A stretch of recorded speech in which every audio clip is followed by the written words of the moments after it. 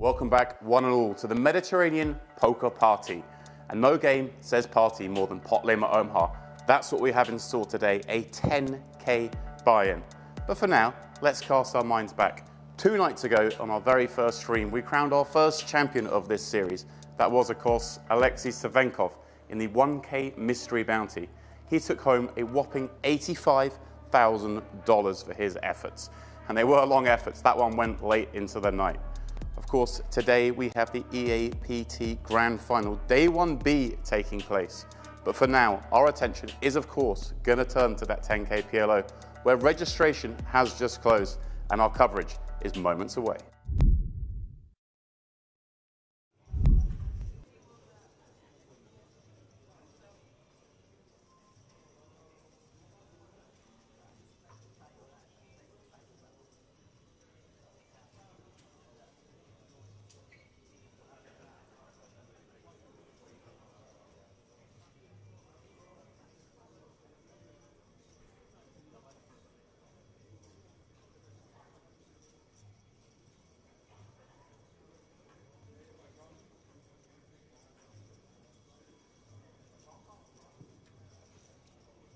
A very good afternoon, ladies and gentlemen. Welcome back to the Merit Complex here in Cyprus. As you see the schedule here in front of you that we will be streaming this week. Today we have the final day of the 10K PLO. And then going into tomorrow, we're going to have the 25K 8 max final day. The EAPT 2K buy-in, 2 million guaranteed grand final.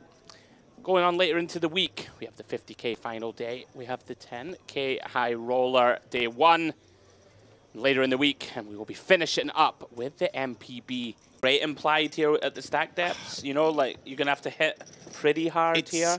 Yeah, you're going to have to hit quite hard with this Jack 10, 6, 7, and the Jack 10 part of that hand is just dominated a lot. Against that sort of earlier raise. Again, don't know, these players might have a lot of history. There may be reasons for... Maybe he's not of that perception that the range is going to be, you know, the big cards as much as it is. Obviously, we've been privy to see him limp in with a couple hands, and it was in late position where you're more likely to limp in, and then had big hands and raised them from earlier position. So maybe a bit of confirmation bias from us in here, but something to keep an eye on.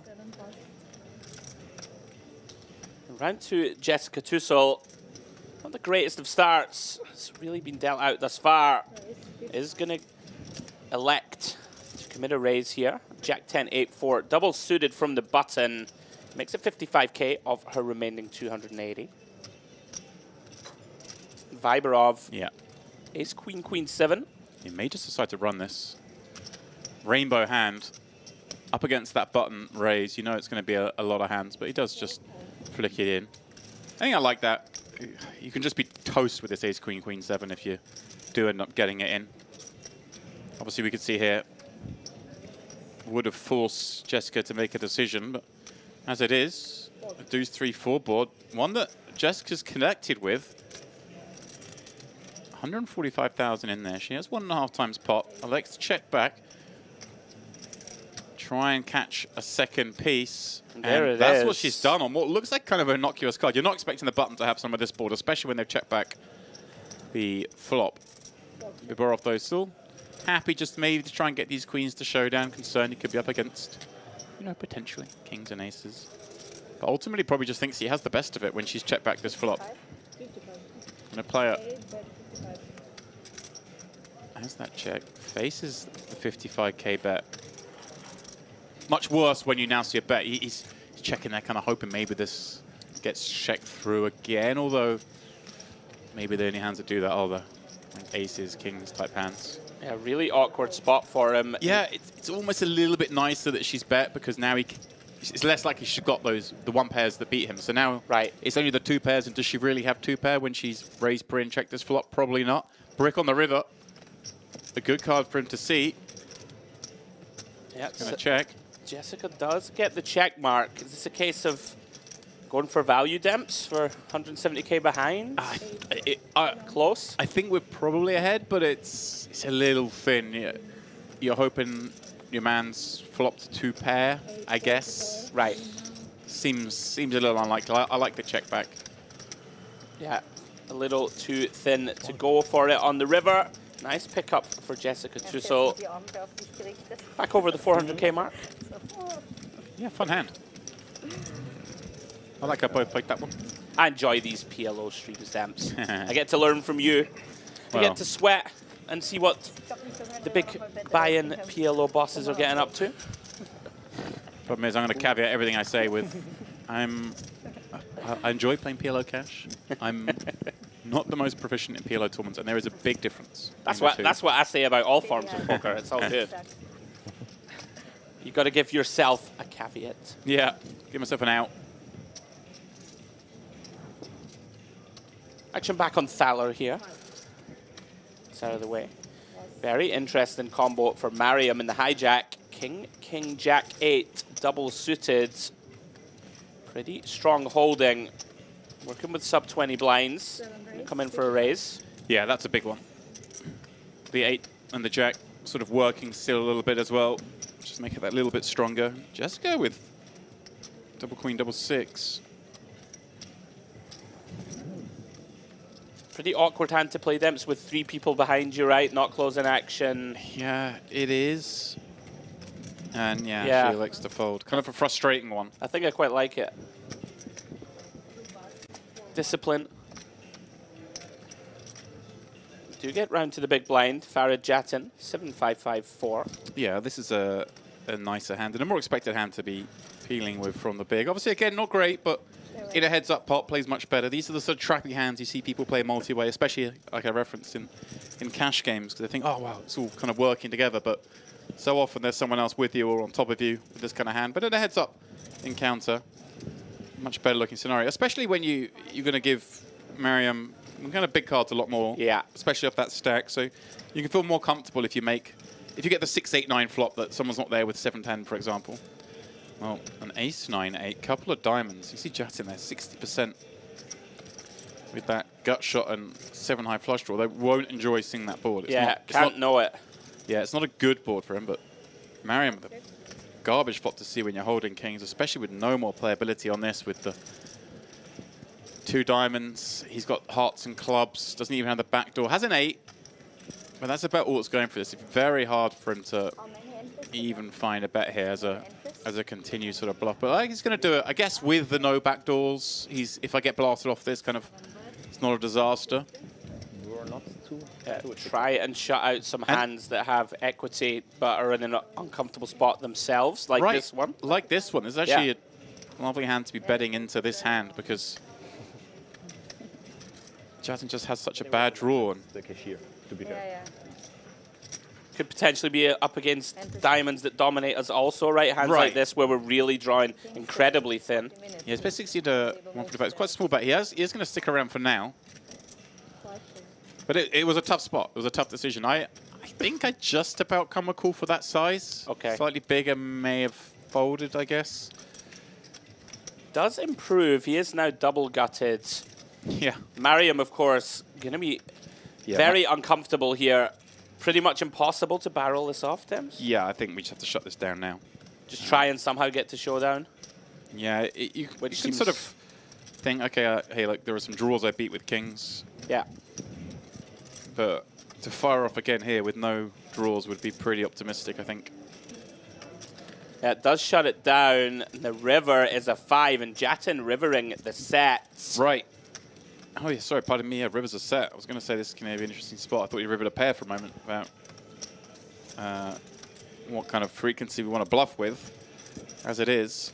Because that does complete brick, so you kind of know Mariam didn't have much when he wants to check that one back with more than pot behind, right? You're going to shallow things out if you had it. You don't really get to slow play as much in this game as you would in Hold'em.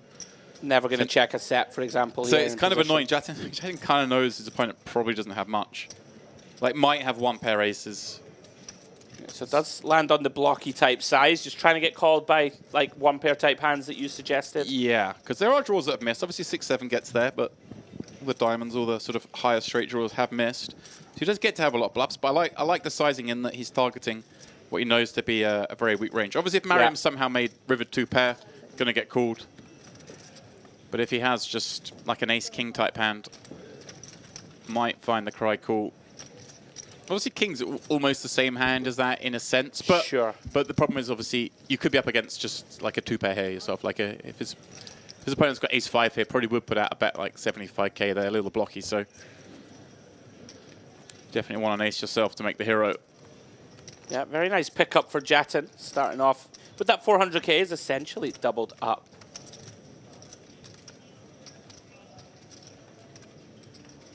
I very much enjoy going through the subtle nuances of these sort of shorts, like short stack versus deep stack PLOs. It seems like a very different game.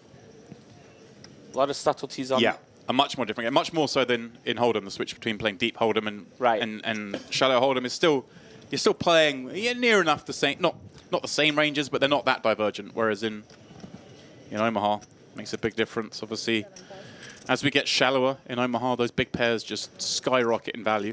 Well, there's one of those big pairs, Demps. Pretty unappetizing side cards with the 9 and 3. It is an ugly one, and yeah, Jessica just knows that it's from this seat not going to be playable. Yeah, cut off a button. Button certainly, of course. Cut off probably. Yeah, cut off definitely, in fact. So just showing some restraint. Obviously, we haven't as of yet got our payouts and whatnot confirmed. Obviously, we're a long way from the money still, registration having just closed, but Sure. we'll see that later on. Obviously, in a small field tournament, making the money is so important because, well, the first prize just isn't as big as it would be in a large field, right? Right. Interesting spot here for Jattin. Viberov opening the button with the 10-8, 6-3 double suited. Jattin with the Queen Jack 9-8 in the small. Yeah, this is a nice looking hand. One I expect him to want to just call with, because you don't even mind this going 3-way with this kind of hand. Big blind's forced to call with, so many hands. Hands like this, James, or is this a little too weak? It seems like a close one. Again, but you're just getting such a great price. Sure. I don't think you can fold. Okay. Viberov, of course, going to have a wide range, being the button and the chip leader. Jattin, again, kind of calling you. You can give him more high cards, I guess. Wow, look at this flop for Thaler. Queen 5 finds all of it. Jattin with the queen himself, and Viberov doing the front running, flops clubs. This might not be done yet. You see a small bet potentially from Viberov here. Yeah, as flops go, relatively positive. Oh, wow, that's cold. Oh, my goodness. Jattin turning trips. Obviously, again, for those who aren't quite as familiar, does not have a full house. This is PLO. You have to use 2 cards, so he needs to find a Jack 9 or 8, whereas Thaler does have the house both ways. And the double pair board, makes it not even nicer for Viberov right now with the 10 high flush draw. Obviously, it's far less likely there's a full house out there when there's 2 pair on board. As it is, Jattin going to bet out this one. Of course, you're never wild when you've got the Queen Jack. You're still beaten by Ace Queen, King Queen, but it's still a pretty nice hand. But by betting small, you force all the 5x and all the Queen X to, of course, call. Yeah, Thaler does make the call. So he's 83% here. Looking to dodge Jacks, 9s, and 8s on this river. Oh, it is an 8. Wow, Demps. that is cold. Wow. Thaler flops the boat and loses to runner. And now, question, Jattin, size-wise, how to go. Obviously, he's got all of it. He must be thinking his opponent most likely has a 5. So I think we probably want to size small, but at the same time, hey, look, we've just basically made the nuts. And yeah, it looks like half pot, James. yeah. And there's no any raising. I think we still kind of have to raise. I mean, the guy's got Queen 8. Good luck to him. I think it's much easier to raise, of course, to a smaller sizing. This one is screaming kind of like Ace Queen, or maybe a hand like 5-8. I don't know if 5 bets the turn. Very grim situation developing for Thaler. I mean, you only lose to Queen 8. Yeah, I might have liked to see a small bet on the river from Jattin, just to give Thaler a chance to both value raise and also bluff. Bluff, right, yeah. If he has like a 5 that hasn't got there, but hey, maybe turn that into a bluff. Maybe I'm being a bit optimistic. Wow, he's going to... Yeah, No, I thought he was going to find just call for a moment. He is going to raise. You kind of just have to raise this. Yeah. But notice he's sort of left an avenue back. Here, he's left 100,000 behind. Obviously, Jattin does it very quickly as well. Now, Haller has left himself 105k and faced a turbo jam. Right. He does make the call, sees the horrific news that it was the perfect runner-runner. Farid Jattin, what a start for him on this feature. Goes perfect, perfect. Up to 1.4 mil. GG to Thaler. Nothing really to be done, Demps. Yeah, I mean... Stone cooler. It is a stone cooler. Post-flop, at least. Yeah, stone cooler. I'm a little surprised maybe he didn't take a bit longer on the end there. Like for the extra 100k. He's getting like 10 to 1. And but probably nobody just bluffing, nobody rebluffs ever here. It's just the speed at which the all-in went in. You know, you're like, is my opponent ever doing like snap jamming, 3-bet jamming a river without it? Yeah, I don't know. With just a case queen or whatever. Right. Sure. Or like the same hand. Yeah. I don't know. But these guys have probably logged plenty of hours against each other, so it's very hard to question them from here. And I'm not. It's not even just the fact they made the call. It's the fact that it was a snap jam and a pretty snappy call. I think maybe if that's the case, probably just raise all in yourself so that when you do get hero called, you know, if your opponent's got the ace queen, you get the max value. Yeah. Right. But then, yeah, there's all sorts of arguments, isn't it? You know, he knows, I know. The smaller bet, what does that mean? The bigger bet, what does that mean? Yeah, very unfortunate for Thaler. GG to him. We wish him luck in his endeavors the rest of the week. As we see Shriner in the hijack. Ace King 10-10, single suited. No suit. Rainbow, aren't we? It's a grim one. We need to get Andrew Sorry, the I full meant, deck you know in what here. I meant. You know what I meant. Still going to pop it up. Ace King plays pretty strong when you're playing shallow. Tens are working too. This is my problem when I try and sound too smart. You see. Viborov in there with what would be considered a pretty, you know, garbage hand, but he's playing the situation here where he's got so many chips. His opponent's pretty deep. Gets to mess around a little bit. And well, let's see what happens because he's found a piece with the 4, 5, 6, 7, albeit a slim one. And Shriner has the ace of spades and a king. This is a pretty nice situation to be on a board that your opponent shouldn't really be connecting around the 4 deuce, although in this case we see he has slightly. Check 2, Viborov. Happy to tap that one back and catch a card for free. Here is the spade. Now, just because Shriner didn't bet the flop doesn't mean he can't have the nut spade draw here, so may see him go for a little bit. But it's hard to, yeah, I like this that he's playing it as a check because I think king's probably good.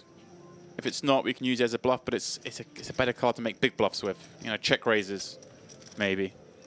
Yeah, also chance for this to happen, induce some bluffs. Yeah, it's not the most comfortable though because you say induce bluffs, but I mean, our opponents check back this board. They're going to do that with a lot of the spade combos. It's like we're not wild calling off with just one pair, but he's doing this perhaps with the view to raising some rivers if needed with the ace of spades. But now having made that hand, he decided he has enough here. And let's see if Viborov just shuts this down. You've got to be careful because Shriner's going to play a lot of his flushes this way against the other big stack as well. Right. Oh, here we go.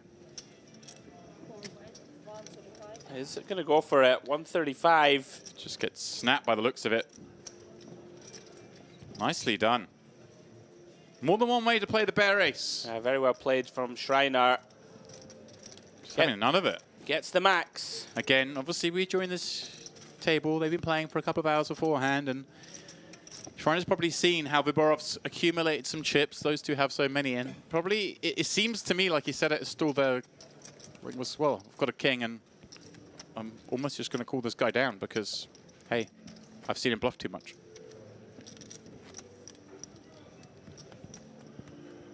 Fun hand.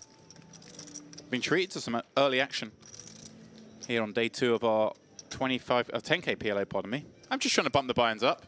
These guys are playing 10K. That's enough. Between friends. It's a party. Come on. Exactly. 25K does start today, though, of course. Yep. 5 p.m. kickoff here for those who are in the house. We'll be beginning very shortly out in the main room. Looking forward to that one. Demp's going to be streaming that one tomorrow. We are indeed. Same sort of schedule as this. They'll play through. Late Reg will finish tomorrow. Players will filter in. We'll pick up the action then and play them down to a winner. Here we go. Viberov getting after it once more. Ace-8, 5-3 double suited. And Jattin, big hand, Ace-King, King-Queen in the cutoff. Yeah, big hand with no suits, unfortunately. Tend to want to kind of be more inclined to ISO without suits, but he is just going to play it as a flat. Round to Jessica Tussell. Double suited hand for her. Connected 10-9-3 deuce. Yeah, it's so garbage, but again, you're just getting such a great price here. 35K more in the big. Not much we can do but continue. And well, she flops top, bottom, and a diamond draw. Viberov in here with what the gut shot and nut flush draw. Jatin's king's still best, but hard to continue 85. so much on this board. And he's going to face an 85K bet here.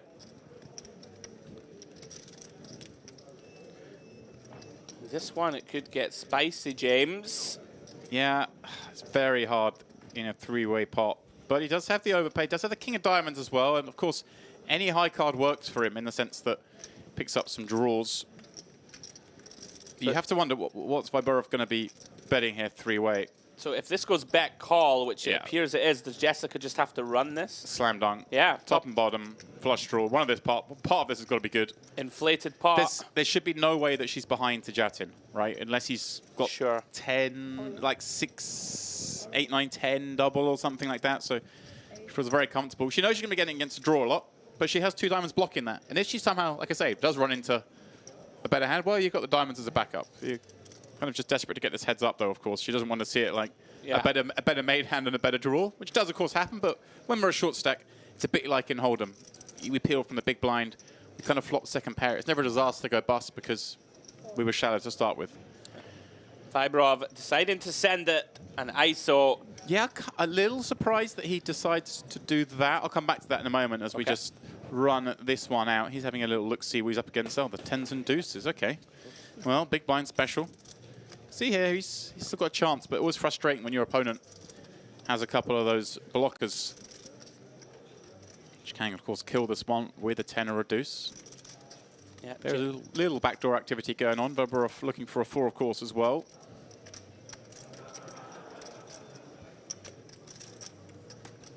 Two-to-one favorite is Tussell. Viberov, a bit of frustration, of course. Had his bluff picked off the previous hand. Well, the queen does not alter this one. Yeah, Viberov looking for a diamond or a 4. Doesn't find it. Jessica Tussell, big swing in her favor. Yeah, huge look at that, up to just shy of a milli. Having max later edge with the 400K, that's 2.5 stacks. And Viberov, who, when we picked up coverage, had, I want to say, like 1.8 million, is now down to, I mean, he's still got a million. He's still got 2.5 starting stacks himself. So just a reset. But this is the beautiful thing about poker, isn't it? Look, they've got almost immaculate stacks, matching stacks, pardon me. In fact, Viberov having 10K more. Viberov is currently sitting there going fuming that he's only got 990, whereas Jessica's buzzing that she's got 980. Ah, look at this little man. Here he is. Taking a seat at our table. We mentioned him at the top of the show. It is, of course, Ludovic Geilich. He's joining us. Hello. And Frolov as well. So my flush draw wasn't good. Also joining us. So obviously a table breaking out on the floor. Must be down to 21 players. Final 3 tables. Yeah, Ludo wearing his signature beloved Rangers top. Oh, yeah, I wanted to come back to a point about that hand when Viberov decided to rejam. Right. You kind of, when you're calling that all in, I guess, and maybe the counter argument is that sometimes you're ahead here, but ultimately you know you're going to have to hit the nuts to win this pot, right? You're going to have to hit that 4 or hit a diamond. Your opponent's probably got 2 pair, something made. So maybe just calling and maybe letting the other person overcall with like a medium strength made hand. Okay. And just getting more value for when you hit your nuts. The counter is, of course, maybe you can make that person fold a hand. They would then put you all in fold with. a weaker overpair that can't continue. Just clear it out of there.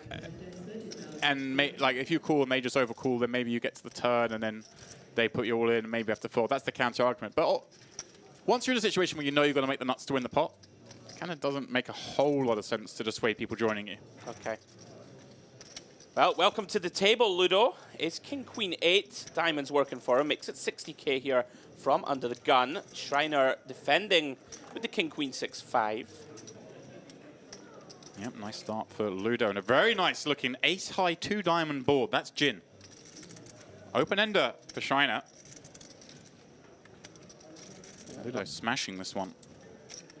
You see, fairly wet board, and the 7-4 is something that's going to connect more with the small. But the ace, of course, far more in favor of the under the gun.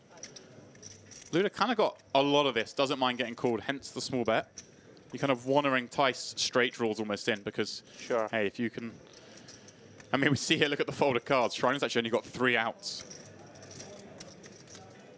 Looking for an offsuit 8 or 3, and there it is, James. That's pretty grim. And Ludo makes aces and 8s there. Obviously, the front door, primary, whatever you want to call it, most likely straight draw has got there in the form of the 5-6. But he has a monster hand with top 2 and diamonds. Now, of course, don't really want to get check raised here too much. Of course, there are plenty of bluffs that can check raise you, but it's a little scary. He may... I don't know what he's going to do here, to be honest. Could check this back and elicit some bluffs. Yes, love that, Ludo. Obviously, you can see against this particular hand the perfect line. And now Shriner a little nervous seeing that card. It's possible Ludo can have hearts here, having bet flop, check back turn with the straight completing card. But, I mean, he still has so much hand. I think you just want to come out betting. Interesting decision point imminent for Ludo, depending on the size and if Shriner does lead, and he is going to, James. Looks like around about a 3rd pot. Kind of painful for Ludo. Just such a good price, right? And there are going to be some bluffs in there.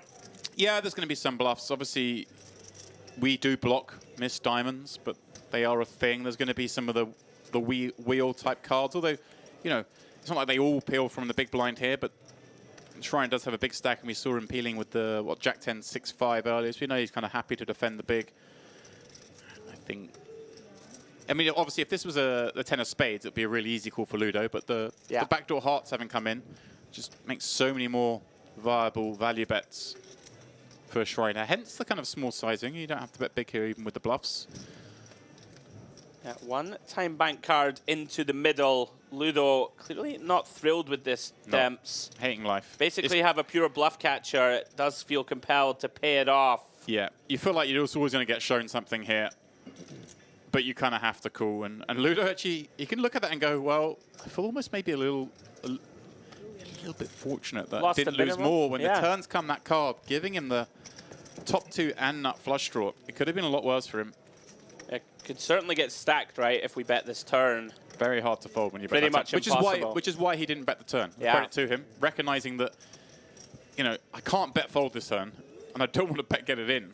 So, and also if my opponent's got diamonds, if they've check called the flop with diamonds, hey, let them get there. Let them have a look. They might be drawing nearly dead here at this point. I've got top 2 and the nut diamond draw. Well, there we go. Raphael Shriner. No surprise to see him atop the counts. He's been doing the heavy lifting thus far. Mariam propping up the table, 275k, having late regged with 400k. Of course, another one to do that was Jessica Tussle, who's flown up to 970, matching the stack of Artur Viborov, who, of course, she got those chips off. Oh, man, Ludo, give him a flag. What's this guy got to do? See, it's hard with that name, though, to imagine you're going to see the old Union Jack appear in a second, isn't it? The thing with Ludo, you know, everyone's like, is he Scottish? Is he German? He has a Scottish-German passport. You give him a few alcoholic drinks, that accent quickly changes, and then you know he's a Scotsman. Yeah. As we see, Demps payouts have now been released. Oh, there we go. Talk us through them, Andrew. I will indeed. We are paying 7 players. Min cash, $24,000. and working all the way up to a first place prize, just a shade under 150,000 bucks going to the winner. We are down to 21 players currently. Yeah, so case in point there, obviously the min cash being, what, 2.4 times a buy-in. Very important to kind of cash. When we get nearer that bubble, become more of a thing. But when the min cash is 2.5 buy-ins and first is 15 buy-ins, it just shows how kind of important it is to cash. Absolutely. Viberov here back at it with aces. Nut hearts working for him. Oh, hello. Ace in the window. Flops top set. Ludo, of course, defending the 10-9-8-6. Comes up pretty much empty. Yeah, this is the under the guns board. Yeah. It's where Hold'em and Omaha collide. You're kind of always going to see the under the gun player have a little c-bet here against the big blind defend. It should be hand over. Yeah, gone very small. Obviously, I say go very small. The small bets in PLO are still bigger than they are in Hold'em, right? You rarely see the one blind bet. You see slightly larger because so many more hands have continue equity. In the same way that I feel like in Hold'em we'd say like a 50% c-bet is a big bet. Right. Whereas in 100%. PLO, a big c-bet much closer to like 100% pot. Okay. Little glimpse at the lineup of trophies from the week. Yeah, beautiful bits of kit. Be nice to get your hands on one, wouldn't it? Well, the big one, I mean, obviously the big one, going to go to the champion of the MPP. They're probably going to have a few quid in the pocket. But that's going to need some excess baggage fees. That is. You're not getting that in your small cabin bag. Not going to lie, I feel like that thing could impale you.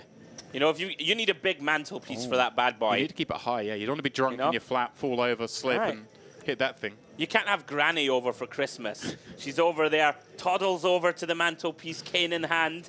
Oh, Ludo, what's this? You know, had to look up and it falls over and crushes Granny. We can't have that. I don't know where I'm going with this, but you know. Well, I know where Frolov's going with this. He's got double suited boots. Goes with limp James from +1. Yeah. Again, you know, you get to this sort of stack size. Blinds have gone up to 15, 30. The 25 blinds. A lot of the hands you have, you don't really want to raise because you hate calling 3-bets. So you play a lot as limps and obviously balancing that with limping in here with the aces double. And of course, you know, aces double play really well posts. If you do go to a flop and everyone limps behind, well, you're drawing to 2 nut flush draws. It's never that bad. Right. Does find an over limp from Shriner on the button. Yeah, here we go. This is that kind of hand you want to pick up against. Ace, Queen, Jack 3 with worse clubs. I mean, he's in great shape against that hand. Ludo in the small, again, just the price, irresistible. Bad hand, but how can you turn down those odds? And Viberov with the last ace in the pot. And a knuckle. Does have worse hearts than Frolov as well, though. So he's got these two guys in, drawing pretty skinny with those two hands. Little do they know it. And here we go. Couple of hearts on board. Ludo has 3 of them. Wow. Viberov has 2 of them. Frolov drawing to the royal flush. Although, Shriner ruining the fun there with the royal flush blocker. Very interesting. 3 players flopping a substantial piece. Yeah, I mean, Ludo's got the easiest fold in that he's only got 9 high hearts. Shriner does have a pair, a gut shot to Broadway, and the Queen of Hearts kind of working as a potential blocker to turn into a bluff later on. But given that he's up against Frolov having limped and now wants to bet this one 4-way, I think why is he getting out of the way? It's Viberov with a pretty ugly spot. Yeah, trouble for him. You're up against someone who's bet 4-way. You've got non-nut hearts, 1 pair. It's hard to continue here. If this is heads up or even 3-way maybe, I could see it. But yeah, nice fold. Don't fall into the trap of looking at that hand. Yeah, very well played. Yeah, I think that kind of highlights the level we're going to see here. That everyone got away from that without really thinking about it too much. Frolov's like, damn it, why didn't I raise? Could have taken as much action as I wanted in that hand, pre and post. Yeah, as it stands, takes down a small one. Geilich and Viberov get away unscathed.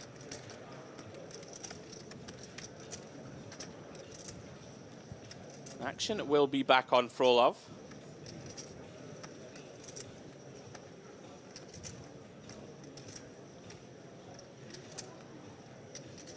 Garbage hand goes into the muck. Mariam here working with 9 blinds, James. Ace, Queen, Jack 6 double suited. Feels like one that we strap on our boots Yeah. and decide it's time. I got no problem with that. He's potted it. 1 red, 1 blue. That equals... Oh, no, he hasn't bet 100, 1,500. He's bet 105. There we go. Shriner, one of those PLO trap hands. Action going to be round to the blinds. Viberov does have ace-king 6-4. Yeah, I mean, ace-king plays nicely, but 6-4 is not quite enough. We haven't got nut suit, kind of not quite enough, I think, especially against +1. Yeah. If this raise had come in from, say, Ludo's seat off a similar sort of stack, then you can make an argument. Jattin with the 8-5 deuce-deuce. Those ducks will not be hunting today. Yeah, it should be getting through from Mariam.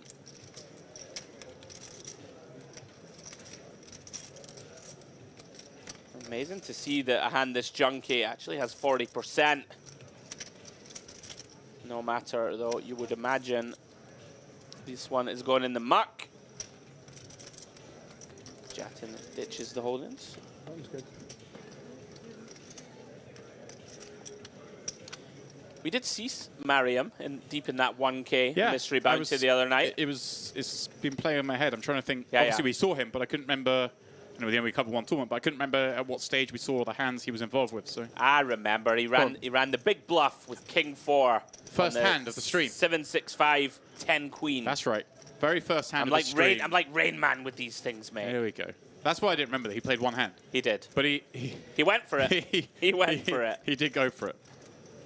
Yeah, I mean, he was unlucky. He ran into River top a pair. river top pair. Yeah. It looked suicidal. Kind of was a little bit suicidal, but hey, if his opponent hadn't found that queen on the river, would of course won the pot. Yeah.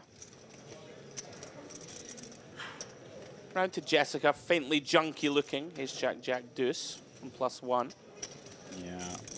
Does have nut hearts, but probably not going to be strong enough, Yeah, James, I'd suggest. Not from +1.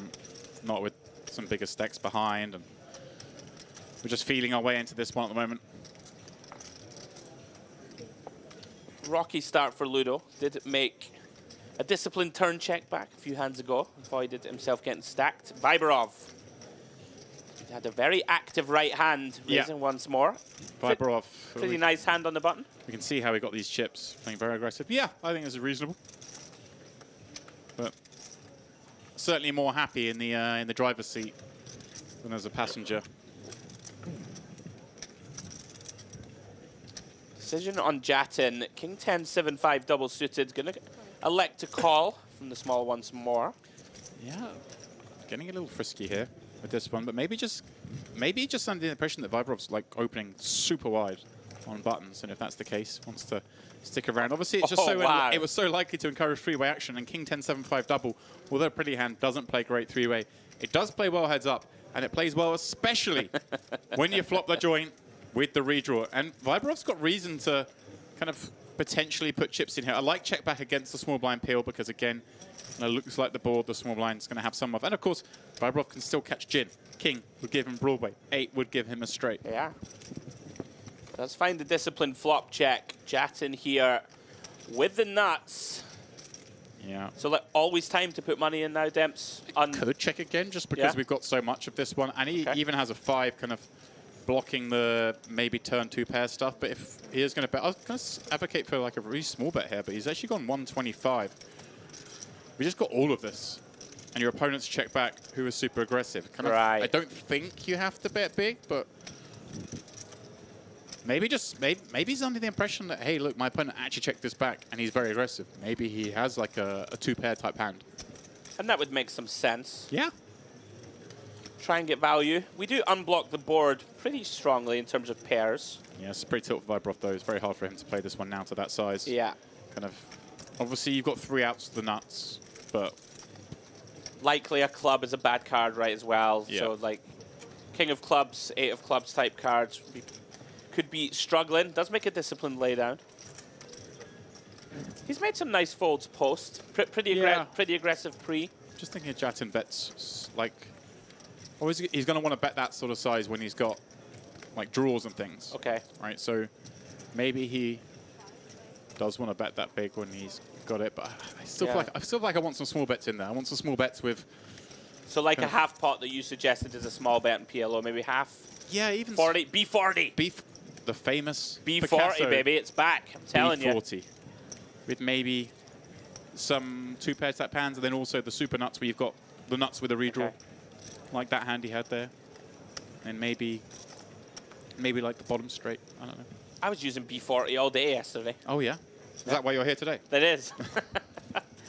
Shout out to the man that knocked you out. No, not really to the man that knocked you out. But yeah, commiserations, of course. We had a dark day yesterday. Picasso used it wisely, lost $4,000, playing the 2K twice. Yeah, I was unlucky. You know, we always say that. That was pretty unlucky. Yeah, you lost your first bullet fairly early, but then the second one was going nicely, wasn't it? Yeah, second was going good. We made the last 5 hands of the night. Got kings in, well, I say in, basically in pre against pocket nines. I was loving life. About to bag up a little 1.5 million in chips. Get ready, you know, come in here today, commentate the PLO with your good self. Play day 2 tomorrow. Unfortunately, my opponent drilled a 9. And I was no more. That's what happens. It does. It's a cruel game. Jattin, ace king 9-8. Very nice looking hand, especially from the button. He's gonna pop this one up, take it down. Marry him with a suited ace, but such a bad looking one. He decided just to fold that. I may have defended that. I think it was it a 2.5 blind raise? Yeah. Something. I mean, you're getting a good price with the big blind ante, of course, in there. Big blind ante, of course, doesn't count towards the pot pre-flop, only post-flop. So the maximum raise pre is 3.5 blinds.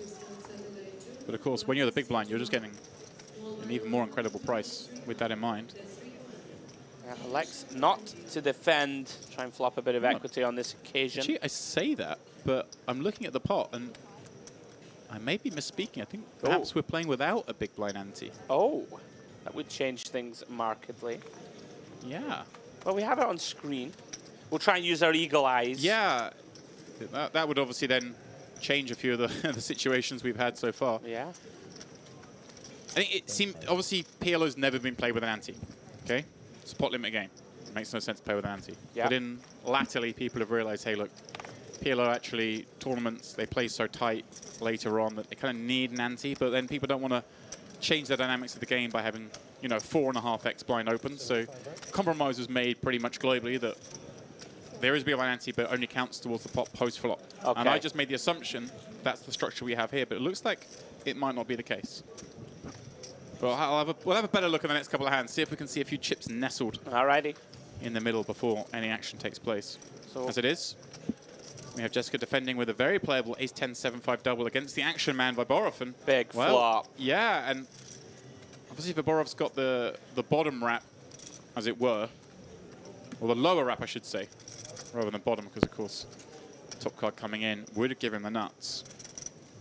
And has 10 high hearts to go with it. And Jessica with kind of a hand that's like not great, but when you're seeing it's up against Viborov, kind of action generates action. You know, he deserves a spin, and that's what he's going to get here for the 50K.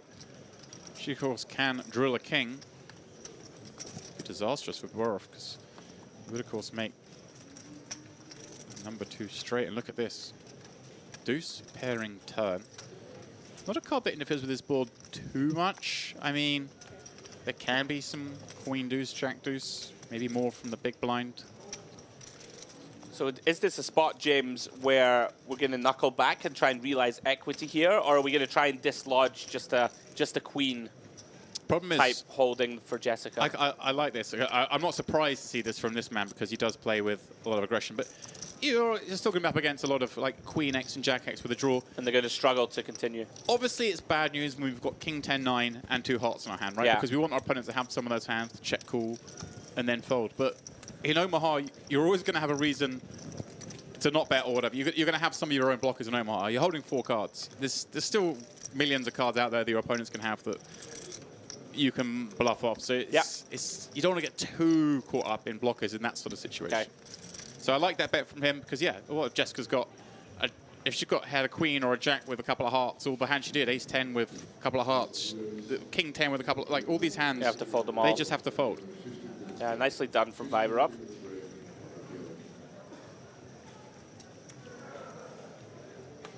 Action back on Ludo. Ace 10, 10, 5. Does, of course, have nut diamonds. Pretty unappetizing holding from under the gun. Into the muck they go. Viberov once more. Very pretty looking king, king, 8, 8. Double suited to boot. Makes it 75k from +1.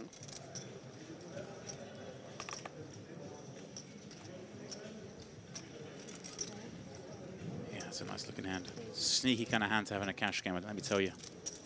Ooh, Shriner. Yeah, nice hand to have. Very defendable. Oh yeah. Going to play this one, and there's some connectivity here. We could see some funny stuff happen on some boards.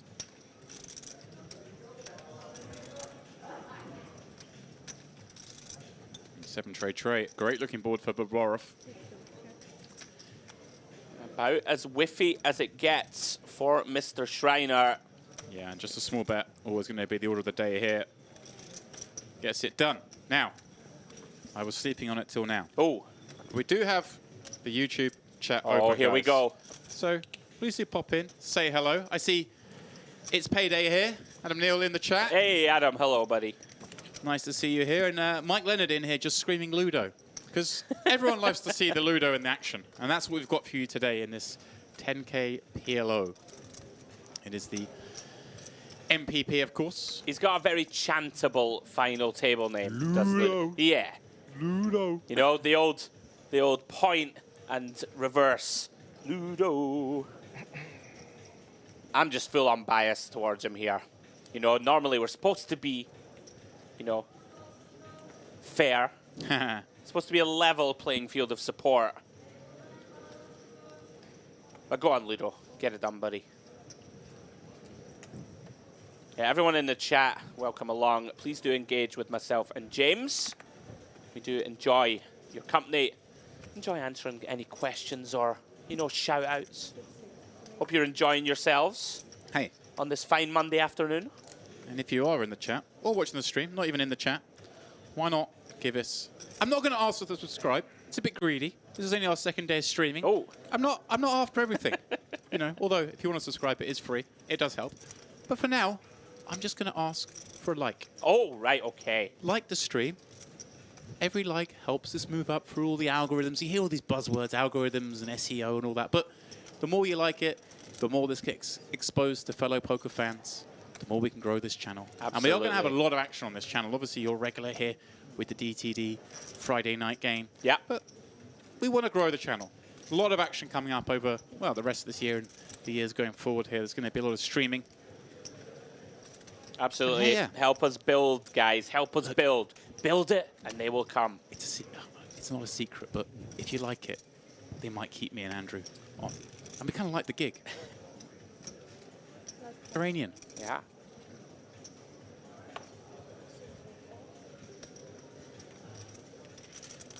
James. Yeah, nice hand this. Obviously, Ace-King, when you get shallow, plays quite a lot like it does in Hold'em. It's just a great hand to have. And Ace-King 9-3 double plays especially nicely. Especially as well. I keep saying the word especially, but you know, the Ace and the King being suited so much stronger than, say, an Ace-high flush draw and a 9-high flush draw. And Frolov, looking at this... This is a tough spot, right? Yeah, 200k call. I mean, your hand is pretty good, King, Queen, 10-8. Obviously, if you're up against a hand like King's, it's in a very bad shape, but yeah, you can see here, even though he's dominated, is, what, 46%. So we're basically hoping we're just up against, like, bare aces with sidecards that don't interact again, with our pair-up potential. We're obviously a little bit worse off against a hand like aces, but yeah, I mean... Yeah, he has called. Yeah. There we go. And it'll be all right to see that. Obviously, he sees his dominating on the king, but he has 3 live ones. Does feel priced in. So here we go, all in a call. Merriam's sat down a hand over, like, waiting to see what he's got to fade. See, it's a pretty fair fight. Frolov be happy to see that hand, of course. Yeah. Getting just 200k to win 425. I know, that was close. I think I was like one away from going with the hand. Yeah, Ludo did consider getting it in behind with the Queen 10, 9, 8. Decided to get out of the way. It was nearly, yeah.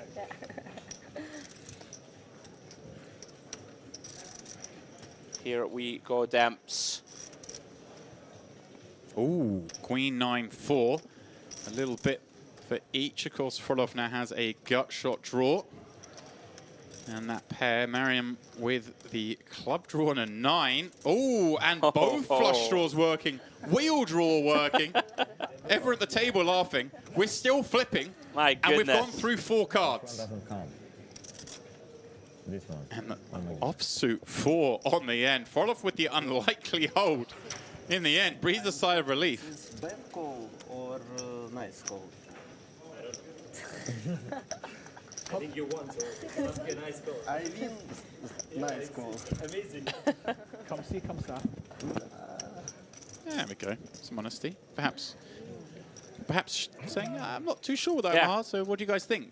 We mentioned some of the guys will be swanning in here, maybe seeing some overlay jumping in, maybe just, hey, I want to play some PLO. I'm here for a party. There's a lot of high rollers in this place. 10k isn't 10k to everyone, if you know what I mean. I run with top 2 pairs, but what a hold. I'm saying, like, to hold from there, it would have been amazing. Yeah. If one card was different, I would have put my stack in, I would have lost. Ludo doing the old speak to a foreigner when you're on holiday English. The broken English, yeah. Always gets me. Frolov finds that big hold, catapults his stack to around about 1.5 million. Action on Jattin under the gun. Double suited, fairly weak holding with the Jack 10, 7, 3.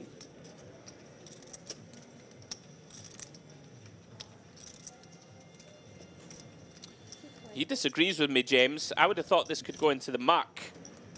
Yeah, I would be there with you. I'm learning, you see. I'm learning, right? From the under the gun position. But does raise 75k. Yeah, kind of thing. If we're a bit nearer the money and you've got a big stack, you can see applying a lot of pressure. But this one is pretty garbagey. Shriner with an interesting looking one. Yeah, again, I mean, the virtue of the under the gun raises. Right. Hands like that do get folded. Ludo. I wonder if he's just kind of going after Viborov at this point, because that's who's in the big blind. Does he want to just play hands with him? I mean, yeah, it did seem like a very loose open to me. Gets it done though. Dislodges several better hands. Because you had the hat down. Undercover, a little bit on the feature table. Clever. So silent here, Always and undercover nobody's with the talking hat. and hiding. if you are just joining us, you are here for the Mediterranean Poker Party. Well, you're not here. So I can't talk. You're watching on stream in some cold, rainy part of Europe, so unlucky. Myself and Andrew are here in the Mediterranean, enjoying this second stream of our festival. We are on every single day now until the end of the festival. There's no more days off, Andrew. We're just in it. We've had our fun, James. Now it's time to work. Yeah. Going to be awesome, though, guys, all week. We have the 25k tomorrow. We got the 50k later in the week. The accent.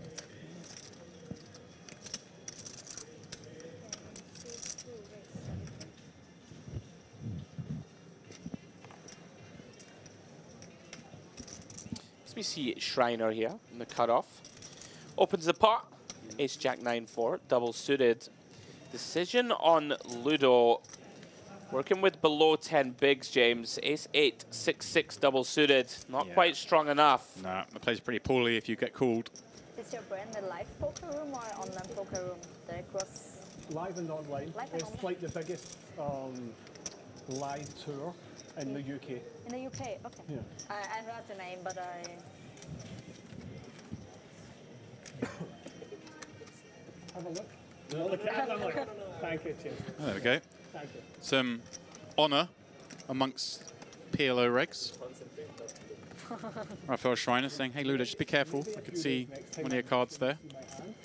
So so that you Obviously, we mentioned it. A high rail on this table. Sometimes a little awkward to see your cards. When you've got 4 of them, even more so.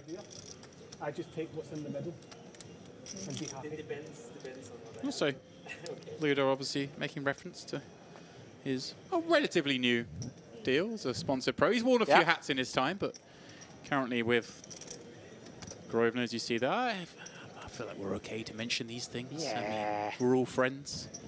Good to see Ludo, legend, of course, of the UK scene, especially. The trophy is it's looking very nice. Yeah, fitting sponsor. Everybody knows No, Ludo I in think the small one is for UK. this and the big one is for the main event. He's enjoying it. But I like the design. How do you get it home? That's a problem. Round 2, I would Jattin. like to have this Queen, problem. Queen, Jack. They're on the same conversation. Like, how's the winner going to get that trophy home? What Right. about it if it happens? I wonder if they'll And when it reference happens, the manifest it. trophy falling on Granny's head like I did. But in the Bahamas, It's a bit of a the niche. guy won the big. A bit of a niche imagination. Jatan going to raise this one up. Obviously, trips in your hand, terrible in PLO, but when there's small blind versus big blind, and you do have a very connected card in the Jack of Diamonds, and the trips happen to be a very big trips, as in a big pair, obviously, One suitcase, then 20 kilograms. things are a little bit better. And you can see here, obviously, is small favourite against that double-suited hand of Frodloff, of course, is going to call. It was a very small raise as well, just a tickle raise. But again, makes it a little bit more sense if we don't have big blind ante. We win. And well, that's a pretty good flop for Jattin, albeit with the 2 overcards. But it's one he gets to attack, and he does actually have some way of making the nuts. And of course, by holding through the queens, you block a lot of your opponent's continue range Right. in the form of Broadway draws. Oh, the right one then? I think We do have backdoor diamonds working for us also. This is for the 2K, Oh, yeah, yeah. and this is for the Going to be handover. Nicely done. because it's the EPT quarterfinal, so Yeah, guys, still discussing, of course, these beautiful trophies. There are 3 up there on the table. We have the MPP main event. That's the big one. There's the one that's obviously the EAPT because it has the word EAPT written on it, for those who aren't sure. You are sharp. EAPT Grand Final, of course, that is what you are taking part in. It will be sort of the, our first, or our next big final, as it were, a huge field event. In a couple of days, we'll bring you in the final table of that. It is one of the main events here, if you will. There's 2, in essence, with the EAPT and MPP both running here. A lot of players in there yesterday, huh? You were saying it's going to be a big one. Yeah. Looking, should smash through the guarantee again. Guaranteed at 1,000 entries. Yeah, I believe around about 370 played 1B. And I think 300 or so in 1A, if memory serves, so it should smash it. And we got, what, 1C on today and then a Yeah. turbo 1D flight Turbo later. tonight. So, yeah, it's looking likely to sail through that guarantee, which is nice to see, you know. Sometimes players are a little short-sighted. You know, you go overlay hunting, and it's always nice when you're in the field and there's overlay. But ultimately, it's a good thing if guarantees get hit. You want the big money. You want the big money, but also you want these tours to continue to put on big guarantees. And we know the powers that be behind the MPP are the ones who go, hang on a second, we smashed that guarantee last time. Let's, like, double it next time. Ramp it up. Jattin here on the button. Pretty wide open. Ace 10, 8 deuce. Frolov, very interesting looking combo, James. Double suited, ace 4 hearts, 9, 7 of clubs. Yeah, it's a really nice hand. Obviously, really bad position against a stack that covers.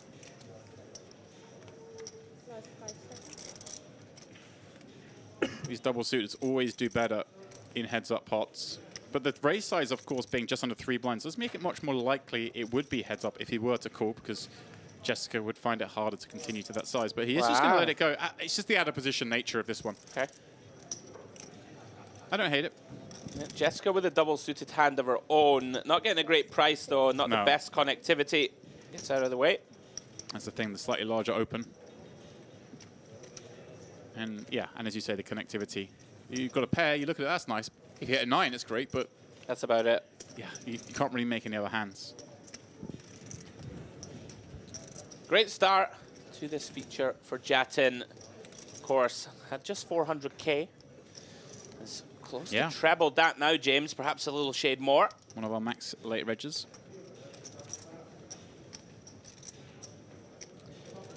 Are down to 17 players now in the field. So we edge towards that final table. Yeah, average stack. Over 30 blinds, which is nice. We'll see that come down considerably as we get towards the money bubble. People are going to start playing very snug, and especially, oh, there is a big blind ante in play. Okay, it was just out of shot before. There we go. Jattin with a very pretty one. Yeah, these are the spicy ones. This is why we play PLO, to find hands like 7, 8, 9, 10, double. Yeah, beautiful hand to find in the cutoff. Now let's see. He did incorporate. Did he incorporate a limp early on? He did. Yeah, I wonder if a this couple. Is. I don't think he will now, just because of the stack size in the. Sure. We're getting closer to the money. He can put more pressure on. Here he goes. Why? Even more so. He's going for a bigger raise than before.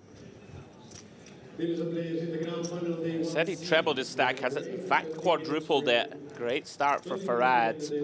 Gonna get this one through also.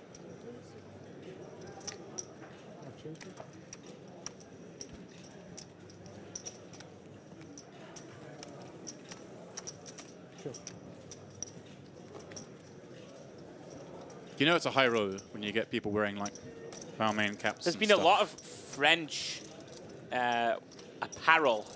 Yeah. We had the Montclair. Yeah. Right. Look at it. We had the Petanque T-shirt. Oh, Petanque man, yeah. Yeah. Don't you worry. I'm keeping appraised of all the current fashion trends. I'm having a look now to see how much that cap retails for, but I reckon it's. Oh, can we have side bet for fun? I reckon it's a decent amount. I mean, I can't find the exact one, but.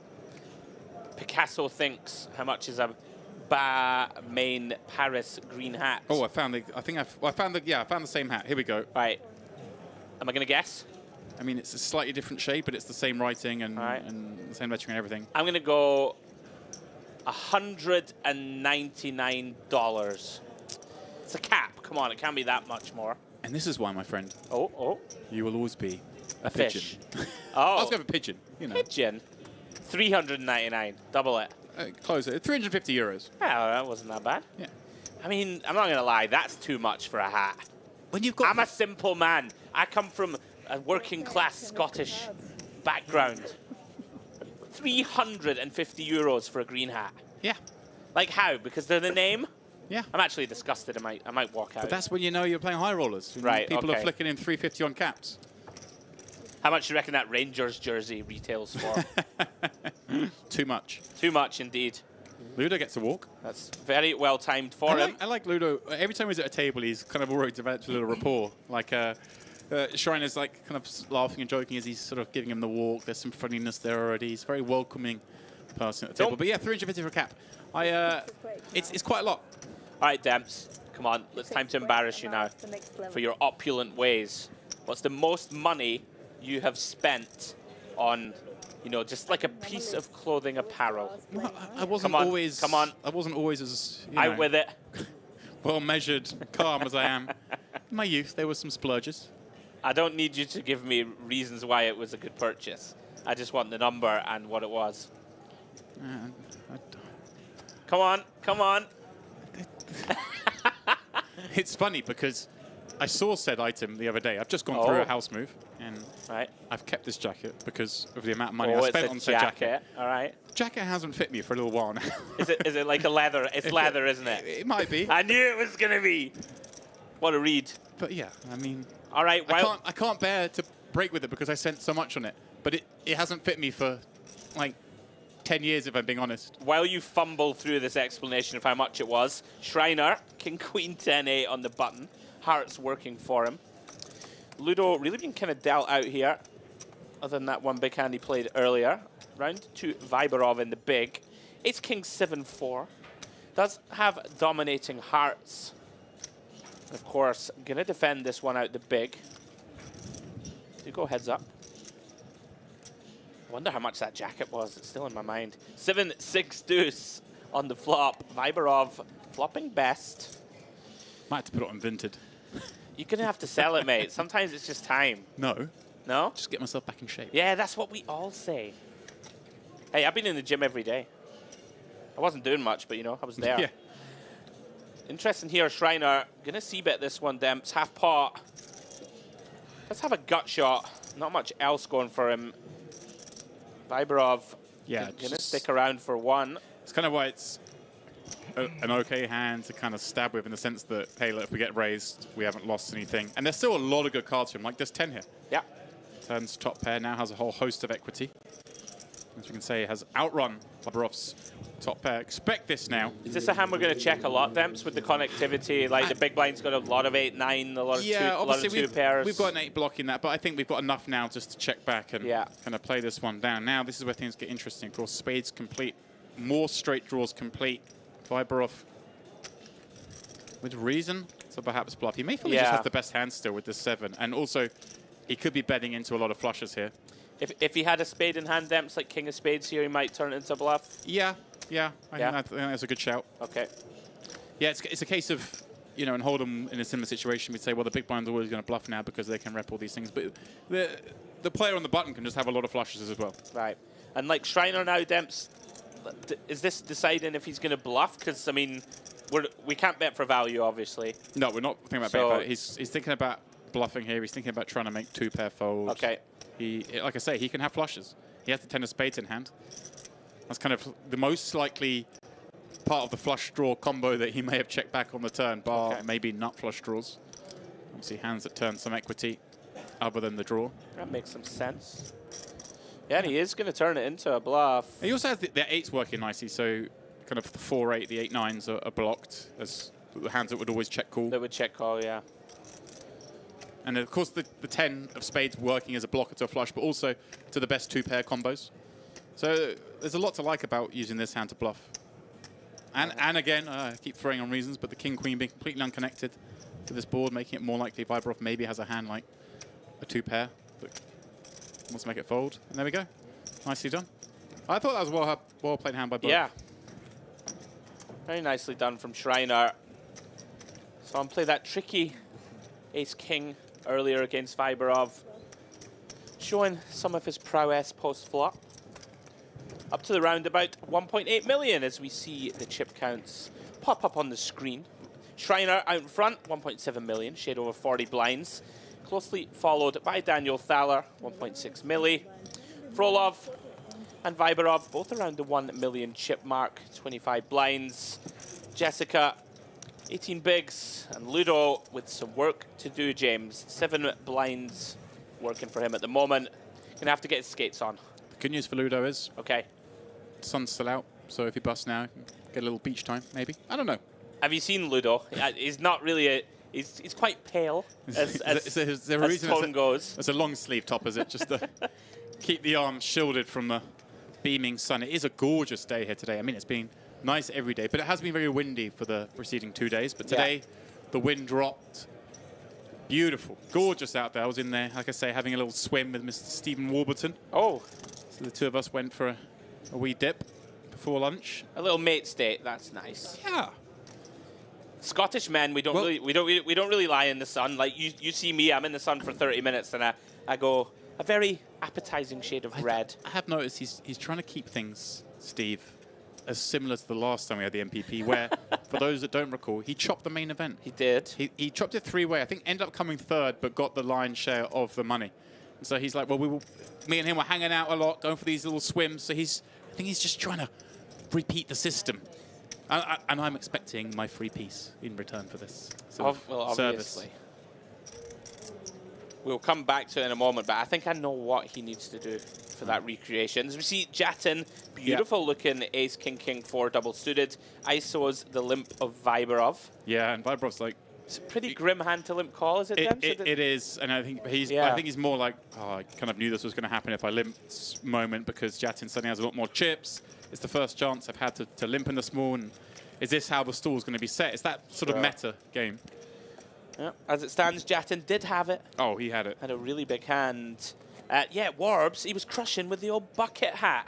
And then since he's retired it, I don't know, things have not been going as swimmingly. I think it's time to bring it back. Speaking of apparel, come on, it's time. How much was the jacket? No. You're not going to tell me? Too embarrassed. Off stream only? Yeah, off stream only. Oh, my Maybe word. not even then. I'm very disappointed in you. We'll just focus on... look, I'm not spending 350 euros on a baseball cap, okay? Right. It was a smarter bit of clothing than that. I feel like the proportionally. It's okay, James. You can do what you can do whatever you want, my friend, with your fashion and your wallet. I saw Ivy wearing a cap recently. Okay. And did the same thing. Did a little Google to try and find the cap. 600 he spent on his. $600 on a cap. A mere 90. 600. 4 eyes, 90. Viberov at it again, Demps. Is this too wide? Working off our stack size. Maybe okay from the button. Ace, deuce, 5-5. Do you have the nut flush draw? Yeah. Hey, look, a suited ace on the button. Makes it in there. Yeah. There's not many you wouldn't want to try and get it through with.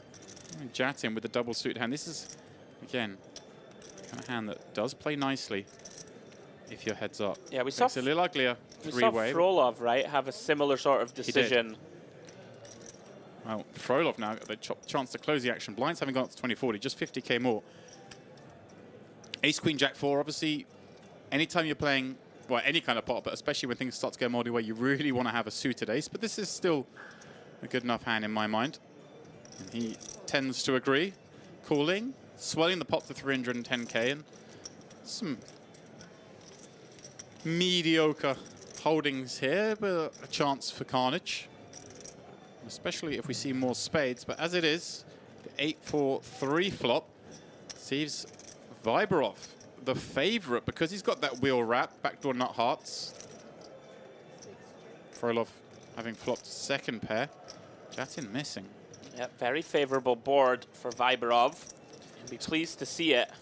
There's arguments to both bet and check here. He's coming with bet. Kind of makes the most sense. And he's bet pretty small as well. So keeping, like, encouraging people to stay in here because it's kind of nice, obviously, drawing to a straight. But the good thing about betting is maybe you liven up your hand a little bit if, say, the 6 comes. You want to stop someone having 5-7. Although with 2 5s in your hand, less of an issue. Maybe stop them having 6-7 in case you hit that 5. But wow, this seems very spicy to me, Demps. Exactly that. Look at this. The 6-7 with 2 backdoor flush draws. He's going to call, try and strike Jin. And, well, a 10 brings the backdoor club draw. With one of those roots materializing. Double gutted now also. 5s and 9s working for Jattin. Very spicy turn card. See the equity shift. Yeah, is Jattin going to come with a lead here? He is leading. No, he's not. He's inspecting.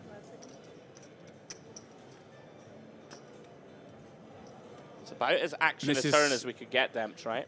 Yeah, this is pretty grim for Viberov when you see your opponent start doing this because it's very hard for Viberov to actually call bets here when he's got just a solitary club and drawing at kind of non-nut straights.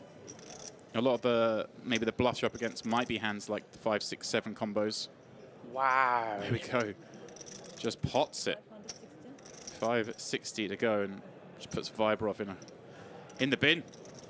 Does this hand make a lot of sense, Demps, from a theory perspective? Are we going to just lead some 2 pairs and sets and stuff here? I think so, yeah. I think yeah, we're going to lead those hands because you don't want to have your opponent check back on this board. There's so many scary cards. Okay. The pot to stack ratio is the way it is. And of course, if he had, like, say, flop to 2 pair, hard from the small blind to have flop 2 pair, but he could certainly have turned 2 pair.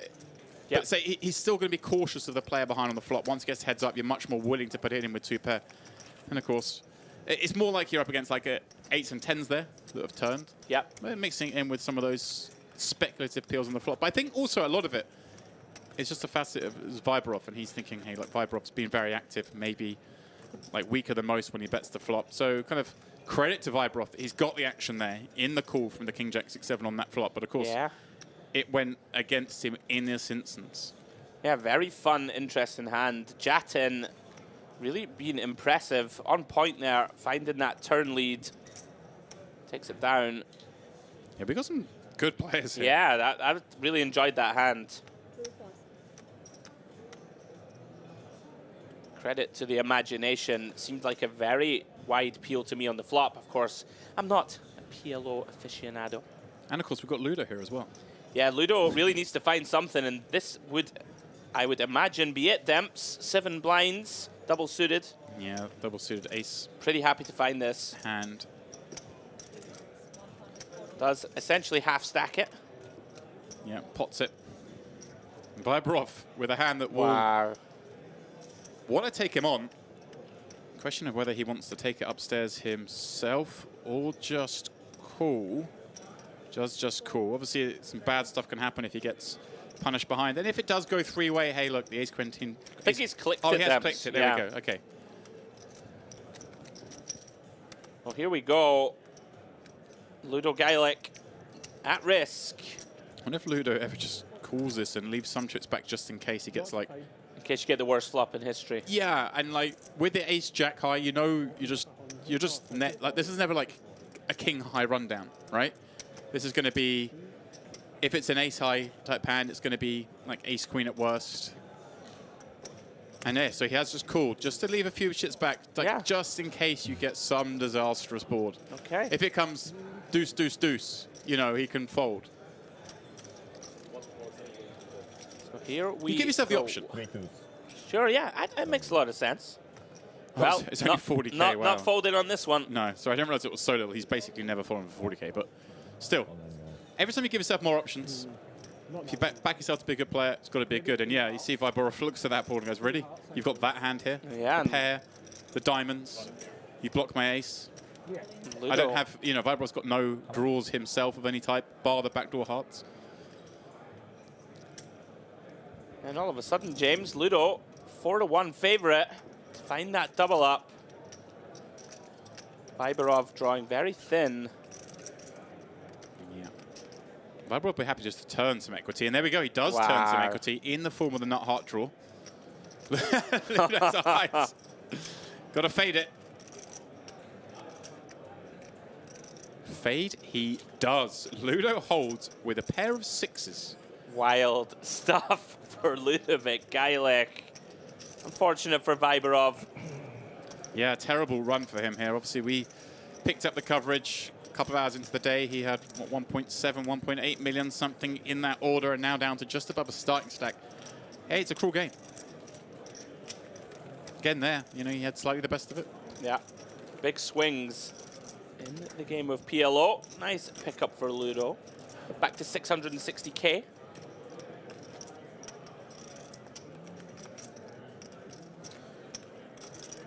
We are down to 16 players. Guys, if you're just joining, welcome along. This is the 10K PLO.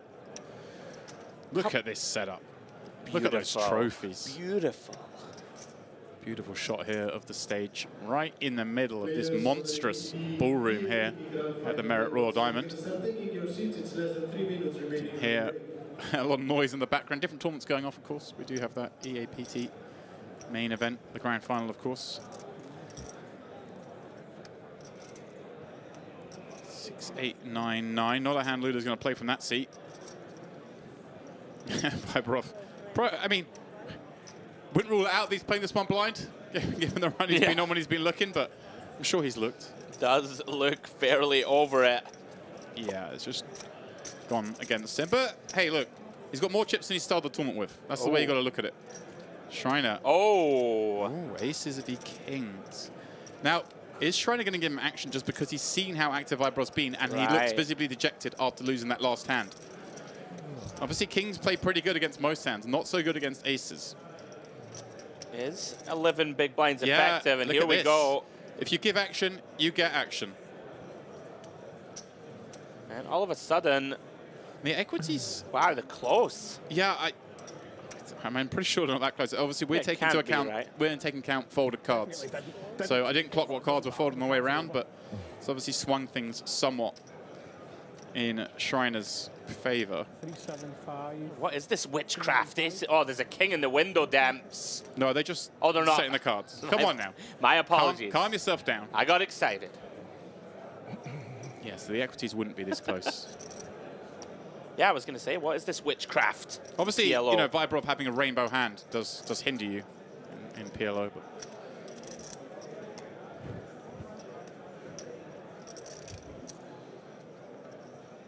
Well, 8-6-4 board. Shriner finds diamonds. Needs one more, of course. You can see there, of course, at the top, those two kings still alive, hence that improved equity pre-flop for pairing up. A good call for Viborov, but doesn't change too much, bar like, you know, the 5 of diamonds or something. And a deuce. The aces hold. It's back up to 980k. I think yeah, sorry, James. Carry on. I was just going to say, I think he earned that one. Yeah, that's fair. It's been a rough run. If he got run down there, I would have felt pretty bad for him. I don't often feel bad for poker players, but that would be a little unfair because he's had some tough ones. But it just goes to show, you know, he gave the action, he gets the action. I'm sure Shriner against a lot of players there would have just pitched the king. Was it king 10 deuce? King 10 deuce, yeah. You know, king 10 napkin. But against this man, he was like, no, I'm going to try for you. Yeah. 11 effective or so deciding. I'll give my man a run. Nice double up for Viberov.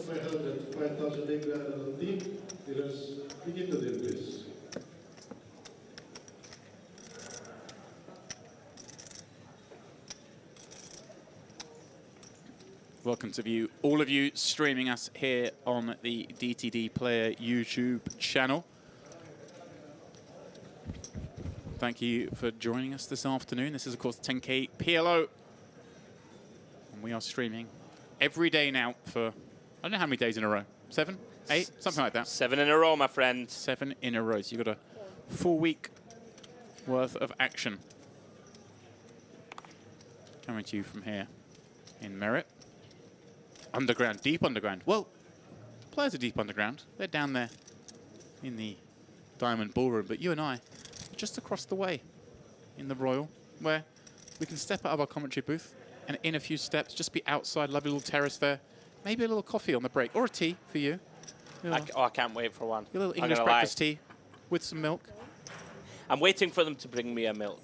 Because, you know, this part of the world, black tea is very much in vogue. You know, anywhere outside the United Kingdom or Ireland, it's true. People have tea without milk. It's true. I'm kind of with them. It's true. Now, I allowed you to let the jacket slide. Oh, hang on a second. I'll come back to that in a minute because you're going to mug me off. Yeah. Thankfully, some cards have gone the way. Jessica definitely didn't fold aces. I was about double. to say. She's gone max. So Viberov opening up with Jack 8-7 again, a little marginal, especially from under the gun, but Viberov, he gives action. Jattin, for that reason, came along with the Queen 9-5. Not a great hand. And Jessica now just gets to pile over the top with a lot of hands. One of them being, of course, aces. But she would have done that far wider. Nice pickup for her. You're just happy there to pick that up, even. For sure. Aces. You know, as it happens, she was up against hands that do really poorly against aces, but a lot of the hands that could potentially call her still actually do okay. So you kind of, in PLO, as we get nearer to the money, obviously we're still a long way away with 16 left and 7 paid. You've still got to lose over half the field. But survival is kind of nice in this game. But you're going to say something. I was mugging you off for your use of tea, or milk in tea. But again, you have to with an English breakfast tea. I understand that. I'm not a big tea person, but when I have a tea, it's a mint tea or a herbal tea, something, you know, that doesn't have milk in it. Something a bit healthier. Well, health's not really the problem here, actually. I mean, I had a cookie on my way back to the booth before we started. That's why it's hard to dodge them, let's be honest. Well, the thing is, they're very small, so you don't feel so bad. Right. I had 6 of them.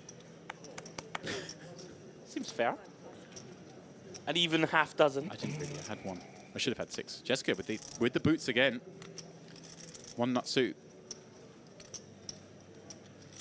I like the way she's played so far in the. It's been pretty snug. She came in, kind of had the good spin up, but just playing a patient game. And there's a lot of action on this table. I'd be playing the same way. I think just feels like it might not take as long to get in the money in this tournament as arguably it should, if that makes sense. Yeah, I was going to say, Jessica. Some people are splashing. She's just casually going about her business, right? Steadily building. Round to the action man, Viberov. Pretty dusty looking Queen 8-5-5. Yeah. Pitch this one.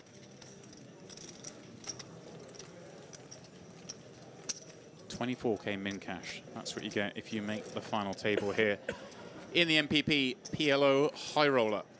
First prize, $148,800. I mean, come on. Let's take $1,200 out of somewhere around this thing up. Who do we have to talk to? I heard Simon Trumper's voice earlier out there. Maybe just peel a little 1,200 out the pocket. Simon. Put it up top. Come on. Simon, take 400 off. Oh, no, we're not taking out the prize pool. Second, third, and fourth. Oh, you're just going to add it in. Just add it. I mean, there's only, you know, there's already 40k added. What's another 1,200?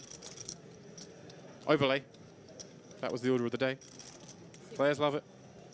1,200, eh? That sounds like around about the price of a fancy overpriced jacket.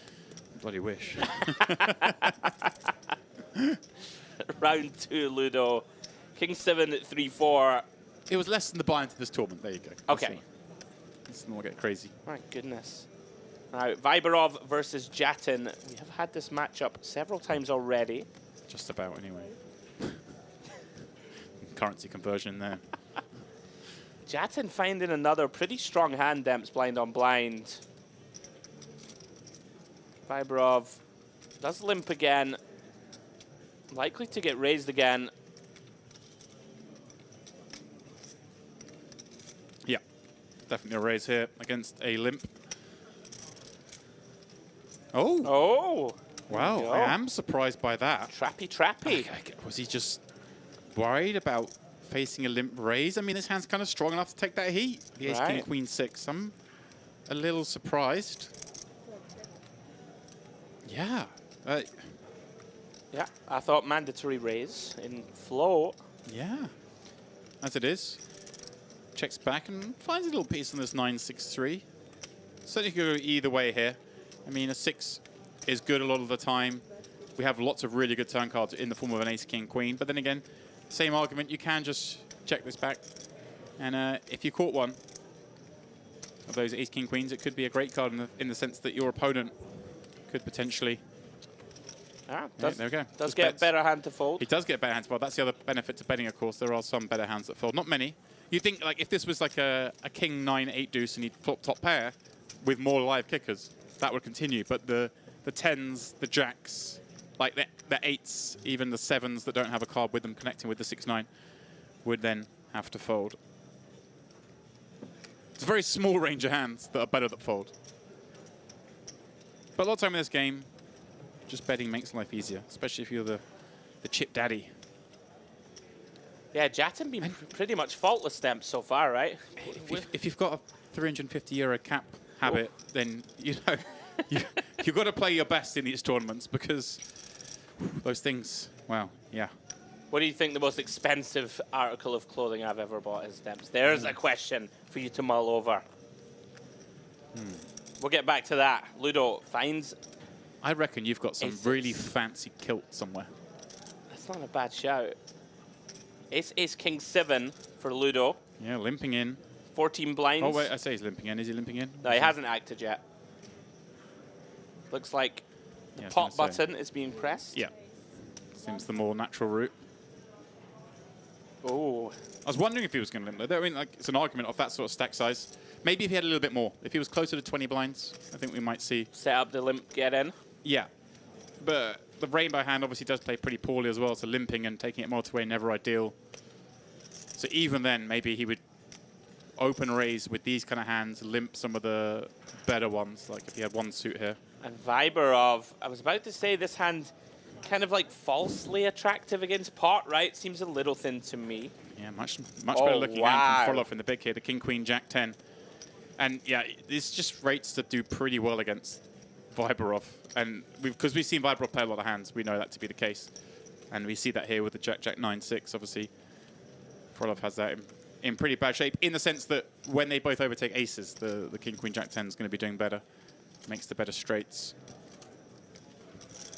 Yeah, does complete. And this is horrible for Ludo, having those non-suited aces. It's like, really, I'm up against 8 cards, and then bar hitting an ace or finding like the deuce-deuce flop.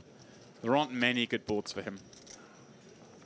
Well, it's as close as to the deuce-deuce flop as you can really hope for. The 4-4 deuce, that one is Ludo. And he just gets the bet pretty small here, really. I mean, he's going to have some other hands like the ace-king rundowns or the ace-queen rundowns. He's going to have these aces, these king-type aces and kings. So on a 4-4 deuce, just gets bet really small because your opponents just don't have draws here. Okay, maybe Frolov has some connectivity with this board pinning from the big, but it was a pot-size raise.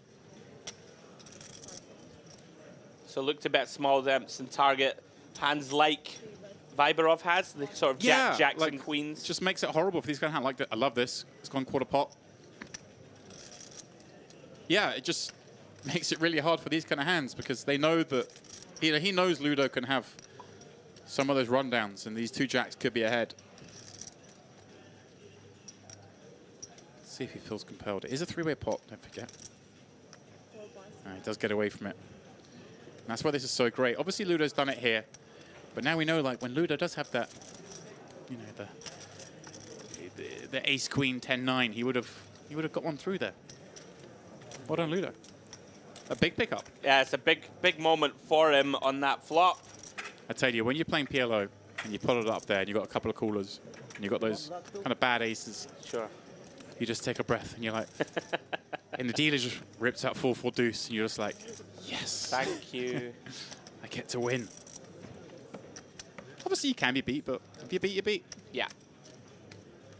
Oh, Jessica getting moved as the field thins down. We see 15 players left, 3 tables of 5. Of course, PLO plays 7-handed, so we're 1 player away from getting down to our last 2 tables, and our table will repopulate. Action back on Ludo under the gun. Yeah, this one might be played, but obviously a great orbit for him. The full double up, a little fortuitous to be so, and then winning that pot with the aces. Again, given the pre-flop action, a little fortuitous that he got the juicy looking flop. Because this man, Frolov, had the lovely looking hand there, the king, queen, jack 10, peel from the big blind. I'm not supposed to have a hand this good. Couldn't have bricked any harder, could he? Yeah, it was unfortunate for him that, of course, the other cards in there were jack, jack 9. It's like 3 of the great cards for you to see on the flop when you're holding king, queen, jack 10. The jacks, the 9s, those sort of cards. As we see Shriner getting a walk. The ace, king, 9-9.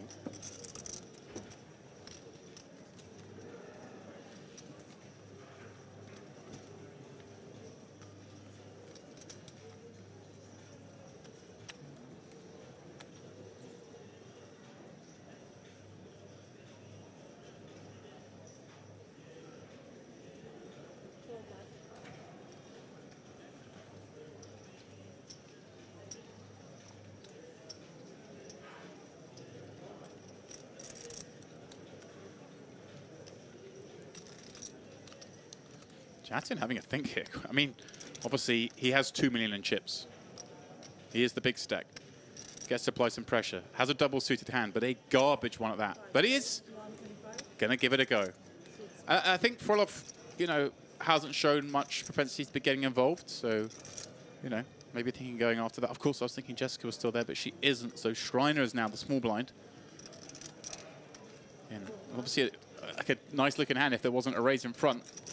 And it's Ludo in the big, who is going to look down at a pretty nice defendable one. And a great hand to have against this particular holding, in that he has the better queen 6, and he has 2 live flush draws himself. Yeah, more than enough hardware to defend. Working with 20 blinds or so himself. It's going to flick in calling chips. Off to the flop we go.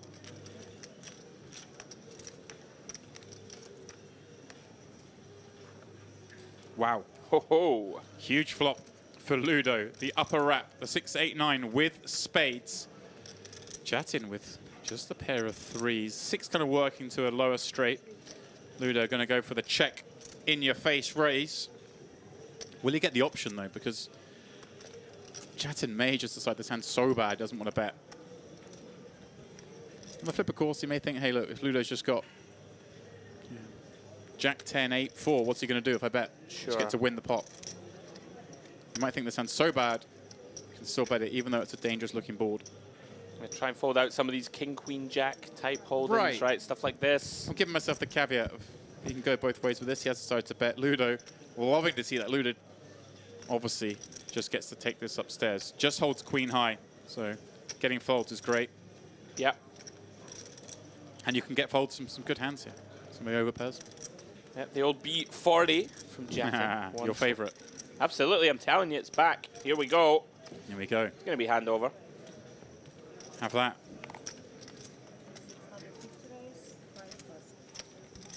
Very nice little spell of momentum for Ludo Geilich. Up to almost 1.2 million now, James, after being down to 280k a mere 20 minutes or so ago. Yeah, nice little spin for him.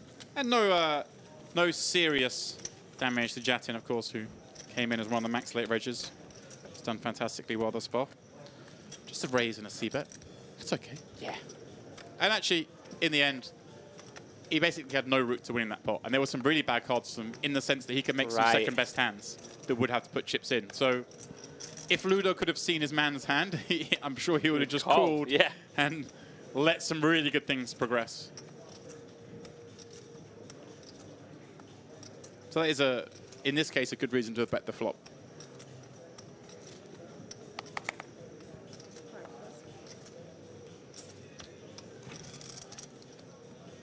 Action going to fold around here to Shriner. On the button, 7543. Gets out of the way. Yeah, just lets it go. Again, a kind of a tempting hand. You look down at that sort of hand, but just all low cards. Again, if he had like a situation where maybe the big blind overfolds, but we know the big blind isn't going to overfold because it's Viborov. And if anything, he's going to overplay. We've seen that he's propensity to get involved. And also, if maybe we're on the bubble and you're covering some players, you can really leverage those kind of hands. But for the most part, they're a little bit trappy. And, you know, he's got, you know, these two competent players behind. You know, Viborov battles. Ludo knows what he's doing. And Ludo would, of course, have pounced with this hand. Kings with a suited ace. Beautiful holding in this game. Viborov with a pretty nice holding himself in a blind v blind encounter in position. Pair of jacks and a suited ace. And they both do find that ace. Ludo with the king of hearts, nut flush draw blocker. And that's who's going to peel back to double check now.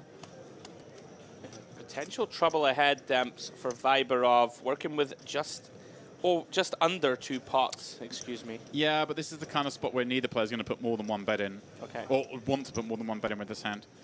I think Ludo might bet. Viborov would just probably call with this holding.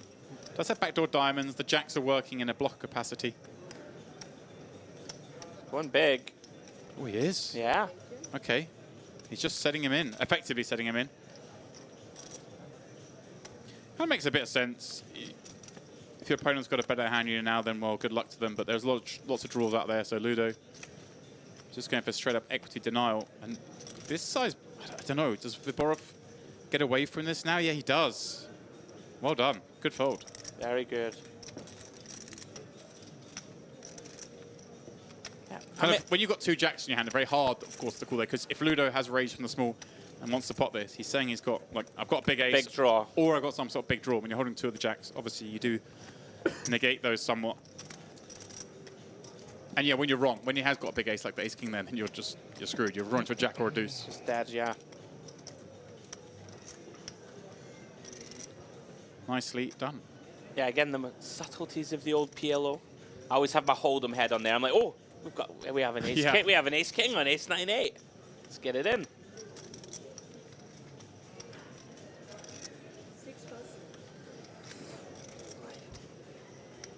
Very nice spell.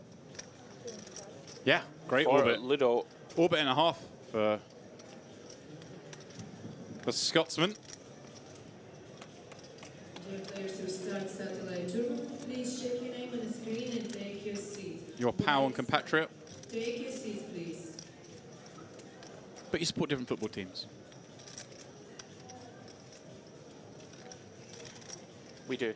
I'm not sure which is in a worse current predicament.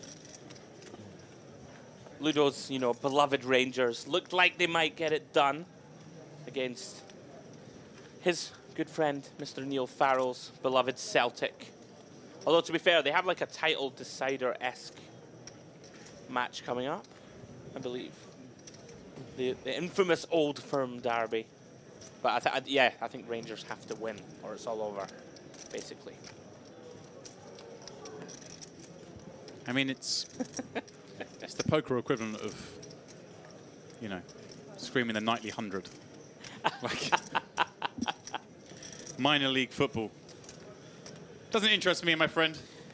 Listen, me either. But hey, we move forward as we see Viborov limp the small here. Jatan checks back. King, Queen, 7-4. I'm going to go hide on the break, I think. Oh my goodness. They might be after me. They very well could be. Pretty even here. Basically a flip post flop. Viborov is open-ended. Not much more working for him. Jattin with just a pair of 4s himself. Yeah, these guys have finally found the third way to play this blind-on-blind encounter with just a limp and a check. No, they did a limp check last time. What am I talking about? But with strong hands. This time, weak hands. Yeah, Jattin really has Whoa. had the best of it thus far. I don't think it's 120. I believe it's a very small bet. Okay. Yeah. I think it's 55K, so more in the B40 half-pot realm. Okay. You're right, 55. Yeah. Graphics just catching up. I was going to say, a check calling pot there would be Yes. surprising, as it is. We head to the turn. Jattin's still best with that 4, but that's a pretty ugly card.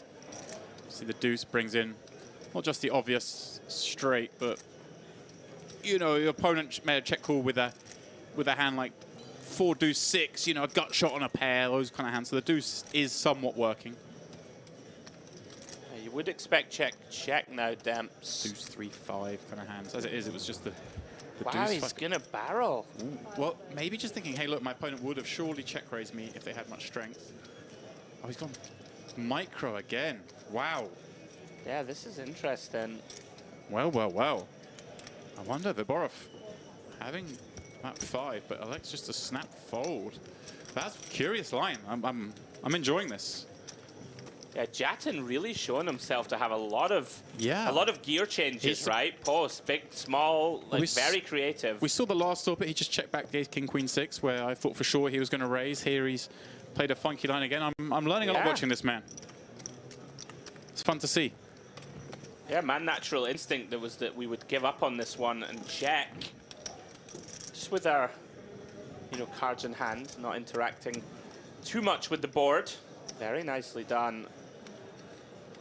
Has had the best of it so far against Viborov. Certainly not enjoying having Jattin on his direct left.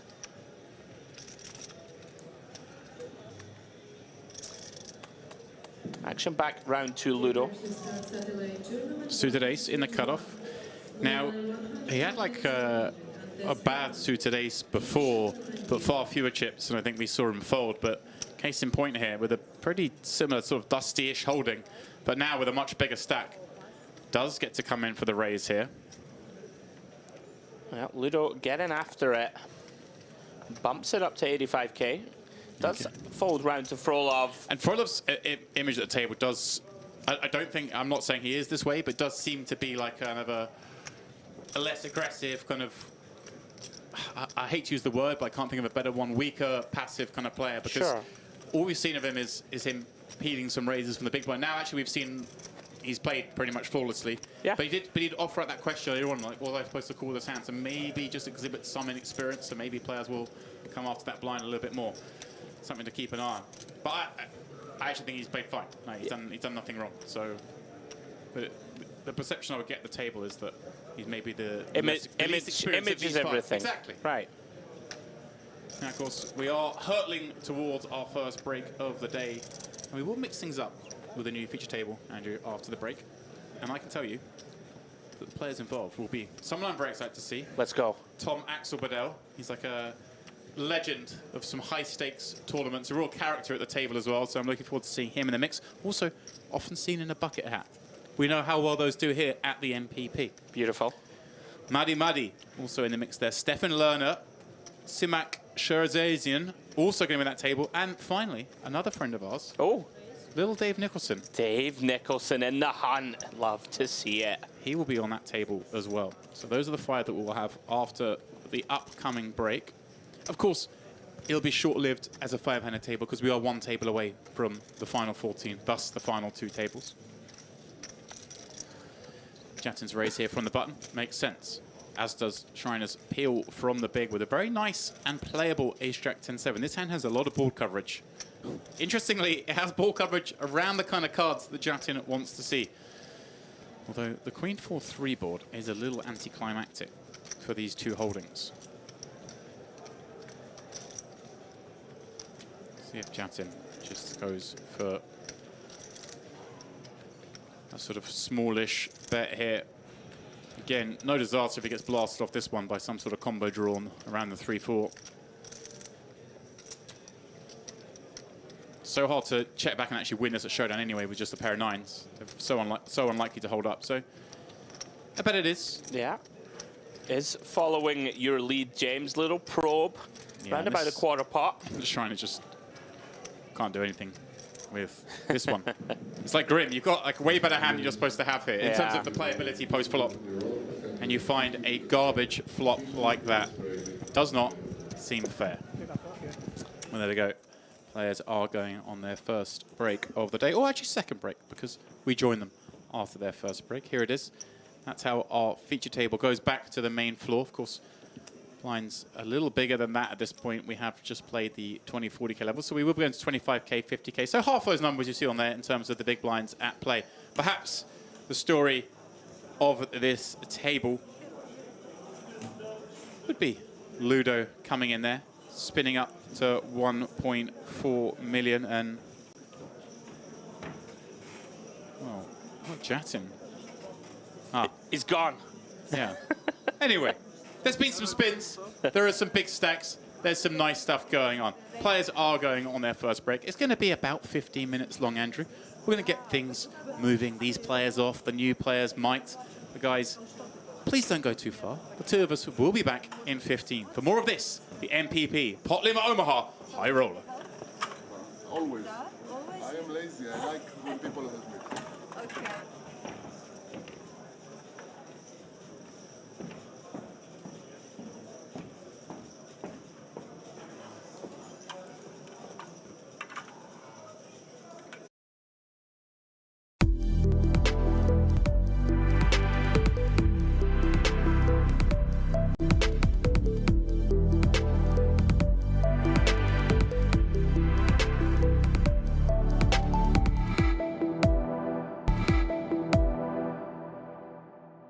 Estoy impaciente, quiero comerte. Quiero jugar, baby, 1 hora más. Estoy impaciente, quiero comerte. Quiero jugar, baby, 1 hora más. Estoy impaciente, quiero comerte. Quiero jugar, baby, 1 hora más. Estoy impaciente, quiero comerte. Quiero jugar, baby, 1 hora más.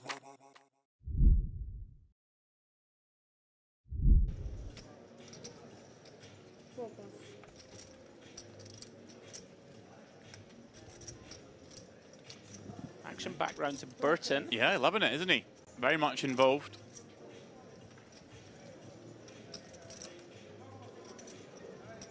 Raising this one up with an unknown hand until now. But it is the ladies. We'll see how to raise fold the last hand. Here's the man who 3-bet him. Oh, and he sent it in, Demps. Yeah, he's got him. Whoa, I say he's got him. Don't know what he has yet. Oh. Oh, my goodness. Oh, the same action as the last hand. Look at this. We see the open from Burton with 2 queens. Melchizedek with a very, very reasonable 3-bet jam him. Slam dunk with ace-king. And given that he did this last hand with king-queen-o, now waiting behind, wondering. My goodness, you would imagine this is not Hollywood. This stage of the tournament. It does get out of the way, Demps. Is that a call? No, call. Here we go. Horse snaps it off. 2 top-of-range hands, James. Top of range. Absolutely. Cutoff versus button. 2 monster holdings. This is pretty sick for Melchizedek that he could be 1-2 punch out of this one, having had 16 million 2 hands ago. Big flip developing. It is the classic. Yeah, this is the flippier flips.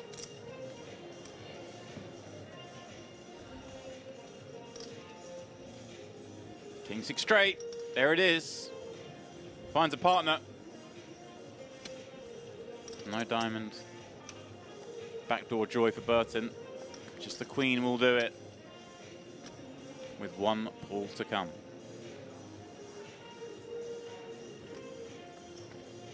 just thinking, Andrew, is we hear the music I know, I'm jiving in the background. Like, if you're the one all in there with 2 outs to come, and everyone's silent, and you just got this like happy, cheery tune going, I don't know, that might put you on tilt. That might send me over the edge. Like, no one's ever hit a 2-outer to that music.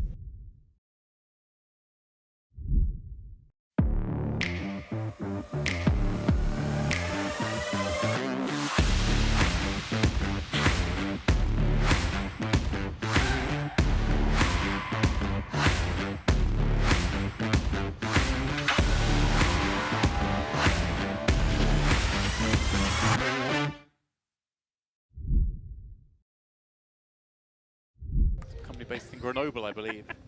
You know, the foot of the French Alps. You know, I'm just having a bit of fun with it. I know you are. Mont Blanc. I'm just getting Mont Blanc, that's one. Mont Blanc is a mountain, yeah. Yeah, there you go. There's a lot of mountains in France that begin Mont, as it happens. Yeah. Coincidentally, of course. Hence why I made the joke. I'm one step ahead of you, Demps.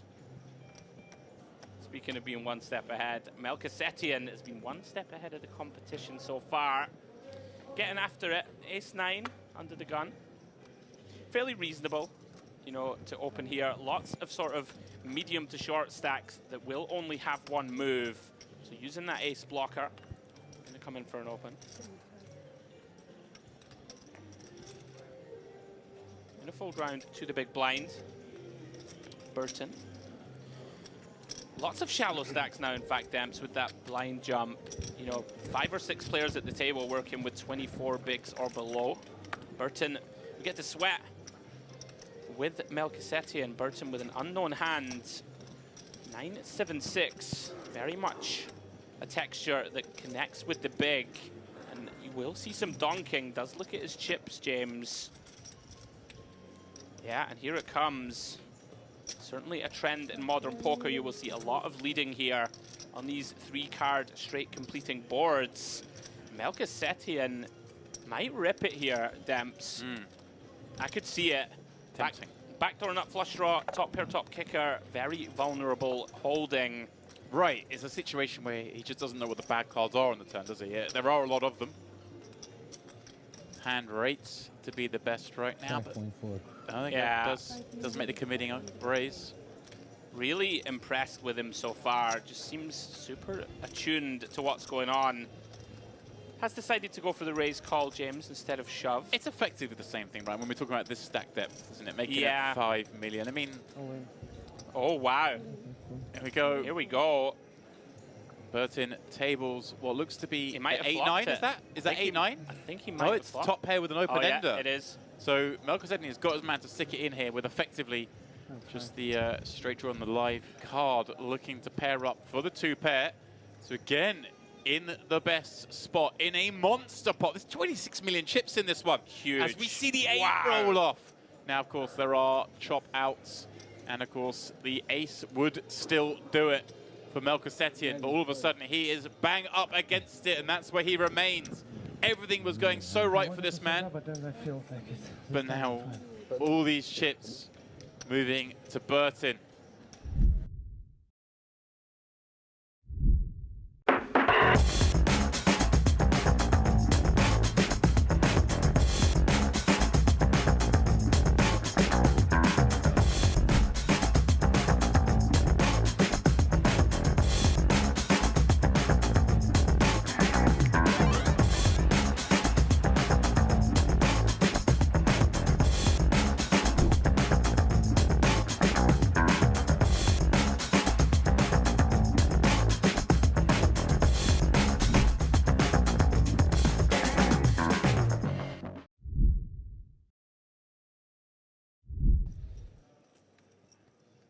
Always frustrating, of course, when you try and execute said limp.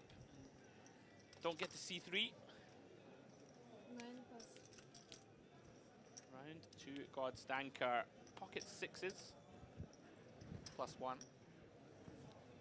likely to be in there with this one. Yeah, man doesn't need 2 6s to enter a pot. So earlier, Jack 6 suited from this sort of seat.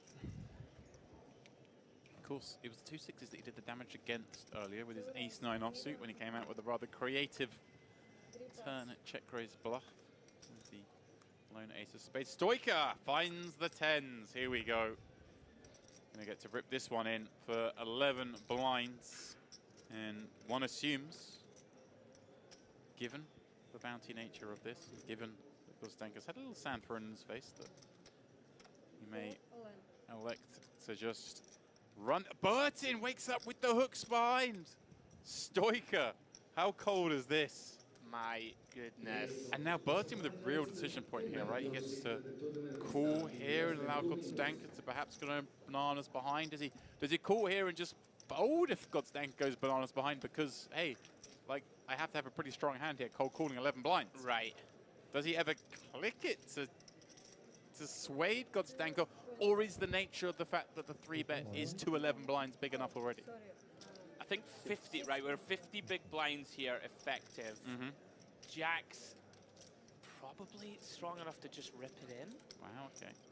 I think it's very close, James. I think if we have 40 here, we wouldn't call and then fold to jam. I think Let's see. Yeah. Yeah, he has sort of gone for the clicky. Pass. 6 pass. Marcus Jattin would have had a decision. Pass. Instead gets saved. Gabisa! Oh my goodness. Wow. Well, this is grim because he was loving the action until now with just that shallow stack in the big blind. And this may factor into this, right? You think, all right, okay, because Danka's gone after this big blind. Because it's a shallow stack, we are playing a bounty. Right. So, Stoica probably plays his hand as the value range that it is. Because, hey, he's only got 11 blinds himself, doesn't have much fold equity. But Burton could be that little bit lighter with that in mind. Yeah. The fact that Gosdanka is raising here with a really high frequency. And there's just so much money in the pot. I mean, we have 7 blinds, James. Of course, ace-queen figures to be in a lot worse shape than it is. We can see it's in fantastic shape against these 3 holdings. Yeah, I think he's just going to look at this and... We only have 1 time bank, by the way, James, I think. So Wow. he's not got long to make this critical decision. think might time just out here. kind of cry fold this one. Yeah, I like it. I like it. Obviously, we can see that in this instance, he would have wanted to be in there. Gosdanka's showing, hey, look, I wasn't in with nothing. Stoica's going to get the very bad news.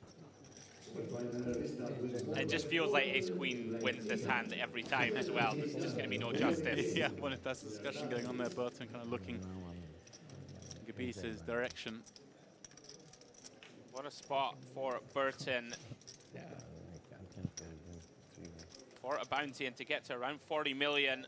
10's alive, hence the 27% equity. We see it there. There are 2 10s left in this deck as we head to the turn. He's happy with the ace-queen so far. Wouldn't have got there. Yeah, desperate to see another brick. Can Stoica find one of the remaining 10s? No, he can't. Wow, what a collection of hands. Because Merc set in ace jack of diamonds in there. Gabisa had ace queen of clubs. We had 2 jacks, 2 10s, and 6s.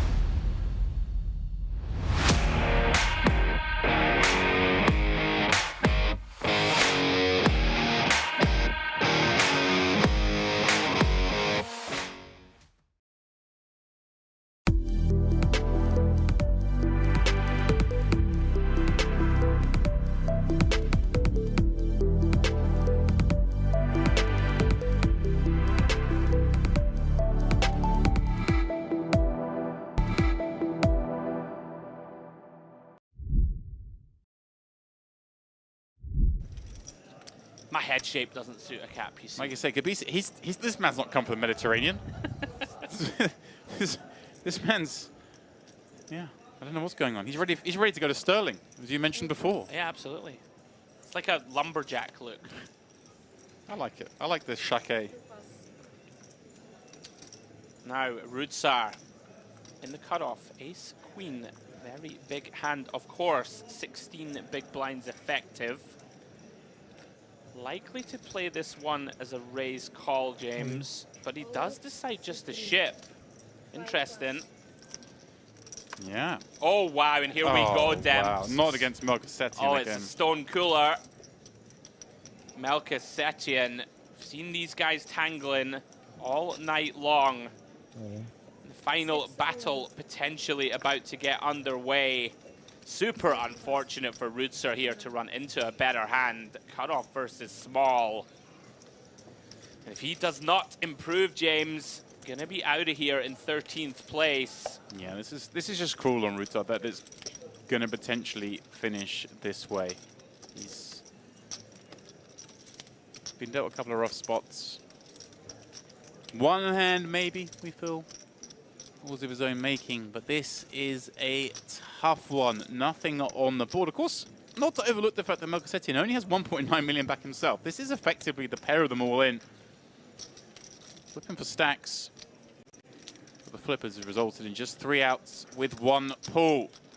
Can Raudzar find it? He can't. Queen, not enough. Melchizedek with another big all-in pot.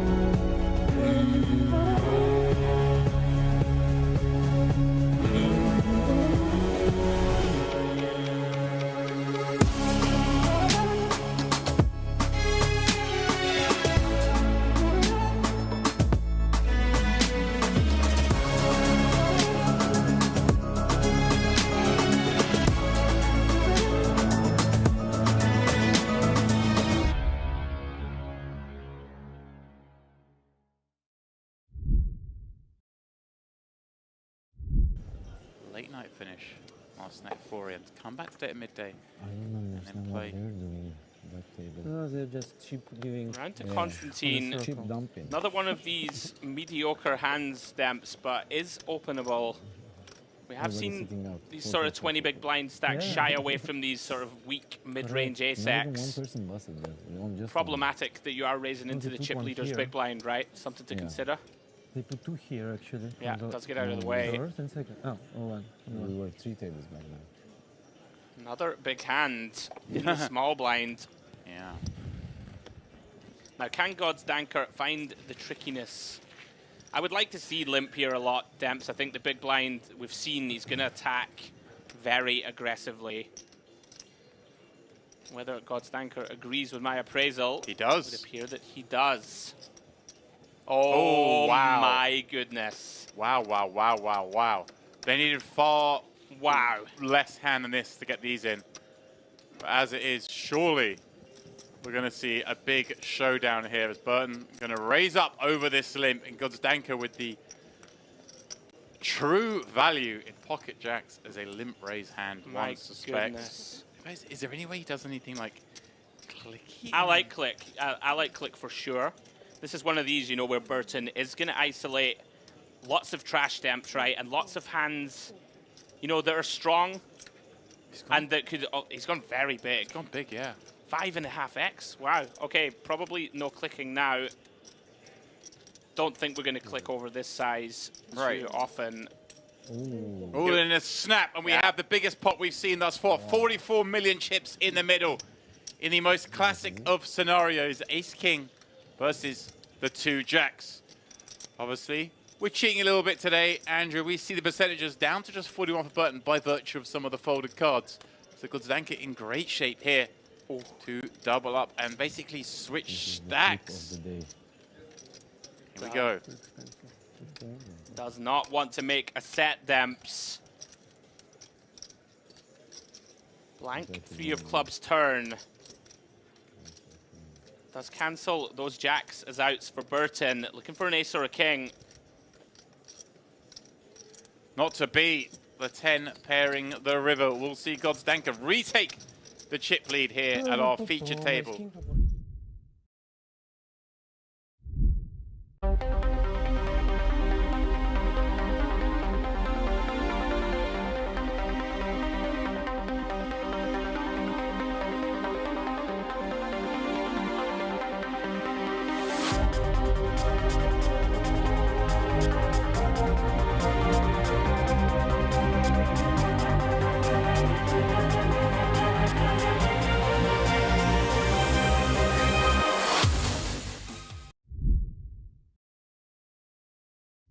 Good afternoon.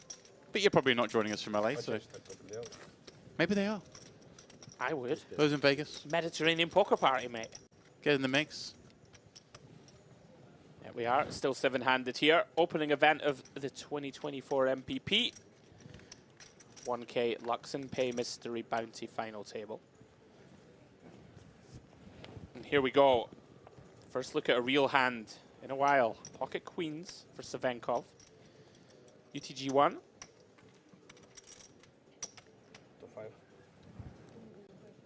They're coming for the raise to 2.5. And here we go. Another potential spot. That was very fast, Demps. Skutladze makes the call with ace-jack off, and here we go. Ebbe on the button, pocket tens. Potential disaster, Demps, depending on how quickly he plays this hand. 35 bigs. Yeah, it feels... I could see him going two ways. Yeah, and here we go. I was going to say, it feels like a spot that we could even potentially jam, not so much at finals. Yeah. You know, in normal tournament poker. We have to be concerned still. I'm surprised it's gone quite this size. I might have gone smaller because we kind of like... Yeah, this is you want to hear, big. you can ask a question of Savenkov for fun.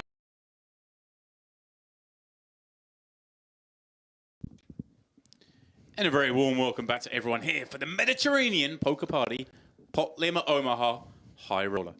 Now, Andrew, that's a mouthful. It certainly is. This is, guys, day 2 coverage of the 10K High Roller. Chips in front of you now. We have a new lineup for you on this feature table. We have Maddie leading the way. 36 big blinds, James. We're about to go to 25 50K blinds. He has 1.8 million in chips. Followed by Tom Bedell, 31 bigs, just a shade over 1.5 mil. Then we have 3 shorties. There he is, the legend himself, friend of ours, Mr. David Nicholson, Stefan Lehner, and Siamak Shirazian, all working with sort of 11, 12 big blinds, James, so they have some work to do as we approach this final table. 15 players remaining, and as we referenced earlier, James, 7 paid, min cash of $24,000. First place going to take home $148,800 for their troubles. Certainly are, and as I referenced before, perhaps the player I'm most looking forward to seeing here is Tom Bedell. Tom Axel Bedell, bit of a legend around, well, all parts of the poker world. He doesn't really play anything small. Put it that way. This is a small bind for him, in my mind. You know, he's in Cyprus. Sees there's a game underway, decides I'm going to flick it in. You can see him there in seat 2. Well, seat 1, I should say, of course, in this lineup. Did win 10K PLO, EPT Barcelona last summer. Good for 330,000 euros. So man who knows his way around 4-card streets, and he's always got some sort of snazzy. Look at that. Yeah, the bucket hat. It's just class. But yeah, litany of big results. 4th in the PCA High Roller back in 2019. That was a 25K buy-in. 7th in a 50K Triton Madrid. He's got a 3rd place finish in a 25K at King's Casino. So you get the idea. This man, he plays the high stakes as you would expect with this attire. I mean, the guy's not... he's not buying high street like you and I. I mean, that is a look. I believe the youngsters would call that a vibe, James. Little scarf and everything. Yeah. Going to open the action here. Shade over the min raise. Ace-Jack 10-5. Spades are working for him. Round 2, the big blind. First look for us today at Shirazian. Hand that has some connectivity, but only one suit. Short stacked. Decides to lay it down. First pot goes the way of Mr. Tom Bedell. Love to see it. That is a cool outfit. Yeah. Cool customer. And like I say, he's don't sleep on his skills. He knows what he's doing.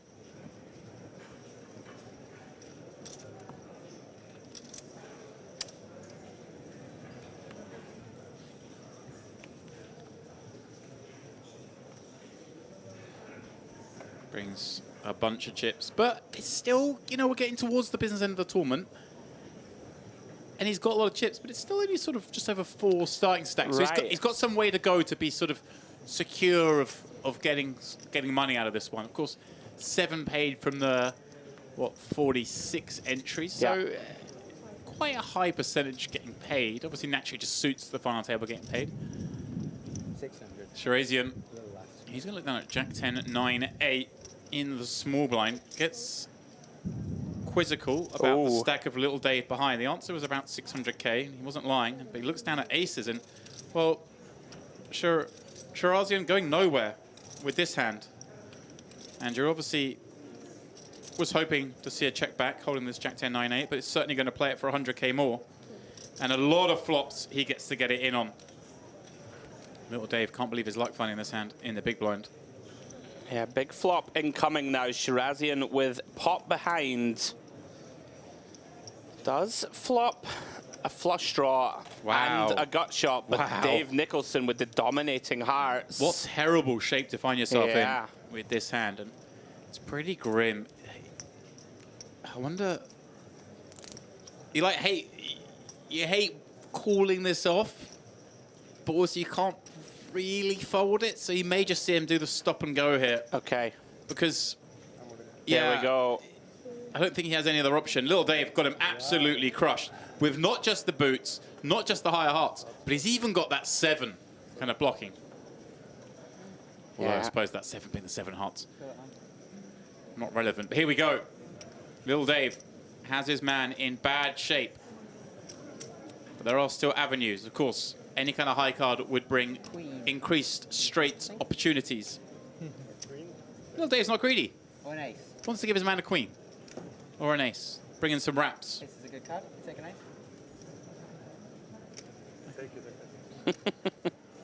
Well, they can take or leave what they want. They don't get a choice. Andrew, it's the second card off the deck. That's what will be delivered. Shirazian needs a 7. Well, that kills it. GG's. Little Dave with the old 100% mark. A man who told me yesterday in this very tournament, Andrew, that he got his first ever live royal flush, which I found kind of hard to believe that he'd not had a royal flush up until now in the live arena, but that was what he claimed. So we do lose our man in 15th. Finally, we are down to the last 14. And unfortunately, Andrew, for us as viewers, that means we do actually need to go on another break because there is going to be a redraw with the final 2 tables. So we came back, one-handed Little Dave, gets the job done, and he's going to send us on that short break. So we'll have to wait a moment and see who we get on our next feature table. I'm petitioning for Tom Axel Bedell. I wonder now, we maybe should be pausing here because maybe there's another hand going off elsewhere. I'm not quite sure. Or maybe the players just aren't familiar with the process here, being that it's the last 14, but I have been reliably informed we will be having a redraw break. But you never know. Can't get rid of me. Yeah. Like a little rash. I think Little Dave aspires to be Tom Axel Bedell in later life. I can see it. That's where I see him heading. I can see it. Some cream will get rid of it for a little bit. Little Dave describing himself as herpes. I'll leave that one there. So there we go. Just 4 remain on this table. We'll be doing that 4 redraw. Little Dave vaults up to 20 blinds, courtesy of that victory, knocking out Simak Shirazian in 15th place. It is, of course, Mardi and Tom Bedell still leading the way on this table. Instantly win. As the players will be heading, one assumes, to a redraw. Just want to hold just in case. Sometimes I'm wrong, Andrew. It happens once every very rarely 3 or 4 years. I did make a mistake last year, so we might be due. We're due. But as it is, as you mentioned, the final 14. Half of them will make that final table, where the minimum payout will be 24K. And yes, we are confirmed going on a break in just a few moments for this redraw, guys. So please don't go too far. Myself and Andrew will be back in just a few moments.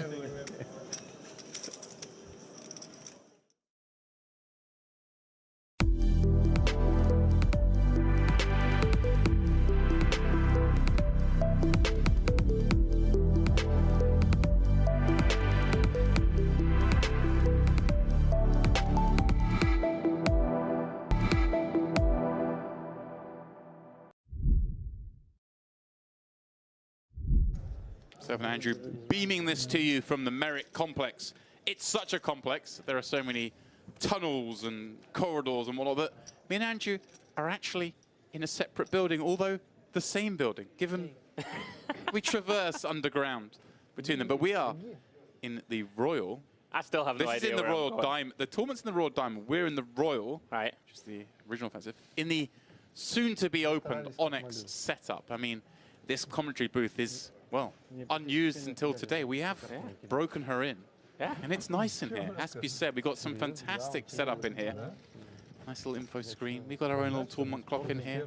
It kind of reminds me of a panic room, James. I'm going to lie. That doesn't reflect on my personal circumstance, just to be clear. I mean, the air conditioning. It's like a padded room. If they lock this door from the outside, we may never get out. I think we can climb out through the air conditioning ducts. Looking up. I can't get up there. Well, that's true. You may be able to. I'm under it. Forget. Did you not see my vertical leap at the basketball today? I'll come back for you. Okay, I'm sure you would. Ebby. I'm kind of loving how Ebby is just sort of saying, you know what, I'm going for this. Yeah. You know, like pocket fives here, Midland stack under the gun. I think normal theory, we probably let this one go with two big stacks behind us. Not a bit of it. As does God's Danker. Defends the 7-4 suited. And here we go. 8-7-7. God's Danker flops, trips. He's back. God's Danker finds it. This could be trouble, James, right, for Ebby. It could be. There's a lot of draws. Right, and I mean, it's a good-looking flop. Oh, but he likes to check it back, recognizing that this isn't really his texture, even though he has a kind of hand that wants to bet someone for protection. God's Danker improving as if he needed it to a boat, whilst Ebby picks up that inside straight draw. Now, does God's Danker find the bet? He does. With so many draws on board, I like this. Fast play. Ebby going to have either a hand that just folds, or a lot of hands are going to want to call at least one, and potentially two on brick rivers. Here we go. The call is made. 2.5 more finds the middle. We've got 13 million chip pot heading to a brick river. That is about as good as it gets for God's Danker. He's thinking, hey, I'm up against a lot of ace highs here, and maybe some of these pocket pairs, even some over pairs that want to check back on this flop for deception. Absolutely. How big will he go, James? Pretty big. Yeah, about half pot. Yeah, quite like this. You know, we can get some hero calls. Hasn't gone too greedy. Very easy here to really bloat this river. It's kind of fun because he does get to have a lot of those bluffs. Like a lot of gut shots, open-ended, missed heart draws. I mean, I think as played, Demps, we have a pretty clean bluff catch. Don't hold a 9 or a 10 or a jack. Don't hold a heart. Right. We have gotten to this river, you know, with a pretty, like, we're relatively high up our check back range, right? Check back, call turn, get to the river with a pair. It's going to be very difficult to fold here for the price. Doesn't feel great.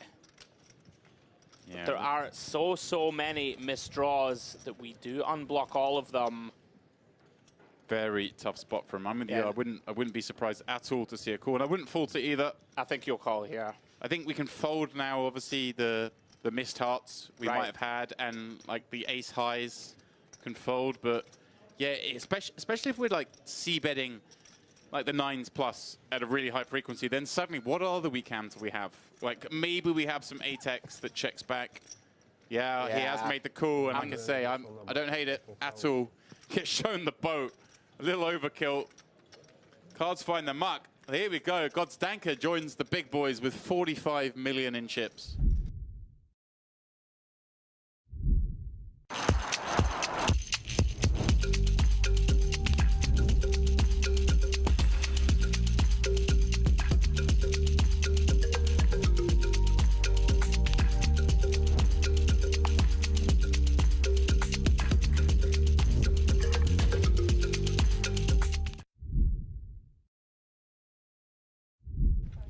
But yeah, of course, 3-bet, never going to be a bad thing.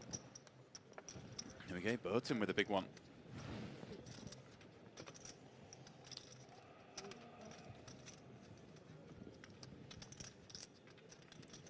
All of a sudden, Ebby did make that magnificent raise fold, but we are left with 6 BBs. Generalov. It's so tough because even now you don't really get to defend and just try and flop a piece because you have Gabdulin and Ebby that have basically the same stack as you, right? So like 2 million here is so valuable to your chip stack. Yeah. I think he may fold this Demps based on what we've seen from him so far, and it'd be hard to fault it. Yeah, I like the fold here. Feels grim, but I mean, the problem with these spots also is that there are actually reverse implied here against a player like Burton. Like, he's going to open Queen 8 suited, right? He's going to open King 7 off. You know, hands, you know, that we have a hand that you normally expect to be very live against, you know, normal ranges, so to speak. But Burton is not afraid. I mean, I wouldn't put it past him just to open the 8-9 suited here, Demps, right? All this type of stuff. Yeah, I'm with you. Yeah. It's a great point. So it's not like when we flop a piece that it's always clean. Yeah. And Gabdulin's going to be in the big blind next hand, right? It's going to chop him down. Is this a prudent use of your time banks? It's going to defend, though. We're working with 2/3 pot back. Would be a nice time to flop something. There we go. And he does. Now, given that the ICM situation, is this a spot where... I think we donk shove this one for sure. We just shove or do we check? Yeah. I like that, just given the ICM. I don't think Burton can fold here either. Snaps it Got to off. flick it in. Just like that, Generalov, 75% favorite here to find that double. Wow, and how patient has this man been? Yeah, unreal. Very clean turn. Just got a fade 6. Diamond would be a good card. He's not wrong. Diamond it is. Double up. Generalov suddenly in the mix. 27 million chips.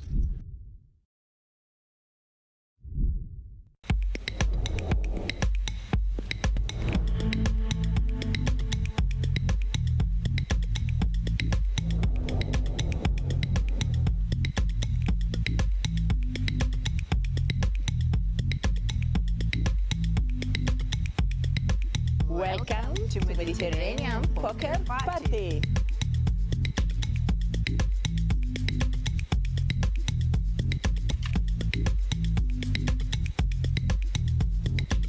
Whoop whoop, what a tremendous beginning of Mediterranean Poker Party. The brand new, huge poker stage was built. It's TV time.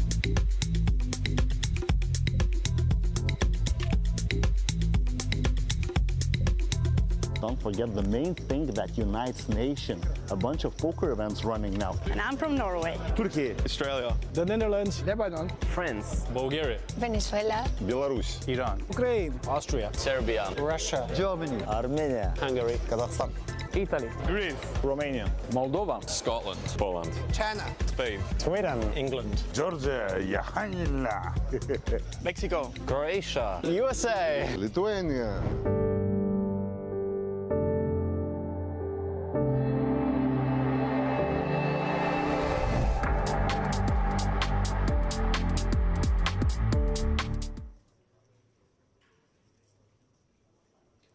And welcome back, one and all, to the MPP PLO High Roller as we bizarrely have a real close-up view of my room there with my with my little plunge pool. There's mine on the right. Ah, they are baller, those suites, aren't they? What have we got to do to get one of those? I guess they're reserved for the kind of people who spend €350 baseball caps. No, that's for when we do a really good job at the end of the week, right? I'm reliably informed. Do we get in there for a night?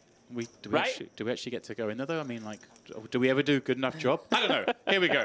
New table lineup. I'm happy because my boy, Tom Axel Bedell, is back on our feature table. He has 34 blinds.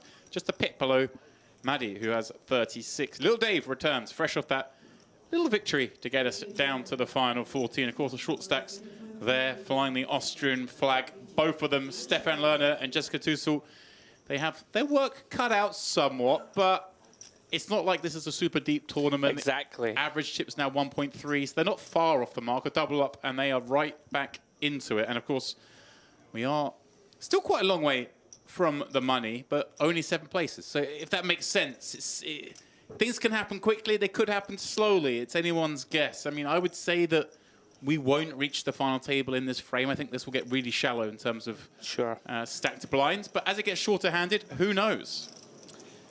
It's PLO. Sometimes cards just get dealt and you find themselves all in. But I would imagine the next 3 levels, we won't get to that final table. That's my guessing. Yeah, I was about to say we will see how the cards want to cooperate in terms of big action. It'll be close. So we got the 2 Norwegians next to each other. They both fold. First look at Maddie there. Gets rid of a very dusty holding. Round 2, one of our short stacks. Working with 10 bigs, James. Lehner. Yeah, and that's a great hand. Very nice hand to see in the cutoff. And he is going to essentially commit. Makes it 175.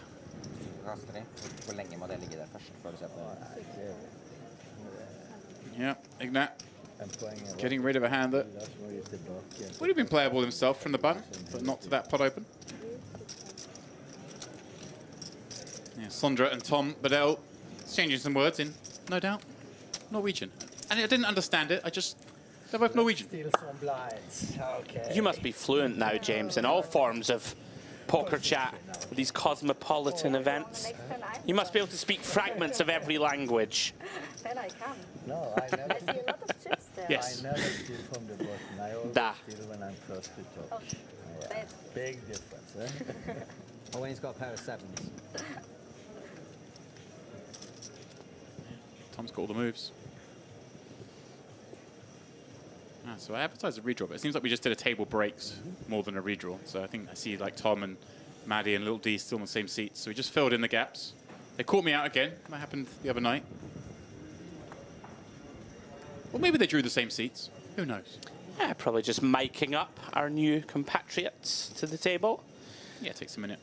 You see Tom here, ace, king, queen, deuce.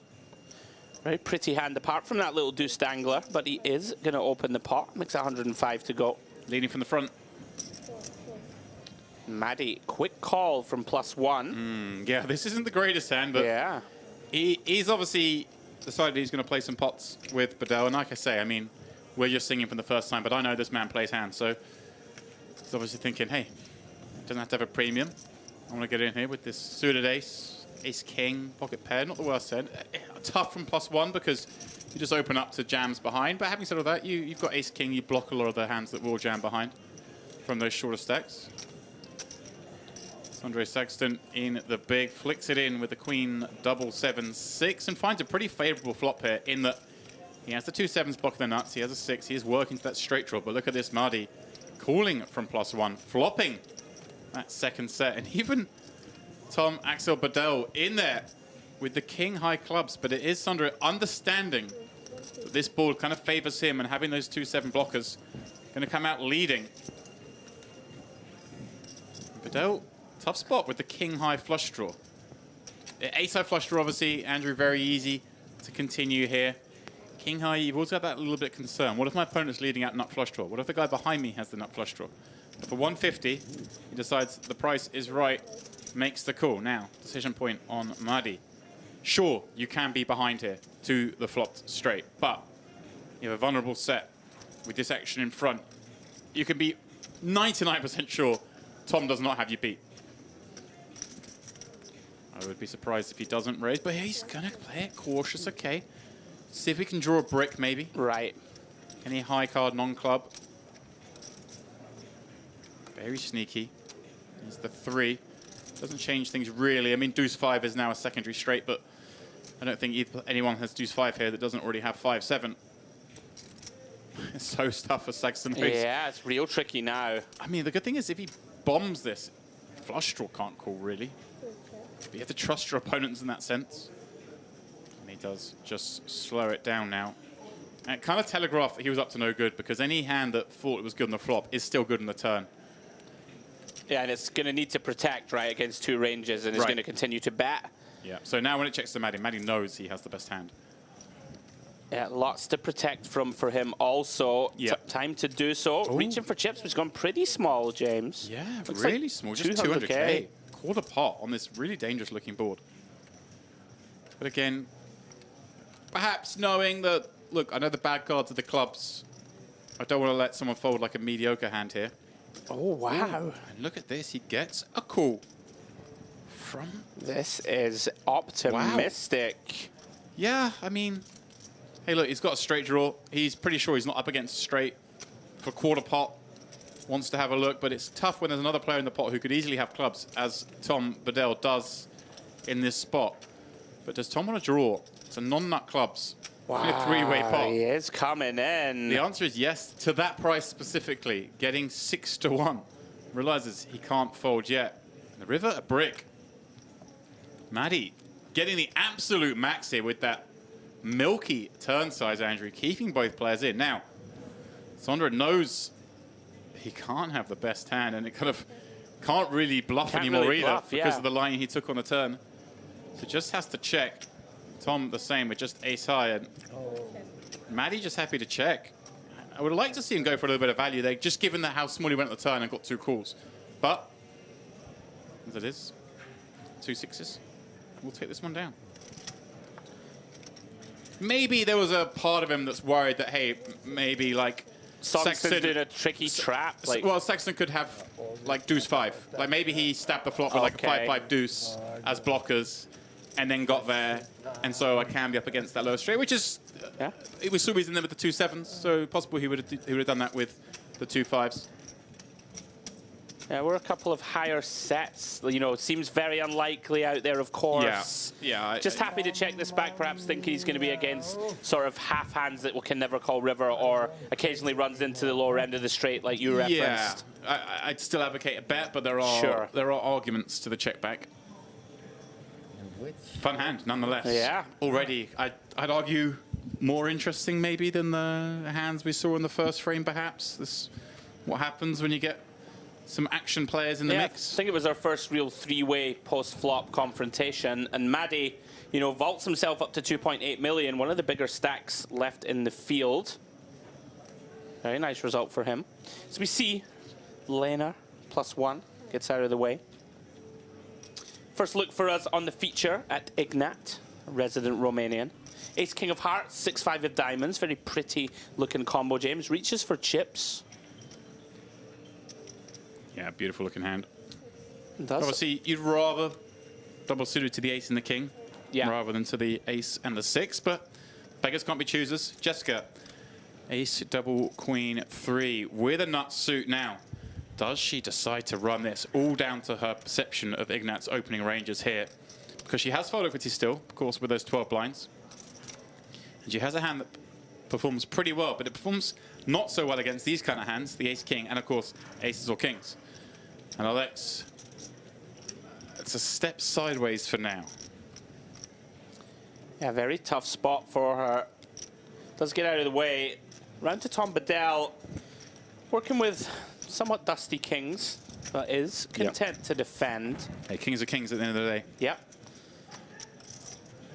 Oh, and it's in the window. The case king, James. Not just that, look at this. Oh my goodness, Ignat with top 2. Yeah, this is car crash stuff. The coldest of cold decks. He's loving life, Ignat, with that top 2. Bedell even with king high spades. Yeah, hadn't even clocked that. Yeah, top set. Insane spot. King high spades. Got his man almost dead. Just the running straights. will get him out of this now. Does Tom Bedell feel like he has so much of this, he wants to slow play it? That's the decision point here. Yeah, it feels Your opponent just, it's so hard for them to have anything when you raise it they can continue with. Now, of course, there are hands like aces, maybe ace-king type holds, so rare, maybe nut spades. Yeah. Other than that, most of his hands are going to bet fold when you hold this much of it. Yeah, the only route to escape here for Ignat is if Bedell does just call and we see something like a spade on the turn, James. It's a great call. It's a great call. No need to raise this. We just got all of it. He even actually has a gut shot as well, doesn't he? This fills in a low card. Not ideal if you're in Ignat's seat. It's possible Bedell's in there with some combination of 3-4. On the flip side, of course, it's also possible he's in there with like king 5-4 and it's just made kings up. And look at this. Going to come out with a little lead to stop his opponent checking back. I like this. Shallow the stacks. Because there are a lot of hands that Ignat would check this turn back with. Sure. Now he can't. And with the hand he's got, the top 3 pair, I think he may just... I think so too. ...have to shove this. Lots of hands to still protect against. You know, it's difficult to think of a good river Demps, and he has jammed. He's jammed. And he's drawing dead. Yeah. Incredible how bad he has got this in, given the strength of his hand in top 3 pair. Just awful to see he's up against top set. He's sitting there trying to work out, wait, do I have outs? Yeah, the coldest of cold decks. Ignat going to be our 14th place finisher here. Brutal, brutal spot, James. Can't fault this shove. Yep, well, we're getting the dramatic pause for effect. Not necessary, of course. Flush for fun. Nice flop. I like the flop, yeah, I did. Are they just checking, maybe the chips incorrect or something? What are we waiting for here? Checking if he's covered. Maybe that's what we got going on here. They're counting down Tom's stack rather than Ignat's, but biographics were far superior. But maybe. Oh, he is now on his feet. Because they weren't even close in chips, were they? I don't think so. Yeah, I thought Tom covered him by a good 500k pre. Perhaps just making sure. GG's. George Ignat. Not to be coldest of cold decks in PLO. That King 6 deuce flop. You've raised it up. Yeah. Ace King 6. And look at there. There's the grin. There's the smile. I know well. I've seen it all too often. Very nice turn lead there, though, Demps. You know, it's unlikely that Ignat checked back, probably with, you know, covering all of the pair combinations on the turn. But of course, with that lead, if it had somehow gone check, spade rolls off river, may have found a route to escape. Yeah. Very difficult, of course. Yeah. Tom's going to win this tournament. Yeah. Little D's calling it. When I was young, I dreamed about it myself.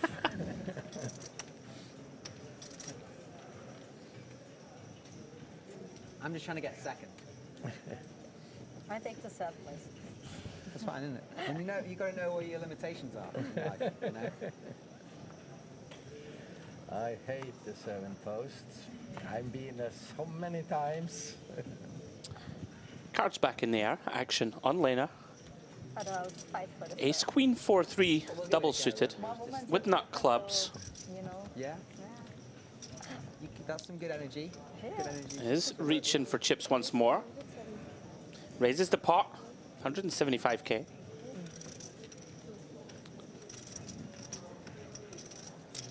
Players now, of course, 6-handed. 13 players remaining. Round to Tom in the small blind. Ace 8, 7-6. Let's get out of the way. And look at this, Demps. Maddie, Ace, King, Queen, Jack, and nut diamonds. Yeah, here we go. I used to play all the time, and 10 years ago, actually more than 2014 I quit playing. He's just going to call.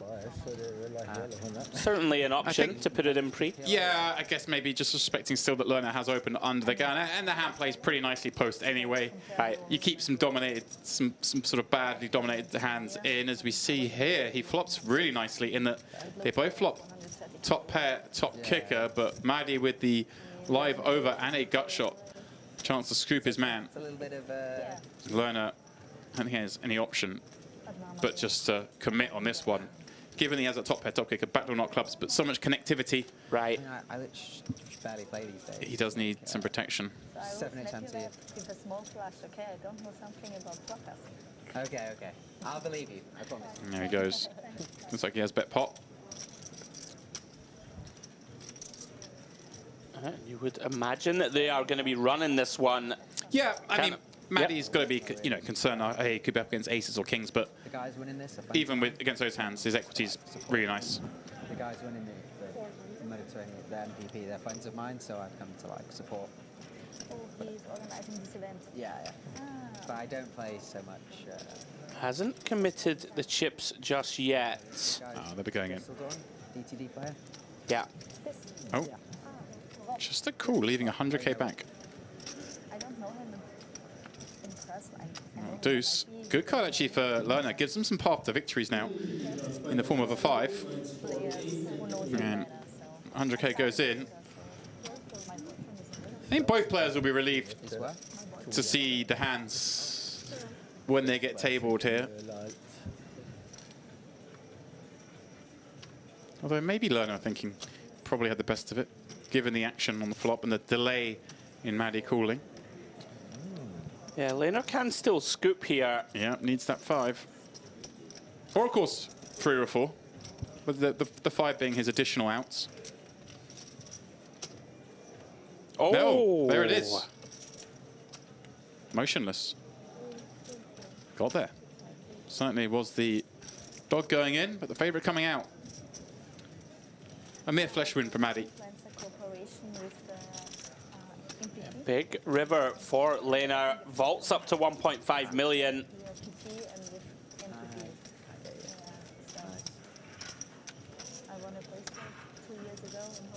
Oh, nice. In Vegas.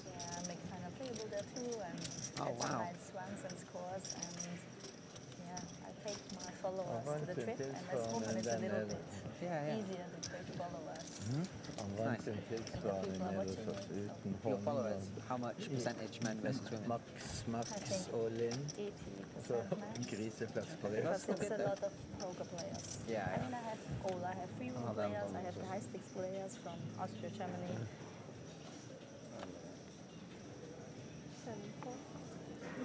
That's good. It's good to get. And I also have.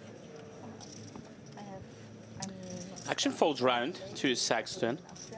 In the cutoff, Jack 10, 8, 8. Getting very short, just a shade under 10 blinds. Let's get out of the way. Run to Tom Bedell. Queen 10, 8, 6 on the button. Just a little bit. Mary didn't recognize that Tom was yet to act. Does elect to limp. Round to Lerner, picking up on some weakness here. Limp from the button and limp from Maddie. Yeah, and also the fact he's found the butchers. It's a fun tournament. It's good enough reason to race. Yeah. Perhaps something in that depth that once Maddie knows once Bedell knows that Maddie was just snap limping, he gets to then limp. Yeah, it's encouraging. Sure. And Maddie with a very strong hand himself, in fact. All 3 players were kind of above average holdings given the positions they're in and how this one's played out. And what a flop this is for Tom Bedell. Flops the joint, but look at the percentages. He is in the underdog because Lerner has flopped top set and a flush draw. A lot of money. Maddie as well with a piece of this. And he's going to stab out with the... And understandably so, kind of... He has a queen, he has a jack. Is the ace going with it? He has the queen of hearts blocker. That's a pretty key card. Well, here we go. And Lerner, he's got all this hand, but actually doesn't really rate to want to raise this, I don't think. You kind of want to keep someone else in. Unless you think you can raise and liven up your flush draw. Maybe someone's got the queen high flush draw, you can make them fold. But that's such a tiny part of the range. I like this, just calls. Tom now. Now, does he worry, Andrew, that he's up against the queen 10 with a redraw in Maddie's hand? So therefore, will he just take one off here, see a brick, and then commit? Or does he think he's up against non-nutted hands? Big pot developing. So look, I love this. I love the just call. It's so easy to just want to raise it up here, but two things here happen. You kind of protect your overcall range, but also you save yourself from getting free rolled. And what a turn card it is, because now he picks up the diamond draw. And of course, a card that doesn't really change the board other than nullifying some two pairs, and a bet coming out here again from Maddie. It's an hour and a half drive.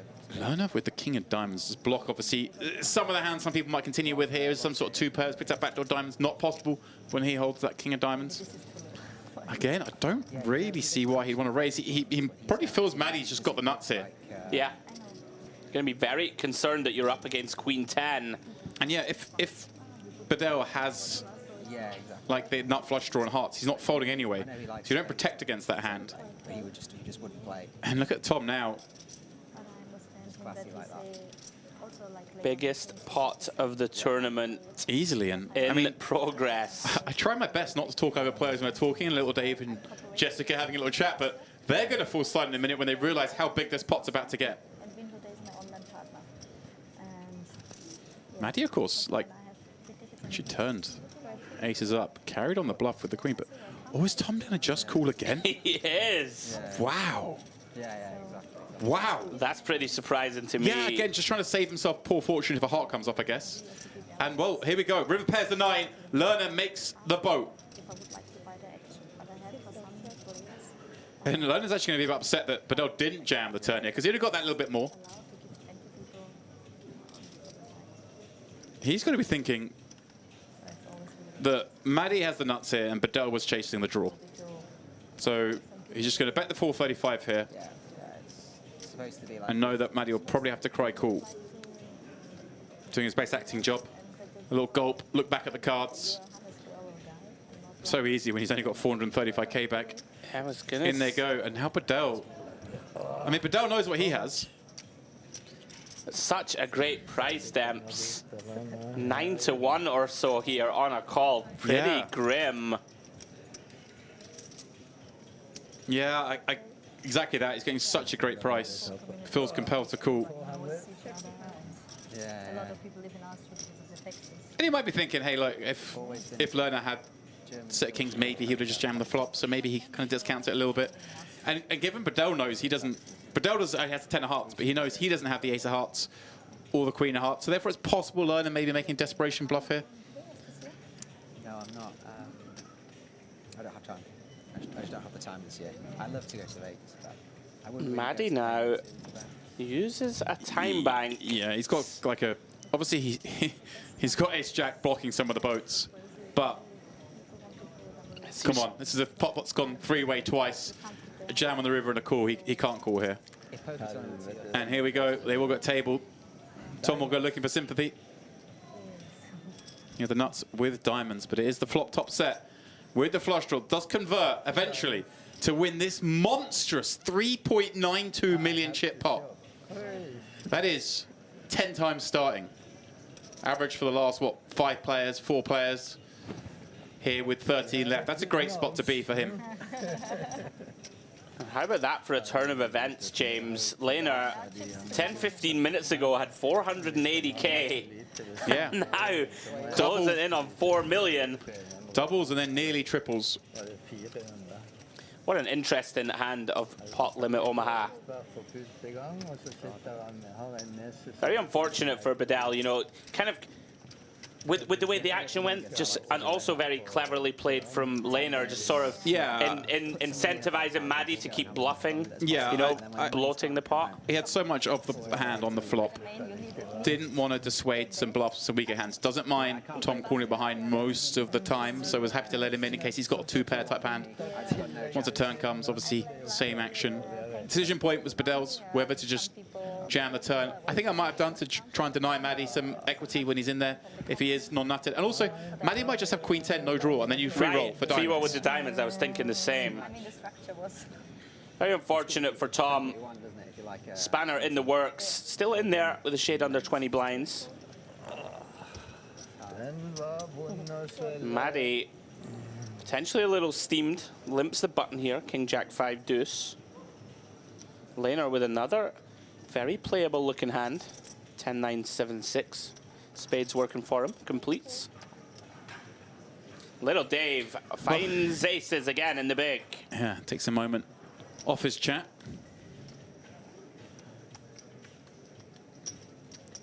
Does pot it up versus those two limps. He's desperate that it's gone limp from the button and the small rather than a raise from Maddie. Maddie, I mean, we're limping in thinking we get to see a lot of free flops, but I think just priced out this one with the King Jack 5 deuce is such a poor hand, but it looks like he's thinking about it. Does want to have a little look, maybe a little bitten after the last pot. Now Lerner with a very nice looking 6, 7, 9, 10, but I mean this all just comes down to your perception of the ranges of hands that your opponents have here. As is often the case in all forms of poker, but I'd like to see him play the rush. Maddie's in here with a pretty bad hand, and it looks like he's in here with a bad hand if I'm sat there. He's just limped in called. Little Dave does look pretty strong, but a lot of the strong are aces, and we do just fine against aces. We have a very nice cracker hand indeed, and it's quite a fit or fold kind of hand. Right. You basically need to flop an 8 and some other cards with it. Very deliberate from Lena. Problem is, I think maybe he's slightly worried if the Little Dave is in there with some big rundown, then the 10-9 is problematic. But I think for 150k, we want to have a look. Here we go, another three-way pot. You certainly can afford it, Dave.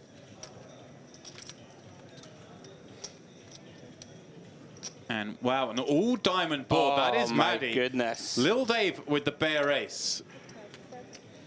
You see the bare ace losing its value a little bit once you've got barely more than pot behind, but it is going to elicit a bet surely. And I think a small bet followed by a big bet on the turn is the way Little Dave's going to play this. And it does spell trouble because Maddie obviously has Little Dave dead. Yeah, Maddie surely just has to play this as a call. I'll let Little Dave bluff off in these spots. Big troublesome spot for Dave Nicholson. He might have a short enough stack that he doesn't feel like following through in the. Oh, just changed things slightly, but yeah, it's a kind of, the bare ace here is the kind of hand you want to bet to bet over 3 streets, not half put on the turn necessarily. He does go for it. He does move it all in, trying to move Maddie off a potentially flopped flush. But I don't see that working here, Andrew, with the king high diamonds. Especially as Maddie has a 5 as well, just blocking potential boats. And he has 3 diamonds in his hand as well, so, you know, making it more likely that if your opponent does have the ace of diamonds, they don't have another diamond with it.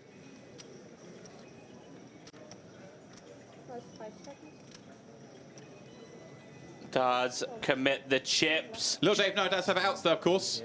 An ace or a queen will get him there.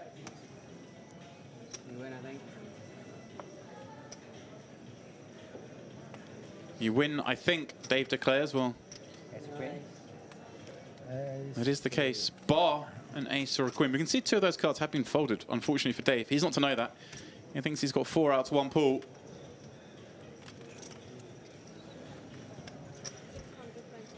Maddie left with just 10k behind. 2.34 million chip pot. Getting back to where he was, and then some. Ace. Ace of spades. I think he don't want to see a queen or ace.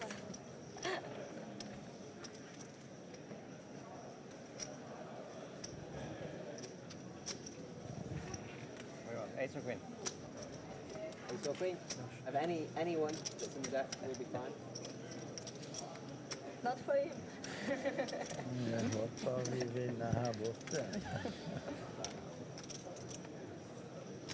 Well, the board does pair up again, but it is the 5, not the queen.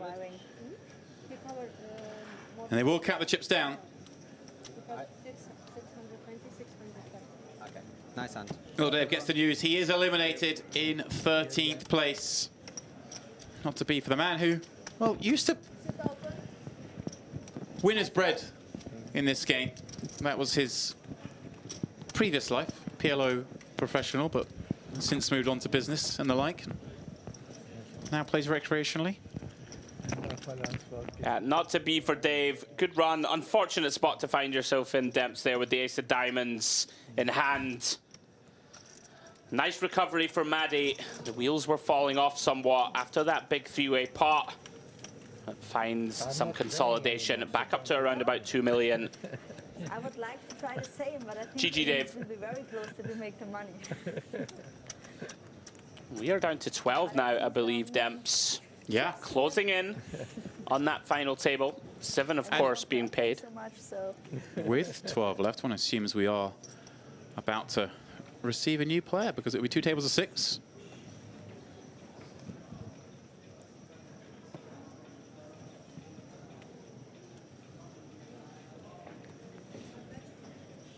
Sad to see our pal Lil D is no more. Action on Sagstuen now. It's a nice looking hand. Sure is, especially when you're working with sub 10 blinds. Yeah. Gonna make it 150 to go. Ah, and this is a very nice looking hand for Mr. Bedell. Ace Queen 9-6 double. Be nice with me. Obviously, he wishes the raise had come from a different seat than under the gun, but it's plenty of hand to continue with against that range. He's my boss. This is your boss? No. 2 Norwegians. I can't believe. I don't think Tom Axel Bedell has a boss. I don't think he has ever had a boss. Yeah. Myself and Saxon on the same page. Wow, huge flop for Saxon having opened this up in that number 1 seat. Finding top 2 with a gut shot to the wheel.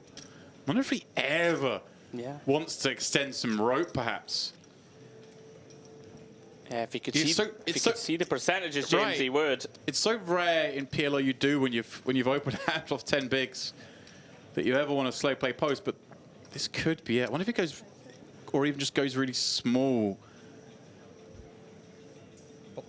Nah, he just does commit. Makes sense. What's happening here? I don't have 400. And then he quickly declares, I don't have 400. Desperate to get some action. Not going to get it. I only have aces. I give you this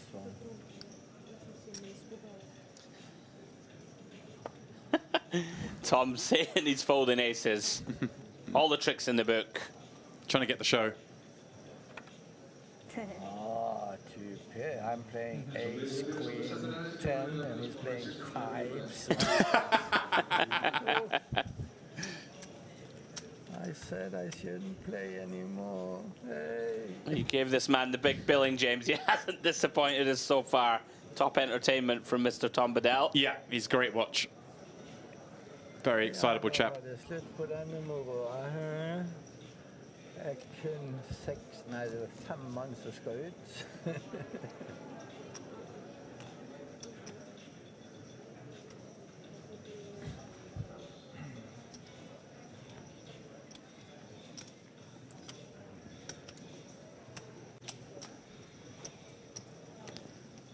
Nej, när du ränner dåligt så ska du leverera spilling. Der hat mal mit einem kleinen Flasch weggesnappt am Tisch. Der was jetzt kommt, hat weggesnappt mit so einem kleinen Flasch. Irgendwen. Also ich glaube, das will nicht so oft machen. Dann habe ich gesagt, das mache ich auch. Immer noch, ja. 12 remain here. Just the 7 at the end will be paid. We are playing 25k, 50k for at least one more hand. Here, we just pause for a moment. As mentioned, Andrew, we are down to the final 12, so it's 2 tables of 6. We have some fresh meat inbound. I do gather it is Bernard Larabi who's going to be taking that seat, and he's bringing over 2.6 million in chips. So, Mr. Lerner, Mr. Maddy will have some company upon the big stacks, and he is going to be sat downwind of them. Life getting a little tougher for them. Yeah, very intriguing as we start to see that final table creeping into view. Of course, Sagstuen, Bedell and Tussel with work to do to scale that mountain. Blinds are about to go up also. It's going to be 30k, 60k blinds. We are down to 12. I wonder if they get, yeah. Wonder if they still get that last hand at that level whilst they're waiting for a player, or whether they do just kick it up now. Right. Whoever's in the big blind will be complaining, Andrew. That's all I know for sure. Absolutely. Yeah, pressure building on those short stacks. We are playing a 40-minute clock. Chip average around about 1.5 million at the moment. But as you mentioned, James, it is playing shallow, and you know, Laner a mere 30 minutes ago had only 450, sorry, even less, 280k? In theory, yeah, this should get very shallow as we approach the bubble, because, hey, it's a min cash of 2.4 buy-ins. It's a big min cash. Sure is. And PLO does lend itself to that somewhat. You kind of, in Hold'em, obviously, you get the opportunity to open jam hands. In a pot limit game, not an option. You don't have as much pot equity, so therefore, as a short set, you kind of have to fold shorter. And also, you do know that you can fold shorter, get it in, and still have reasonable equity a lot, unlike in Hold'em. So it does tend to get very, very shallow. But having said all that, we've got some live ones in this one, as we always do in events that merit. So that could all go out the window. Yeah, Maddie there, second in chips on this table, has been very spicy. Yeah.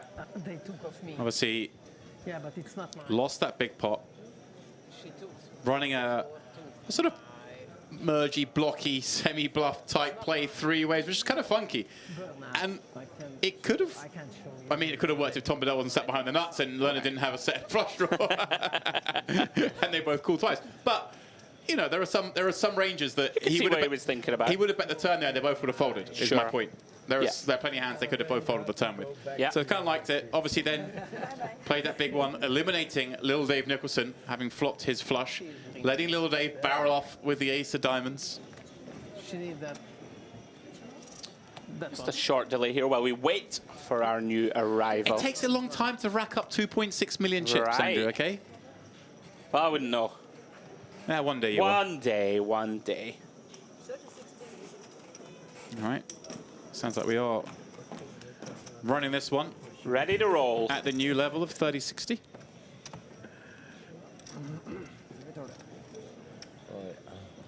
All right, cards back in the air. Action will be on Tom Bedell.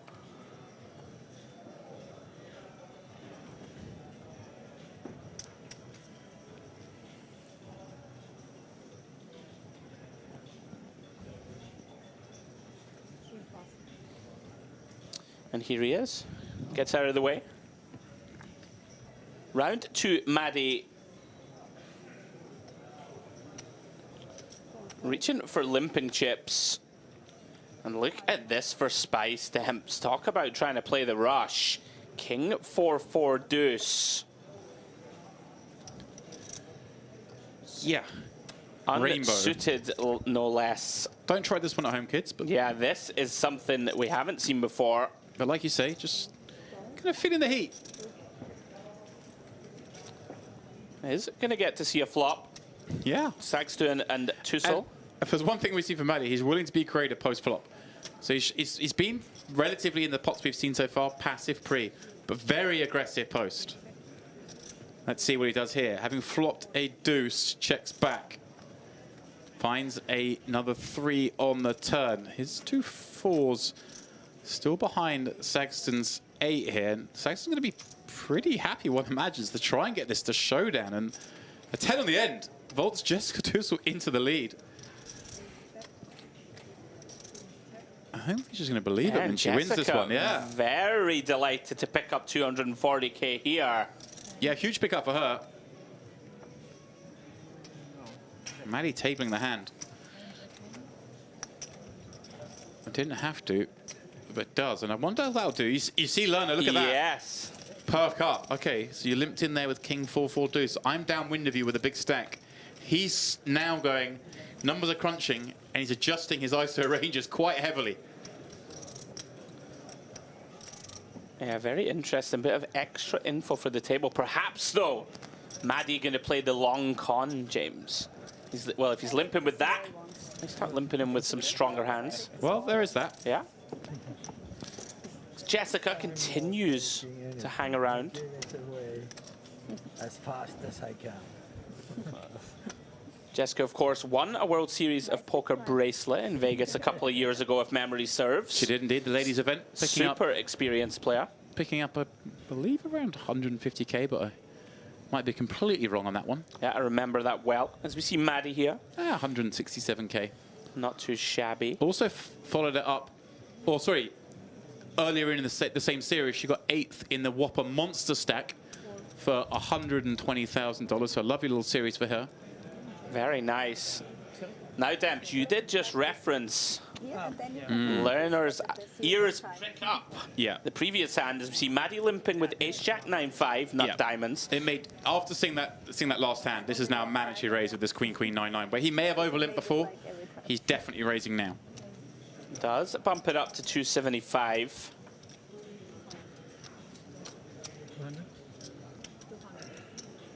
Action round to Tom Bedell. Yeah, this is going to be really nice for him as well when he oh. Yeah, you're right. I think he did try and make it 275. Was told it was 200, but he can make it more. So we'll figure out the raise size exactly in a minute. Tom Bedell with a suited ace, but 3 babies along with it. That's not going to be playable. Now we're going to see the first of what I imagine maybe a few of these kind of skirmishes where these two play an inflated pot with Lerner in position, having the betting lead. Let's see. And this is kind of what Lerner wants. He doesn't mind getting called, of course, when he raises his hands up. He's in position. It looks like 210 is the raise. There we go. We do have a... Oh, wow, what a flop! Set of 9s for Lerner, top 2 for Muddy. I suggest we might see a few of these. Lerner even has the flush draw. This may be it. This may Maddie be may it. be out. And he's leading 400k. Wow. Gonna make it even harder to get away from this one now, Demps. I wonder if Lerner ever thinks about slow playing this. He has 2 queens blocking the straight draws. He has the spade draw. He has the set. I think he just goes front door. That's what I like to see him. Just pump this in. Yeah. Run it against whatever hand that is. Because if it is a draw, like a straight draw or a flush draw, you've got blockers to all of it. Right. So it's in worse shape than it would usually be. But he is just going to lay the trap. Wow. I understand it. You've got a set, you've got the 2 queens, you've got spades.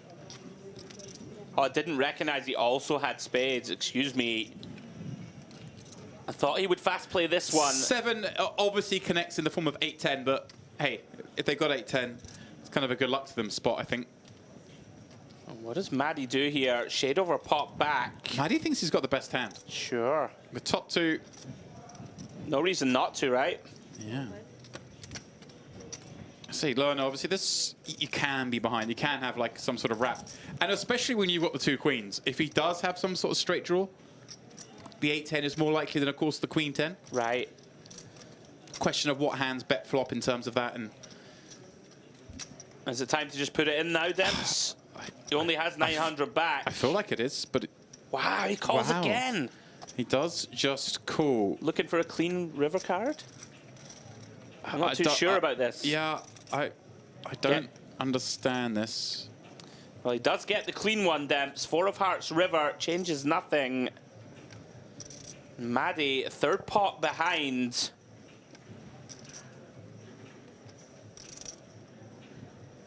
Yeah, I mean, he's just loving life kind of with this top 2. I like to see him check here because I think even they got the top 2, your kind of opponent, when they just call twice, didn't jam turn, doesn't strike that he's got a made hand. Okay. Looks like he's got a draw, and I like to give him a little bit of rope. As it is, he decides just to rip Riverman. Lerner obviously not enjoying it too much for all those reasons I mentioned on the turn. You know, the straight you're likely against here is 10-8. Given he's got the 2 queens, given he's got spades, he kind of blocks the draws you want your opponent to have and unblocks the ones that have got there. But all that said, I mean, we've played this hand slow. We've under-repped. You can see here your opponent's value betting worse. Pretty sick here for Maddie, you know, having not been called yet, James. Yeah, right? He's loving life. And I mean, Lerner getting 4-1 here. Maddie is sure he has the best of it. This is pretty grim. Opponent didn't raise me on the flop, didn't raise me on the turn, hasn't snapped me. The 10-8 naive slow play turn. That's the only hand that could have beat me. But when I haven't been snapped, I know I'm good here with this Jack 9. Or so he thinks. Look at this, Lerner. Oh my goodness, he can't fold, James, surely. The funny thing is, look at this. He seems to me like he's trying to get some sort of physical tell. Look, I saw him looking at his face, looking down at his feet. The legs, sometimes a giveaway. But the tell here, if he picked one up, would be false because Maddie thinks he has the best hand. Is there something to be said here, James, for the fact that Laner blocks those missed draws? That's what I'm saying. Like, right. You block the bluffs and you unblock the nuts, but you've set your stall out against an action player. Oh, no! Oh, he's laid down the best of it! My goodness! Wow! Maddie the Magician somehow takes this pot down, and Laner, when he gets the news, is going to be absolutely devastated, Demps. 3.8 million in that pot. All he had to do was click call, and Maddie somehow gets it done. What a hand. Wow. I can understand why he thinks there's no bluffs, right? I can understand why he thinks he can be beat. Because, look, he's got 2 queens and the queen of spades. So the draws that would have bet the flop are now more likely to be the 10-8 kind of stuff. But all that said, we can't be scared of monsters under the bed. Andrew, we have to, at some point, gamble. And if you are going to fold when that card comes, then just raise it up on the flop. Get your man committed. His opponent can still have, like, the nut spade draw that Smith. Sure. He can still have a worse set. We saw him limping in before the king 4-4 deuce. Why can't he have a set of sevens there? Why can't he have a hand like the jack 9 here? The jack 7 even. There's just too many hands we beat there to still fold. It wasn't even that big a bet, right? Was it third pot all in? Quarter pot. Yeah. I think. Well, yeah. I think it was getting 4 to 1. I think it was third pot getting 4 to 1. Wow. Cannot believe he laid it down. Oh, and he better hope no one's watching the stream, Demps, because that could really mess with your head. Maddie has no idea what he just got away with there. He's praying for a call. So happy, didn't He's praying for a call. And maybe that's why he got the fold, right? He's like the most chilled man in the world. You're looking for a tell, but the tell is a man who's got it, because he has got it. And look at that, 3.7 million chips in that pot if Lerner called. Plus he has bundles behind anyway. I think somewhere in the ream of 2.5 million. He would have had 6 million chips of the 18 million chips in play if he called there. Oh my goodness. A third of the chips in play. Well, as we look to recover from that madness, we see the limp pot here, Bedell, Queen Jack 10-8. Maddie here with the best of it, but Tom has an open-ended straight draw and a flush draw to go along with his pair of queens. Flop goes check, check. Bedell now bets close to pot. He's not getting this one through, Demps. Maddie, open-ended straight draw of his own and top pair. Big river coming. And here we go, Demps. Both players, river 2 pair. And Tom with just under pot behind himself. My goodness, Maddie, talk about riding the wave.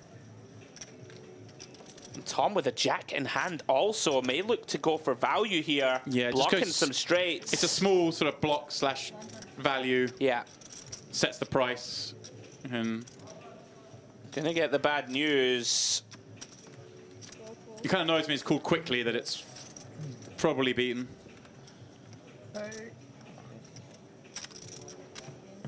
And wow, Maddie now very likely to be the overall tournament chip leader. 4.2 million. 2.5 times, nearly 3 times average chips with only 12 players in the field. Okay, Demps, let's breathe. That was quite the hand. Compelling viewing here, guys. If you are just joining us, 10K PLO final day. 12 players left. $148,000 and some change for the winner.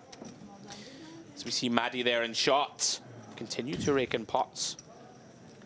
What a hand. My goodness. Tom Bedell on the downswing hard. Yeah. Maddie going fast the other way. Obviously those two and Lerner played that monster pot before on the King Jack 9 board. Lerner should have them all, but made a huge fold a moment ago. Has allowed Maddie to take this monster stack forward.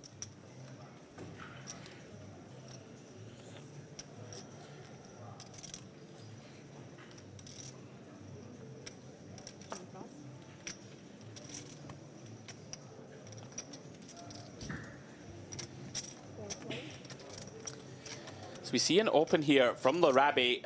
Queen Jack 6-5, double suited.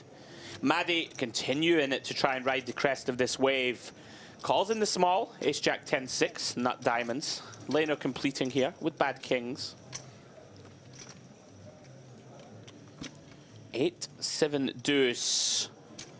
Little bit of something for Maddie. Does have a gut shot.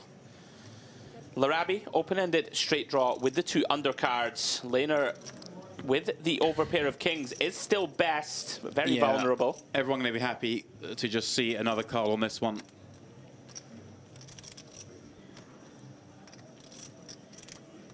Somewhat unappetizing for Larabi, James, that a 9, you know, can really get us into some trouble. Going to be a bunch of 10 Jack out there. He is going to take the free one. Yeah, understandably so. And that card changes things somewhat. Obviously, with him doing the front running, may look to potentially bluff now. Maddie, of course, finding the ace. Laner here. Oh, got the hearts. Okay. Nut flush draw. Now, Larabi, I think, best served to bluff now. Given his hand has such little equity anyway, but he can certainly make some better hands fold and does still have the parachute outs in the form of a 4 or a 9. And also by betting, maybe you liven up the 9. You get the Jack 10s out. Very unlikely to get check raised too, right, on this card? Yeah, but like if you do, so what? Like, Yes, you know, yes, exactly. And you want to make out, maybe fold out as well, some like weak flush draws and things that can't call, that liven up your 4 or 9 as well. There's plenty of good reasons to bet here. Yeah, it does come with half pot. Maddie going nowhere. And Laner now sticky in a tricky spot himself. Well, I guess we just flick it in, right? He just has the direct odds, yeah. Got a call, getting 4 to 1, have the nut flush draw. Yeah, Maddie, nice call with him. Obviously, recognizing his opponent's going to barrel that ace quite a bit, checking, and just trying to catch like a 9 for the nuts, obviously, but also a 10 or a jack to give him aces up. Going to feel pretty comfortable about that. So, Larabi, having bet, gets called by both players. Not what he had in mind. 9 on the end. There it is. Larabi makes the bottom straight. But it's Maddie who binks the nuts. And I actually like this because it's just going to be a check behind a lot. It's going to go check, check a lot, right? So he comes out betting here. And like Larabi is like, really? Did you call me on the turn with like a 9-10 jack or a 9-5-6 or a 6-10-5, 6-10 jack? These kind of hands. Possibly. I don't think he can do much but call here. It's just kind of, if you got it, you got it. Unfortunately for Larabi, Maddie does have it. And look at this. Wow. Over 5 million. He should have been out the door. Right. And he doesn't know that yet. He doesn't know he was beaten in that pot. Yeah, Larabi lands on the river just with a bluff catcher. Feels compelled to flick it in for the price. And Maddie, 5.3 million chips. Closing in on 100 bigs. My goodness, we are now down to 11. Have had an elimination at the outer table. So we are 4 from the money. It's Maddie's world, Demps. My goodness, what a run. Really is.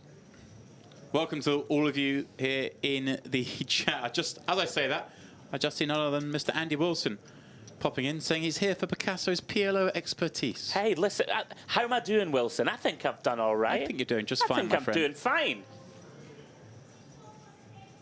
The Chronic saying, great quality stream, guys, enjoying it, but wanted to ask what it has to do with Dust of Dawn. Well, you know, this is the Mediterranean Poker Party, sponsored by Lux on Pay. We all know there's a close connection between the powers that be at Lux on Pay, powers that be at DTD Live, former tours of that ilk, all coming together, but ultimately, it's one family. Sure. Natural to stream on the DTD player. This is the same team behind Dust of Dawn, bringing you the Mediterranean Poker Party. Yeah, interesting spot here, Demps. Jessica, working with 11 bigs, decides to mix a limp in here from the gun. Ace-9 of diamonds, 6-7 of clubs. Content to try and navigate her way here with the limp. It's one of those, you can raise here and you can limp here, pardon me, and call a raise. You really don't want to raise and have to get it in, Get it in, yeah. It's terrible for you. And also, you know, there's a lot of action going on in this player, but Maddie in the big blind, unlikely to fall to a raise anyway. You're going to have to play post against him. Hey, limp in. Just deepen the stacks a little bit. As we see... Oh, pardon me, I misconstrued where the blinds are. Of course. but still, going multi-way.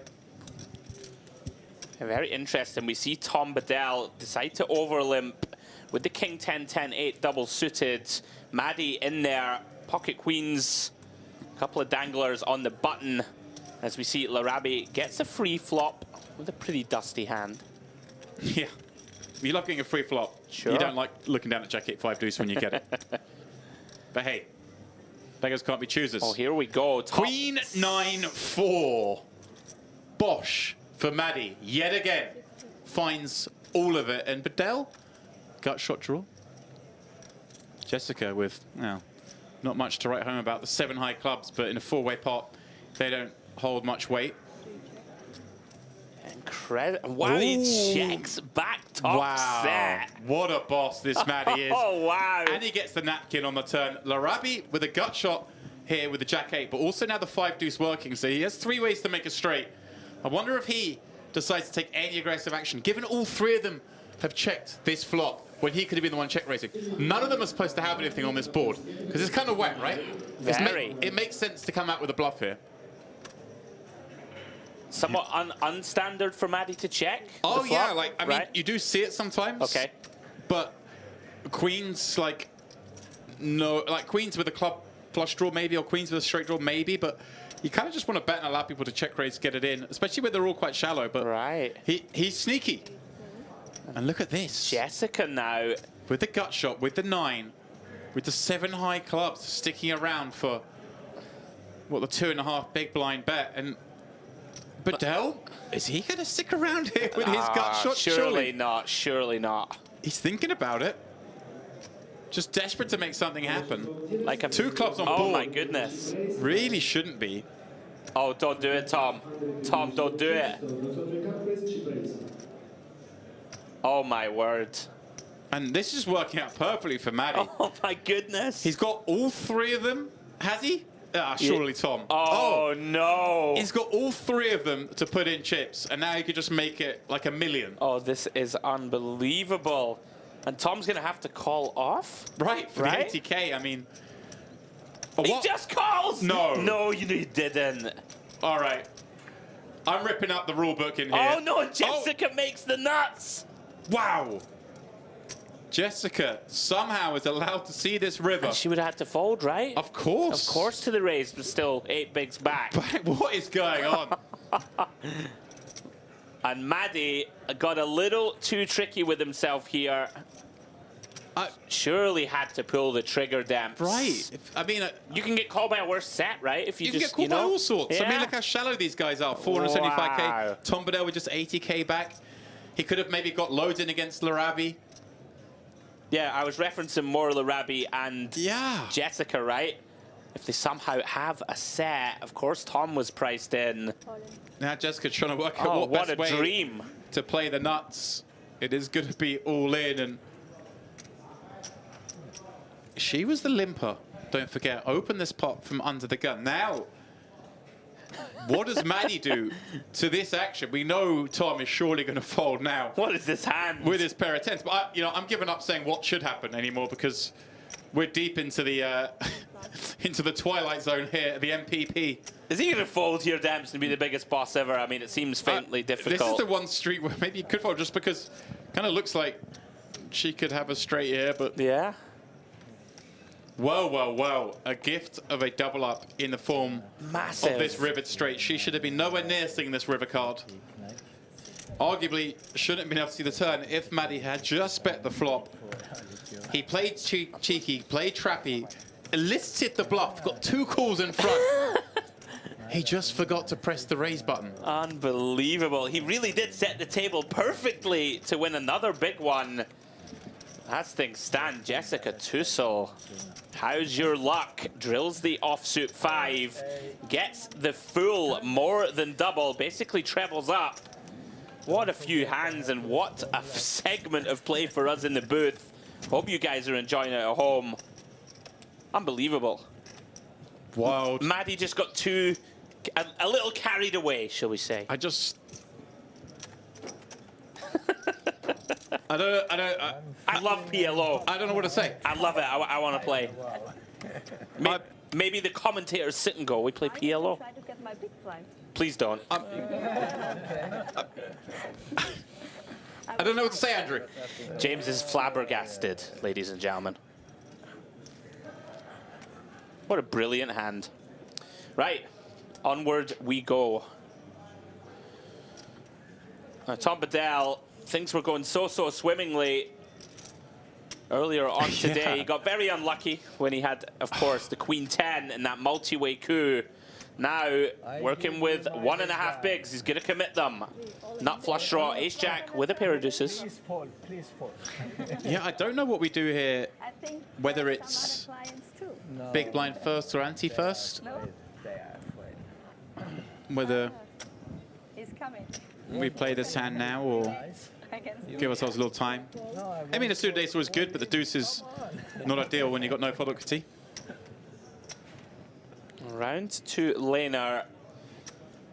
Of course, was in that insane pot earlier with Maddie. King, Jack, Jack, 6 here. Yeah, he should have all those chips. He should be on 6 million. It's insane. Jessica now, of course, gets let in once more. In fact, I never do this in a live stream. But if you are just tuning in now, you don't know what we're talking about, go back to hand number 55. Normally I would say save it for the break and watch this hand, but no. This hand doesn't matter. Stop watching. Roll back to hand 55 and watch that hand play out. That was crazy. It gave Maddie all these chips. Lerner should have all of them. As it is, Maddie has 3 times the average, despite just doubling up Jessica. And we are deep into the weeds. Really, really are. As we see action check round to Lehner. Going to look for a little protection here for his pocket jacks. It's always nice to have almost exactly this kind of hand. Everyone knows you're not really bluffing because you've got to table it, but also your hand does need protection. No. And Tom will see it's bad shape. Just an ace or a deuce. I fold the flush draw. Will survive 22% of the time. Pocket deuces and 22%.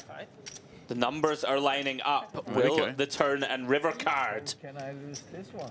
Straight I have as well. 2 straights. Deuce, 3. Yeah, does have backdoors to Broadway and the wheel. Everything. Deuce and then 1 other check. I flop a deuce.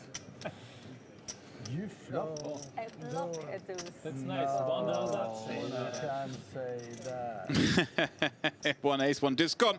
4 on the turn. But Lerner does pick up hearts. The 3 of hearts, not an out. 3s, deuces, aces. No. Just on the heart. I feel that has to be mine. Almost though. Look at it. 7 of spades on the river. Not to be for Tom. Out in 11th. Manu had a lot of the chips. Born to lose, I'm leaving. He's off. Very unlucky, of course. Flopped the nuts in that big pot. Faced a bet on the flop and a bet on the turn. A lot of the time, he wins that monster pot. And he's the big chip leader. But such is poker and such is especially PLO. The chips went to this man. And he's the one who finishes off Tom Axel Bedell, who I have to say, embraced Antigo. He's a character. I gotta say, mate, you gave him the big billing and he did not disappoint. What a fantastically lovable character. GG, Tom. We hope to see you in some of the events through the rest of the week. And with that, Demps, we're down to 10. 2 tables of 5 remain in the hunt for the 10K PLO title. And it's going to take something special to stop this man. Maddie has been on a tear. 10, 7, 6, 3. Never like to comment on what people are likely to do, Demps.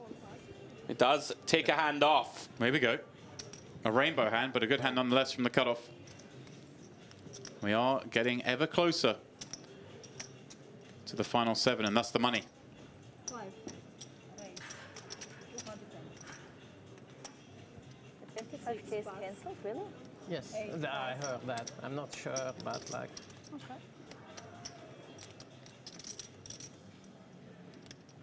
Okay. Wasn't enough players shown up. Yeah, it's very hard to compare to the 2K. It's a very Got the raise through. All right. Maybe things, we will see like a calm down in the action as we get nearer the money now. Just 10 remain. 2 tables of 5. We will, at some point, get to 2 tables of 4. And then, Andrew, 1 table of 7. Everyone will be guaranteed 24K. But for now, some sweaty poker to be had. I mean, things have to calm down, right? That's like the most ballistic 30 minutes of poker I think I've ever sat through. I did it for tomorrow. Carnage. Both. We are loving it. Hope you guys at home are loving it too. Plenty more to come through the week. 7 days of streaming non-stop here from Cyprus at the Mediterranean Poker Party coming your way. First year, which I'm skipping. And also the COVID year was... We've got a new arrival, Demps, right? Coming into the booth for the rest of the week. We do. Mr. J. Harwood landed today. He will be joining us tomorrow onwards. So we see the action fold to Larabi. Beautiful looking Queen Jack 10-8, double suited from the cutoff. Makes it 125 to go. And Jessica with a big hand of her own on the button. Yeah, this is where the fact that we're 3 away from the money and the action is still fast and furious, I think we'll see her lean towards just calling rather than potentially 3-betting this hand. But let's see. I think she would normally want to just punish a perceived light open here.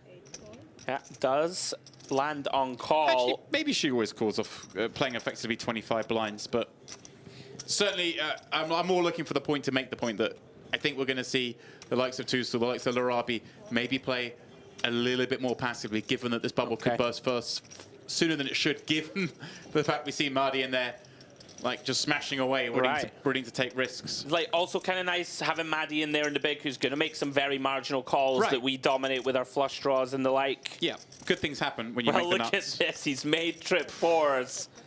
Oh my days. And Larabi has flopped a queen. Obviously just the Jack 10-8 kicker. So much nicer if you somehow had the ace or king kicker, but he may feel like it's worth stabbing here, although checking back also seems fine. You're only really worried about an ace or a king, and that's not much the deck. Right. Jessica with a complete whiff here, James. Yeah, it's not her board. It's going to be very difficult here to do anything but check. Does take a free one. Is the 7 of clubs. Well, look at this. Maddie picks up the flush draw to go with his trip 4s and see. And he comes out betting here. Larabi, I mean, all he's seen is Maddie smashing away in all these pots, right? He has gone very small, James, which will, you know, incentivize Larabi to be a little more comfortable continuing. Yeah, I love small here, given he's got so much of the deck here. With nut clubs, with second nut clubs as well, importantly. Like, this isn't fun for Larabi, but we're definitely calling one, right, for this size. If you're sitting there watching Maddie kind of play every hand... versus this player. He does get away. Yeah, I mean... Normally I'd fold, but I'm just seeing this guy play every hand. I don't know. Yeah, did think to myself that he may feel he is compelled to call against quarter pot against this customer.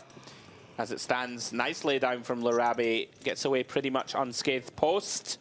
Diegler, Andy, in the chat, asking about the payouts. Why don't you run us through the payouts? I certainly will. We are paying 7 players, 10 remain. Min cash, $24,000, so 2.4x min cash, not insubstantial. 6th place, we taken home shade over 31K, $41,000 for 5th. Up to the bigger money, $55,000 for 4th place, 74.4K for 3rd. Shade over $105,000 for our runner-up, and 1st place will take home $148,800, James. There we go, 15 buy-ins up top, 2.5 buy-ins for 7th. Larabi, nice looking hand, albeit suited the wrong way. Maddie, a suited ace-king of his own. You know, he likes playing hands. This one. He is box office, Stems. Yeah. I'm loving it. So much fun for us to commentate on. I still can't get over... Oh, the laner fold. The laner fold. My days. Yeah. Yeah, we'll be talking about that one for a while as we see laner here completing in the big. Ace Queen 6-3 does have nut diamonds working for him. 7-8-5 with 2 spades. Open ender for Larabi. No spade in hand though. Maddie here, bottom pair only. incredibly, is 33% to win. Very likely that this one checks through. Larabi here definitely does not want to bet and get raised. Does take the free one as we would expect. Turn is a 4, and it's a straight for Lena with the 3-6. Yeah, interesting here, of course, Andrew. Here, he's got the 7 high straight. Yeah. So a 6 with an 8, a 6 with a 7, a 6 with a 5, a 6 with a 4 would all be ahead of him still. So hence, he still has to show a lot of caution. Absolutely. Larabi looking for a 6 or a jack to make the best hand. Doesn't do it. Maddie with a very quick check river, of course. Lena, now, do we seek a little bit of blocky value, Demps? Or is this a hand? Again, I just think... You just check here, there's like, in case someone's bolted up or has one of those stronger straights. Yeah, you're betting here, you're just hoping an 8 cry calls and an 8 might just fold anyway. Right. Because so many straights available, but... he is going to go for it. See, I'm a PLO genius, mate. Easy this game. Does go for the very small size, as we expect. Yeah, maybe just hoping he gets a crying call from Maddie more than Larabi. I think so. As it stands, small pot goes the way of the Austrian. I might be a PLO reg now. Not gonna lie. Easy this game. Right? So they say. Very much enjoying it. 10K PLO High Roller, day 2 coverage. We are 3 eliminations away from the FT.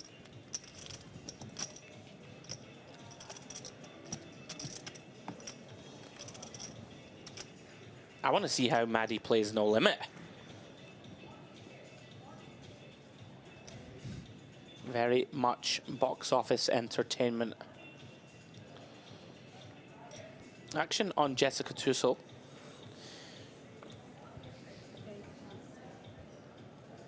Sags to him been very quiet, right, for quite some time. Really has not been able to get involved. Yeah, just kind of handcuffed a little bit. Obviously, at this point, almost all his equity is lying and getting into the money. But it's still, although only 3 bats outs away, it's still so far to go. You've got to lose 30% of the field. Well, here we go, Kings v Kings. See what happens. Maddie limping in. His with the suit in spades versus Lerner's suit in clubs. Lerner, understandably, just keeping the pot small, out of position against the guy covers. As I just mentioned, not far from the money. And probably wants to deepen things anyway. Both players looking for a king that, of course, no longer exists. Well, Lerner flipping a gutter to Broadway. Both players with a backdoor flush draw. Larabi, well, a 6 and live kickers, little does he know it. Yeah, very likely to check through. And there's the kicker for Maddie, actually. His kings making 6s and 4s. Oh, my goodness. Does open up a flush draw, Demps, for Larabi. A very middling one, of course. Yeah, I wonder, having seen it go check, check, whether he ever decides to try and bluff here. Doesn't. That's worried that he might get called by some better diamonds and be in really bad shape. Pretty clear bet now for Maddie, but he's had some clear bets up until now that he hasn't taken, so he does take this one. What does Lehner do now against an opponent that we know is very splashy? No. You know, can just have anything. He can, but I wouldn't be shocked, Demps, to see it continue. I know it seems faintly unlikely in a normal I hear what you're sort saying. of setup. You're suggesting that he's thinking, hey, look, if Maddie would have bet an ace on this flop, he's checked back, so now my kings could be good, and yeah, it does fold. I'm up against some sort of draw, but it's just so hard to know which cards you're still best on the river, so yeah, does let it go. And Larabi just too weak a hand here, one would imagine. Oh, small bet, but 3.5 to 1, but just 10 high diamonds and 1 pair 6s. Again, don't really know what the good cards are. Out of position against a tricky opponent in Maddie, but he is going to stick around. Yeah. It's fascinating trying to dissect these players, trying to stop Maddie. Yeah, and here we go. Just checks. Maddie will just check this one back and be happy to take it down. I did wonder if Larabi would consider something with that 7 in hand, but does quickly check. Yeah, it's an option. Yeah. I think he was playing fit or fold there, Larabi. Thought maybe I could catch a flush or catch a second pair might be good. Yep. As Maddie continues to dominate.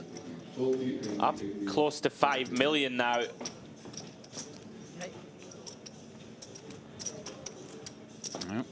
Blinds are going up. 40k, 80k. Maddie smashing out in front on this table here with 5 million in chips. What a different story it could have been. Stefan Lerner, second in chips on this table, but was so close to having it all. Sondra Saxton, he is the shortest here by a long way, just 430,000 chips in his sack, equating to just 5 blinds at this new level. We are still 10-handed. 2 tables of 5. We need to get down to 1 table of 7. That not all people at the same time in the restaurant.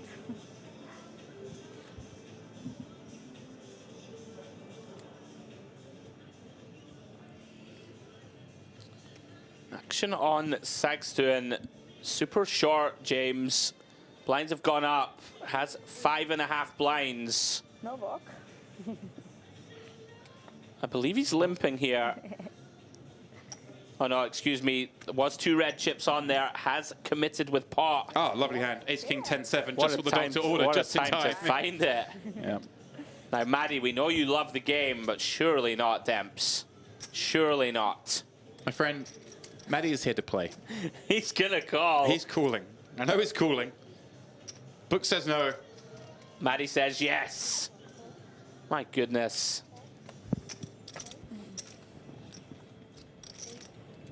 All right, Saxton finds himself in pretty good shape. He does, but I mean, you see the equities. Obviously, Maddie, no one else played behind. He gets to play this one heads up. He's in a good spot too.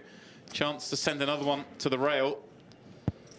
And Jack 10-9 board is all Saxton.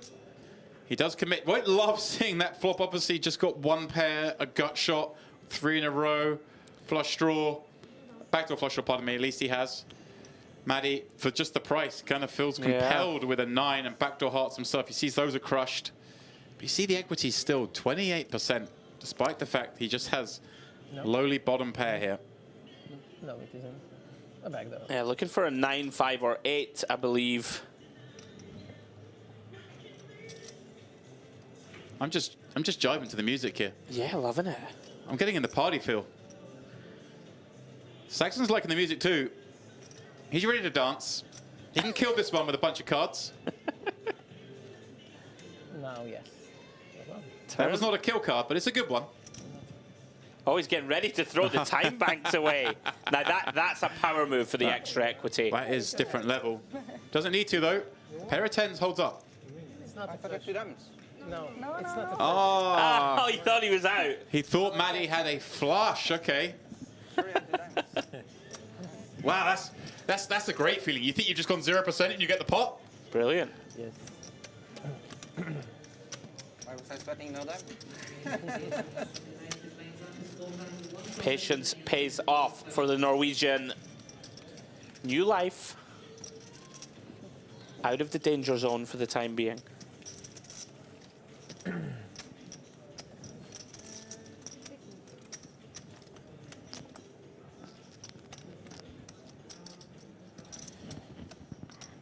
Is of course in the big blind. 160k of those newly found chips going right back into the middle.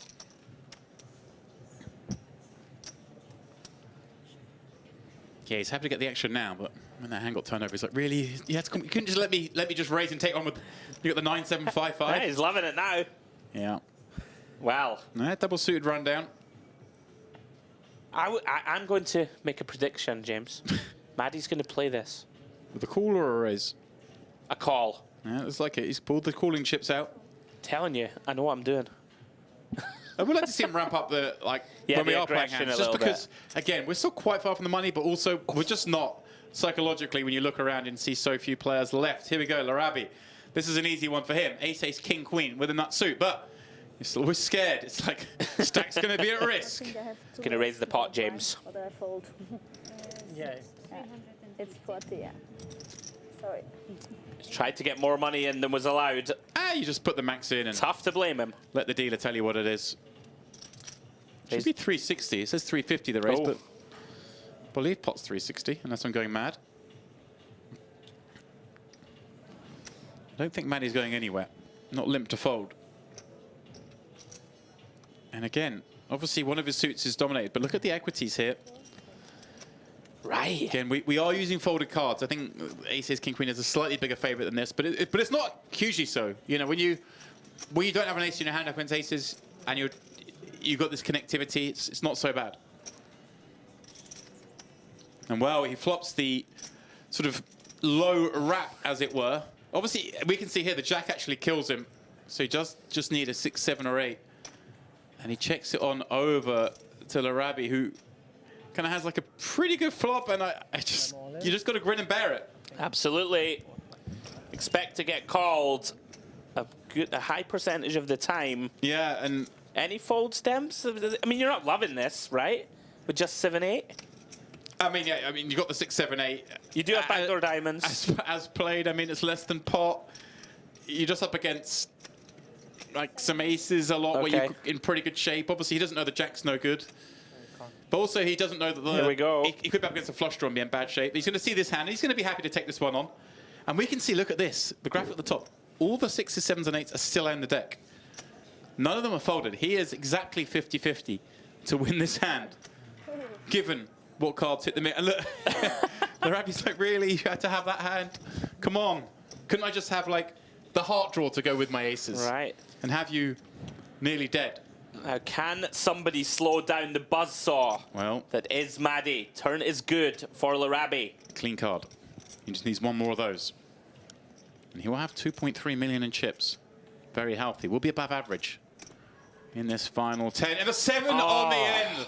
Maddie makes it. The bottom rack coming in, sending another one to the rail. Larabi out in 10th. Good luck, guys. Thank you. Wow. GG Larabi, unlucky sir, busts in 10th.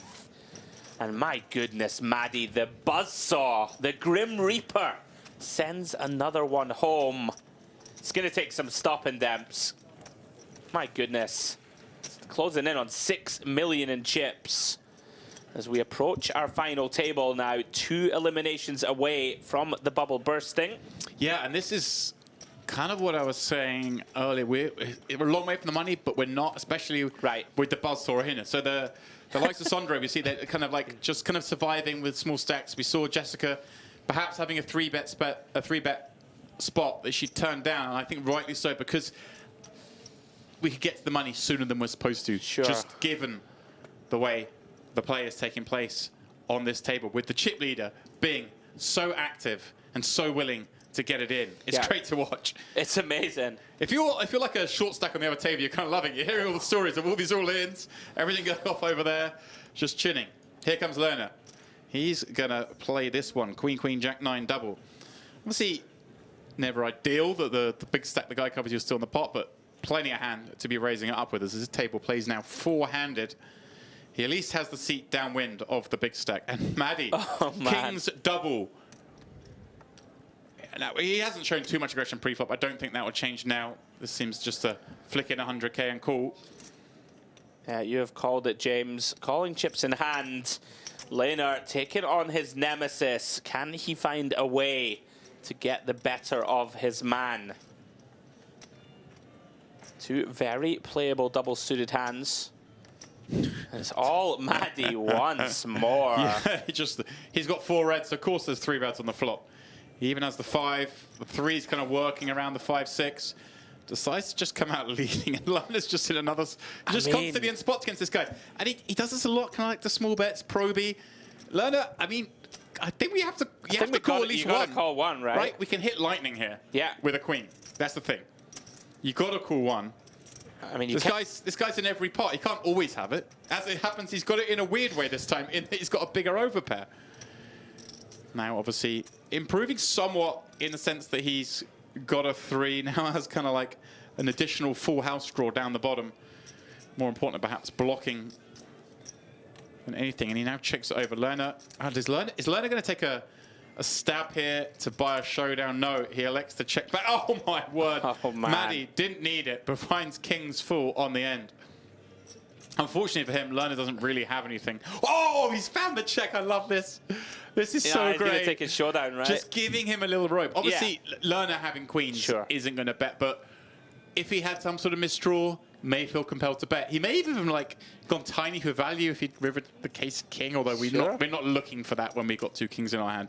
But I like the check because Lerner is going to have some bluffs, and he's going to have some value that check back turn, not going to swell the pot, reopens the action on the river, then faces the check raise and has to like puke. Like aces, right? Something like this. Aces, maybe unlikely trips, maybe even a straight that just checked back because it was scared of getting raised on the turn. Well. But more importantly, there are a lot of bluffs, like missed heart draws that might want to stab there. So I really like the check.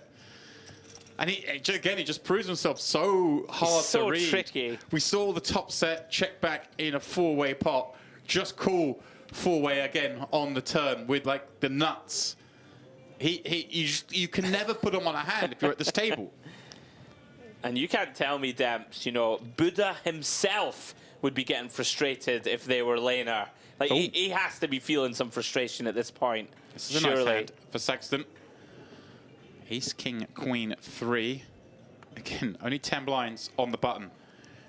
This feels like, again, you want a suit, but beggars can't be choosers. The 3 biggest cards in the deck is going to raise it up. Interesting on the 200 rather than just full potting it. I guess Manny's never folding anyway. Going a size that makes the big blind fold a lot, but also leaves you some playability. Post flop kind of makes sense. 2.5 blinds does just that here. Lerner out of there with the Jack 9-7 deuce. And our man Maddie at it again. And you see the equities once again. Although the Queen 8-8-6 is hard to play post. Well, he's found bottom 2, but Saxton's found top 2. Is this where the Maddie Sun Run ends? Saxton's so desperate to get these chips in. Has the Ace of Clubs blocker as well, of course. Not that that really matters when we're this shallow. Hopefully he goes kind of small here. He's gone 250. Kind of asking a question of Maddie if Maddie's got anything. If Maddie's got an ace, kind of hard for him to fold. If he's got clubs, hard for him to fold. One assumes, although you never assume with Maddie in here, that it's going to come with a raise. No, he does just call. I gotta tell you, Demps, B40 is back. He's going for the B40, B40 turn all in. Well, improves to top 3 pair. Obviously, Jack 10 gets there, but he's not going to be worried about that. He just grabs the all-in button from the dealer. It's one way to do it. Pretty grim card, actually, for Maddie now, facing the second bet. Andrew, the way this one's played out, I mean, you have bottom 2. Feels like your opponent has no bluffs here to me, James. I'm not, you know, the greatest at this game, but he does flick it in. I'm here. I think he just kind of has to call, given maybe there's some flush draws in there. Maybe there's some just even still some like ace-X with clubs. Okay. But the king is Jack. Yeah, and the king is just a terrible card, though, because obviously a lot of the one-pair aces that have bet the flop are ace-king that have raised up on the button off that shallow stack.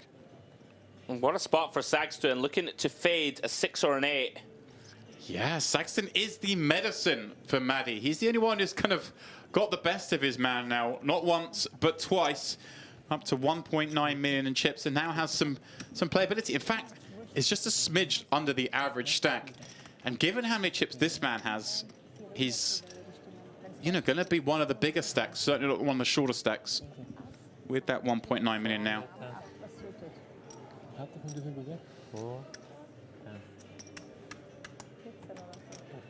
Crazy action continues here at the Mediterranean Poker Party. Can barely catch our breath here in the booth for this, the PLO High Roller. It's been a treat. Really, really has. I know, obviously, a lot of you out there watching will be predominantly Hold'em fans, but if you are giving PLO a little go today with us, then you are getting a treat because it's breathless. It's much more fun than Hold'em. I don't know what I've been doing for the last 20 years. This is supposed to be this stage of a PLO tournament with 2.4 buy-ins for 7th. This is supposed to be painfully boring and slow. It's supposed to be watching paint dry. Everyone folding. Yeah. That's what it's supposed to be. Saxton now, fresh off that double, James. You're supposed to have players with aces who don't want to play a hand. That's the situation this close to the money when the min cash is 2.5 buy-ins. But that is not the situation here at the MPP. We are parting hard in the PLO streets. Maddie, you folded. Wow. 10-7-6-4. Medic! You can make loads of straights. Hey, take a hand off. And Sexton winning another. I believe that's the first raise and take in about 3 days of this tournament. May well be. Sexton now, feeling it. Feeling that momentum. Perfect time for it. I've seen that with lots of players today. They've been on the ventilator and all of a sudden skyrocketed. Yep. So 9 left. The pace of play rapid, James. Is that Yeah. Is that also non-typical? I would say, I was about to say, obviously, I'm pretty sure we're not hand for hand. I don't see any pausing going on. We're 2 away from the money. This table's playing 4-handed. The other table playing 5-handed. They're already at inherent advantage. I don't know for sure, but I guarantee, I'd bet anything that they're doing quite a bit of tanking, slowing down, making sure not to play too many hands. Whereas this table is just playing at lightning pace. Now, having said all that, the other table might actually be playing more hands purely because so many of these hands are going multiple streets, lots of betting, all that thing kind of going on. Great point. But if I were these players, like, let's see Ludo here. Let's be tanking here. Yeah, he should be burning some time until we go hand for hand. This should almost be the point that the players get so egregious with the tanking here that the floor just steps in and goes, right, we're going hand for hand now. I've had enough of this. Oh, Lena, King 10-9-6 decides it's good enough from the button.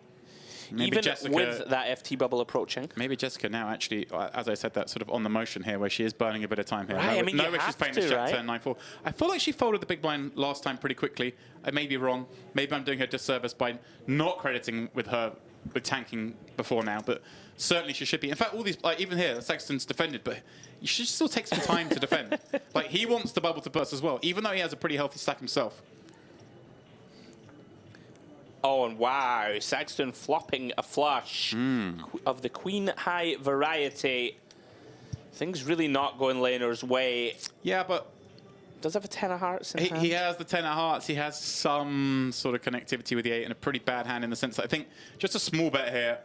Sexton just has so many hands that can't call a bet. Okay. So you can go really small here. 100k realm? Yeah, like call a pot seems fine, 120. And again, like I mean, you just got no X for yourself, so if you run into it, so at least going even smaller. I like Very this. sharp, yeah. I like it a lot. And Sexton, of course, with the flush. Nothing but call here. No reason to ever raise this, and you don't even want to be in a position where you can potentially get all the chips in with the third flush. Sure. This close to the money, so calls, and like a really bad card for Lona to see in that, you know, Sexton could be in here with all a bunch of flushes and also potentially some AX that's stuck around, maybe even a boat at this point. So really not a great card for him to follow up on, and does just slow it down. Nice card for Sexton to see with all that in mind because, hey, look, he's got a queen. He blocks potentially some boats. It's thin that there could be a boat out there, but it's not impossible. Is this a block of our own? Maybe. Demps? Yeah, looks like he's going that way. I think against, like, super, like, tough opponents, and if Lona here had the big stack, maybe you just still play it as a check because you just don't want to get raised. But yeah. I think these guys are going to play a lot honest against each other because they've got the action, man. You're not looking to battle hard against each other when Maddie's in there, who will give you a spin. Now, you might not like it at the end when the river's dealt, but he will give you a spin. Yeah, it does feel as if, you know, don't want to do a disservice to Lena. Did have that critical part where he landed on the wrong decision, but there was some logic to it. There is a lot of logic to it. And he's played pretty great. And, you know, it's that one hand that's really defined his position at the moment. But in fairness to him, he hadn't seen the hands that we'd seen leading up to that. Right. That Maddie had been playing. So, you know, Lena won the big pot where he flops the set of kings and a flush draw. Maddie was like betting away, and then followed the river. He doesn't know Maddie was just like blasting there. That's the thing. We know that, but he doesn't. So you can understand why maybe he got away. He might have thought, oh, Maddie just flopped the nuts. Right. We know he's just barreling, and that's the kind of guy he is. Round 2 Sagstuen is going to complete here. Fairly weak holding. Yeah, pretty grim, but... Takes the price. And Maddie hasn't been crazy aggressive pre. Yeah, hasn't isolated a lot at all. This would be a nice spot to just pot it. Yeah. Let's check. Flops best. King Jack Deuce. Maddie second pair. Sagstuen with a whole load of nothing. Wow, and he's going to stab though, Demps. Going to turn his hand into a bluff. Just try and I don't know, try and get Maddie to fold something. Yeah. But we are holding a lot of the cards we would like Maddie to have. Yeah, he does have some playability on turns in that he's got clubs and 7, 8, 9 Jack is something. But Maddie making a nice call here with that second pair. That's just too much hand to fold for one blind. And he has a queen as well, which fits nicely on this. But Swiffy checks back. I like that. Saxton not throwing good off the bat. Yeah, is going to wave the white flag. He thought about it for a minute there because he can now sort of make a king or a jack fold, and yeah, kind of he can have still some hands that would play that way. Because like honestly, everything bar the nuts in his seat is like scared to bet the turn there. Yeah.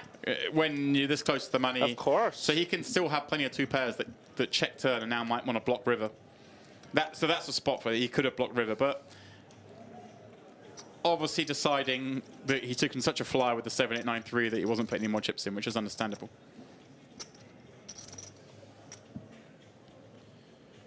And who knows, it might not work. Maddie might have just said, screw you, I've got a jack pal. Don't believe you.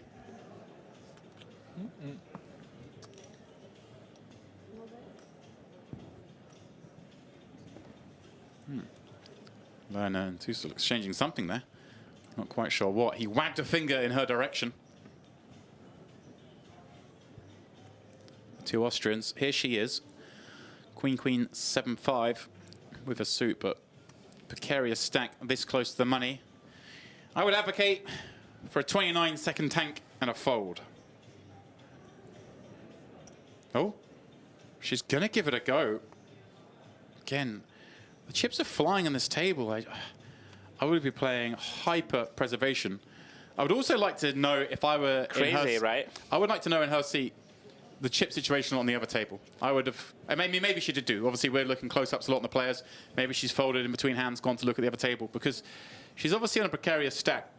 But there may be some ultra short stacks on the other table, or everyone might have near average, and therefore she feels like she has to sort of move the needle herself. But I'm surprised to see her in this. For chips, sure. Yeah, definitely seems of the thin variety with the situation at hand. That being said, she has raised. Laner defending ace king 4 deuce, flopping best. King 9-6. Laner vaults into the lead. Yeah, and Tussle with kind of a hand that really wants to get to showdown or at least to the turn with that gut shot. Yeah. Doesn't really rate to want to bet. Yeah, nicely done. Does have backdoor clubs as well, James. Turn an irrelevant 6 of hearts. There were a fair amount of decent cards for there. Obviously, a 3 or 4 would give her additional straight outs. The 8 would give her a straight. Queen would be a really disguised power hand. And just rates that she just has the best hand still a lot on this board, even in PLO. Nicolena now just wants to find a bet. He does. And nice. I think he can feel pretty confident he's got the best hand. I don't think she checks back better on the flop, bar some traps. But the traps are going to be really strong. Like I said, a kings, and he has a king, so nice bet. Puts her under a lot of pressure here. It feels in her shoes like, I've kind of raised slightly light, flopped kind of medium, check back, and now I've just given my opponent license to bet. It seems like I'd be impressed if she finds a call. I do like this call. I do like that she's put up a little bit of a fight. Obviously, we can see not the time to do it. And kind of an ugly card, albeit she holds 7-5, blocking some of the straight draws. Those are likely candidate bluffs on this rainbow turn. A big moment developing for Jessica. She does get to see showdown. Yeah, she's just hoping she obviously just hoping up against a flyer, but it was value on the turn. Gets the bad news. I like that. I mean, I think I just fold pre, but... Right. I do actually like the turn call. I mean, unless Leonard's the guy is just going to blast loads on the river. But I don't think he is. From what we've seen, he seems a little bit more cautious. So he may have, like, stabbed bluffs on the turn and not really followed up.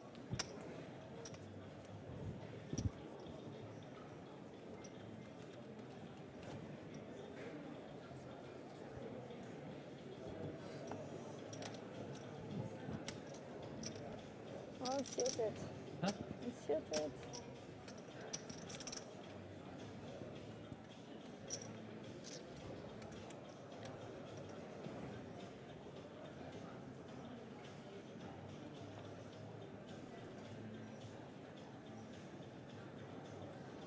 Sangston, he's under the gun. This one, surely not going to be played.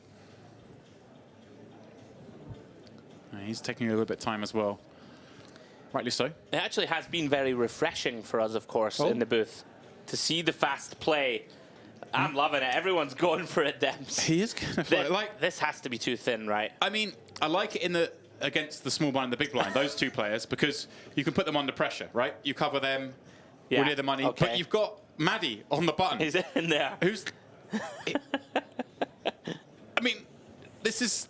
Probably the worst hand ever, right? This is like worse than a blind hand, but he's just going to be in there and make your life so difficult. Jessica now compelled to call. Yeah, it kind of is, but again, like you could just make the argument for folding because Maddie might just knock out. I don't know. It's the theory's out the window. I need to know the chips of the players on the other table to be sure. Queen Jack 4. Saxton is best. Can't know it, of course. Yeah, top pair and some weak kickers. I like this. I like just betting this because, hey, like I've got top pair. I block strong hands. I don't like my hand. It's really hard to win at showdown. Right. I'm just going to bet this here once and be done with it. Maddie surely won't continue three-way, but if he does, he probably ends up winning the pot. Oh my goodness. This is so much fun. He can't do it, surely. We keep saying he can't do stuff. Oh no. And he finds a way. He flicks in the call. Jessica will surely make way. She only has 555k back. She's got a pair and a gut shot. She's thinking, hey, look, this might be my shot to building a stack. Thinking about taking one off for the 200k, but chip preservation, this close to the money, has to be the priority. Saxton hating life. Right, now let's see if Maddie... Like, Saxton just has to shut down. Well, let's pick up a gut shot draw. He has to check, surely. Has to.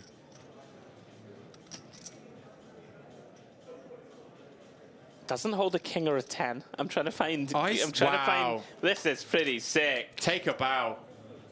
Take a bow, Saxton. Just recognizes that Maddie's in here so light. He knows he can't check call. So he just follows up with like another block bluff.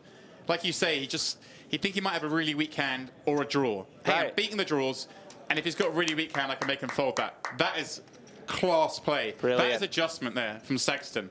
He's seen enough now from Maddie. He knows exactly what he's doing here. That small bet, incredible stuff. That is really, really top level. And James, information coming to us from the outer table. We are now on the stone bubble. We are hand for hand. All right. 8 players left. So 1 elimination away from this 10K PLO final table. What a sensational watch so far. Big mix of crazy hands, strong play, beautifully executed hand there from Sangston. Credit to him. I think most players there, James, end up checking and potentially losing that pot. Yeah, that was the thing. But he recognized Maddie is in there too wide. So wide. Thought, hey, like my queen might still be good. Kind of a weird mergey bet, but it worked. Got Maddie to fold, and see Sondra Saxton now with 37 blinds, really clear of the other two. So again, I'm saying Maddie's not fighting too much against him. He does get to play a few more hands now because he can really pressure the other two. But he does still, like I say, keep saying, he has to deal with Maddie in position. So maybe he gets to play all his buttons now with that stack size because he can go after Lerner in the big. Again, we're unaware of the chip stacks on the outer table.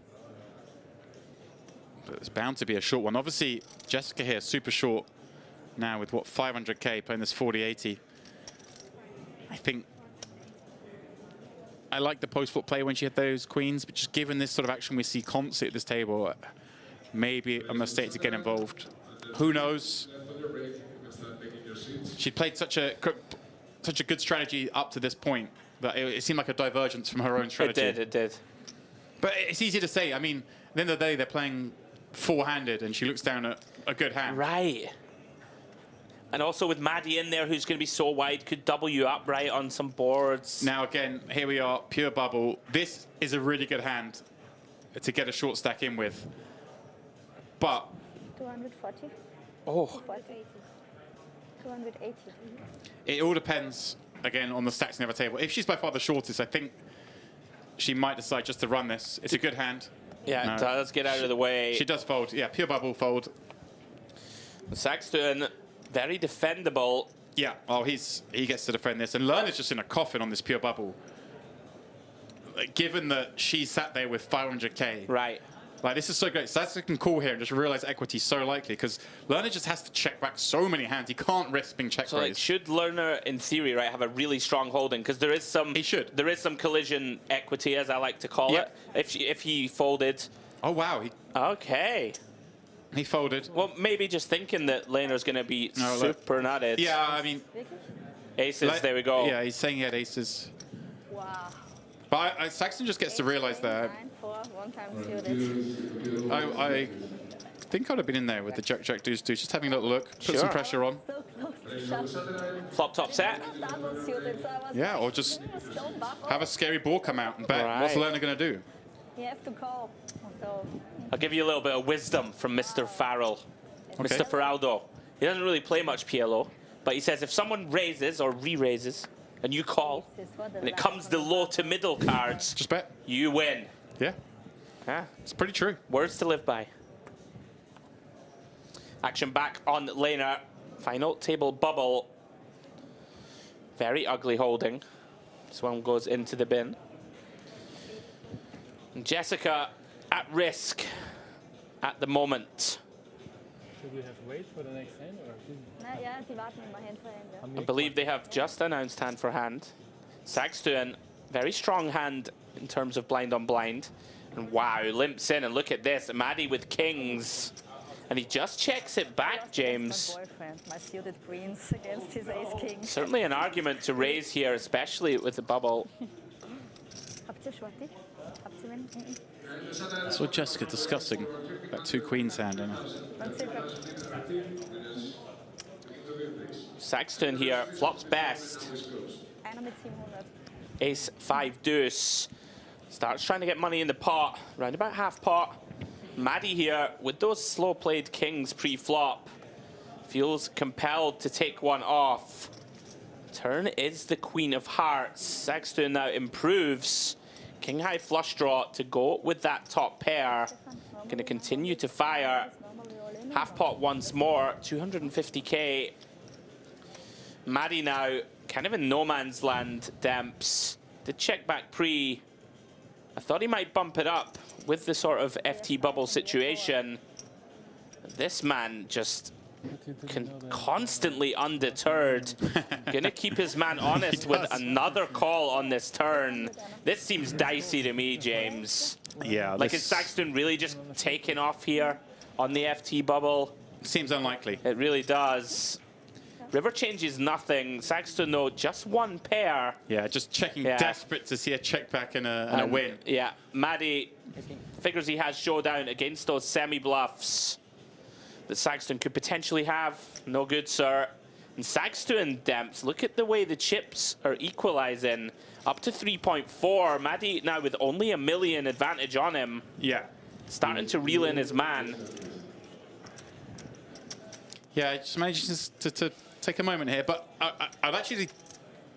I don't mind him playing all the hands as long as he just ramps up the aggression at this point. That's the thing. Like, should he ISO there pre King 9-8 against why the small not? blind limp? Why like, not just limp? Feels like he should. I feel like we can ISO. It's actually also, Saxton's almost got so many chips now that the ISOs are less effective. Okay.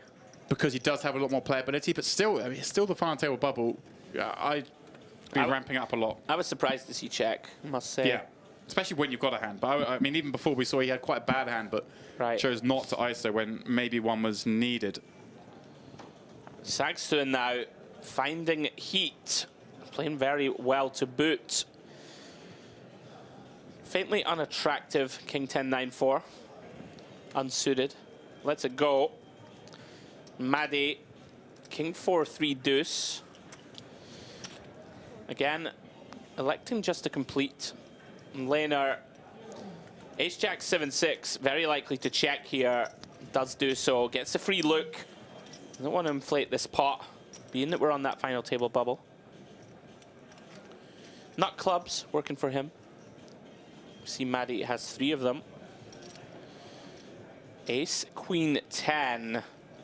Lehner way the best of it here, 90% favorite. Very interesting. Does decide to check. A little bit of pot control. 10 pairs the board on the turn. Yeah, Lehner, exactly that.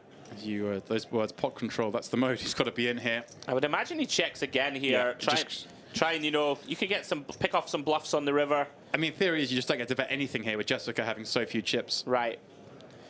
What about on the river Demps? Do we go for a little bit of value? Maybe against Maddie, because if we don't think he's going to be capable enough of like coming up with a good check raise strategy on the river and all that. But obviously theory would be still no. But he might just try and get a crying bear out of Maddie, given all he's seen. But yeah, checking back is obviously the norm. Yeah. Some of those asking in the chat, when are we in the money? It is at the final table of 7. So we are pure bubble. We are hand for hand. Scary stuff if you're at the table.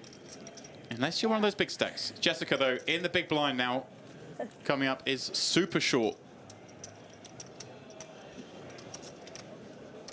It really has been a fascinating couple of hours for us on stream. Hope you guys at home are enjoying it.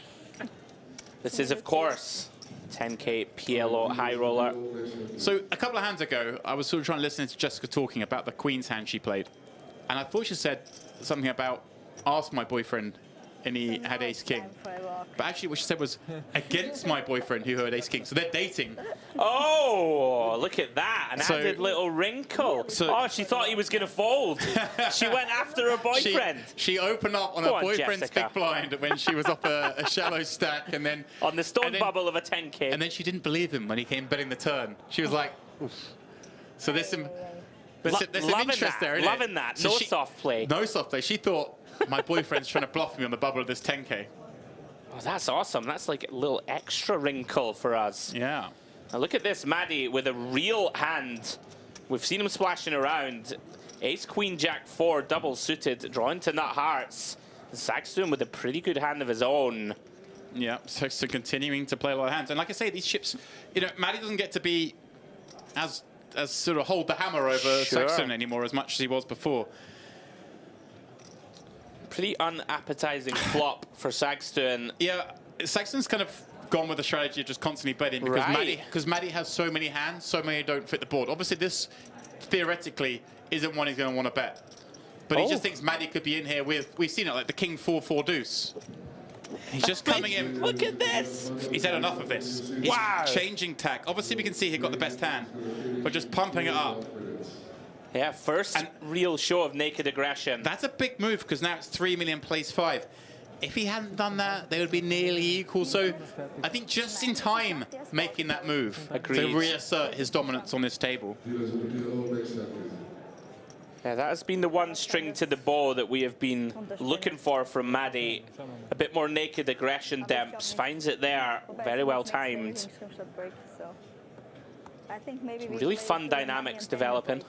Because they make now next level instead of break. Makes sense. They remove 2 minutes per hand, right? Yeah. So that means we should have the break now. So.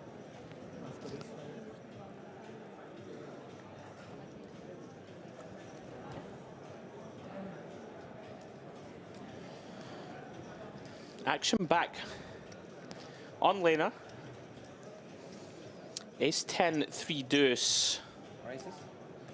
Pretty weak holding, I would suggest, on the FT bubble. Yeah, this has just got to be a fold. I think so.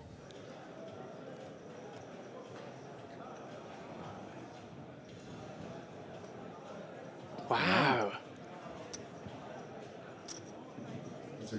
Somewhat surprised, covered by, you know, Sagstuen in the big. Yeah, with Jessica's so short. Wow. It's like you just don't get to play any hands here at all. Like she's all in a couple of orbits if she folds. Any chance that she's all in now, Demps? No. It's just bizarre because I mean she's lucky. He's lucky here in that Saxon finds nothing, but Saxon could just go after that open. Right. What a fascinating and a stream. fold from the seat. We wouldn't expect to see a fold from in the big blind. Oh no, sorry, Maddie had folded. Maddie folded actually. Sorry, yeah, unopened. Wonder what those full cards were. what did Maddie fold? He got a notification on his phone. Decided he had to check. Oder schon? Aber du gibst mal nach keinen Spot. Aber du raced halt auch jeden Button. Surely you don't want to bust your misses on the final table bubble of a 10K when you're on holiday in the Mediterranean, James. The card's full, the card's full. Stefan Lehner, that's aggro. We're about to go up in the blinds. We are crossing hand for hand, which means we do a 2-minute runoff per hand. We're holding up a second. Originally, we were scheduled to have a break at the end of this level, but I think, Andrew... They're going to play through. They're just going to play through to the bubble, then take the break, maybe. They are playing a hand. Because obviously when the bubble bursts, we got the final table break anyway. Right. Chances are it doesn't take too long. We're just pausing here, of course, as well, because Jessica points out there is a hand taking place in that table. She is desperate to see someone get up and shake hands over there. I like this adjustment. Let's just carry on. There's no point taking a break now. Sure. Chances are this won't go on too much longer anyway. Well, here we go. Here is that outer table. Oh, it's an all-in hand as well. Look at Ludo is in there. Danny Tang's in there. And did I see? So it's a double up. Sebastian off, Florman there. Calling the action. Who? I see Ludo shaking his head a little bit. I wonder. Let's see where the chip's going. Danny Tang was getting his attack counted. So I think Danny Tang doubling up on the pure bubble. Jessica, like really? Very frustrating spot to be in.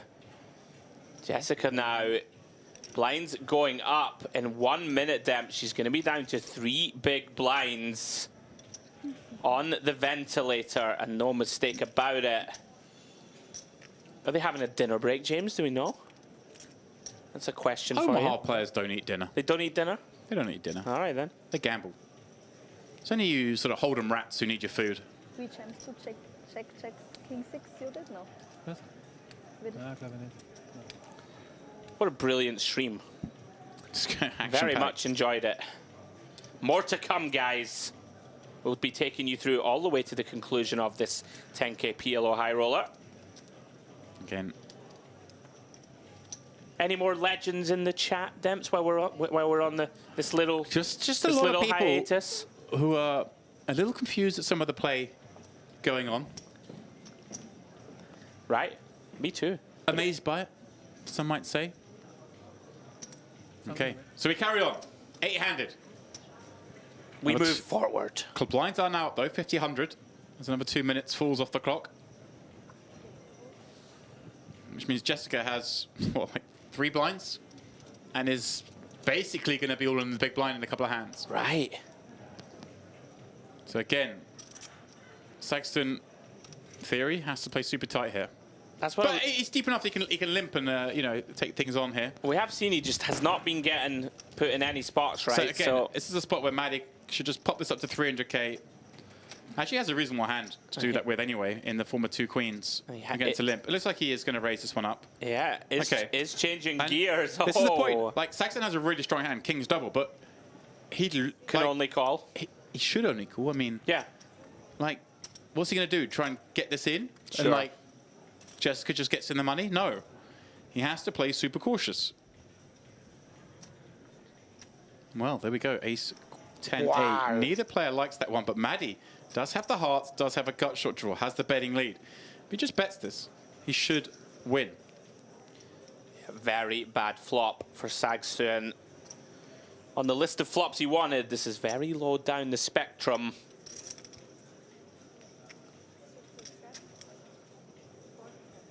Maddie going to take a free one. Wow, there finds it is. And also finds it in a way that Saxton has blockers to the nuts in those 2 kings. He also has a 9 working for him.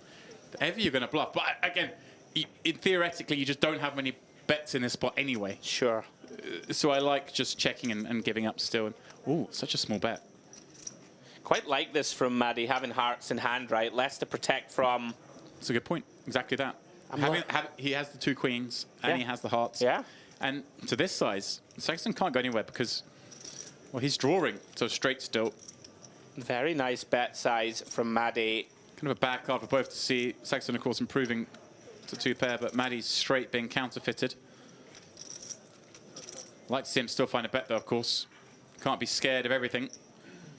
And again, just like a little third pot. Yeah, this is really nice. Oh, the B40. B40, baby. Your favourite. They've been listening to you, Andrew. I'm telling you. Some people do sometimes. This is just it. Saxton's, you just get put in the bin a lot. Yeah, very grim situation to be in. Working with a dusty 2 pair only. Does block king queen. This is, of course, the most natural river value bet.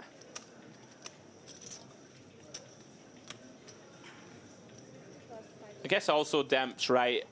Maddie hasn't really been the type to just isolate complete junk here. You know, if he's just raising every hand when you limp, maybe you could consider some wild bluff or hero call. Lands on the right decision. Well done, Maddie. Very nice turn size in there. I liked it a lot. Das Anti-Bin. Wenn man bedenkt, dass ich als nächstes dann Anti und Ding bin. Viel. Viel. Chip counts on your screen, guys. Maddie, 53 bigs. Let's not worry about Maddie. Okay. Let's worry about Jessica Tusu. I'm not worried about Jessica. She can get it done. She has just 3 blinds. Yeah, tough spot. And she's in the big blind in 2 more hands. And she's posting a big blind ante. So she's going to post 100, post another 100, be forced all in. All right, I'm worried for her now. She is desperate to see another all-in. Obviously, we just saw at a table action. Looked like Danny Tang getting the double There's up. nothing worse. They gave her a chance. Not to say she's not going to win that part, of course, when she's forced all in the moment, but yeah, it's a scary proposition. It really is. And I think she's played, bar those queens. Yeah, she's played very well. I think she's played flawlessly, really. Yeah. And understood the changing situation, but just that one step out that I think maybe was a little ill-advised. I like being critical. It's easy back here.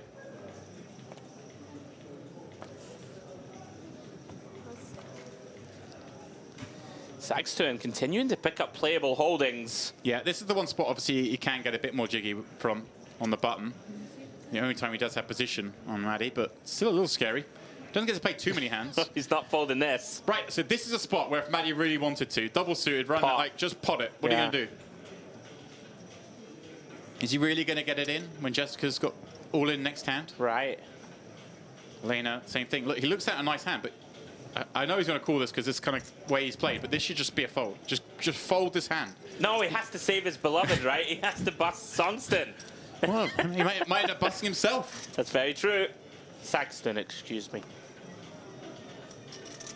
Everybody whiffs somehow. Well, Saxton, yeah, kind of. You know what I mean. Finds an 8, has kings, kind of a pretty good board, above average. Absolutely. But again, this is scary. What are you gonna do? You're gonna bet get this in? No, you can't. You just have to check back. Nice check. Yeah, good adjustment. And picks up diamonds, as does Maddie though. There's a gut shot draw to go with it. A little surprised to see Maddie snap check here. Yeah, like, again, right? Some potential to He's missing put a the trick pressure here on. that he just gets to be really aggressive. I think so. That's his big mistake I think we've seen on this bubble. Again, I can see why Saxton's betting because the book says bet. But in this situation... In theory, you would check, because if you get check raised, it's a disaster. Right, and also, you know, we've got king high diamonds. We're not going to make ace high diamonds fold anyway. Right. We can make flushes against smaller flushes, and just don't want to open myself up. But again, Maddie just bombed it here. But I think maybe Saxton's making the adjustment. Hey, look, Maddie's not doing enough of that, so therefore I can bet a little bit more freely. And wow, what a river card for him. River's the nuts. Yeah. Not often sets the nuts in this game. And more than that, Demps, Maddie does river top pair. Yeah. Interesting to see what sizing Saxton goes with here. Going to want to elicit some crying calls. Yeah, I think just as an exploit, we go pot? really small. Yeah. Maybe just go like 300 again. Okay. Yeah, kudos to Saxton for recognizing that he's not getting put under pressure and finding that turn bet. It's going to end up working out beautifully. It's in theory, if you put this in the old solver, 8 left on the bubble, 2.4 buy-in min cash, you're not supposed to bet anything really on the turn. And he's gone very big. Yeah, he's gone the other way, which is fair enough. He's in his mindset, he's thinking, well, Maddie's just either calling or not, regardless of bet size, which is a, you know, reasonable suggestion. And Maddie, could he call? Problem is, he's got the 9 jack of diamonds. That's a very bad, very, very bad combo to hold. Yeah, you want your opponent to hold those. Blocking those missed draws. Though, yeah, maybe this went check on the flop, so he's not thinking he flopped a big hand, his opponent, so he's thinking, did he really turn something? Is he really going this size with 2 pair? Right. Is he really saying he's got a set of kings when I've got a king in my hand, but does make the fold? I say nice laydown. It's you know, against a million when he's never going to bluff. Very often here we block the bluffs. Probably a more simple laydown than I referred to. MPP kann ich nicht, egal was ich krieg. Very impressive performance, Saxton, must be said. Showing his chops as we approach this final table. We're basically on Tussle watch at this point, Demps. The walls are closing in. We'll see if she can scale them. I believe she's in the big right now, Demps. She is indeed. So this could be it. 115k only behind. Is there any world in PLO? I presume not, where just any 4 they must go in? I mean, maybe she looks at 3 deuces. Okay. I'd like take the small blind instead. I just wonder. Yeah, take the small blind and then you just win that and you get a couple more hands, but right. Yeah, it's Saxton with the fold. Maddie should just be obviously raising any 4 here, but it doesn't because he actually likes her. Oh no! If she survives, oh no! Here we go. What a killer! Give her a walk. Are you sure they're dating? I hope you're sure. Oh, she's found the aces! Oh no! She's found the aces. Boyfriend has put her all in on the pure bubble here in the MPP PLO High Roller. As he should. Let's point this out. They may be dating, but in game integrity, they're clearly playing the game. If there was some sort of collusion going on, he would fold, but that would be terrible. Okay. Here we go then. Jessica is all in, but a 2-to-1 favorite double up and buy herself plenty more time at this table. In really good shape, really, because Lerner has an 8 and a 4 to her kickers. Right. About as good a shape as you can be with these aces. Finds clubs in the flop as well. Almost a lock on it. So later, he's hit the 5. Okay, so we got the jack 5 or a 5. Jack or a 5 only. Or 8 or 4. 8 or 4 will get her there. Of course, because yeah. Deuce is not one of those. Jessica about to double up on the pure bubble. Oh no! Oh, it's an 8. It's an 8 on the river. Oh dear. No. Oh dear. Jessica Tussle, pure bubble.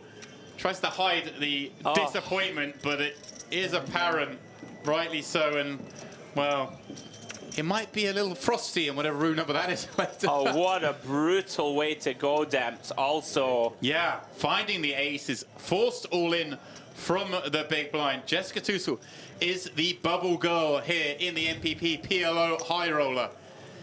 And while the man who did it is her partner, that is going to be a little frosty later.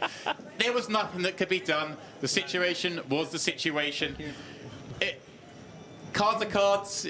You often, Andrew, you know, you're often sat at the table with friends or people you have swaps with. You have to do what you have to do in this game. Game integrity, they showed it there. They played it straight up. I would have walked my fiance, just to be clear.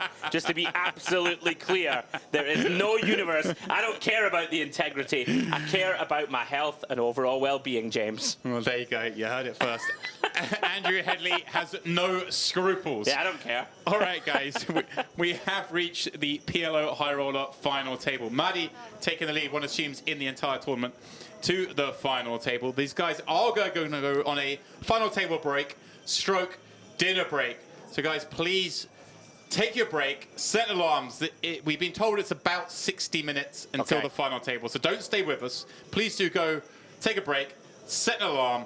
When you come back in exactly 60 minutes, we will have this final table going off with the likes of Ludo and a table you've just seen. And Tang, of course, who we've not seen up until now, guys. We will see you very shortly.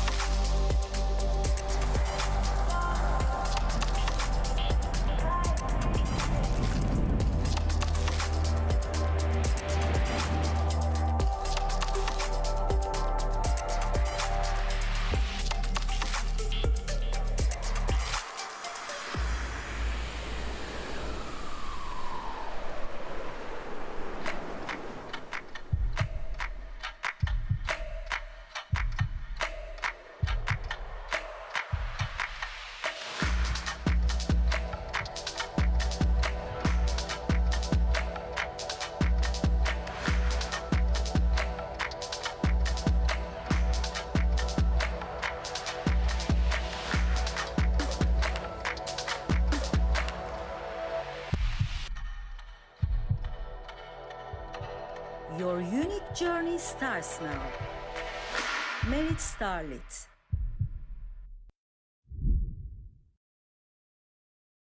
Welcome back, guys, to the Merit Royal Diamond here for the Mediterranean Poker Party. Although poker taking a back seat for the moment. We're having a little reprieve. We are going for another round of the Merit Poker Olympics, where today's task is, of course, the great game of chess. Looking forward to it, Dem. It's going to be a lot less strain on us than the basketball. I'm still recovering. To be honest, I'm still sweating from it. This one, going to be a bit more relaxed. The rules are simple. You have to attack your opponent, capture his king, and then we're going to find out who the true king of poker commentary is, Demps. Well, speaking of rules, of course, a bit like the poker, we want to speed this thing in through a little bit, so we are going to put a shot clock on this one. We've got 10 seconds per move, which, given the size of the board, maybe there is a little bit of sweating to come. But first, we must find out who draws white. Of course, a little advantage in chess to go first. Position the opposite to poker. Okay. So, Andrew. All right. I'm going to shuffle this bad boy behind my back. All right. You choose which hand white's in, you get to go first. Okay. This one. Ah, unlucky it's here. Terrible, but we love it. Right then, son. You ready to get taught a lesson? Let's All go. Right. Well, I'm running out of time already, so all right, come on then. I'm just going to get this thing moving. Is that it? That's it. You intimidated? I'm going bold. Oh. In for a penny, in for a pound, son. There we go. I'm sending Queenie out to do a bit of work early doors. Really? I think so. I'm not sure. Yeah. Go on. What's that? That can't be a strategy, a viable strategy. I'm playing aggressive. I don't even know what I'm doing, but it's going to be good morale. I have no idea what I'm doing. Oh, all right. Putting it right on you. Get out. Get in the mud. Wow. Well, if you want it like that, you can have it like that. Oh my God, look at this. You've been studying. Have that, you fish. Get away. Interesting. Interesting. Oof. Let's get you out of harm's way. Hurry up. Come on. Time. What the hell did I do? Seriously. Someone text me or something, like properly struggling. Right. Oh, I'm absolutely dead. Wait, I might be stone dead. Oh wait, I gotta get rid of that. No, I can't. Oh yeah, I can. Because that'll take you. Get it around you. Oh, it's okay, I'm back. Get it around you. It's all right, I'm back. I'm heavily in the mud. Unlucky horsey. You're off the pasture. You're going to the glue factory. There's nothing for you. There's nothing left for you in this world. Nothing for you in this world. There's nothing left for you. You're finished. Come back here, my love. Yeah. I don't know what to do. Let's get the first check of the game. Oh no, that means I'm absolutely humped. Okay. You're going to have to go there. Otherwise I was dead. Right? Right? Yeah. Check. I mean, I'm absolutely shockingly bad. If we're being honest, it's better than the basketball. God, it's quite complicated, isn't it? Christ, this one's heavy. He's a heavy horse.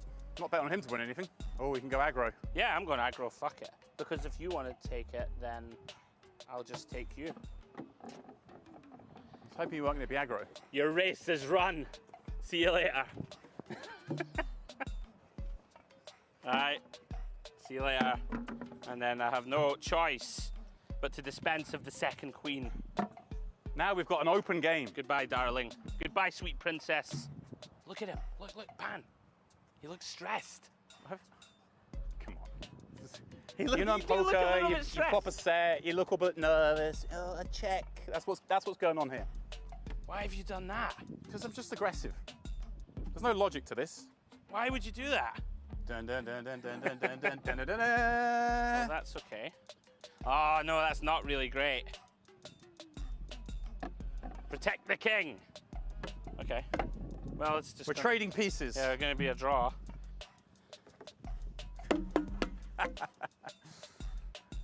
This is a very aggressive game, it has to be said.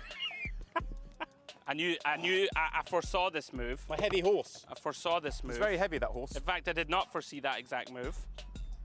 Well done. I'm officially back. Oh, no. It was a failed move. Okay. You must retreat. Brilliant. All right, then. The poor bastard. But there's always a plan B. That's interesting. Nay bother, pal. We'll see you later. Nay bother, pal. Yeah, but that's okay. I mean... Go to horsey heaven. Oof. Oh, shit. He just remembered the rules of the game. Hey, listen, I'm kind of enjoying myself now. I'm in the mixer. Now, let's get you to safety, old chap. That's not good at all. 4 moves, 5 moves, maybe. If it's a really good 6. Oh. Oh. I saw you chirping to the camera. 4 moves or 5 moves, guys. I'm not gonna lie, it might be 4. All right, then, nothing to be done. Nothing to be done but take that, little fella. Get out. The moment is upon us. We're getting this game. If I get him to the back line, becomes the queen. What? Yeah. No, it doesn't. Yeah. You get a pawn to the back line. You're at it. So just, you know. At it, man. Let's get after it then. Good move, good move. Thank you. I do know what to do. Big genius move coming. Oh, hang on. Check. But can't I just take it? Well, you could if that was. I would have saw it, don't worry. Very sharky indeed. We're now in the final throws. Oh shit, right. If I go there, you go there, and I'm dead. Very final throws. No, I wouldn't be dead. No, you wouldn't be dead just yet.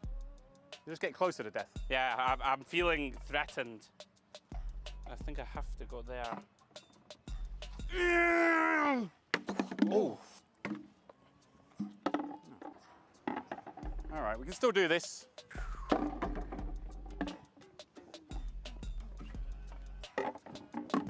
right.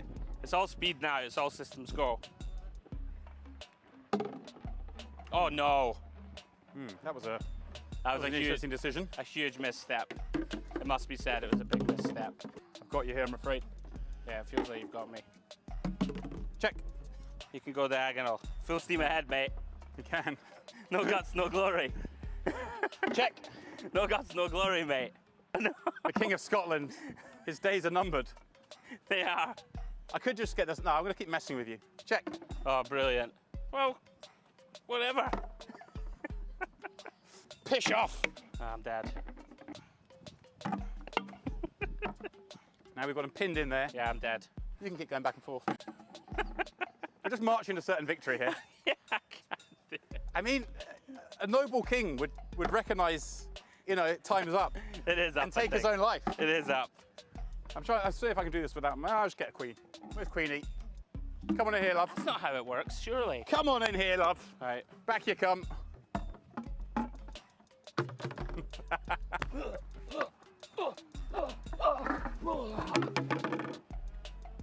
Well done, James. So, winner. I'm not having that. I've got my pride. Good game, my friend. GG's. I did well for the first half. You did very well. He did a lot better than I expected him to do. It took a little bit longer than we expected to do as well. You can't see the whole crew behind here in their black jeans and black t-shirts. They're sweating a little bit. Nearly as much as this man. You've gone it's as red as he was at the basketball. I'm not made for the sun. It's the Mediterranean. It's beautiful. Well done, James. 2-0. I'll get you next time. Yeah, time for some more poker, shall we? Let's go.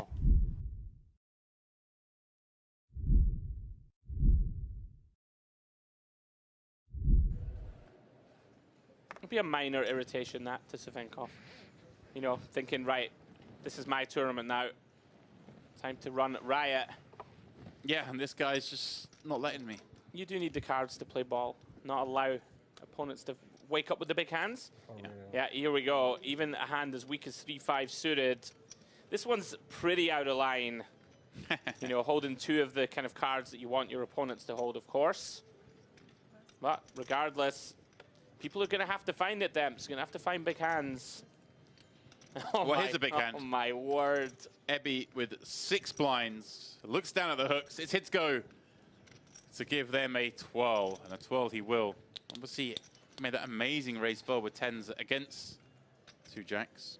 Has basically, I mean, assuming he loses that hand, which is the far more likely, he would have been out in 7th. Now here he is with 6 left. And going to be in with a chance to...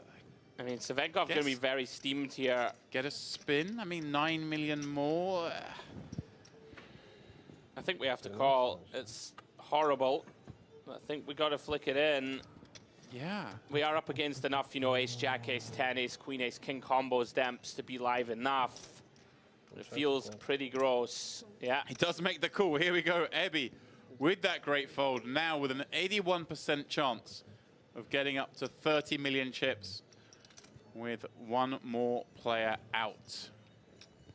Yeah, Savenkov somewhat punished here for pretty out of line open, but as we said, your opponents are going to have to find something pretty big to get it in. And he's very live now, Demps. Wow.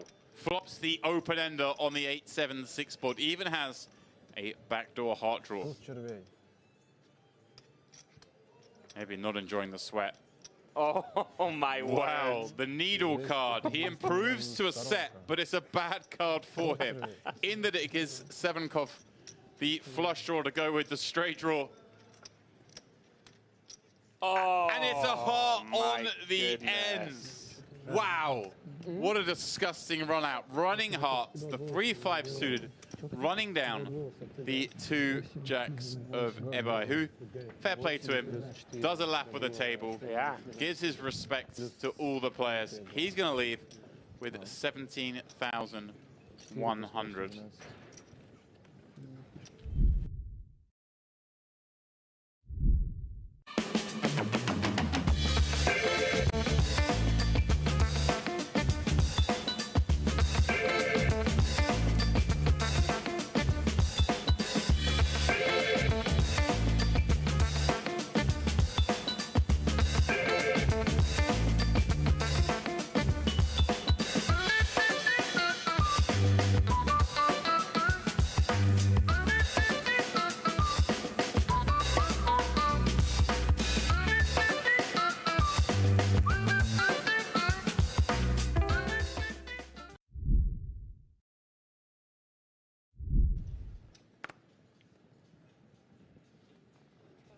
Very quick fold from Generalov.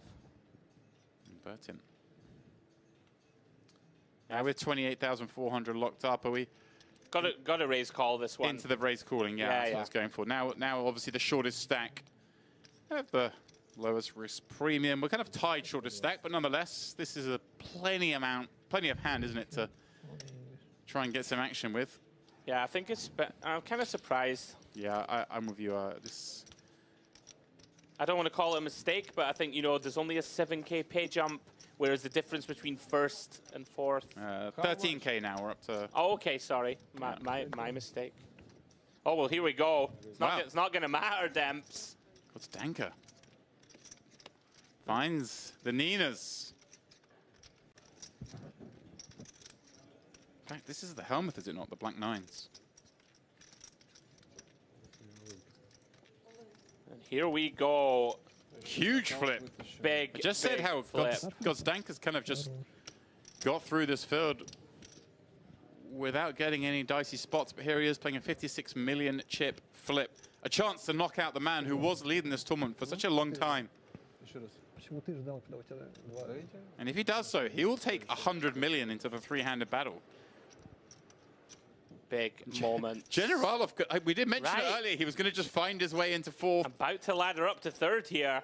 Or is he? Not anymore. High, 2 diamonds. Oh. Could you find a worse flop for those 2 nines? 1 out, Demps. 1 out and then still not there. 1 out and a brick needed.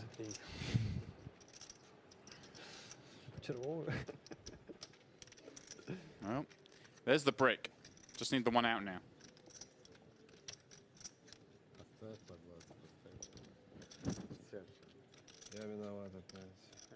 That is not it. A double up. Near parity between these two now. 44 plays 56. Generalov back where he feels comfortable on the short stack. Yeah. Estoy impaciente, quiero comerte. Quiero jugar, baby, una horas más. Estoy impaciente, quiero comerte. Quiero jugar, baby, una horas más. Estoy impaciente, quiero comerte. Quiero jugar, baby, una horas más. Estoy impaciente, quiero comerte. Quiero jugar, baby, una horas más.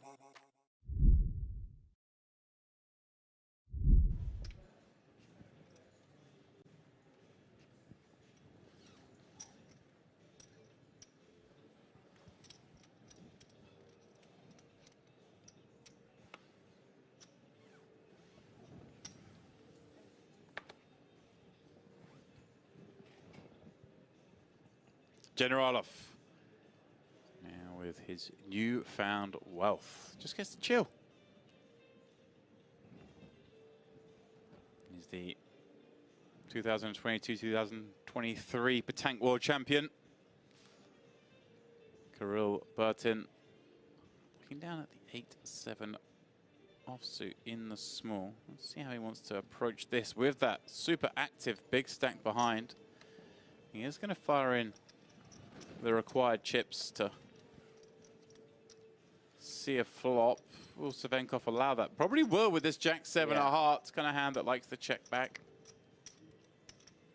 I like check here. I think this hand's almost too good to shove. You know, very problematic seat now for Burton. Yeah. Really puts him in a lot of dicey situations, having the chip leader on that direct left. Deciding, you know, we can't walk him every time. Does decide to limp with this one and outflops his opponent, Demps. Nicely done. Gut shot for each as well. Enough to perhaps give Savenkov reason to go betting. I think he will start stabbing Demps. Makes loads of sense. You know, target some of these king high, queen high, even potential ace high traps. You can get them to fold on a later street. Great spot. At the moment, at least, for Burton. And what a turn. King of Hearts. Here we go. Hold on tight. Savenkov picks up a flush draw. Swiftly bets half pot. And he's playing super fast now. Yeah, I mean, pretty easy check call for Burton here. You know, we're going to have the best hand a lot. We have that backup equity of the straight draw to go with our 8. We're going to be against an opponent who's going to find a lot of bluffs here still. An opponent shouldn't have that many king X, right? Do you know what I mean? Like Savenkov shouldn't be smashing this turn. So pretty comfortable check call turn. And here we go. The big decision point is coming. You'd imagine Savenkov always trebles this one, Demps, I think. Holding that 7. No, we can't win. Not ideal, of course, to have hearts, but sometimes you have to go for it. Yeah, I think I like it, even though we are bluffing with hearts. I think if you're going to choose a 2-heart combo, what do you reckon? I'm at a loss, to be honest, at this point, Andrew. I mean, fair enough. I don't know how I'd range my opponent when they check call twice. Yeah, I mean, he's not going to fold here. Hand's too good. And Burton, just like that, just shows you how quickly this can change. Yeah. Essentially, pretty much joint chip lead once more.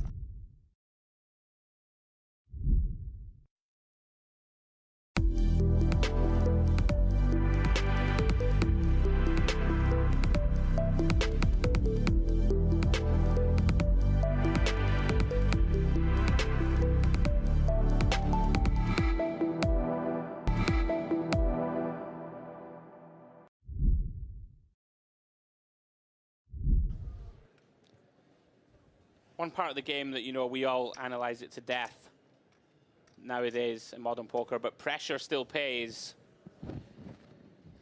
Savenkov, first little bit of resistance, basically, Demps. There we go. Gets him to fold queen deuce. Great timing. Godstanker, ace queen off.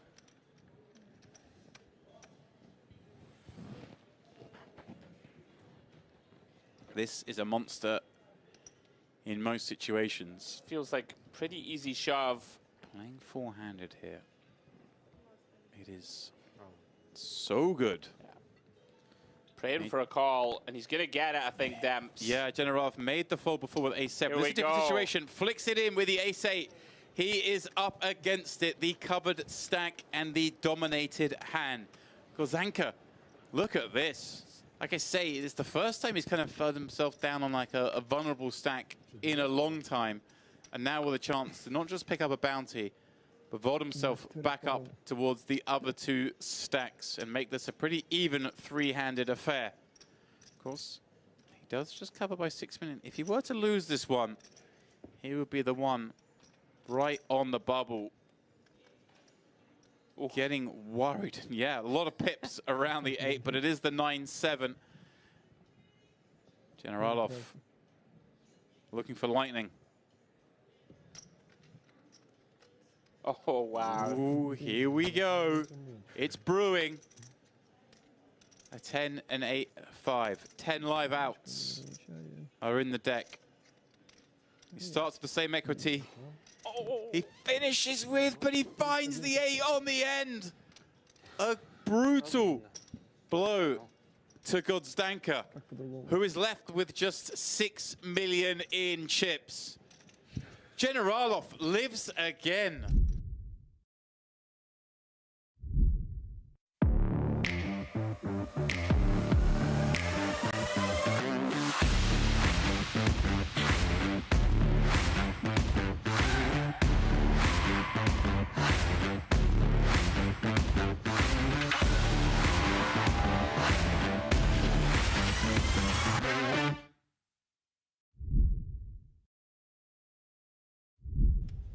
Still work to be done. 2 stacks of around about 20 big stamps, a little bit more for Burton. Action back on Savenkov. Has another one of these hand stamps that could potentially open jam. Yeah. What if you feel he needs to, or whether he's got them well trained enough that he doesn't have to, like they're just not going to fight back enough? Ah, he's limping again. Again, all right. I don't like it with this type of holding. Yeah, I'd be curious to know what the theory is behind it, because he's got such a commanding chip position and has really bludgeoned these guys when he's tried. It's not like they've come up with some counter strategy and he's making an adjustment.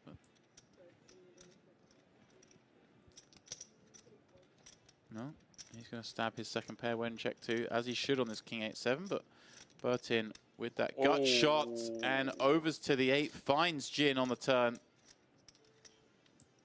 See, Savenkov has not really had a misstep post-flop. See if he can find the check back here. It's a scary-ish looking card when you get check called. There we go. Yeah, pretty nice check. You know, we're right. Oh, wow. My goodness. Bertin, how's your run out? Do you choose that yourself? Wow. Now, is there any way? Is there a possibility here he just goes really big and that's sort of safe? Yeah, this is really going to come down to river sizing. Oh, he's going for like a far more standard small sizing, it looks like.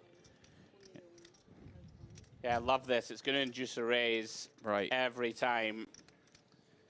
Savenkov loving this. Yeah, like how do you have ace-8 here? Like you've limped in, bet flop, checked back, and now you just make some like BS-looking river raise. It's such an amazing spot to have the hand.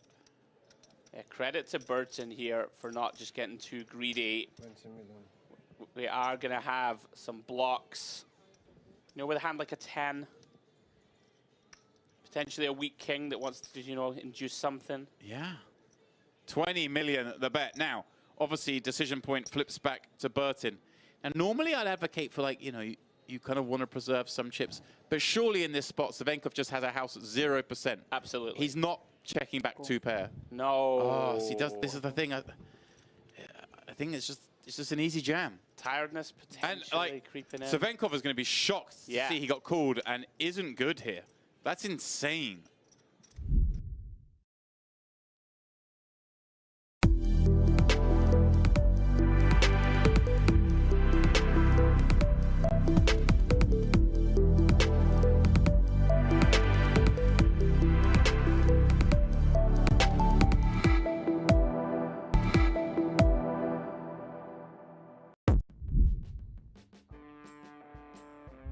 Welcome back, guys. We're here at the Merit Royal Diamond Hotel Spa, and today, basketball court. We're here, Andrew. We have the first of a series of events coming up. You, myself, and Jay are going to be competing in the Merit Poker Commentator Olympics. And well, is this our game, Andrew? Task 1? Probably not. I found myself with the basketball in hand. Last time, I believe, was in 1992. Back in the school days is the last time I held a basketball. We're going to get after it. The guys behind the scenes have decided. Merit Poker Olympics, James. Round 1, basketball. And then there's going to be more to come. There are many more challenges to come. And just a quick idea of how we're going to do this. Obviously, whoever wins each challenge, whoever comes second, going to get more chips for a sit and go at the end where you, myself, and Jay will battle it out to see who is the ultimate commentator. Absolutely. Right, guys, round 1, free throws. We've all seen it on the television. Looks very easy watching Steph Curry and the boys get it executed. We're going to have 5 throws each. And whoever makes the most shots, makes the most throws, James, is going to win round 1 of the basketball challenge. You know, I'm confident that I'm only going to need 1. I think it's going to be a 1-0 victory. I'm an elite sportsman. Look, this doesn't just happen, ladies and gentlemen. Let's get after it. Okay, whether you go first or second? Oh, we're doing with hands? Yeah, but like, okay, I've got one hand open, one hand closed. Choose what's that? They open or closed? Oh, I don't know. Just like show that one. Huh? I've got nothing in them. Oh, like one hand open, one hand closed. Well, which one do I need to pick? You choose. Tell me which one's which. And if I get it right, I get to choose. You get to choose. Who goes All first? Right. This hand is closed. You're going first. Did you film the back of him? You can't trust James Dempsey, ladies and gentlemen. That's one thing I'll say. It's our secret. All right, you're I'm first, am I? Yeah. Oh my God. Set them up, boys. Oh my God. Right, come on. No, be fair. Come on now. A lot of pressure, this. There is. I'm feeling it. This will live forever on the internet. Oh, it's a mile off. Oh no. Okay, we got a northwesterly. That is, it's a northwesterly. Got to factor that in. It's a windy day here in the Med. It's not normally windy. Oh yes, it was absolutely garbage. Love seeing it. Right, come on, Scotland. Come on, one time. This is the one. Oh, there's a gust of wind there. Get in! Oh! That was actually not a bad effort. Don't worry, I've got him. I've got him where I want him. Oh no. I was expecting a gust of wind. Just keep filming until we make one. Where was the Just wind? keep filming. Is that 0-0 through 3? 0-0 through 3. Come I on. said 1-0 might do it. I didn't say to who.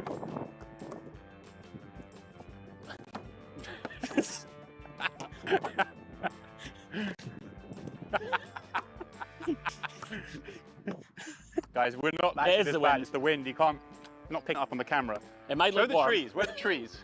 There's no trees, that's why. They've all been blown over. Right, make one. I actually support you here. Yeah? Yeah. Because you want it to be over? Yeah, make it. Oh no. We have to get after this. We got to do something about this. Our reputation's on the line. Okay?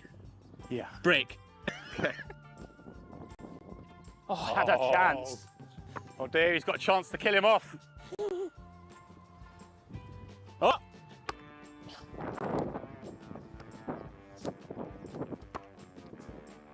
Well done. Nicely handled. Good stuff. Yes! Come on, give me the chips. Sorry, Dad. I failed you Apologise after all these years. Sorry, Scotland. Scotland, I'd like to apologise for absolutely nothing, as he said. No, it's Ireland. Never mind. Well done, James. Round one. So, guys, now that we just wowed you with our prowess in the free throw challenge, well done, James. I'd like to say it was deserved. It wasn't deserved, but I mean, like I said, I called it earlier. I said I was going to win 1-0. I won 1-0. You did. It was a very poor quality match, but now it's time for revenge for you, perhaps. Time for 1-on-1. Tete-a-tete, head-to-head. Tete-a-tete, head-to-head. It's going to be me running at James with the ball, hoping for the best. No elbows. No elbows. See any elbows? Keep it all above the waist. The waist. Anything else is allowed. I'm just going to shoot from here because I'm really good. You're tall. Oh, thank God. You can catch the ball. That's about it. It's better if we run. Oh. Ah, come on, get that ball to me.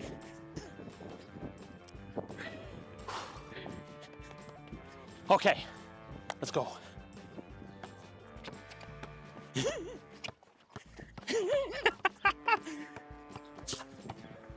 can't grab that ball. You got to grab this ball, not my balls. You can't get past me. I'm a machine. Oh, very high risk.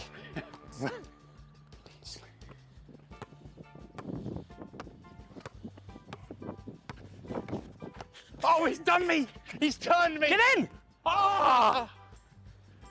He turned me! Right. Straight it from there.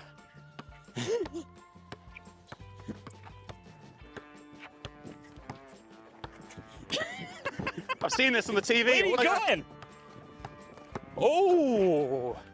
Oh, you're fucked now. That's travelling, isn't it? I don't know. There's no rules in this game. We're playing merit rules, motherfucker! Oh. Oh, he's the big man. Oh, he's spun him. Oh, the ball's still live. Oh, he's called it. Love seeing it. Oh, he's not. Oh. That was beautiful. Where's the justice? Andrew. Draw? Let's chop it up. Tie. Draw. We'll take it. A non-score draw, even. A very low score draw. It's a draw. All right, guys, that's the end of round one of the Merit Commentator Olympics. And it was a resounding victory for who, Andrew? A comprehensive victory, 1-0 from a possible 20 baskets. James Dempsey takes round one. I will say well done, my friend, but I will come back stronger, fitter, angrier, and ready for round two of the Merit Olympics.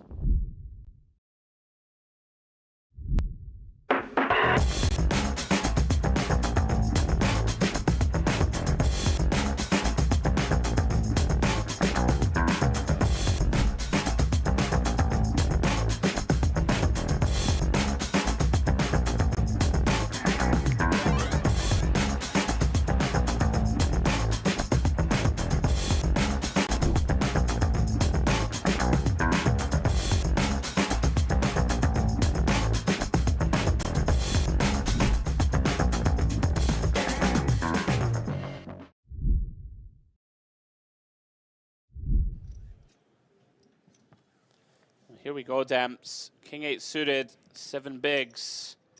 Yeah. He's been here many times before. Can he do it again? This has to be a jam, surely. Yeah. Yeah. Jam it is. The old half stack of root.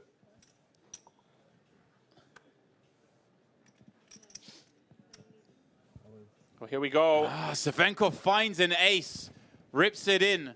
They are going to run it for all of Generalov's chips. He is the one, of course, at risk, and he is the one with the weaker holding at the moment. Needs a king, an 8, some clubs, something. He needs help. Kirill Burton, the interested observer. And we'll be very happy to see a 10-5 four-board. He and Savenkov are just 2 cards away from a heads-up encounter. Generalov, though, has shown the cockroach ability so far today. Oh, wow, he's found an 8. Has he really done it again? Has he really done it again? He may well have done so, James. No way. 1 to come. Just needs to fade an ace or a 7. And he'll be back in the game. Oh, no. They teased him. They gave him an 8 on the turn, but it is the ace on the river that will send Generalov off to the rail. $41,210 to the good. But that is where his incredible survival run ends.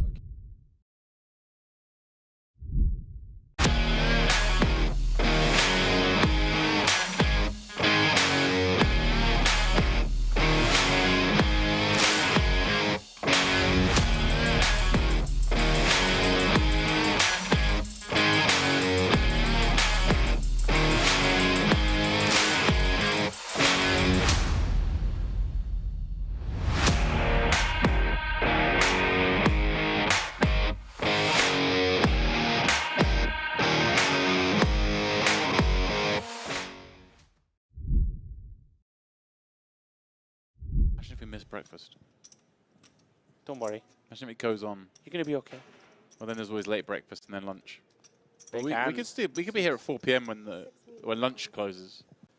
Aye, please no. Oh my goodness, this could be it. This really could be. Well, could be going in. Yeah. Makes sense for it to go in, I think it will go in. Based on how we've seen Savenkov play. No. He shows restraint. Finds the restraint. Suppose it's 29 bigs, which is not insubstantial. And a board that should slow both players down. Neither like seeing this ace, deuce, 8 board. Yeah, Burton probably comes with 1 big blind. It would make a lot of sense to me. Yeah. Just go for that small bet. And Savenkov, 3 to straight. Probably got to call 1 Demps. Heads up. Very difficult to make a pair. I think this would be an overfold if he makes it. Don't get me wrong, it's not exactly appealing, but we can turn a very disguised set. We can take this part of showdown when our opponent shuts down. 9 of clubs turn. Decision point for Burton. You know, Savenkov can still have a bunch of ace-X at 29 effective. You know, you don't just 3-bet jam ace-6 off, ace-7, ace-8. They can all feasibly just call. So we can go one of 2 ways. You can seek value from an 8, some king highs. You know, hands like a 10 jack of clubs, right? That floats 1. Like, there's going to be a bunch of these hands in there. Yeah, it looks like he's going to land on that option. Right, bet now, make life easier on the river. Sure. Get some value. Yeah, it looks like half pot. Protect his bluff range as well, of course, by widening it up here with some other value combos. I like it. Yeah, very interesting this, because it is a spot where, of course, Savenkov is going to be aware. It doesn't look like he has many ace-X. Wow, look at this. Yeah, so feels compelled to get sticky. I can kind of see it. I'm a little surprised he's got sticky with a hand as unplayable as these 2 3s, because there's just so many bad river cards. And that's one of them, because your opponent barreling maybe some... Here we go, just swift check back as we knew it'd be. But yeah, some of the barrels just have so much equity against 2 3s. Look at this. All of a sudden, we're basically neck and neck.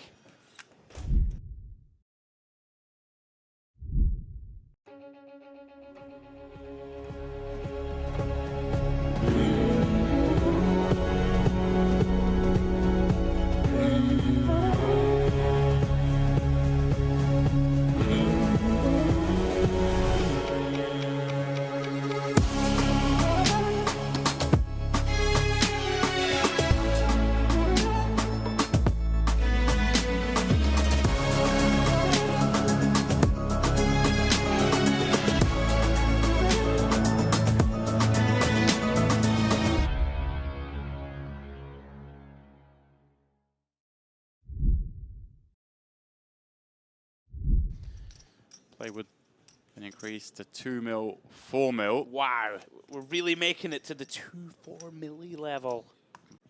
Seems reasonable kind of spot where, when we were discussing this tournament earlier, I was like, that's the kind of the level where I'd be surprised if it didn't finish in. But then we played 7-handed for so long, it's not that surprising that we got so deep before getting to heads up. But eventually the blinds catch up. And these two, okay, we haven't seen a big clash yet, but they're clearly the kind of guys who are willing to put it in. There was potential with the 3s v queens, but it wasn't a slam dunk and wasn't taken. Yeah, going to be a clash of sorts here. I like this from Savenkov. You know, sort of, it's been that very awkward 35 big blinds realm or so. It feels like too much to jam. You don't want a 3-bet call ace-8 off. Get some deception in there by just calling pre. Induce some c-bets on a board like King 8-3.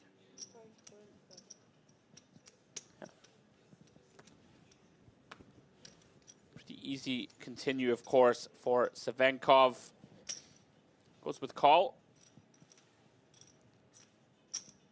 Always very tricky boards, these, for a hand like Queen 9. You just end up barreling off into a king, right, on a lot of the time, or an 8. Especially this card.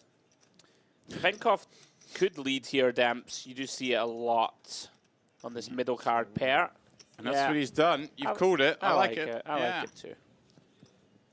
You know, you're still going to get value from pocket pairs. Even some ace highs can still get curious. Hands like 3x, pocket 4s all the way up through the realm of pairs. King X, never going to fold.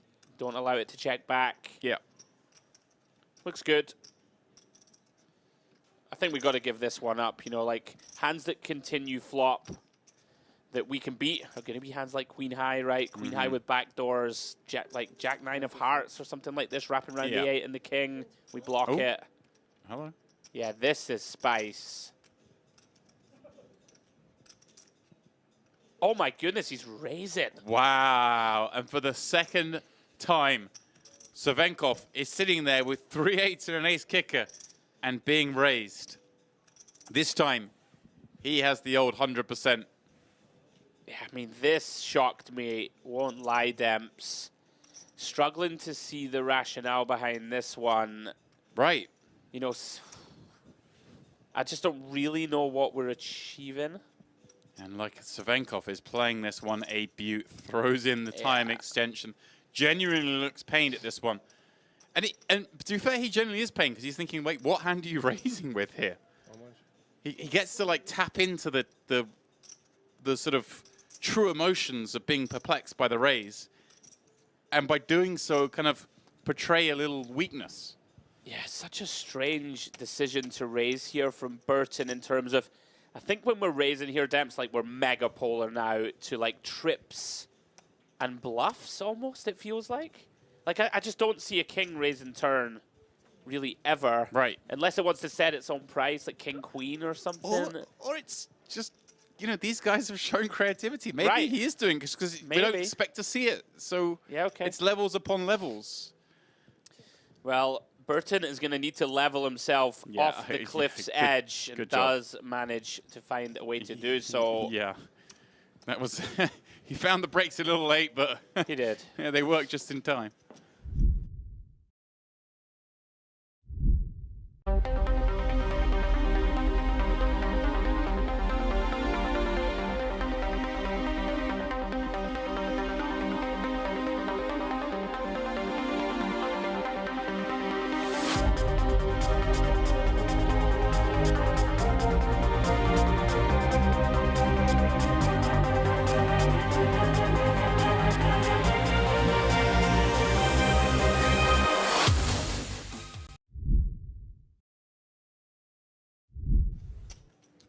Cards back in the air. And here we go. Big hand for Burton. Ace-10 off.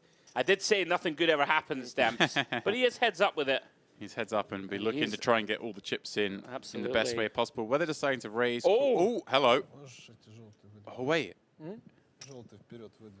I think he's... wants to see a count. I mean, it's going in, Demps. Yeah, just a question. Does Savenkov ever, like... 3-bet call for sure. 3-bet induce. 3-bet call. Hand is way too strong to jam.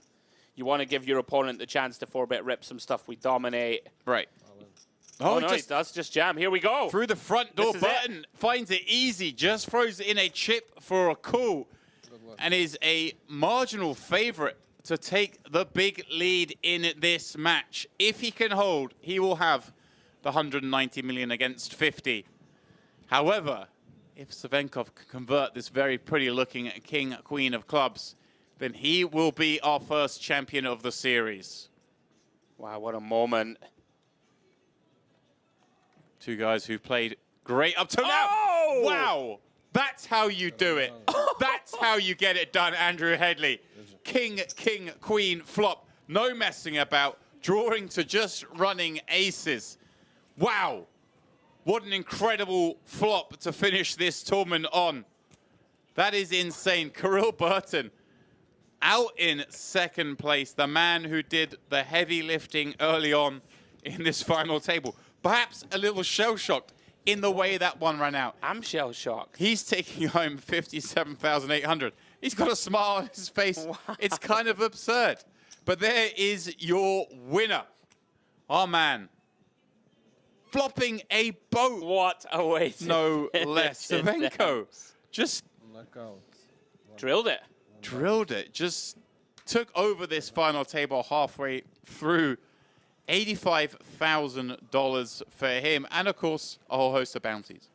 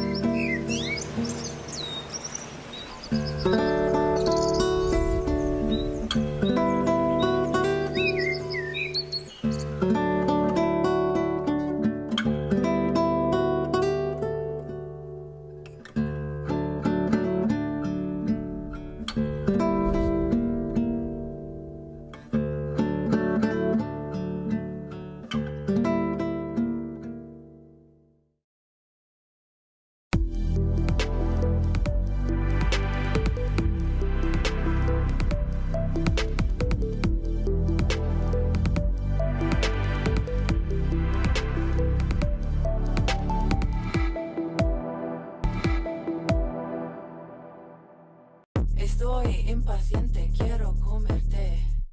Quiero jugar, baby, una horas más. Estoy impaciente, quiero comerte. Quiero jugar, baby, una horas más. Estoy impaciente, quiero comerte. Quiero jugar, baby, una horas más. Estoy impaciente, quiero comerte. Quiero jugar, baby, una horas más.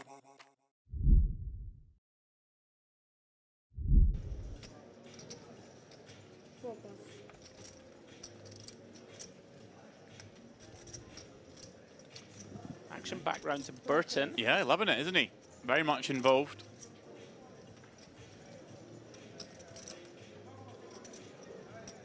Raising this one up with an unknown hand until now. But it is the ladies. Let's see how to raise fold the last hand. Here's the man who 3-bet him. Oh, and he sent it in, Demps. Yeah, he's got him. Whoa, I say he's got him. Don't know what he has yet. Oh. Oh, my goodness. Oh, the same action as the last hand. Look at this. We see the open from Burton with 2 queens. Melchizedek with a very, very reasonable 3-bet jam him. Slam dunk with ace-king. And given that he did this last hand with king-queen-o, now waiting behind, wondering. My goodness, you would imagine this is not Hollywood. This stage of the tournament. It does get out of the way, Demps. Is that a call? No, call. Here we go. Horst snaps it off. 2 top-of-range hands, James. Top of range. Absolutely. Cutoff versus button. 2 monster holdings. This is pretty sick for Melchizedek that he could be 1-2 punch out of this one, having had 16 million 2 hands ago. Big flip developing. And it is the classic. Yeah, this is the flippy of flips.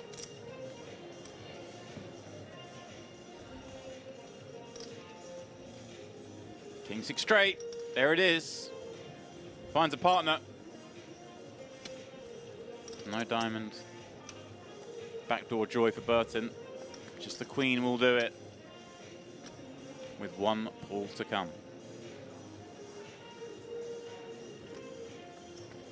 Just thinking, Andrew, we hear the music. I know, I'm jiving in the background. Like, if you're the one all in there with 2 outs to come, and everyone's silent, and you just got this like happy, cheery tune going, I don't know, that might put you on tilt. That might send me over the edge. Like, no one's ever hit a 2-outer to that music.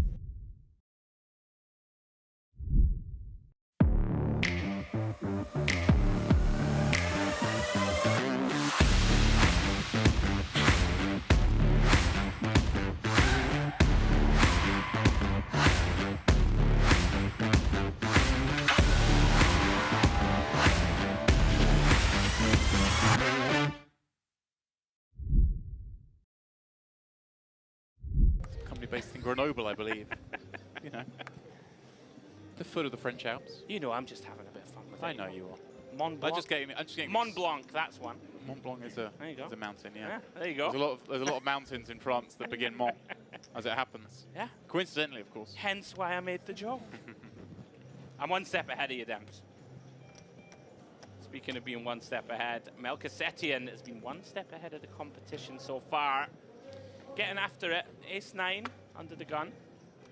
Fairly reasonable, you know, to open here. Lots of sort of medium to short stacks that will only have one move.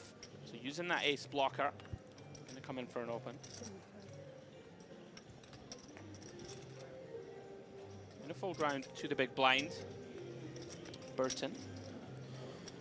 Lots of shallow stacks now, in fact, Demps, with that blind jump. You know, 5 or 6 players at the table working with 24 bigs or below.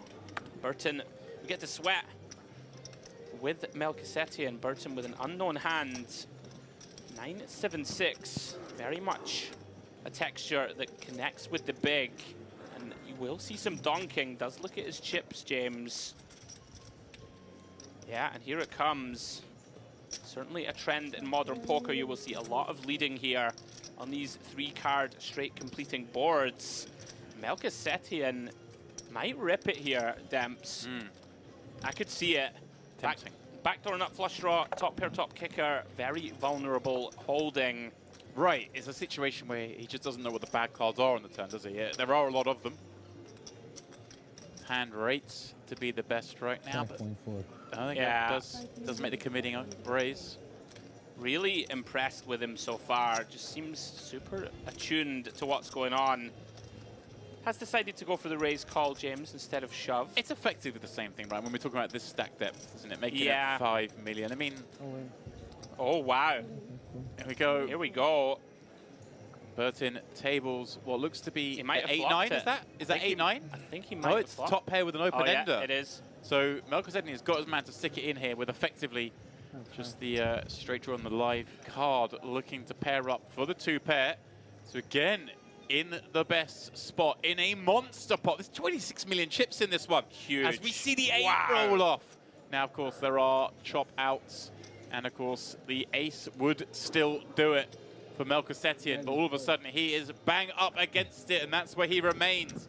Everything was going so right for this man. But now, all these chips moving to Burton.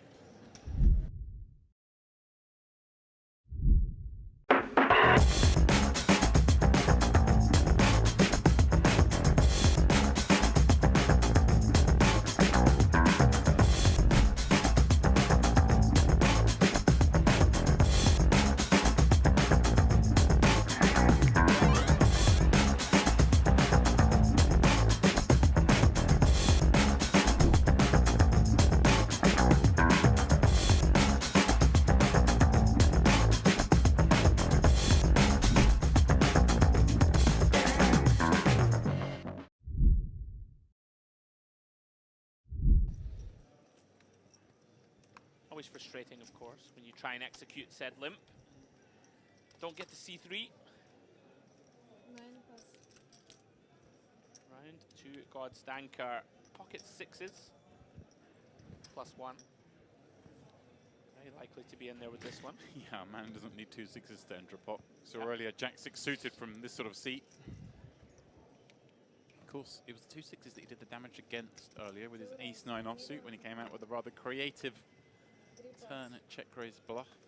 With the lone ace of spades. Stoica finds the 10s. Here we go. Gonna get to rip this one in for 11 blinds. And one assumes, given the bounty nature of this, given that Gozdanka's had a little sand thrown in his face, that he may elect to just run. Burton wakes up with the hooks behind. Stoica, how cold is this?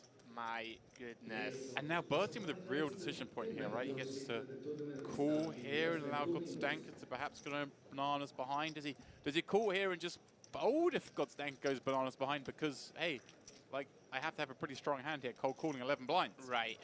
Does he ever click it to sway Gozdanka? Or is the nature of the fact that the 3-bet is to 11 blinds big enough already? I think 50, right? We're 50 big blinds here, effective. Jack's probably strong enough to just rip it in. Wow, okay. I think it's very close, James. I think if we have 40 here, we wouldn't call and then fold to jam. I think Let's see. Yeah. Yeah, he has sort of gone for the clicky. Pass. 6 pass. Marcus Jattin would have had a decision. Pass. Instead gets saved. Gabisa. Oh my goodness. Wow. Well, this is grim because he was loving the action until now with just that shallow stack in the big blind. And this may factor into this, right? You think, all right, because Danka's gone after this big blind. Because it's a shallow stack, we are playing a bounty. Right. So Stoica probably plays his hand as the value range that it is because, hey, he's only got 11 blinds himself, doesn't have much fold equity. But Burton could be that little bit lighter with that in mind. Yeah. The fact that Gozdanka is raising here with a really high frequency. And there's just so much money in the pot. I mean, we have 7 blinds, James.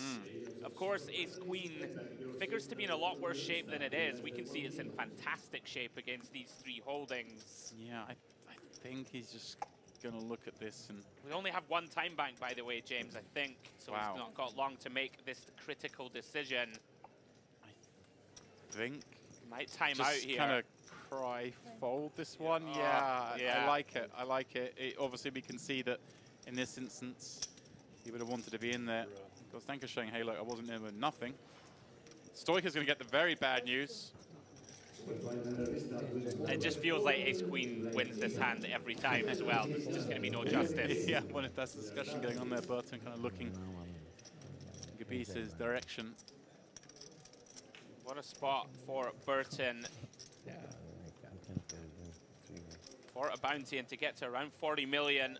10's alive, hence the 27% equity. We see it there. There are 2 10s left in this deck as we head to the turn.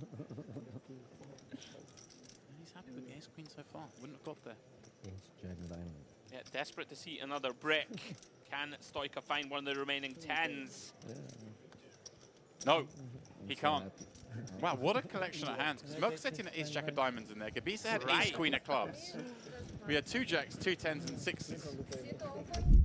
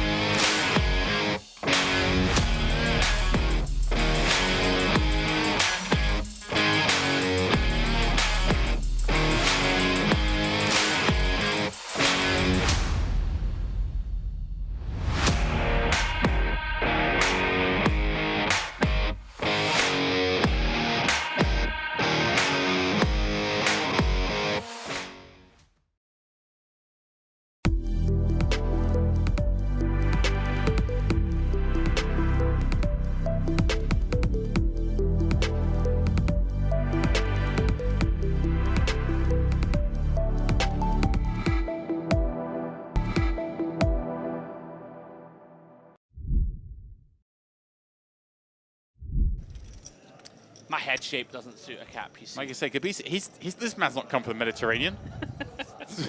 this man's, yeah. I don't know what's going on. He's ready to go to Sterling, as you mentioned before. Yeah, absolutely. It's like a lumberjack look. I like it. I like the shake.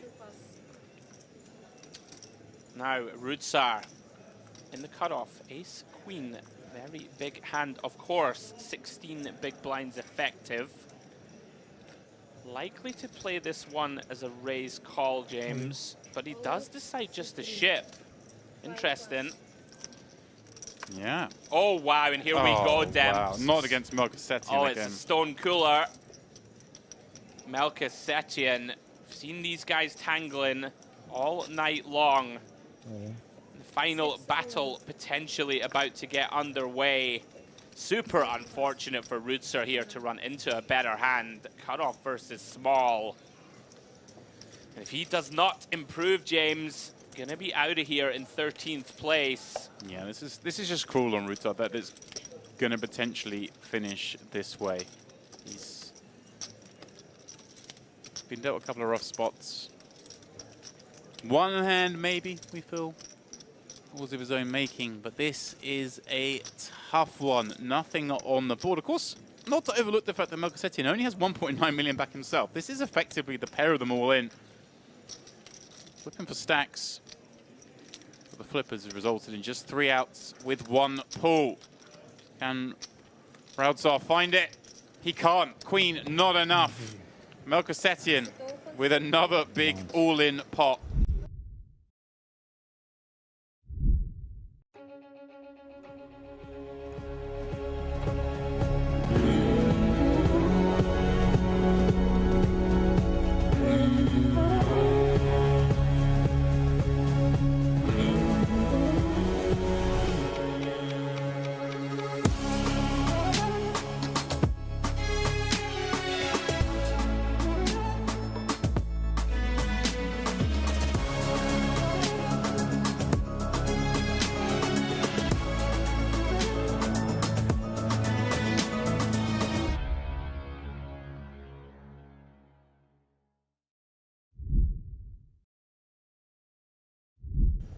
Late night finish last night at 4 a.m. Come back today at midday. I don't understand what they're doing.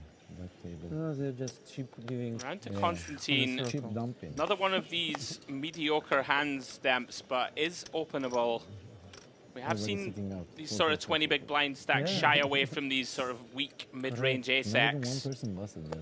Problematic that you are raising into the chip leader's big blind, right? Something to consider. They put 2 here, actually. Yeah, let's get out of the way. Oh, one. We were 3 tables back then. Another big hand in the small blind. Yeah.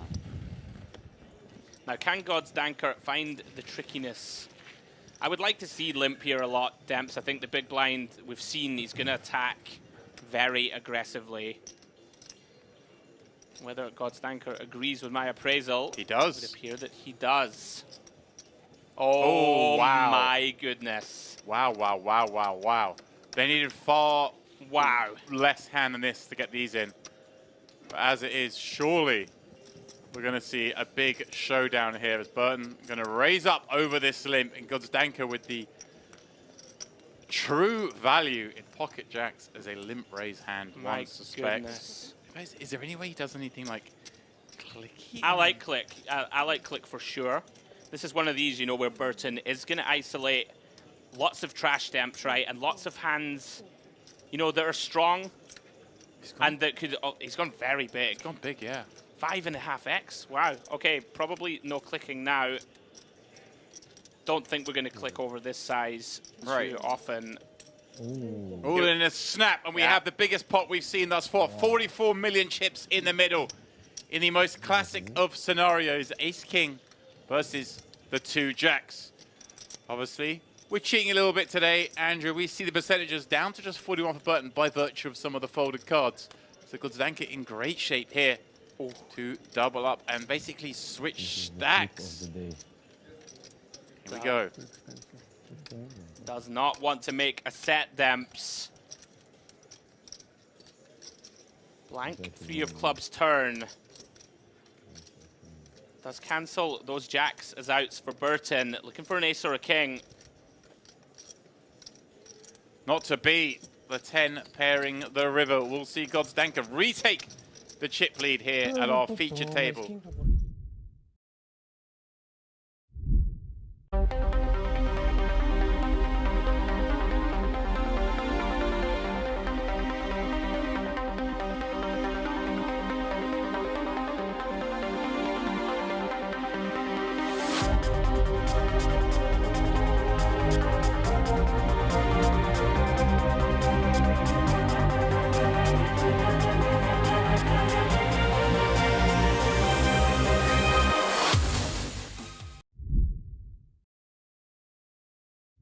Good afternoon. But you're probably not joining us from LA, so maybe they are. I would. Those in Vegas. Mediterranean poker party, mate. Get in the mix. There we are, still seven-handed here. Opening event of the 2024 MPP. 1K Luxon Pay Mystery Bounty final table.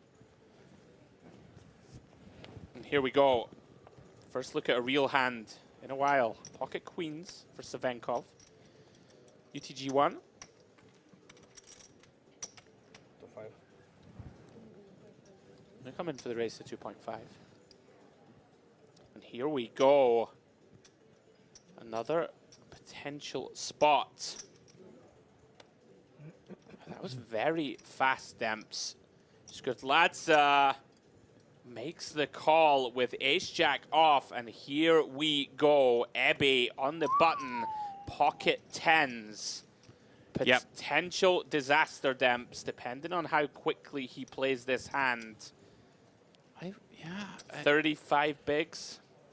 Yeah, it feels... I could see him going two ways. Yeah, and here we go. I was going to say, it feels like a spot that we could even potentially jam, not so much at finals. Yeah. You know, in normal tournament poker. We have to be concerned still. I'm surprised it's gone quite this size. I might have gone smaller because we kind of like... Yeah, this is you want to hear, big. you can ask a question of Savenkov for far fewer chips than this. Agreed. And then maybe you still, like, maybe get Skutladze to do something crazy with 8s or 9s. I don't know. I think I'd rather just see this be like a 7.5, 8, but we're nitpicking here. Yeah. Does land on a shade over 8 blinds. Yeah, once Skutladze's peeled, it feels like a mandatory 3-bet, right? I think before that, you could even argue, just because of the chip situation the way it is, that maybe you just flat call 10s on the button against a +1 open. Yeah. Bear in mind, though, of course, it was Savenkov who opened, was it not, before, when Ebbe found the 3-bet with 6-7 suited. So it's kind of like he has 3-bet him already once in this spot. A little different this time around, of course. And now the interesting spot, I guess, for Savenkov. Does he just, I guess with queens, have to run it right? I but think he can't we're be just all loving in, it. Demps. I think we're just all in. I mean, so often here you're all in against ace-king or something and playing a monstrous flip with 7 left, which is not what you want to do, but at the end of the day... Does it burn through another time bank? Yeah, when you get called here, typically you're either dead or flipping. I love this cap. This is going to be grim for Ebbe if Savenkov does put it in. And there he goes, sends the chips in. Yeah, I mean, Ebbe just hating life. You kind of made a value/protect 3-bet with these 2 10s. You weren't bluffing, but you kind of have to fold, and that always feels a little bit grim. And you know, with that previous action, an orbit or so before where you've 3-bet him, kind of feels like, well, I've actually got it this time, but I guess I still have to actually fold. Yeah, optimistic here, I think. To think that Savenkov will shove with a worse hand that isn't ace-king. Right? Like ace-queen, is it really ripping it in? Sometimes you have to tap the table and say nice hand if they do find that jam. If somehow this is like, if it is like the once every so often ace-5 suited, there we go, the solver bait as they like to call it, then so be it. You've got me. You've outplayed me. It happens.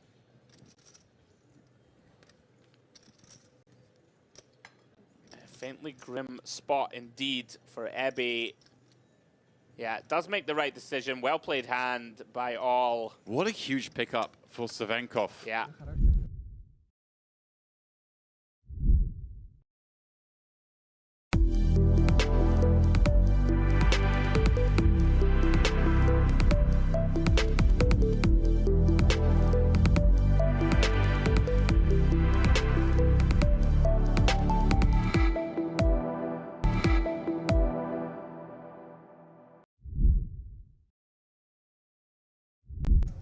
Myself and Andrew beaming this to you from the Merrick complex. It's such a complex. There are so many tunnels and corridors and whatnot that me and Andrew are actually in a separate building, although the same building, given we traverse underground between them. But we are in the Royal. I still have no idea. This is in the Royal Diamond. The tournament's in the Royal Diamond. We're in the Royal, right? Which is the original offensive. In the soon-to-be-opened Onyx setup. I mean, this commentary booth is, well, unused until today. We have broken her in. Yeah. And it's nice in here. As we said, we've got some fantastic setup in here. Nice little info screen. We've got our own little tournament clock in here. It kind of reminds me of a panic room, James. I'm going to lie. That doesn't reflect on my personal circumstance, just to be clear. I mean, the air conditioning. It's like a padded room. If they lock this door from the outside, we may never get out. I think we can climb out through the air conditioning ducts. Looking up. I can't get up there. Well, that's true. You may be able to. I'm under it. Forget. Did you not see my vertical leap at the basketball today? I'll come back for you. Okay, I'm sure you would. Ebby. I'm kind of loving how Ebby is just sort of saying, you know what, I'm going for this. Yeah. You know, like pocket fives here, Midland stack under the gun. I think normal theory, we probably let this one go with two big stacks behind us. Not a bit of it. As does God's Danker. Defends the 7-4 suited. And here we go. 8-7-7. God's Danker flops, trips. He's back. God's Danker finds it. This could be trouble, James, right, for Ebby. It could be a good there's a lot of draws. Right, and I mean, it's a good-looking flop.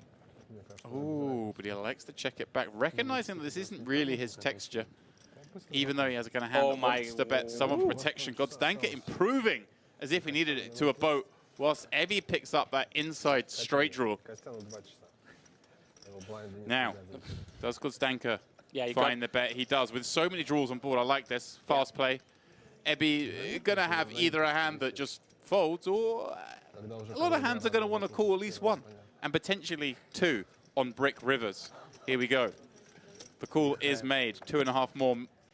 Finds the middle. We've got 13 million chip pot. Heading to a brick river. That is about as good as it gets for God's Danker. He's thinking, hey, I'm up against a lot of ace highs here. And maybe some of these pocket pairs, even some over pairs that want to check back on this flop for deception. Absolutely. How big will he go, James? Pretty big. Yeah, about half pot. Yeah, quite like this. You know, we can get some hero calls. Hasn't gone too greedy. Very easy here to really bloat this river. It's kind of fun because he does get to have a lot of those bluffs. Like a lot of gut shots, open-ended, missed heart draws. I mean, I think as played, Demps, we have a pretty clean bluff catch. Don't hold a 9 or a 10 or a jack. Don't hold a heart. Right. We have gotten to this river, you know, with a pretty, like we're relatively high up our check back range, right? Check back, call turn, get to the river with a pair. It's going to be very difficult to fold here for the price. Doesn't feel great. Yeah. But there are so many misdraws that we do unblock all of them. Very tough spot for him. I'm with you. I wouldn't be surprised at all to see a call, and I wouldn't fault it either. I think you'll call here. I think we can fold now, obviously, the missed hearts we might have had, and like the ace highs can fold. But yeah, especially if we're like c-betting like the 9s plus at a really high frequency, then suddenly what are the weak hands we have? Like maybe we have some 8x that checks back. Yeah, he has made the call, and like I say, I don't hate it at all. Get shown the boat.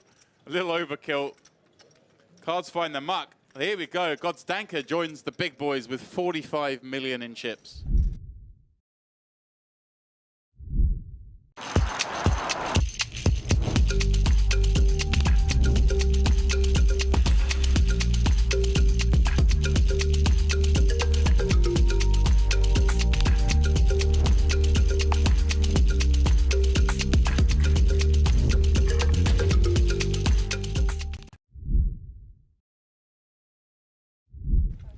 But yeah, course, 3-bet, never going to be a bad thing. Here we go, Burton with a big one.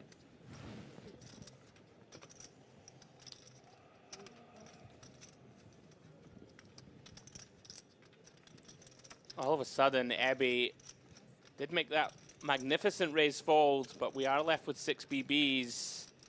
Generalov is so tough because even now you don't really get to defend and just try and flop a piece because you have Gabdulin and Ebby that have basically the same stack as you, right? So like 2 million here is so valuable to your chip stack. Yeah. I think he may fold this Demps based on what we've seen from him so far, and it'd be hard to fault it. Yeah, I like the fold here. Feels grim, but... I mean, the problem with these spots also is that there are actually reverse implied here against a player like Burton. Like, he's going to open Queen 8 suited, right? He's going to open King 7 off. You know, hands, you know, that we have a hand that you normally expect to be very live against, you know, normal ranges, so to speak. But Burton is not afraid. I mean, I wouldn't put it past him just to open the 8-9 suited here, Demps, right? All this type of stuff. Yeah, I'm with you. Yeah. It's a great point. So it's not like when we flop a piece that it's always clean. Yeah. And Gabdulin's going to be in the big blind next hand, right? It's going to chop him down. Is this a prudent use of your time banks? It's going to defend, though. We're working with 2/3 pot back. Would be a nice time to flop something. There we go. And he does. Now, given that the ICM situation, is this a spot where... I think we donk shove this one for sure. We just shove or do we check? Yeah. I like that just given the ICM. I don't think Burton can fold here either. Snaps it Got to off. flick it in. Just like that, Generalov, 75% favorite here to find that double. Wow, and how patient has this man been? Yeah, unreal. Very clean turn. Just got a fade 6. Diamond would be a good card. He's not wrong. Diamond it is. Double up. Generalov suddenly in the mix. 27 million chips.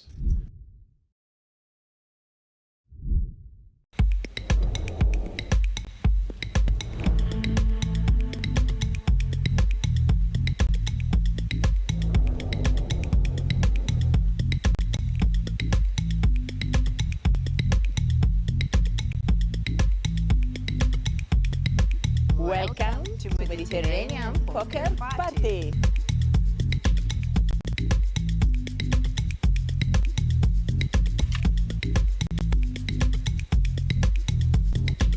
Whoop whoop, what a tremendous beginning of Mediterranean Poker Party. The brand new huge poker stage was built. It's TV time.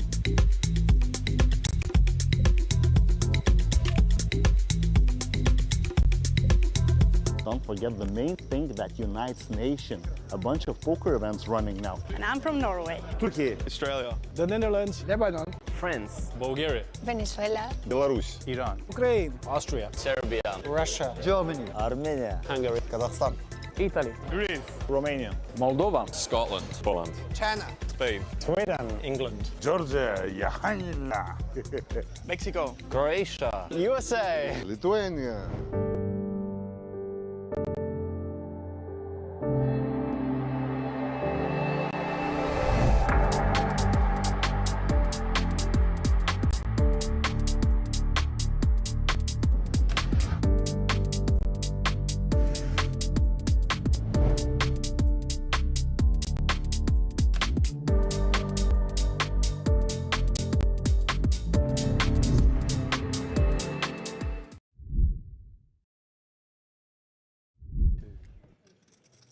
Clock ticks towards the 2.5 million big blind level, Demps. We can't make it that far, surely. Oh, we're getting to 2.5 we actually million. might now. Oh, with 7? I mean, with 7. Oh, no. I'm sticking my neck out on the line. I said, we can't do it. I said we probably, I think I gave a caveat. I think I was like, very unlikely on the 1-1-2. There's no way we do another level with 7 players. I mean, I suggested to you earlier, I think that, you know, once we get to the 2.5 million big blind level, that's kind of like where you can see the tournament finishing. You know, between this level, that level, the 3 million big blind level, that's about where you could see it ending. There's still 7 players left. I mean, what is going on? Got Zanka. Absolutely crazy. Ace 10. He's going to pop it up from under the gun. They keep giving him an ace every hand. It's a good situation to have. Sure Sometimes they give him 2. Oh, Gabdulin now with 2 jacks. Here we go. Just got the double up. Now gets a 3-bet jam spot. He's going to be very happy to take. Yeah, these jacks going to look like aces. It's been that card dead. Very nice spot to find. Yeah, I mean, 13.5 blind, they are aces. I like this little difference to the one we saw before where we saw a snap 3-bit jam. He does burn the time bank, even though he knows full well he will be jamming. There is no other course of action here. 14 million. Okay, the committal. It's the same thing. Just in case we find a jam behind. Yeah, you get a rejam behind, and then the original razor sticks it in, and so thinks, well, here we go. We are going to find the jam behind. Wow. Cervenkov being dealt the goods. 2 queens up against the 2 jacks of Gabdulin, the man he just doubled up, looking for instant redemption. Wow. Here we go. Going to do some posturing as well, of course, himself. And he is going to raise it up again himself, clicking it, making it 24. We've got some cutesy stuff going on here. But of course, Godstanka now can only ever put this in with the absolute top of top. And that's not what he has. Very unlucky here for Gabdulin. Well, let's see. Insanely though, Demps, if he wins this pot, finds a jack, he's going to take the chip lead. There is just 1 jack remaining. You see that reflected in the stats here. Down to just 13%. Stand-up equity has been activated. Yeah, this is a good time to do that, I think. In this long 7-handed battle, we see a King 8-6 board. Clubs, no use to Gabdulin as both hold 1. We are in the Mediterranean. He needs to find that fish hook. 2 of hearts.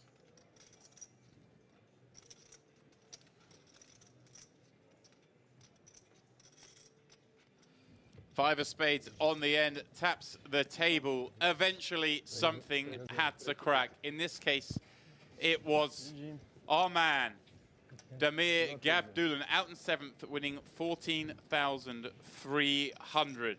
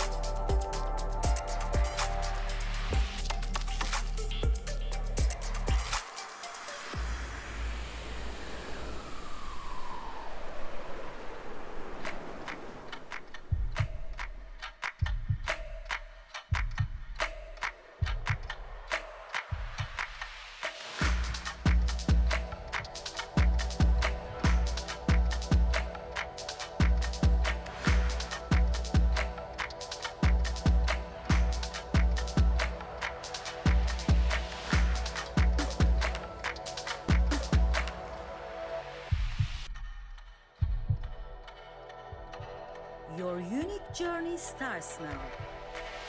Merit Starlit.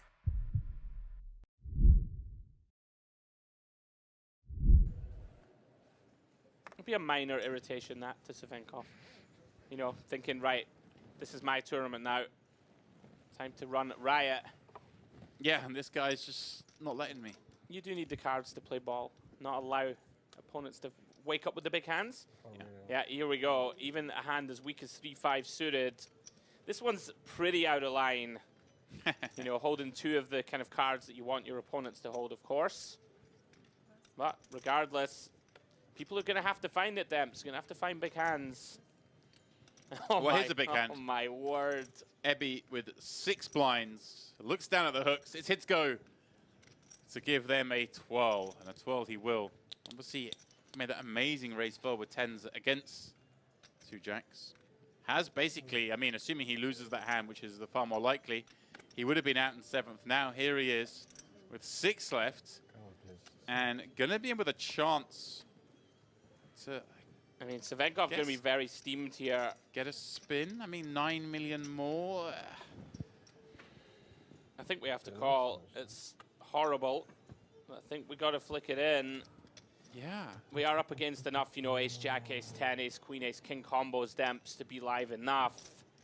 It feels pretty gross. Yeah. He does make the call. Here we go, Ebby, with that great fold. Now with an 81% chance of getting up to 30 million chips with one more player out. Yeah, Savenkov somewhat punished here for pretty out-of-line open, but as we said, your opponents are going to have to find something pretty big to get it in. And he's very live now, Demps. Wow.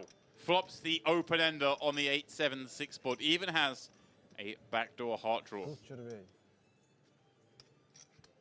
Maybe not enjoying the sweat.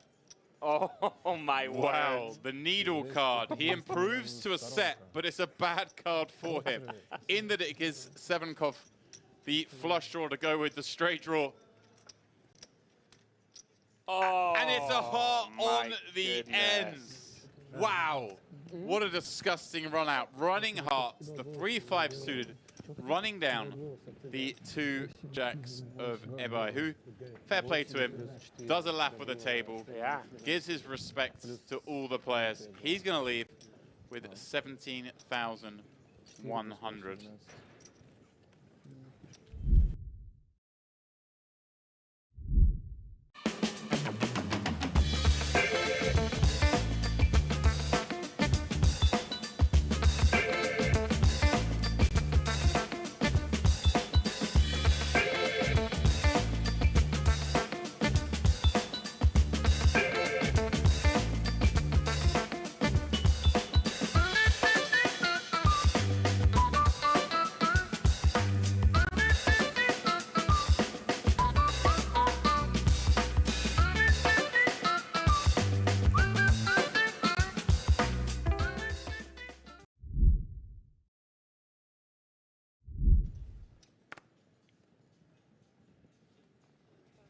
Very quick fold from Generalov. Burton. Now with 28,400 locked up, are we? Got to raise call this one. Into the raise calling, that's what I was going for. Now obviously the shortest stack.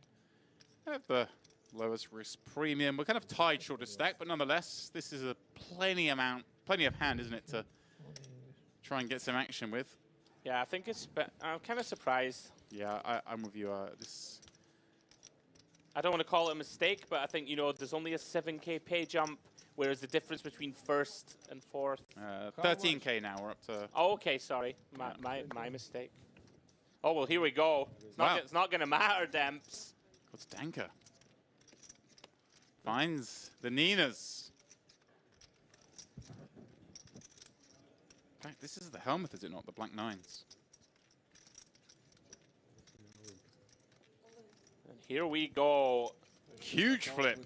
Big. I just said how Gosdanka's kind of just got through this field without getting any dicey spots, but here he is playing a 56 million chip flip. A chance to knock out the man who was leading this tournament for such a long time. And if he does so, he will take 100 million into the 3-handed battle. Big moment. Generalov, we did mention it earlier, he was going to just find his way into 4th. About to ladder up to 3rd here. Or is he? Not anymore. High, 2 diamonds. Oh. Could you find a worse flop for those 2 9s? 1 out, Demps. 1 out and then still not there. 1 out and a brick needed. Червоний. Well, there's the brick. Just need the one out now.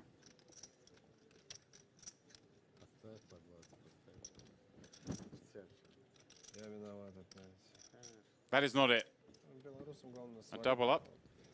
Near parity between these two now. 44 plays 56. Generalov back where he feels comfortable on the short stack. Yeah. Estoy impaciente, quiero comerte. Quiero jugar, baby, una horas más. Estoy impaciente, quiero comerte. Quiero jugar, baby, una horas más. Estoy impaciente, quiero comerte. Quiero jugar, baby, una horas más. Estoy impaciente, quiero comerte. Quiero jugar, baby, una horas más.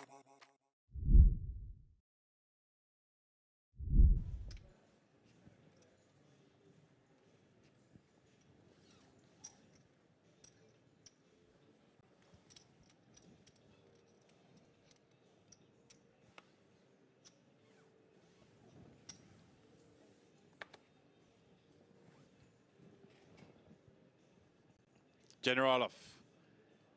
Now with his newfound wealth. Just gets to chill. He's the 2022-2023 Petanque World Champion. Kirill Burton looking down at the 8-7.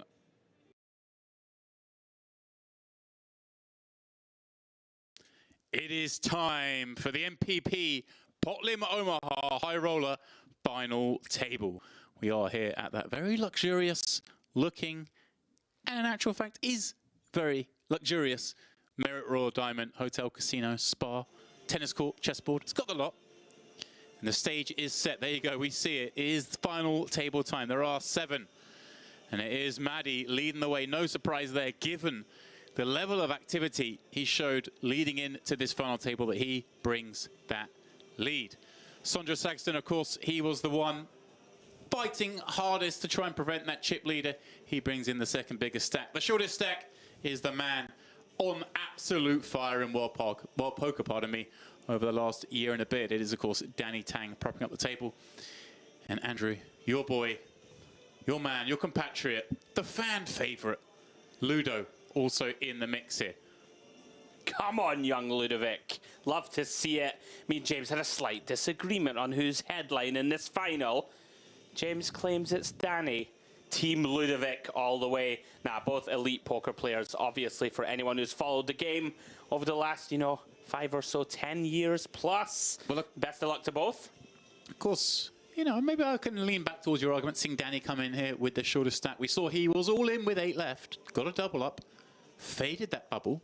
Not something that Jessica Tussell could do. She was the bubble girl. We are just getting things ready. Aha! Ladies and gentlemen, the time passes really quickly, and we meet each other in the middle of fabulous Mediterranean poker party. And for the first time, we have the high roller here. $10,000 buy-in. It was for this PLO event, and we down to final 7. Still, $148,000 for the winner, and it's perfect time to meet our finalists. Sitting in the first, representing Austria with 1.4 million in chips, it's Raphael Schneider.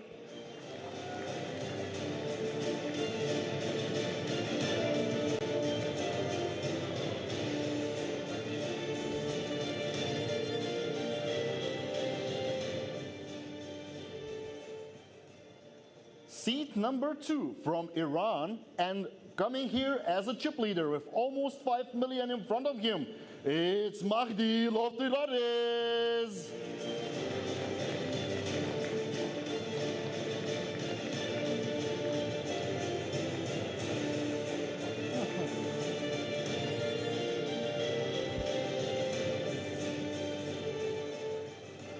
Actually, the guys in Scandinavia, they're famous for crazy PLO action, and probably it's not an exception. 3.2 million in front of him, Norwegian, Sondre Saxton.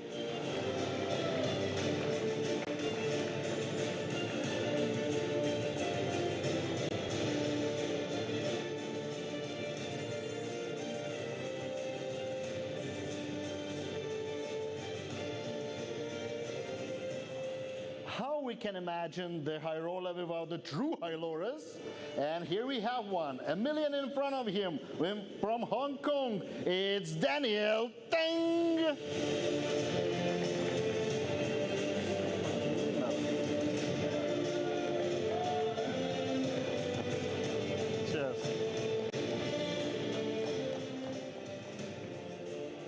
Sitting in 5th seat with 2.6 million in chips from Austria, Stefan Linner.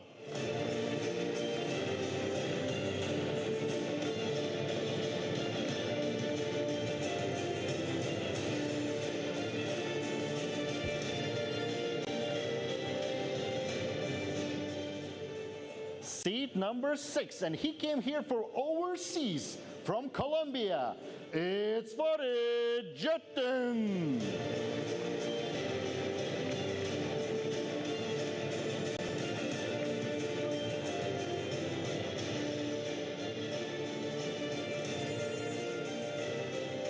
Cheers.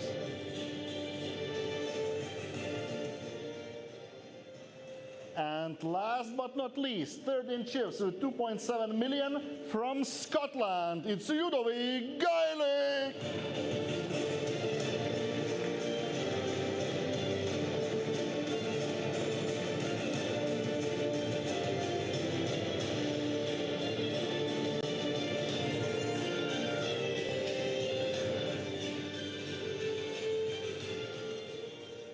And guys, I know 4 cards are much more fun than 2. So enjoy and have fun here. Dealer, please, shuffle up and deal. Well, there we go, Andrew. The stage is set. No final here at Merit. It's complete without our boy, Viltatas Mulbutus even, pardon me. Gets the crowd pumping. I get excited listening to it. Living legend, Mulbutus, we love you. Absolutely epic. I particularly loved the Danny Taring. I don't even know what it was. It's magically done. Yeah. As we see our floor wishing the players good luck. Are we drawing? I think we're drawing for the button, as my guess. Well, he's wishing them good luck too, right? Yeah, probably. Who's going to get the button? You tell me, quickly. Oh, who's the favourite? The boyfriend of the year, seat 5. I was actually going to go hit him as well. Where are you? I'm going to take Danny Tang. All right, seat 5. Oh, we're both wrong. Who is it? Oh, it's Danny.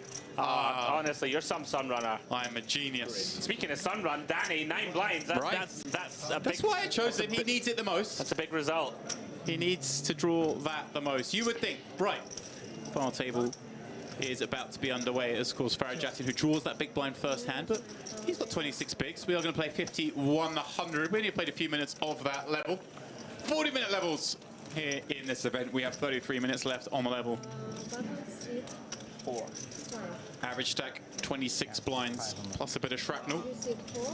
$24,000 is what's locked up. We're on a 7K pay jump, but the first prize, a whopping $148,800. Not too shabby, James.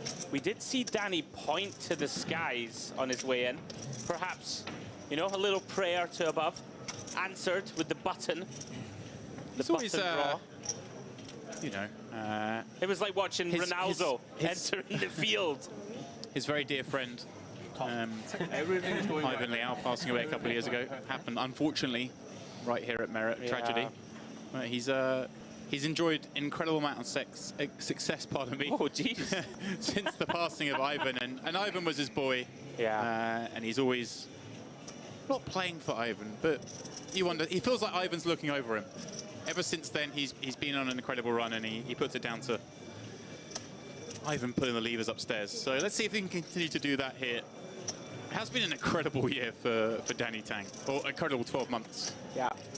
That was incredibly sad news about Ivan at the time. Still sad now, of course, and we wish Danny the very best of luck. He's got some work to do, James. Just a shade under 10 blinds as we see Maddie picking up where he left off on stream in there with some sub-optimal hands, will we say. Yeah, a little different scenario now, of course. Bubble has burst. Yeah. People can play. I mean, there are pay jumps, but the last pay jump was 2.4 blinds. the next page jump is 0.7 of a buy-in. Sure. So pressure relieved somewhat. Absolutely.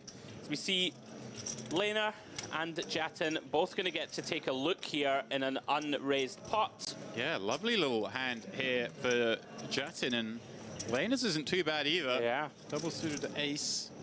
You know what that means. 10-10x flop from Addy. Well, there's some connectivity here. Jattin with the 6-8-9 wrap on this 7-5 flop. Lena, top and bottom. And Mahdi, well, he's got two blockers to the nuts, plus that little gut shot.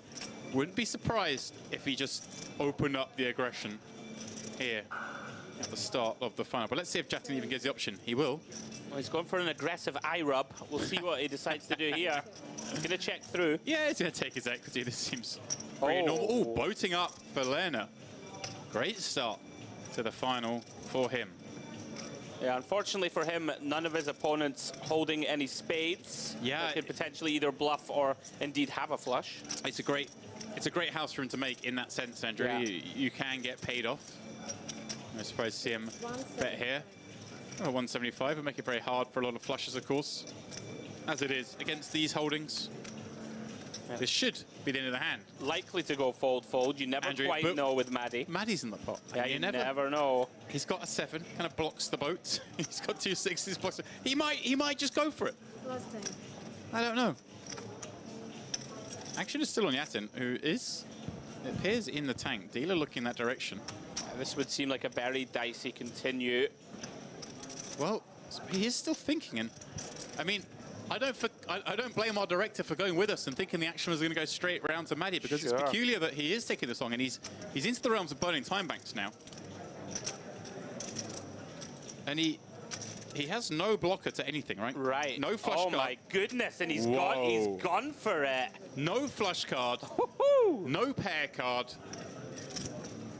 And he's going for it. I mean, this is spice. Maddie. Surely not, James. No.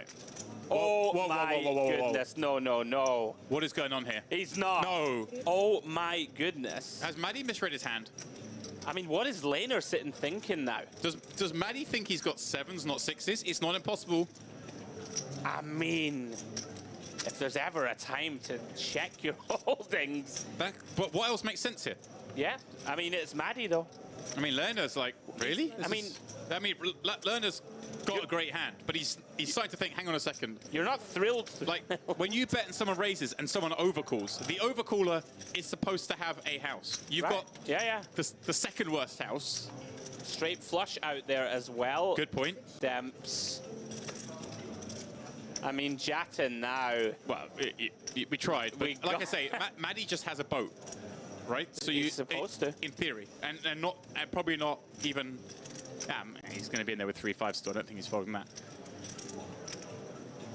What a wild start to this final.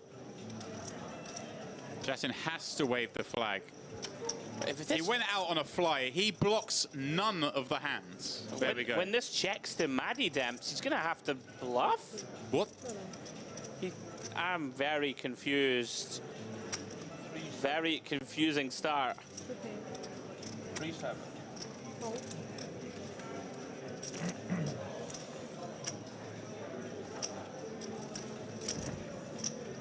We are a little stunned silence in the booth. I was just seeing if we could pick up anything from the table.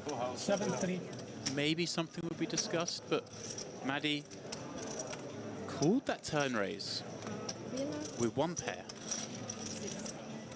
And I don't know, maybe he picked up on something with Jattin, but when Lerner's continued, he's decided against going for it. Okay. Possibly. Yeah, I mean, he did have a 7 in hand, right? Maybe thought, I'm going to bluff heads up. Whereas when it goes 3 ways. If he thought, hey, I think Jattin's at it here, I'm going to call and bluff him later on. This one also? But then Lerner called and kind of ruined things for him. Yeah, very strict rules here on our TV table. No electronics at the table, and we're coming in for the smartwatches. Oh, yes. Hopefully doesn't. You need these off as well for Ed's fielder. Get some scissors. Yeah. They've only been on there for like 7 years. Let's just start cutting them off now. First hand at this final table was a corker. The only other thing I can think, James, is that he did misread his hand, and then when the camera was off him, right, after overcalling, he looked and recognized he did not, in fact, have pocket sevens. I don't know what happened there. Yeah. Other than, I mean, look, if Lena had folded and had been just betting with a flush or just bluffing, and Jattin raised, we have the overcall here, they go heads up to the river, and then he just puts Jattin in the bin, like by bluffing him with the hand, we'd be going about how amazing this hand was played. Absolutely.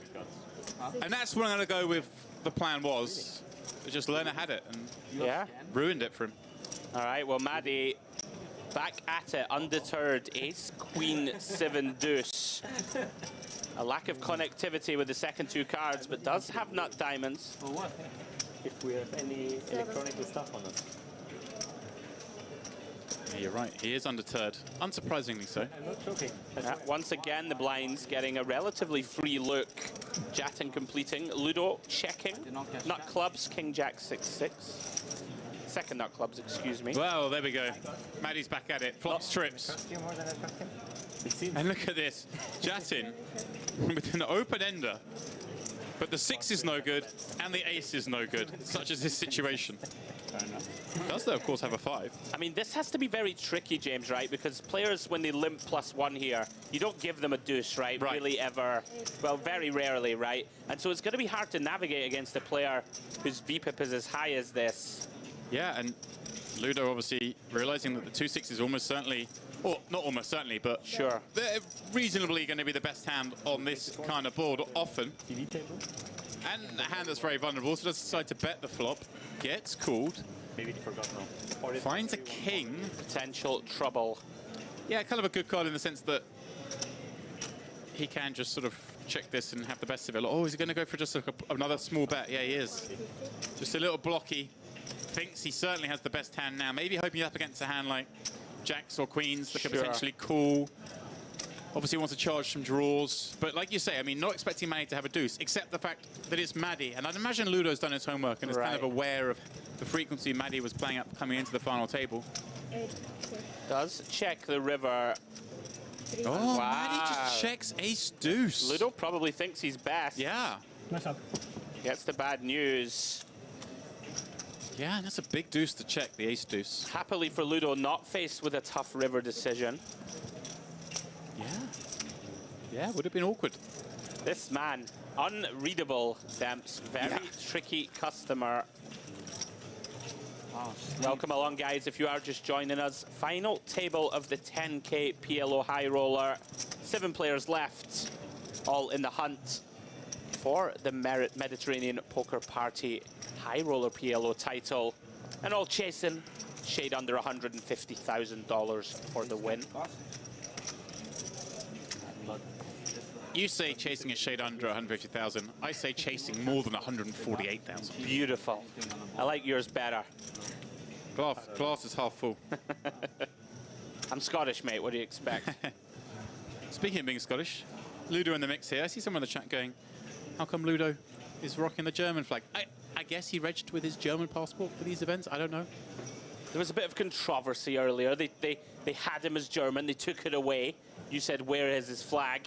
So maybe they're still hunting for a Scottish one. Well, let's see what he's got now. Obviously, Sexton's down now with the Union Jack. But again, maybe I don't know where he lives, resides, what IDs are going on. I mean,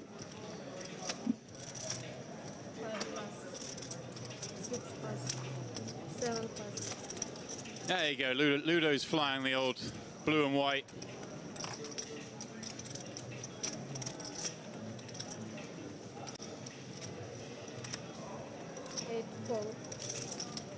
Ah.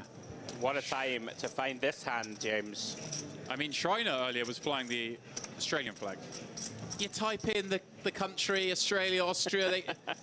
It's easy to make mistakes. Tell you what's not a mistake is this raise. Aces double from the big. Let's go. Maddie. Ah, a little bit of restraint. And recognizing that here that Shriner is very strong. So nicely done. Pick up for Shriner. Yeah, very Shows nicely it. timed. Promise you guys, I've always got aces double.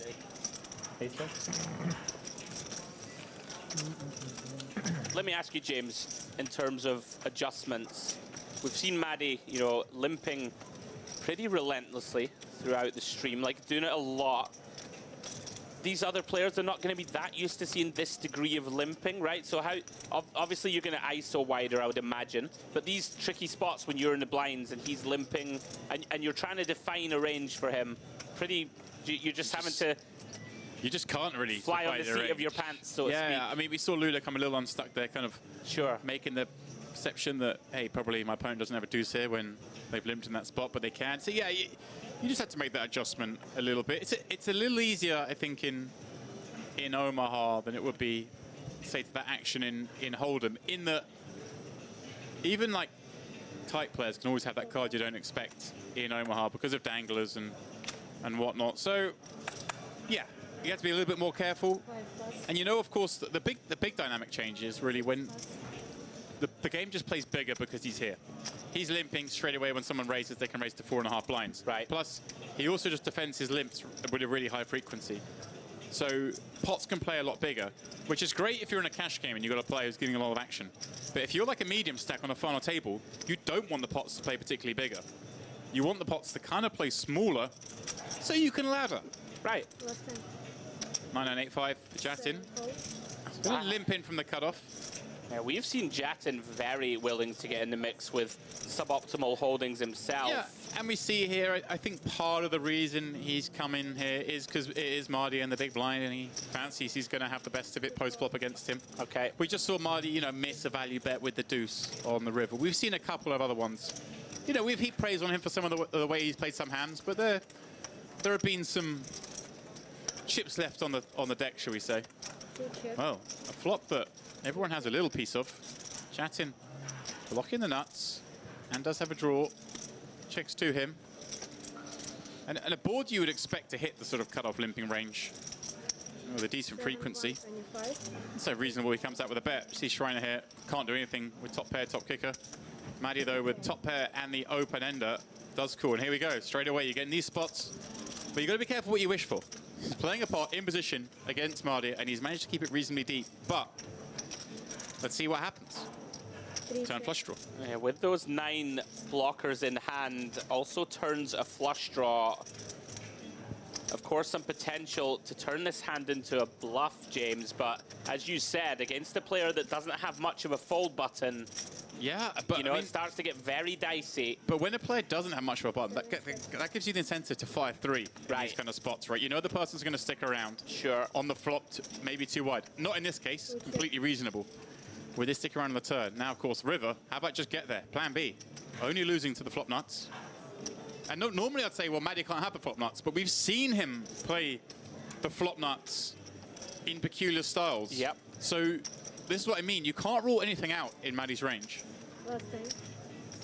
Yeah, nonetheless, we are going to seek value. Goes for around about 2/3 pot. We have to go for it. Yeah. We have to go for value with this. We just, if Maddie has somehow slow played it again, he gets us. Quick fold from Maddie. Yeah, it's weird. I kind of want to say Jattin, it'd be nice to bet turn to set up a river shove there with the 2 9s, but at the same time, 2 clubs, 2 spades on the board. Your opponent's going to stick around perhaps a lot. There's got a lot of bad cards that even if you have the nuts, you don't get to shove.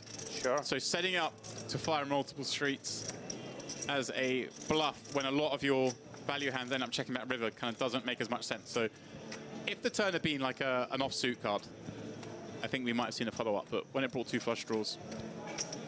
Yeah, contented to take his equity. Yeah, and it's just hard to have as much value on the river if you bet. Like, those turn value hands check back a lot on the river is what I'm trying to say. Got it. Not that river, but a lot of rivers. All the black ones. I hope that made sense to those of you watching.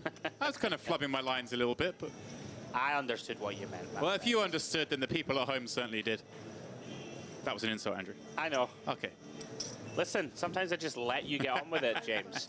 I don't have to defend my honor. 6+. You're overfolding, Your Honor. Bound to Jattin once more in the hijack.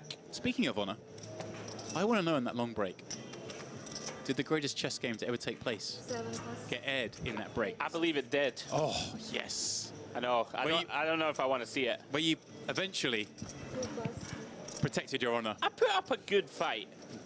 Right? Took a knife to your own heart. Yeah. If anyone is just joining and don't know what we're on about, we are having a Merit Commentator Olympics.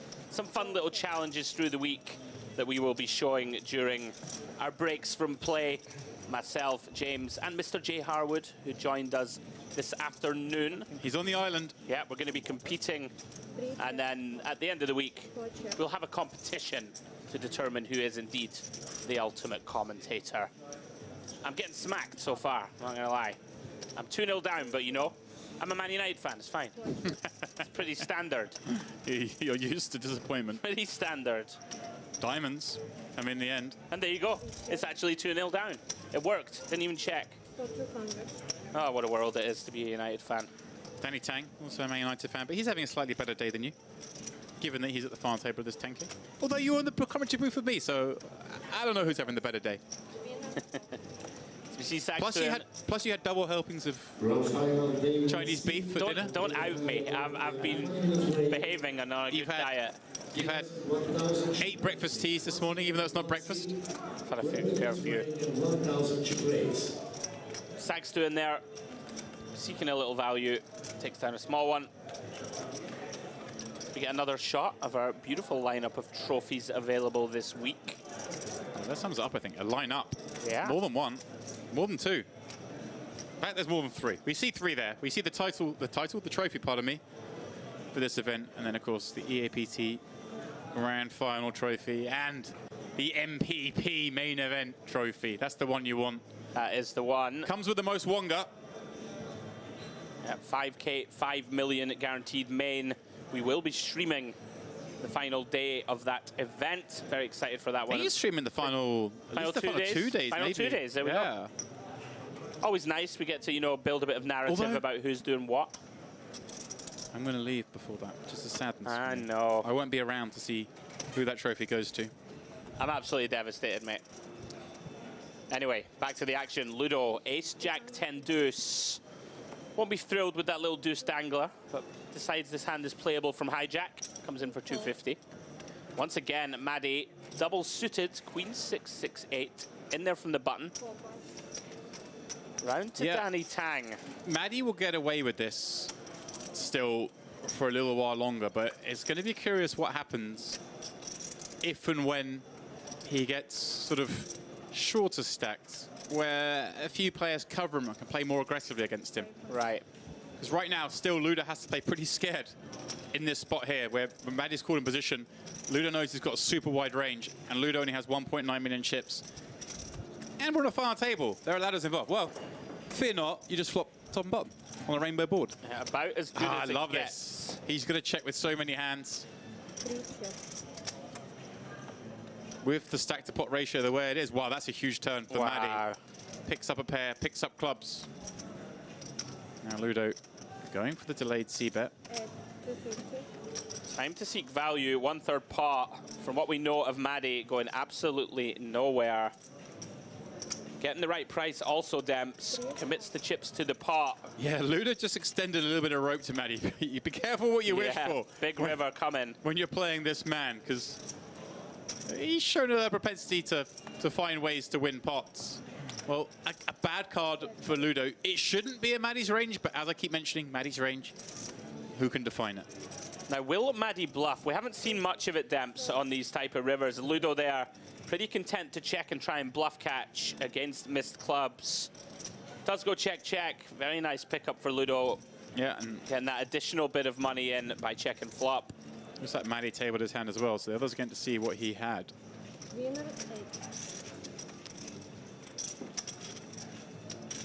Oh, he did have an 8, of course. Excuse me, so he didn't really need...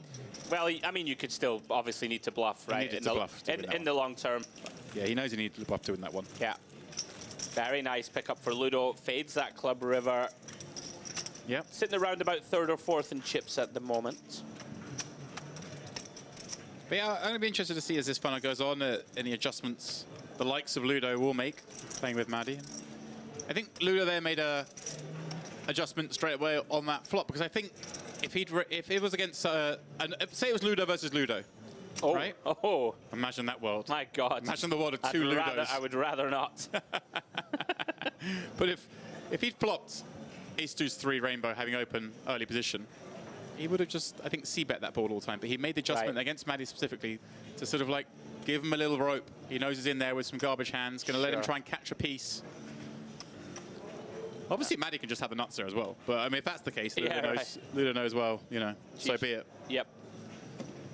Action back on Farid Jattin. Double suited, not the most appetizing combo of clubs. And from under the gun, feels like this one's got to go in the muck, as it does. Action round to Maddie. Once again, James, double suited. And sticking with this pure limp strat so far at this FT. And here we go. We talked about wide ISOs. And this falls into that bracket. Ace, Queen, 7-4. Yeah. Very spicy ISO. Non-nutsu, just literally going after this. And this is the point. I mean, Sexton obviously happy to like risk busting to play some big pots with Maddie. That's his strategy here. And he's looking with this player, I can see already to like eyes on the prize, trying to win this tournament. And that's not surprising. We saw how he played with 8 left. He was willing to open up his stack a few times. And well, a big flop for him on this ace-9 board. Yeah, absolutely drills it. Ace-9. The Imagine small bet order of the day. Round about a third pot, 300k. Maddie comes up empty. Quick check fold.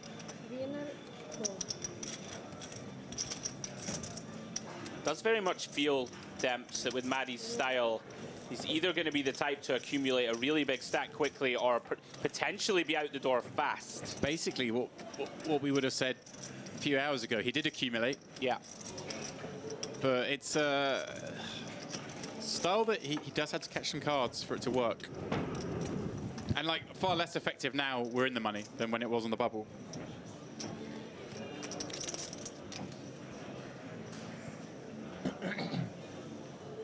Action now going to be on Ludo under the gun.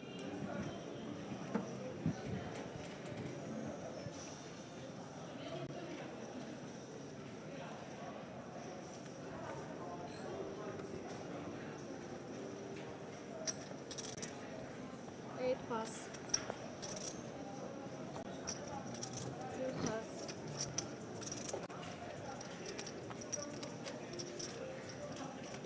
3 pass. 4 pass. Maddie finds a hand he doesn't like. It's a rarity. Round 2, Danny. Queen 10, 9, 7.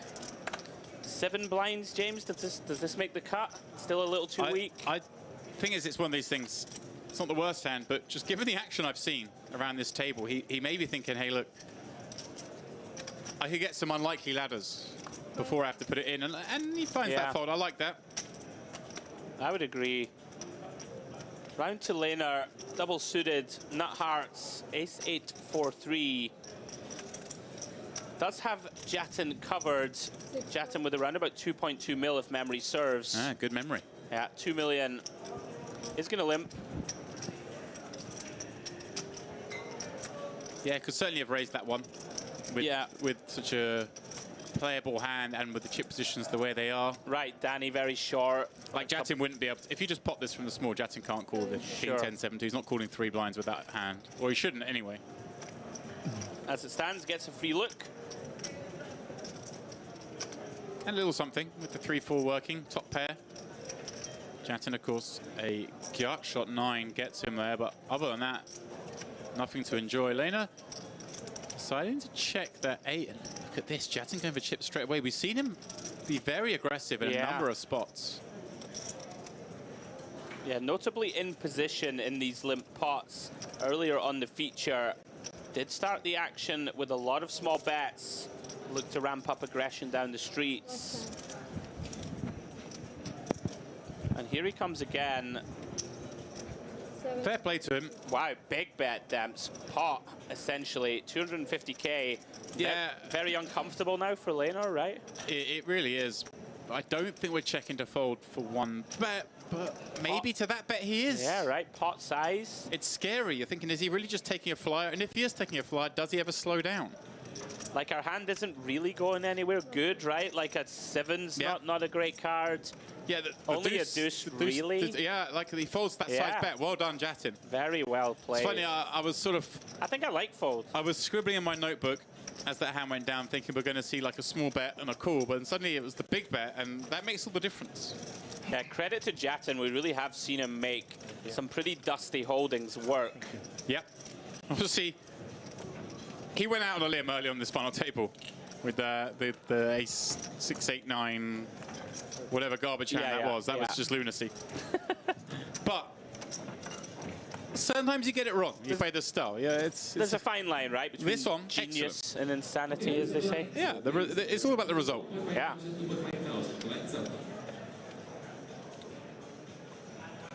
Action on Shriner in the 1 seat.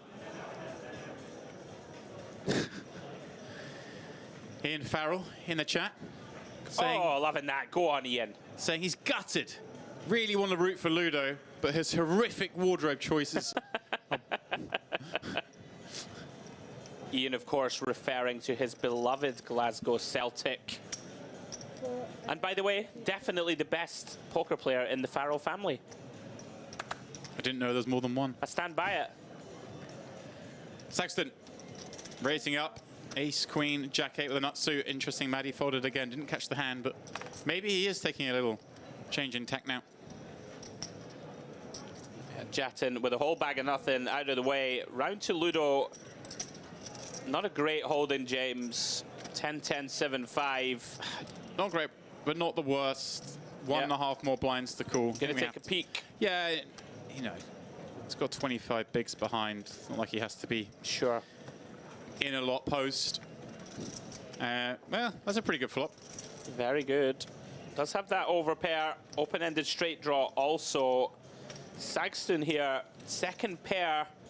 Does have, of course, ace, queen, and jack working with him to improve. Yeah. Doesn't want to catch that jack if Ludo check calls. Yeah, this is a nice hand to bet with. Obviously got second pair, no diamonds, getting blasted off it, not a disaster. But as you say, the ace, a great card. The 10, obviously a nutty card. And the queen and jack likely to be good if hit, albeit they would bring straights. Turn pairing 9. Yeah, very interesting. Likely to slow the action down, Demps.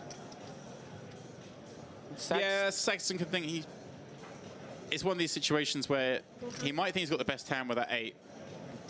He's just keeping the pressure up. Okay, he's going for that. Look, if Ludo's got a draw, Ludo basically has to fold now. That's what he's thinking, and just kind of trying to almost protect that 8 by betting. And sometimes you'll make the better hand fold, like right here. It looks very likely. I don't know if Ludo can continue here. No. I like that play from Sexton. Obviously recognizing as well that the chip situation being a final table, how Ludo has to play that a little bit more honest against him. Doesn't want to call those draws on a paired board naturally. Also probably just thinking that Ludo's nutted hands on the flop do just check raise with pretty decent frequency, given that the item situation, he just wants to take pots down. So nice adjustment, nice bet. And again, it helps that he had the kind of hand that isn't great, but is okay to do that with.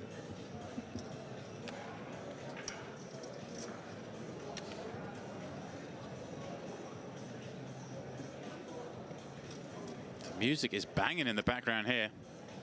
Really is the Mediterranean poker party coming to you here from the Merit Royal Diamond Hotel, Casino and Spa. I keep saying Spa, but the Spa is somewhere I've neglected this trip. But it's summertime. That's I'm not outside. like you, is it? That actually is not like you. I'm always in there like 3 times a day. The only time I've been in there is looking for you. That's true. I was only in there once, and only for a comedy skit, obviously. Now, the weather is too nice to be stuck indoors at the moment. Maddie. All right, well, I suggested Maddie maybe a change tack, but then the Jack 10-8-4 under the gun. Yeah, this is wild. Yeah. And does Danny want to take... No, he can't take Queen, Queen, 7-6 rainbow. It's annoying, because this is the sort of spot he's looking for, right, to get his double up. He wants to find a good hand, and I've had Maddie limp. Problematically, of course, still has 4 players to act behind him. Yeah, and again, I think he is adrift by quite a margin, so this may be why he's still thinking about this one. I don't think anyone else is really below 1.5 million, are they? No, I don't I'm trying to so. think.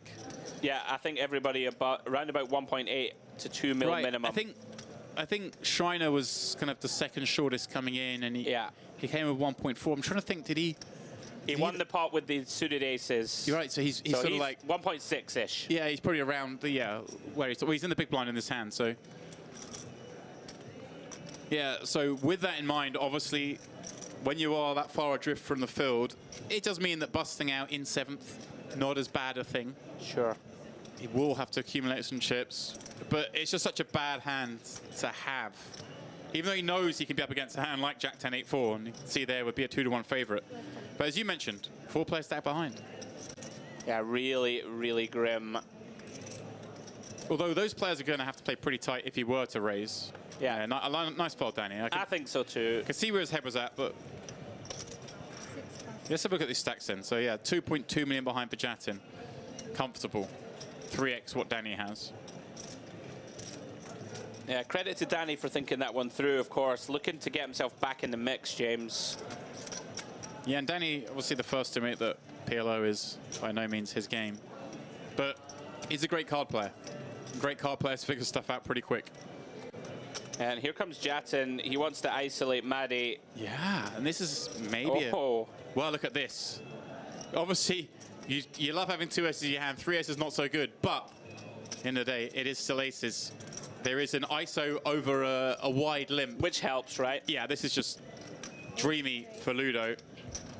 He knows this you know, the ace-king 8-3 is not normally raising here. It's only because it's Maddie that's limped. And he knows Jattin has shown a willingness to go after it thus far.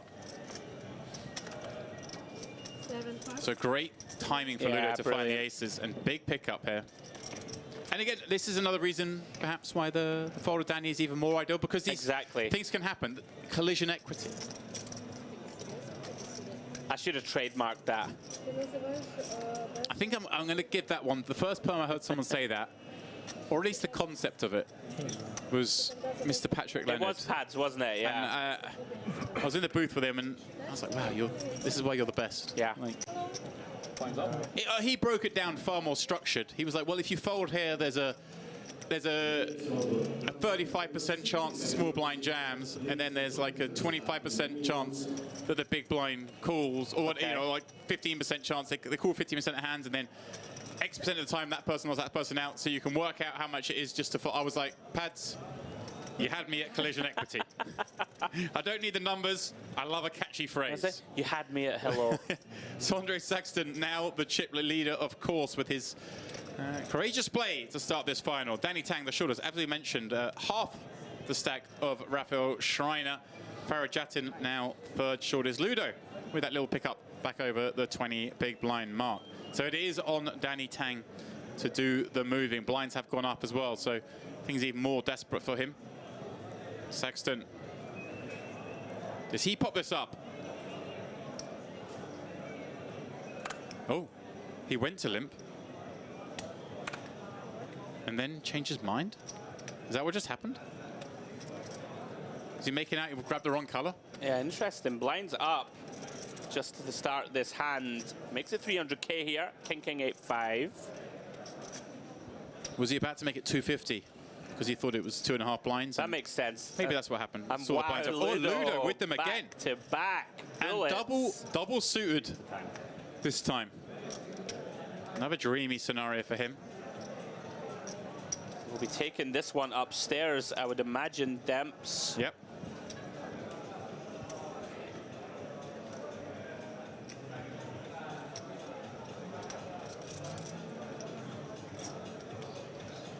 Yeah, no other decision. Just going to pop this, but of course taking his time. Exactly the same as the last hand.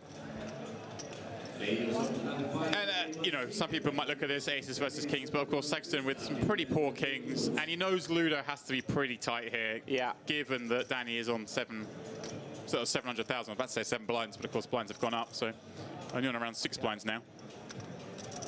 What's that? And these kings, they just play so poorly against aces. I mean, you see the equities here, but we're taking into account folded hands. They're not folded cards. They're not as bad as 13%, but they're bad. Yeah, it seems incredibly difficult to continue here. Ludo going to be so heavily weighted towards aces.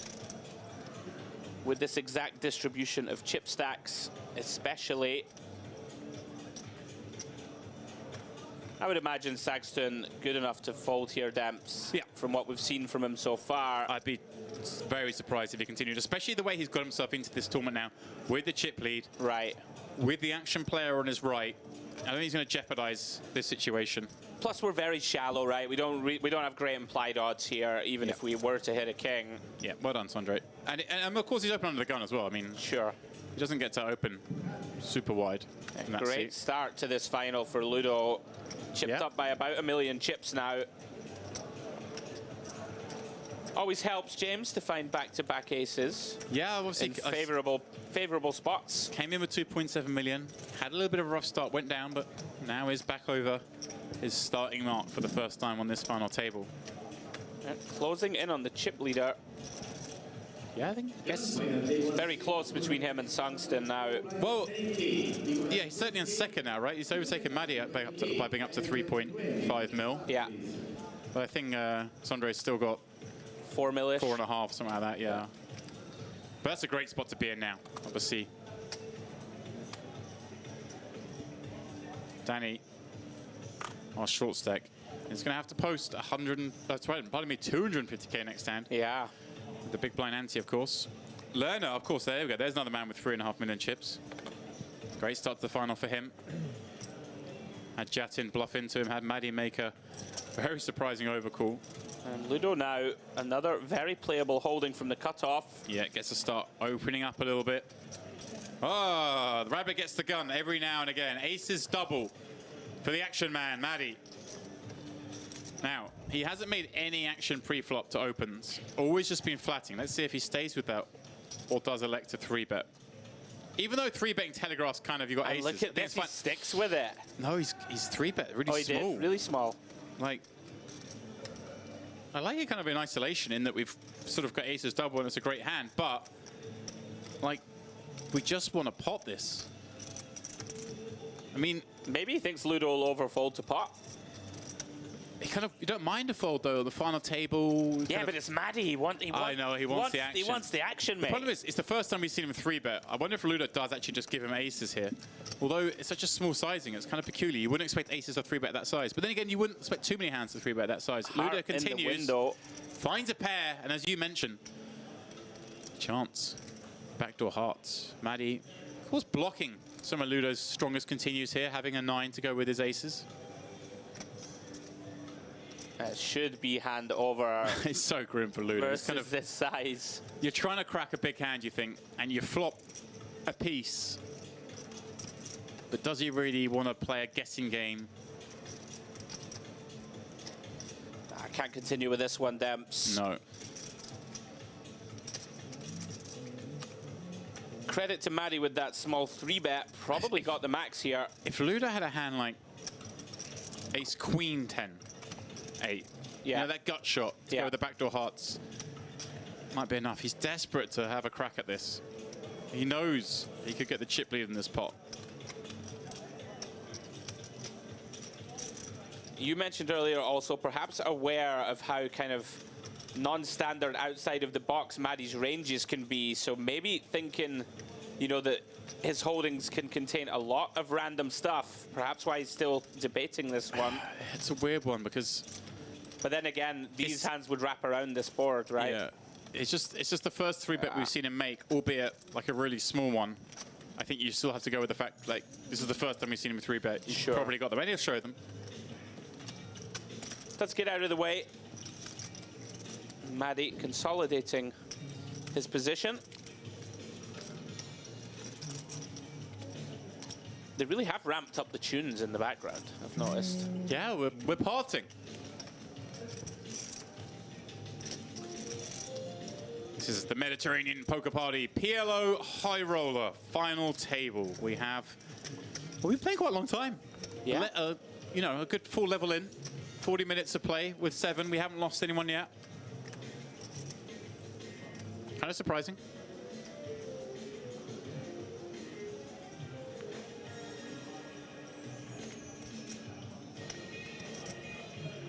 We are, of course, playing down to a champion tonight. We picked up coverage earlier today as late reg closed. There were 46 entries in total.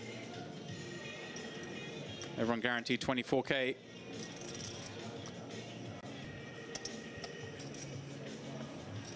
Stefan Lerner, he's coming in.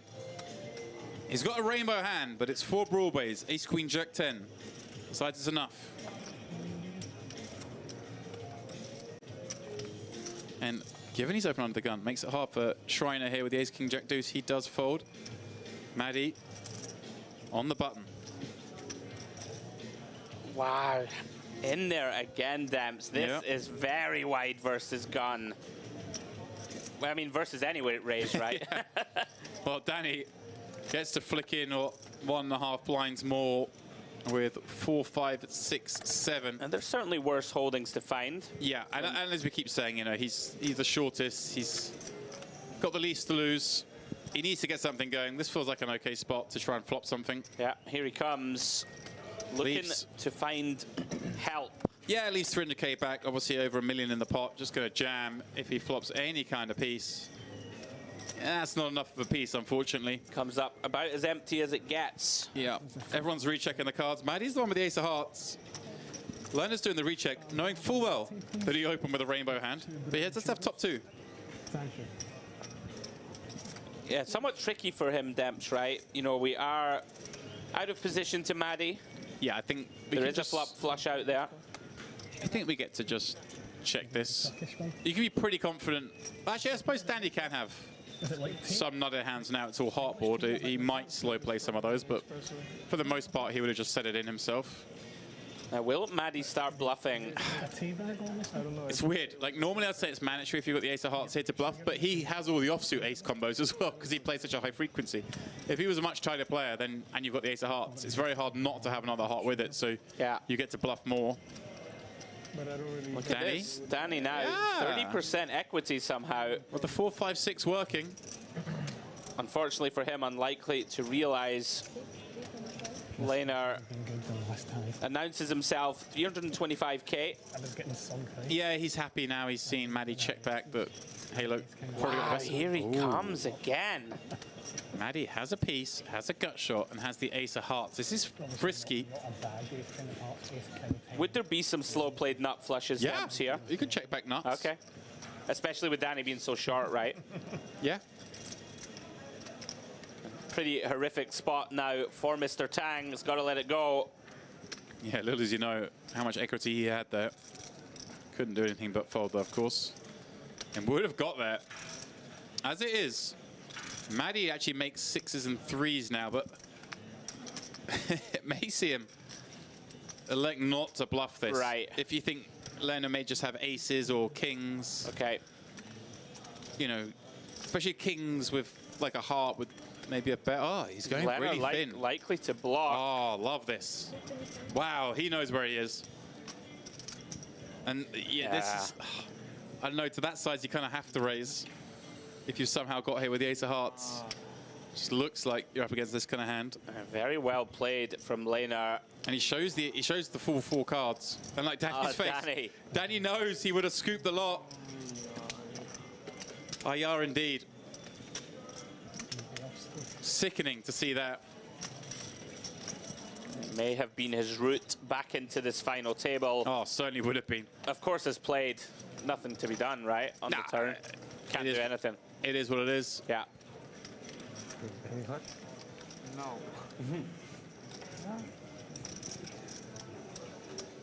Danny gonna need to find something very quickly. Anything can happen, though, of course, in the great game of PLO. I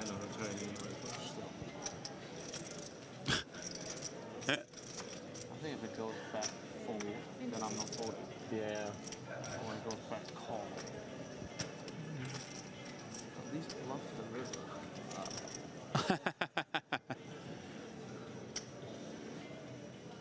Danny's wishing Maddie had bluffed the river so you didn't have to see that he would have won.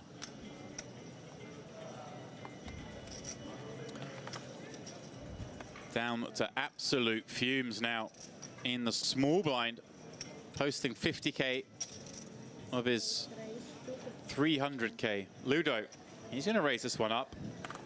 And look at this, Shrine finds a really nice hand at ace, king, queen, 4, but he doesn't want to play it when Danny is on absolute dust. Yeah, Ludo getting to leverage the fact that Danny is so short. Also has a nice playable hand of his own. Laner, pretty undefendable this one, I would suggest, James. Yeah, it's a bad one. Of course, he does get to realize a lot against Ludo, given that Danny's that short. Still can't play the king 4-3 deuce, though. Spy's still open for Ludo. It's kind of a hand he didn't want to get dealt there, but he's very happy with the result. He doesn't really want to be opening with Danny on no chips. He wants to just be dealt the easy folds at this point. And then a 15 minutes break. 15 minutes break in day 1 to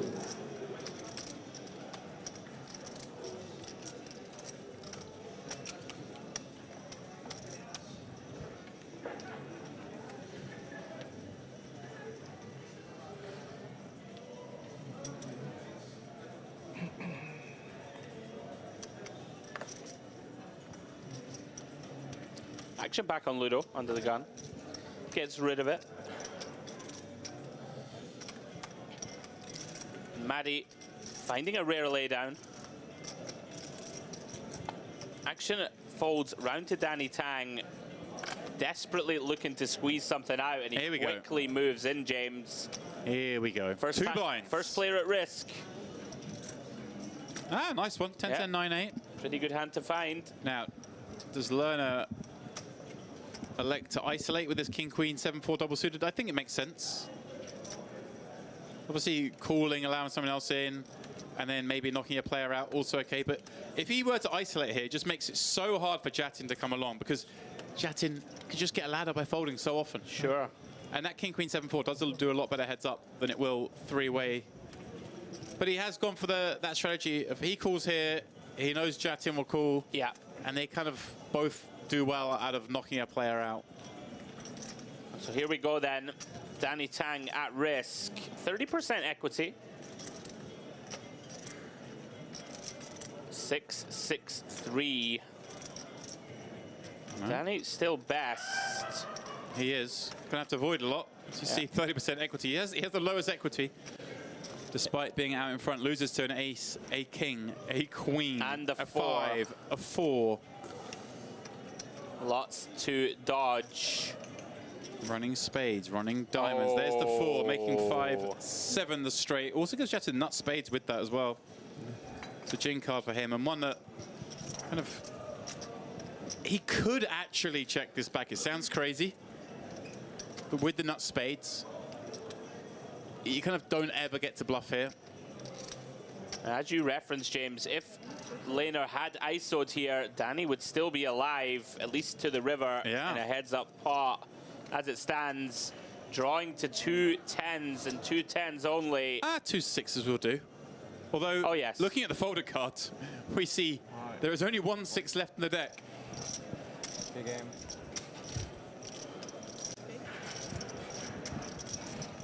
Danny going for the pro level mic removal. Gives you the extra 6%. 10%. Oh, Ludo's on it. He's only factoring the standing up though. The standing up mic removal is extra. Can Danny Tang find it?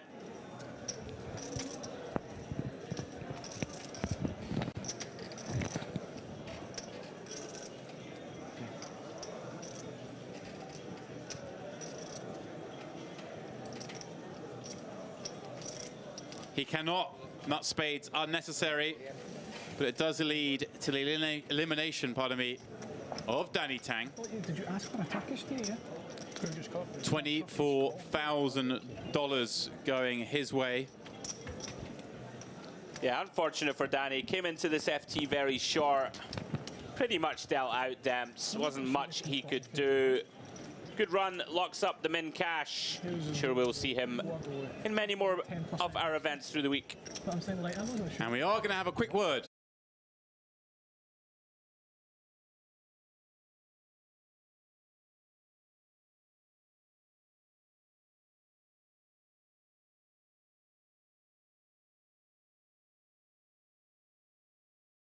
And then short deck's just a smaller audience. I'm probably better at short deck than I am at no limit hold'em, but then no limit hold'em way bigger, you know. So yeah. Who has the biggest chance of winning this one? I like Ludo's chances. You know, I mean, I'm not super familiar with like who's good and who's bad in the PLO world, but I know Ludo's in a good seat. He has decent amount of chips and he's pretty aggressive. So yeah. What is your favorite part of playing MPP events? Favorite part of playing MPP, probably the trophy. I mean, I just saw the trophy just now. It's pretty nice design. Okay. Yeah.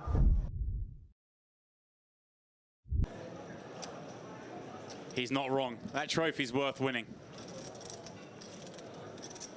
GG's, Danny Tang. Yeah, commiserations to Danny. Not much he could do.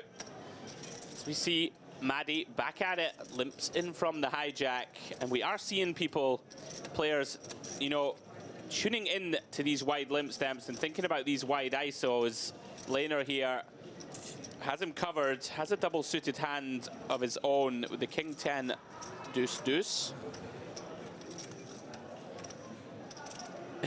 Maddie, just so unfazed. Take a little sip of the water. Wow. Gonna overlimp. Whoa. Very interesting. Yeah, this one, I mean, he obviously wants to get in there and play pots with Maddie, but... Rather ISO this one, I think. King 10, duck, duck. It's just... Would you rather ISO than limp, if you had to choose? Yeah, probably. I mean, it's just so bad that we certainly don't want to go multi-way. And by limping, we ensure it certainly will be multi-way. Yeah, Jattin now gets a look. Yeah, in this case, at least 4-way. And you've got Jattin and Ludo behind as well. They're not like they're weak players. Right. Yeah. I think this is a little bit of Lena's... This happens sometimes. You kind of get tunnel vision. You see Maddie in there kind of limping in, playing a lot of hands, and you think, I want to get in there. But you forget that there's other players at the table and bad things can happen. But that's why it's kind of fun when you get these live wires at a table, because these bizarre scenarios occur. Right. And here we go. Maddie flops the best of it. That ace, 9 kicker, pipping Jattin. Ludo finds a king. Lerner finds a king. Now, if you have limped in and you flop 2 backdoor flush draws and a king, maybe you have to bet this one. But no, he checks it back. Does pick up diamonds. Pardon me, Ludo picks up diamonds as well as Lerner and Jattin.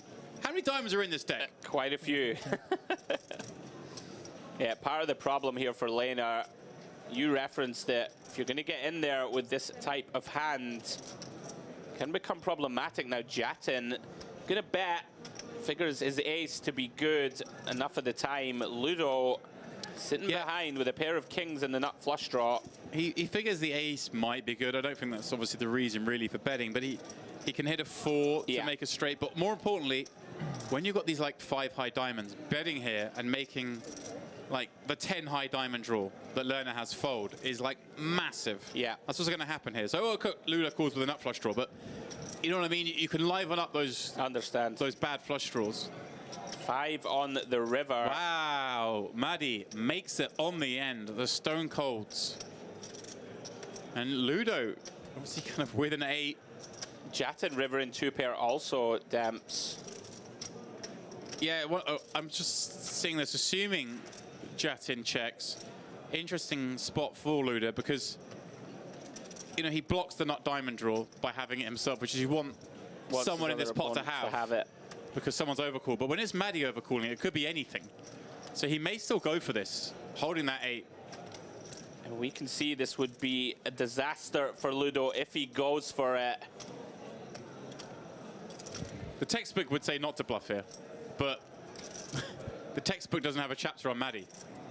And we've also seen Jattin just getting way out of line in spots as well. So well done for Ludo for not taking that spot. I think if he'd seen everything I'd seen in this booth at the start of the final table, we're an hour delay, they haven't really seen anything yet, then he may have taken that spot. And Maddie's sitting there with the rivered nuts, trying to work out the right size to go for. He's going small, James. Looks like around about a 3rd pot. Yeah, pretty much exactly that. What do you do now as Jattin? Of of course, in a against I don't want to say abnormal, and like Maddie's not abnormal, but against most players, fairly easy fold. The thing is, we've seen Maddie not bluff with the ace of hearts a minute ago. He tabled the hand. We've seen him not value bet with the deuce against Ludo on the deuce board. Does get away. I think, unfortunately, yeah, he's just played the rivers too passively. That kind of players are waking up to the fact that when he bets, he does actually tend to have it. Hopefully, for Ludo's sake, he doesn't get any crazy ideas, but that facial expression... He's thinking about it for a moment. Can't imagine he goes for it now after that little grimace. Think about calling Demps would be fairly crazy. No, I think he's still thinking about using this 8 as a bluff. I'm not so sure. Made a little face as if to say, I don't like this.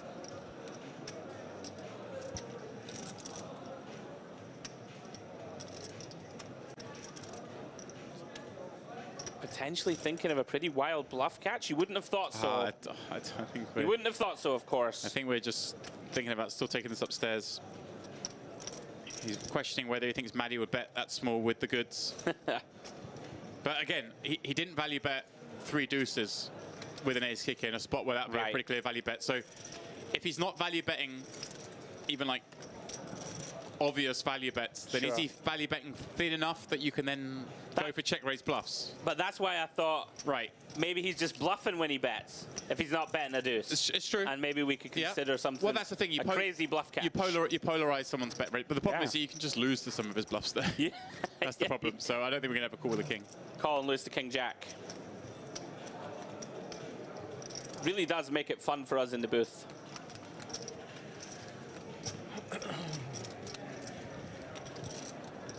Oh, speaking of legends, in the YouTube chat, Mr. Robbie Bull, another good friend of mine from Scotland. Hello, Robbie, good evening. Fresh off a very nice run out in France.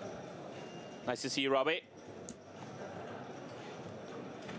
Ludo still in good shape. Scottish lads railing him home on YouTube.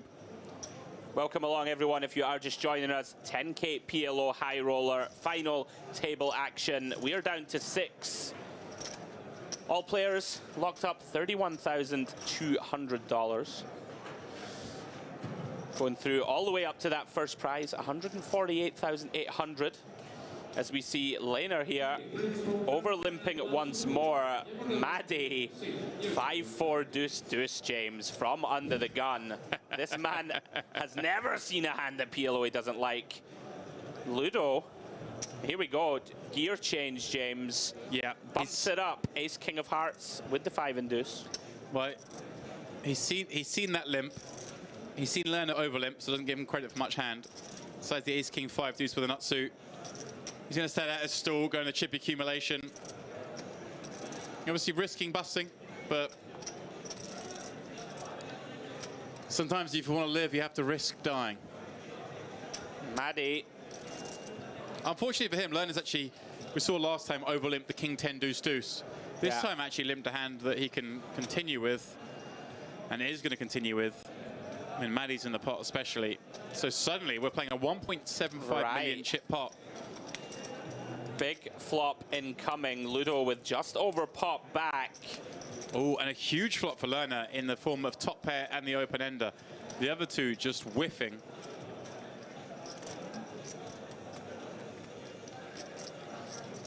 It's a weird one. Like, Lerner doesn't really want to open up his stack to Maddie by betting here, but at the same time, Maddie just has almost any 4, so you kind of just do have to. And if he's got you, he's got you. Okay, we're going to check it back. No diamond in hand, no diamond draw, I suppose, in hand. Kind of worried that he's in really bad shape against diamond draws, but... Yeah, turn is the 9 of hearts. Yeah, Laner improving to top 2. It's a great card for him because he makes top 2 and he has 2 10s blocking Jack 10, which is obviously the principal hand to worry about at this stage. Once again, checks round to the Austrian. Yeah. You would imagine he bets Demps, holding those 2 10s? Yeah. A bit of value and protection. So unlikely to get check raised. Yeah, I think you just go small here. I think so. Maybe 500K, something like that. Yeah, is reaching. You've called it. Looks like 400. Yeah, I'm okay with it. Ludo, hand that goes nowhere into the mud. Maddie, you never quite know. We've seen him do some wild stuff, but this would be beyond the pale.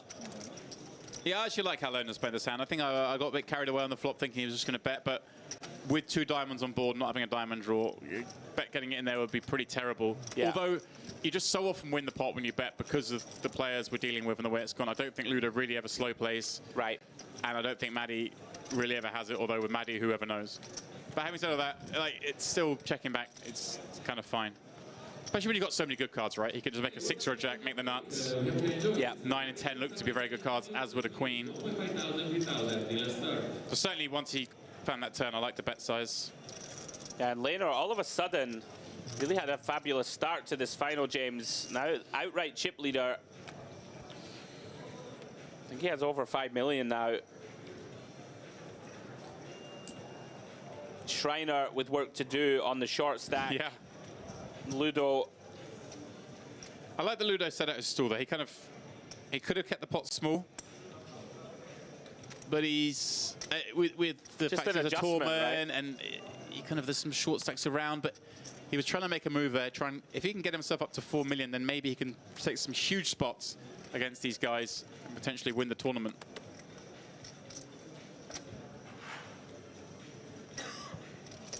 Sexton limping in with the ace-8-6 deuce double off his 4 million chip stack. Shriner in the small blind, folding things away, but let's see if he flicks this one in. He does. Happy to play it 3-way with Maddie behind, who looks down at very nice looking queen, queen, 4-4. And is Maddie going to reach for chips? He's going to do some sort of tickle raise here. Looks like it. Yeah, makes it 3 blinds. Shriner's like, really, dude? You have to do this when I limp in with garbage from the small? This is the time you find a raise from the big, huh? As it is, Sexton. You just know he's not folding against Maddie. This is the dream scenario for him. Although, again, we haven't seen much aggression from Maddie pre-flop, so he will approach this with some caution. Well, caution. Order of the day on the King 9-7 for both players here. Maddie hates that board. Sexton does have a little draw. Happy to check it back. Even happier to find an ace on the turn. Gives him a very weak made hand. He probably doesn't expect him. Oh, he does. He does bet. That surprises me. Yeah, I'm surprised by that too. You would imagine long term you only really get action from a better hand? Yeah, wow. Well, look at okay. I mean, this is next. Sexton, you're a genius. I would just be worried I'm betting into another ace here, right. and he just never folds it. So maybe he's trying to set his own price for showdown. Yeah. I don't know. Now, interesting hand card, obviously. Maddie has 2 queens blocking Broadway. Can if he finds Maddie this. find a big donk bet? No. Checks it over. Donk lead, I meant to say, not donk bet. Yeah, Sexton knuckles back, and he's going to be delighted. He just he somehow wins this hand. Seems to have had a handle on Maddie, right? Look, he's like, oh, wait, what? I win? Like, he did not expect to win that one. Wow, another bizarre hand here at the MPP PLO High Roller final table. The boys are playing. Yeah, they sure are. A few chinks in the armor of Maddie finally starting to show Demps. As James gleefully gives me news of my beloved Manchester United being 4-0 down. Ah, what a time. Fortunately for me, get to cover this 10k PLO with you instead of watching that. What I'm looking forward to is the fact that my beloved Brighton get to play Man United in a couple of weeks. Just leave me alone. Just leave me alone. We haven't scored 4 goals against you for a couple of years now, so it'd be nice. Maybe 1 year. I'm not sure there's anything more depressing at the moment than being a United fan. But there you go. It's my cross to bear. It's like a parody now at this point. We had all that success, and now it's just pain every day. Anyway, Lena, Queen Jack 9-7. Is under the gun. Recognizes positional disadvantage, gets out the way. As does Ludo. Shriner now has gotten very short, Demps. Yeah. Short in a short order time. I think he's unlucky in the sense that there hasn't been more than one bust out this final table. Obviously unlucky in his card distribution as well, but there's all this action. Look at this Maddie now down to 2.6 million chips. I mean, you called it quite early. Maddie could be out. Honestly, I can see it. Yeah. Like, could easily see him either win the tournament or come 6th with his playing style. Second is slow. Checks it over here. Both players not working with much. Maddie actually with the best of it here with 2 pair. Remember, try and work his way to showdown. Maddie came into this final table 4.85 million. Second best was Sondra Sexton there with 3.2 million. And there's a drop off to 2.6 for third. So pretty, pardon me, Ludo had 2.7 in third. And pretty incredible fall from Grace. Yeah, you mentioned it with this playing style of being so splashy. You are going to hemorrhage chips. It goes one of 2 ways, right? Exactly. You either get a lot or you lose a lot. Sure. Saxton rakes in a small one with King High.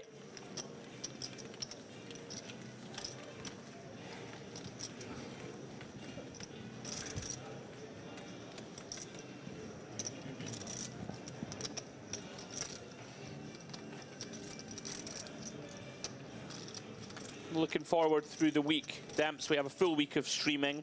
Oh, yeah. Tomorrow we're going to have coverage of the EAPT Grand Final, Day 2.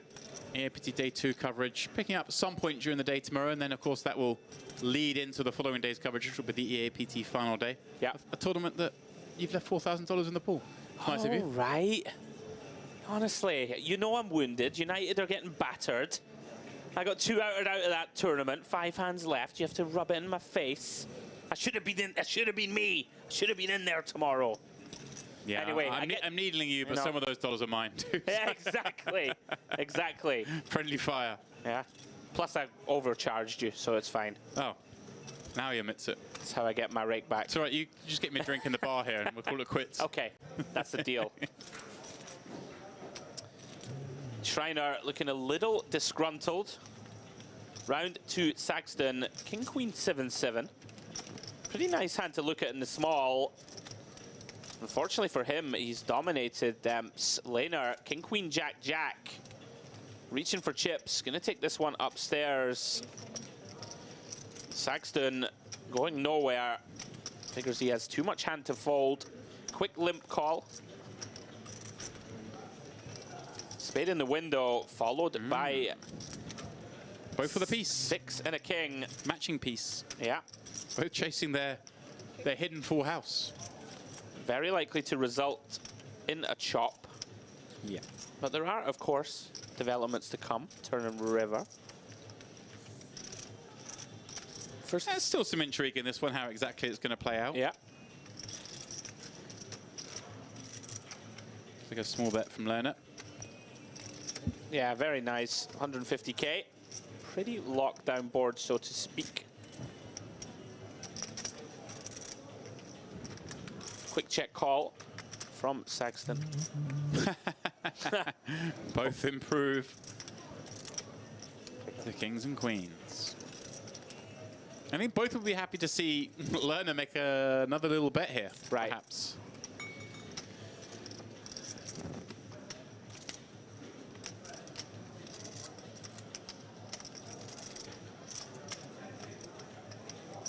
Again, it's just hard for Saxton to ever check raise given the chip distribution in this hand. So, yeah, you know, Lerner can be beaten here, of course, but he knows that he's almost certainly going to see a showdown here by betting and then checking back rivers, or if improving, of course.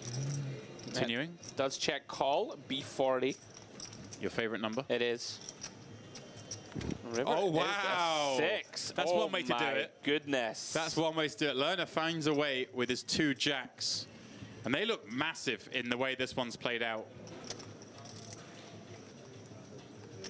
Obviously, he's blocking kings and queens. Ace is unlikely. Case, big up against a 6 now, pardon me, sorry, even more unlikely. But very hard to get paid off now, you would imagine. Right. So you may see him check, but I'd like to see him find another bet. Nah, okay, it's reasonable. Me too. Saxton doesn't like to hear that. No. And when he sees the actual 4 cards, it's going to be pretty grim. I don't mind the check back because you can still be up against that 6. That's the thing. It's like one of the hands that's likely to give you action is the quads, and it's hard for him to be in there with a pocket pair that's called twice on that turn, unless it is like King Queen 7-7 or Ace King 7-7, that kind of hand. Can Saxton have like bad aces also that don't want to get it in pre-blind on blind? It seems kind of reasonable, right? It can have aces as well. With them both being 2 of the chip leaders. Yeah, but I think you're really hoping he has that hand, which is very unlikely given you have King Queen yourself, or Ace King 9-9, that kind of thing. Got it. So yeah, I understand the check back. And I do endorse it. I'm just always in here calling for action, you know. Obviously. I'm a sicko. I want to find thin value wherever I can get it. Of course, the problem with betting there as well is also you might just get, against that hand, might just get check raised. Right. He's got King Queen. He Double blocks Kings full, blocks Queens full. Sure. Could just go for it. And then you kind of have to call with checks though, because you block those yourself. So, and then there's also the K6 out there that you can have. It gets very messy. Sometimes it's easier just to tap the table and say, dealer, can I see his hand? Sure. Speaking of messy, Maddie refusing to slow down. These faintly trash hands, limps in. King 10, 10-3. Laner gets to complete. Round to Jattin, double suited here in the big. Jack 7, 5-3. Blind's about to go up, Demps as well. Is going to really shallow out this final table. Yeah. Time waits for no man. Does check his option.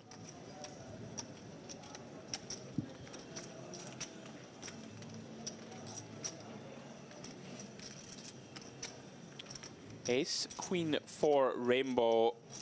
Essential brick for all 3 players on the flop. Maddie here does have a gut shot to Broadway, although 3 of his jacks we can see are dead. Jacks of Laner still best on the ace turn. Yeah, unbelievably so. You'd imagine this checks through. Yeah, I'd say that. But Jattin just always wants to go for it, right? He really has. He's overstabbed. He's shown some restraint this time, but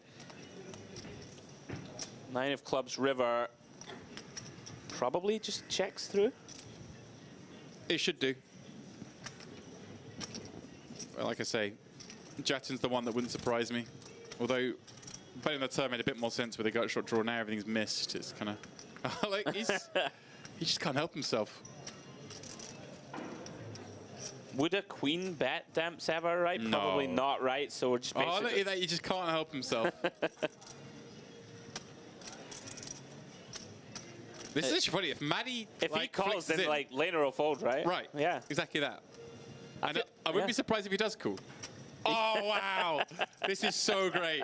The only way he can win this pot is if Jattin just comes for goodness. The one big blind bluff, and then Maddie has to call. I mean, Laner, I say he's going to fold if he can sniff this out to be exactly what it is. But so often the call is just the queen. We just can't call, right? The call is just the queen so often, and you just sure. And we can't raise. Oh wow! And Maddie. This is going to be great. Let's watch Laner's face. If he gets tabled, does he show it? Oh, come on, show it. He's gonna. Oh, I think he mucked. No, he's turned it face up. Did you show? I thought he flipped them up and showed them, but I'm not sure. How does Maddie do it? He somehow finds a way to win this pot. Fantastic stuff. Jattin just can't help himself, can he? He's got a problem. Oh, brilliant. A lot of people who play pot limo or high rollers have got a problem, but Jattin's just got he's got the bluff disease. He's got the virus. He was itching to bet the turn, you could tell. Yeah. He was jonesing to bluff. He goes for it and gets called by an underpair. And then nearly overcalled by another underpair. There we go, Demps. Chip counts in front of us. Chip leading. Stefan Laner, 6.3 million. His compatriot, the one propping up the table, he's the one with the work to do as those blinds have gone up to 150k big blind. Just 6 bigs. And I could say, maybe not unlucky not to have laddered up, but unlucky to have not had a shot. Like, it's crazy we haven't had like another all-in showdown, given the level of action we've seen. Yeah. Trying to setting out his stall, kind of playing the snug ICM aware game. I mean, he just had no hands. I mean, very interesting now, though, right? I mean, if he doubles twice, he's going to be second in chips. So, by no means out of this, right? No. With it being so shallow. No, he was just hoping he'd be full-handed by now. Yeah, sure. Currently guaranteed 31. Just under 41 for 5th, 55k for 4th. That's what he's looking at. Like, why are there not just 4 left and I've got 55k now? I'd be happy. Maddie finds a fold with the Queen Jack 8-7. Love how I'm absolutely flabbergasted at that laydown. Round 2 laner, very dusty holding of his own. Going to be blind on blind here. Jattin versus Geilich.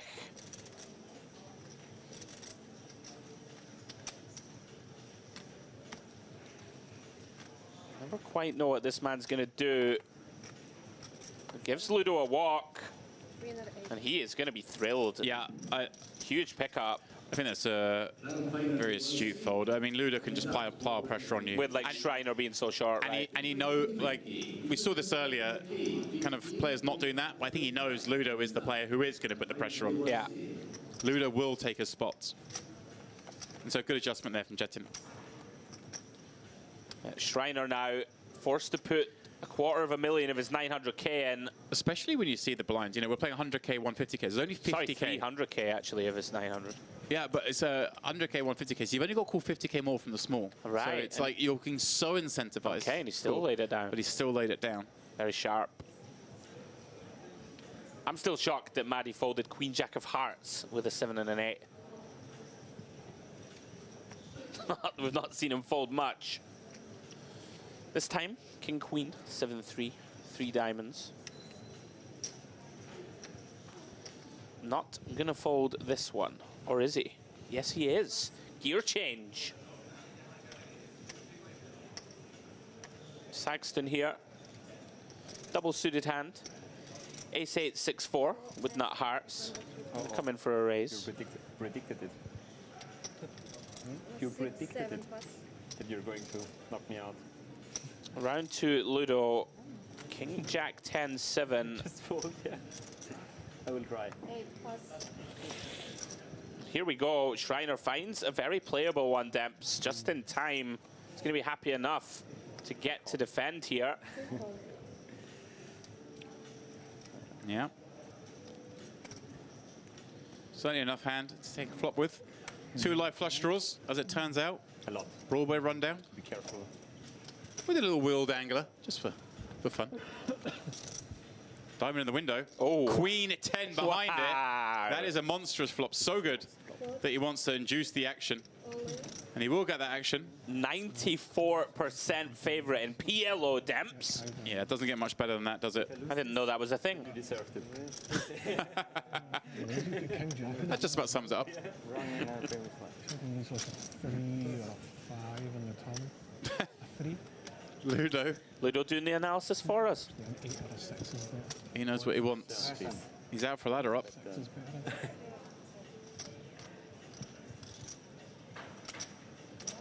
Three of clubs? Or... It's an 8 or a 6. On the turn.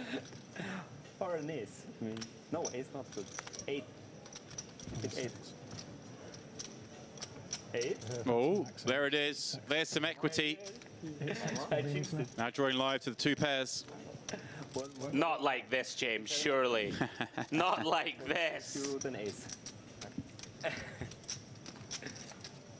Not like this, indeed. Shriner improving to the jack high flush. Gets the double, and like you said, it only takes 2 of those to be right back in it. Here he is, 1.75 million. Sorry. Just in time for Shriner. Finds that double.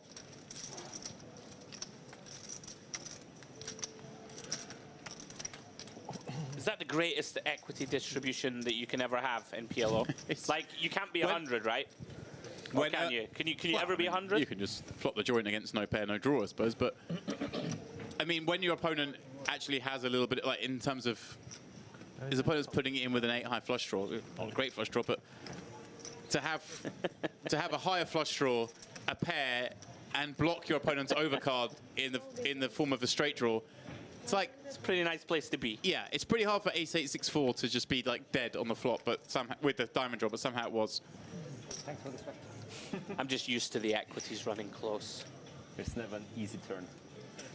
No, but she tried to... Yes, she tried to give me a heart attack. Well, but I predicted it somehow. on the flop, she did not. Yeah, you're right. But the turn, at least options. Action back on Saxton. Ace 10 9 9. Nut diamond's working for him. He's going to come in for a limp this time. 6 pass, 7 pass.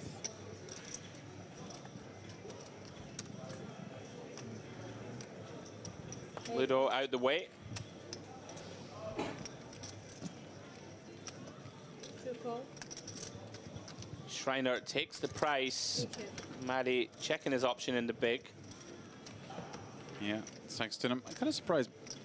Like, we're not seeing him adjust. It's just wow. raising all these spots, given he gets to play Maddie heads up a lot more if he does that. But as it is, limps, flops, not just top 2, but also bottom set. Flopping too much of the board, really. You never like doing that because obviously you block the hands that give you action. You also block your own outs should you need to fill up. But he may get some action from Maddie here, who has a gut shot on this flush draw board. Not ideal, but Maddie loves the game. This is optimism at its finest. Brick deuce turn. Saxton knows here, has the effective nuts. 700k wagered into 1.2. Oh, he can't, No. Demps. No, he can't. Maddie, stop it. You can't do it, my friend. This is unfortunate Yeah, to see. this is a bit much.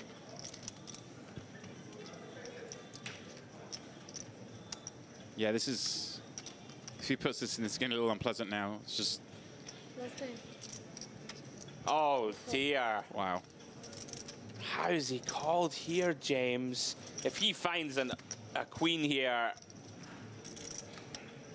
doesn't find it. 3 on the river. Check 3. Yeah, great run out here for Sexton. Let's see, 4-5 gets there. Yeah, but essentially just lose to 4-5 and 2 clubs. Yeah, that's not going to be there. So I guess Sexton's just going to go for all of it here, as played. It's kind of weird because, like I say, he blocks the hands that give him action. So okay, he's downsizing because of that. Yeah, I like that. Just so hard for his opponent to ever have a hand when you're holding top 2 and bottom set. and Maddie, unfortunately, the wheels have come off, James. Yeah, this one was... Lost $1 million here unnecessarily, in my eyes. Yeah, that was too many chips. Should be folding flop, I think. Never mind turn. 3 pass. Fortunately for him, comes up empty. Saxton now. It's hard. This is obviously the style that's got him where he's got to. But... like potentially a bit of frustration and tiredness in that call. Yeah, the speculation on the flop, it's kind of his style, but the turn is just too much. Yeah. Like I say, it's what got him here, so you can see why he's gone that way. Still 6 players remain here at the MPP Pot Limit Omaha High Roller final table. It is the second of our streamed final tables here from the Merit Royal Diamond. It's the biggest prize to date in this festival. $148,800 going to the eventual champion. And well, the man who came in with the chip lead is slipping down the counts now. Action going to be on Stefan Lehner. Very dusty looking Queen 7-4-4. 6 pass. 7 pass. Round to Ludo. Working with 14 blinds, James. Yeah, it's just pretty so strong awkward. holding, but it is awkward. Yeah, rainbow, pair of 10s. Yeah. Not great. like that. I like that discipline. When nice lay down. You've got Shriner here with fewer blinds. Maddie's not going to fold. Yeah, Maddie's just pretty short now himself. And you've got the chip leader in the big blind who's very competent. You see a limp here from Shriner. Yeah, I like that. He doesn't obviously want to ever get put in here. Yeah. Limps. He knows Maddie's going to be in there. And Saxton's kind of been willing to play ball a little bit pre-flop. King, Queen 6, 2 diamonds. Ludo wouldn't have minded that flop. Yeah. But as it is, Maddie with the best of it. Shriner with the pair though, drawing live 2 pairs, has a gut shot. Likely to check this one, Demps, I would imagine. We've limped in to allow ourselves to maybe get more cards on a board like this. Diamond rolling off, no one with diamonds, of course. First one to sneeze at it will win. Wow. Sexton with the 7-7-5 combo. Gonna have a stab. Yeah, with no diamond in hand. And look at this. Nicely done. Very nicely timed. Chip lead moves. Very well done. Yeah, Saxton now building up some momentum of his own. I've been very impressed with him. I was critical of the style in a few of the hands when there were 8 left, but purely from an ICM survival standpoint. Like, he opened up positions where he could potentially bust when we had really small stack in Jessica Tussle. But in terms of playing to win the tournament, right, he has been very impressive. And, you know, we're at the MPP, we're here in Merit. Not everyone's here for the min cash. Some players kind of want to get their hands on that trophy. You heard Danny Tang talk about how cool they are. Like, it's a thing. He wants the Kryptonite trophy. Yeah. I mean, I did it once before. When I first saw the trophies at the Win in Vegas, they were the replicas of the Win, really heavy marble things. I was like, I'm going to the next Win series because I want one of those trophies. Right. It's just so cool. But this is the kind of guy who spent far too much money on a jacket, so you know. Eventually you will reveal how much money you wasted. I won't. On a piece of apparel that you no longer wear.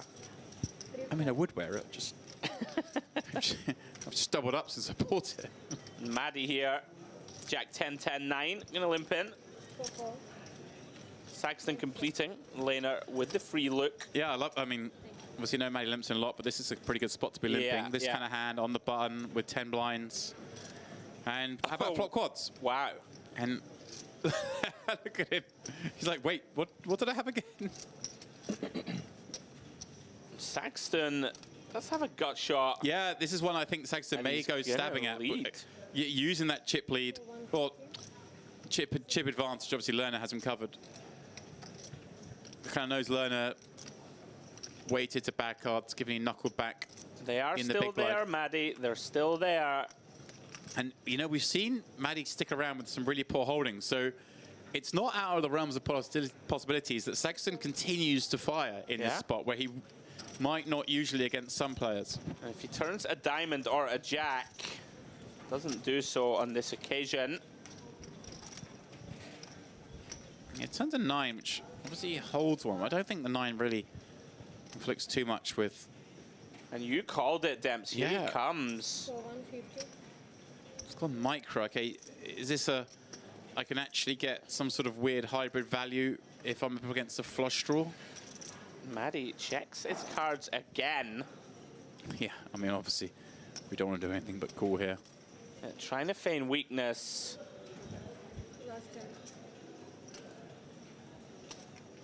And again, we might not be done. From Stagston's point of view, nothing would surprise me. He's kind of rivered a little bit more of it, but is he really? I mean, he beats some flush draws. That's the thing. That's it. And he may just try and get to showdown against those. And as you said, not out with the realms of possibility that you can have the best hand against Maddie. Look at that. It goes milky. Quarter pot. Wow. Ah, snap cool. Snapperoo.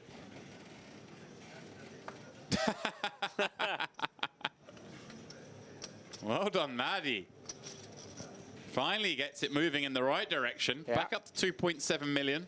And this is it, James. We know that with his style, if he starts hitting the boards, they're going to pay him off, right? Like, I would venture that Saxton wouldn't call really any other player on the river ever to this bet. No, exactly that.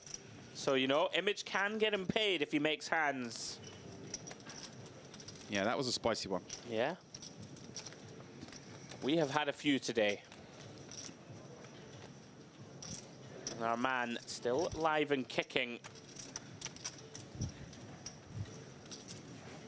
It's got to feel good after straight downward trajectory at the FT. Yeah. Finally gets one going. Yeah. Interesting though, of course, again, the river bet was the goods. Yeah, we really haven't seen him bluff many rivers at all. Wonder if the players will pick up on it. Which actually, you know, when we go back to the learner hand from hours and hours ago where he folded second set on the river, kind of like starting to maybe make a little bit more sense now. Right. Although I think we still have to call because we do beat value, which is the case we had. But it does make the fold a little bit more understandable now.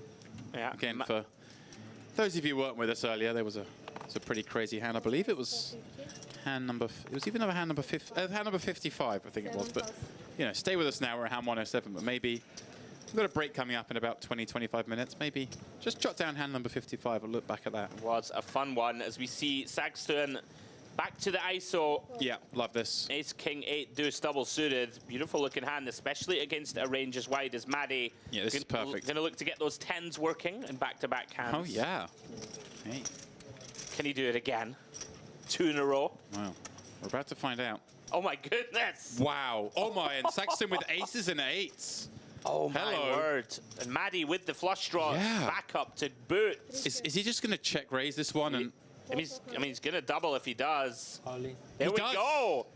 And hang on a second, because Sexton, like I say, we haven't really seen the Maddie aggressive action post-flop really ever.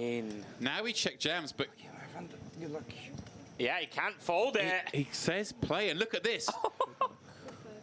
We have got a 5.85 million chip pot. He's going to retake the chip lead, Demps. Saxton needs to find an ace. Yeah. Or he's down to just 11 blinds himself. Wow. Maddie, 1-2 punch. You said it. Back to back with the 10s. He's going to hit his peak chip count. This is incredible. Absolute scenes.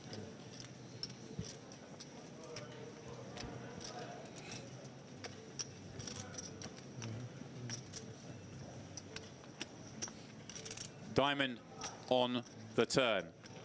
Proves Maddie to a flush. Just needs to fade the ace. Oh, my word! No! Oh, my word! Oh, no!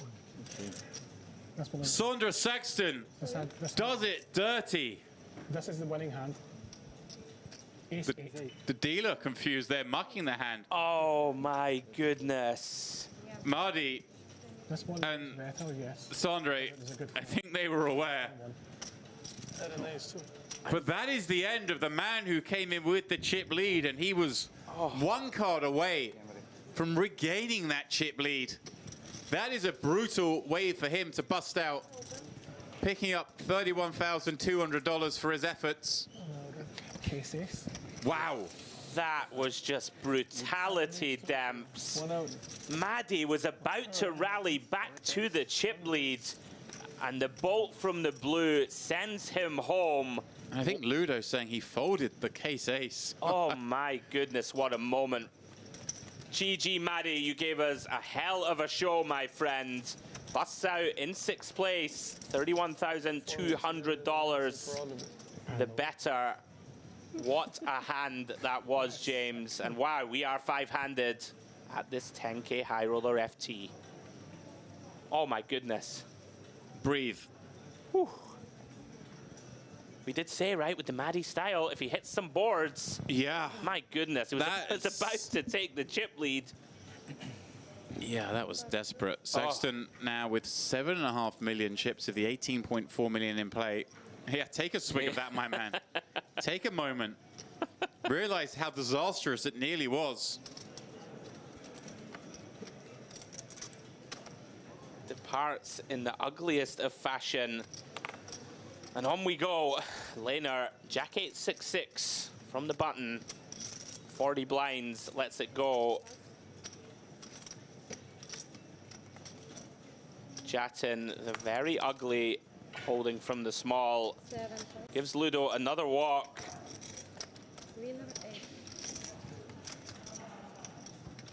My word, still reeling from that one.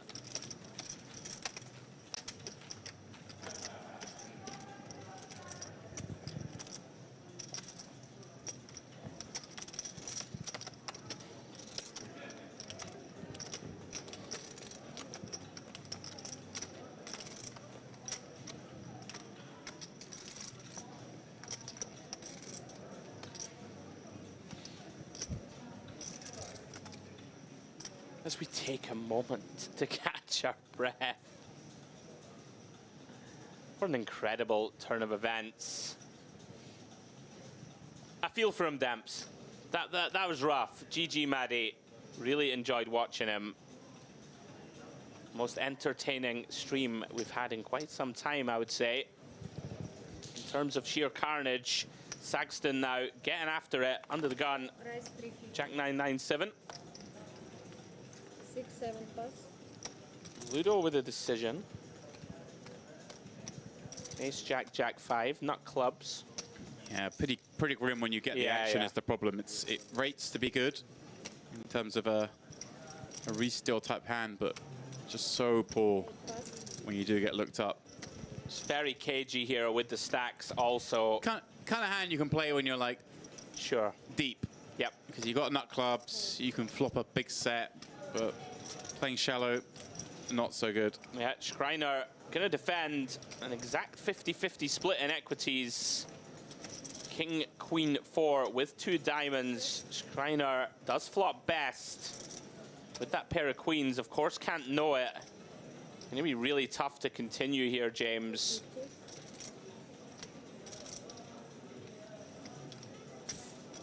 $250K C-bet, quarter pot from Saxton. Sorry, I'm still just trying to get over what we You're just all witnessed. good. I feel like we have to fold this one, and Schreiner does. That was brutal. That really was. Maddie was the star of this one, leading into the final table. And he just got absolutely ruined. Oh.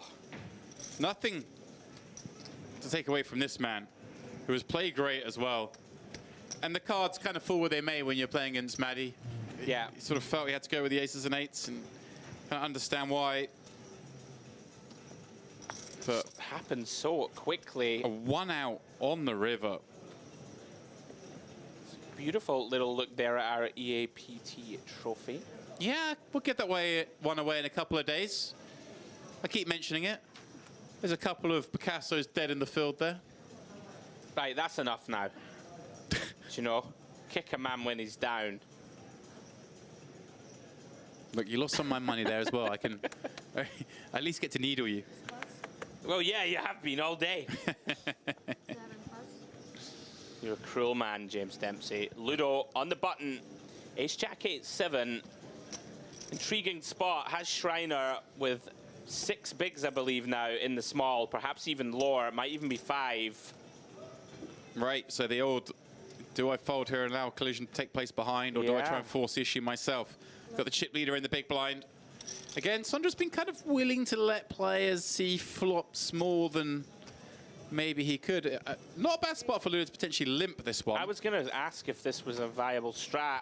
Let's get out of the way. Again, it depends if, like, I don't know if Ludo kind of employs that limp strategy at all. I don't know.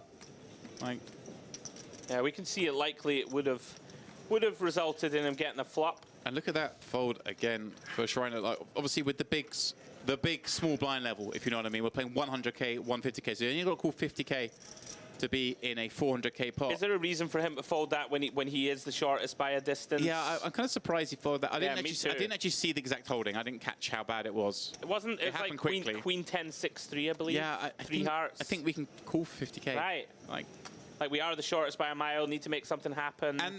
And you know, the loose cannons. Like there's 400K out there. 50. Yeah. But I would have liked to see Ludo Coming for a limp there. Yeah, very tricky distributions of chips. Guess Ludo looking to get Shriner out the door. And of course, look at that. Also, Demps, Jattin, big blind hunting him. He only has 1.2 million himself. So maybe it really is beneficial here for Ludo to play tight, try and get three-handed. Yeah. It would make a lot of sense. I'm with you, though. It did have a limpable hand, I think. This one, not so. I'm not going to sit here, though, and question too heavily Ludo when it comes to Absolutely not. PLO, especially tournament format. He's far more versed in it than I am. As they say in Scotland, the master of the four cards. Is that what they say? That's what Ludo says. Oh, okay. What, self-described? Saxton here, completing small. 10-10-5-4. Yeah, Lena right. with an above-average hand in the big. Content to check. Yeah, Jattin being so short, of course. Yeah. Does change that position of Ludo. But I just still think Sondra's been willing to allow players to see flops. If it was someone who's just going to raise a lot when you limp, then maybe not. But I would have limped Ludo's hand. Saxton deciding that he's going to stab. Lena, of course, smashing this board pretty hard. Very much so. Very deceptively strong holding. The two big stacks. At it. Yeah, just a very easy spot for him to call. Yeah, and you're going to call with so many hands here. Right. The two big stacks. Neither of them want to play a big part. Even with his flop sets, say he'd Saxton be in drills there. it. Wow. His moment. Wow. And Lena not going to be able to fold turn, I don't think, Demps, ever. No. Especially, yeah, and Saxton sizes up as he should. Yeah, it's a big bet. Still, yeah, like you say, second nut flush draw and an ace in this spot. Calls, and it's not like he's calling here and having 1.5 million behind. He's calling and got 5 million behind. He's not going to be put to the test. Saxton kind of still has to play ranges a little bit more normally against this player. Yeah, I mean, our hand figures to be good a lot, and of course with those live clubs. Yeah, one half of this hand figures to be good. Yeah. I think you kind of give credit that when he's bet twice here, pretty big, maybe he has got like a hand like aces up, but hey, we've got a queen and a 9 over the 7. They rate to be good if it hit. The club would be good.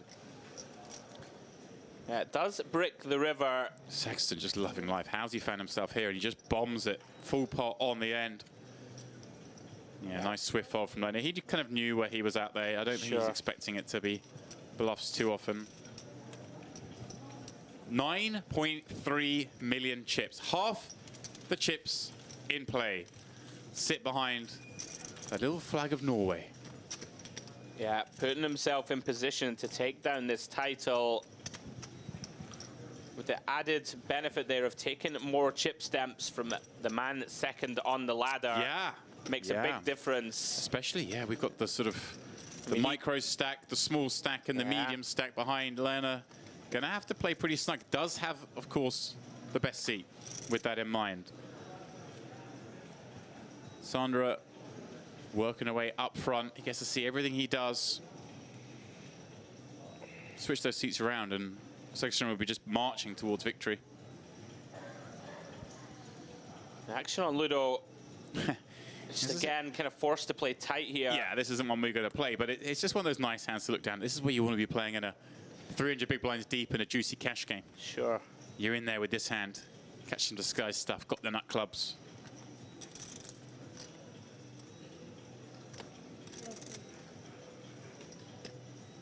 Sondra on the button. I'd be just very surprised if he elected to play that one. Yeah, just taking his time. Five-handed, big FT. I want to make sure your neurons are firing optimally. Saxton finally finds a hand he wants to let go. And Lerner finds a nice one. Ace Jack 10-8, blind v blind. Should just see him lean on this small stack behind. You would think so. Feels like pot is the order of the day. That is the bet in hand.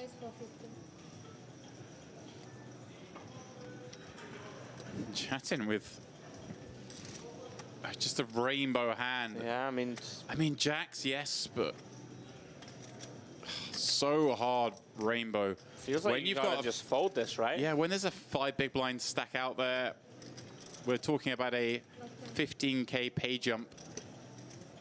This hand just is never in great shape. Wow. He's sticking around, all right. He's looking for a low one. We know that Jattin not interested, Demps, in just laddering. In fairness to him, he's been unlucky with the card distribution, but very much willing to play pots, and he's just looking for kind of a good flop, as it were, and, well, that might be it. It's not a bad one. Yeah. For just bare jacks, seems like one of the more favorable boards. What do you do now, Demps, as laner? That's a tough spot whether you decide just to put your man in here. I think that'd be reasonable.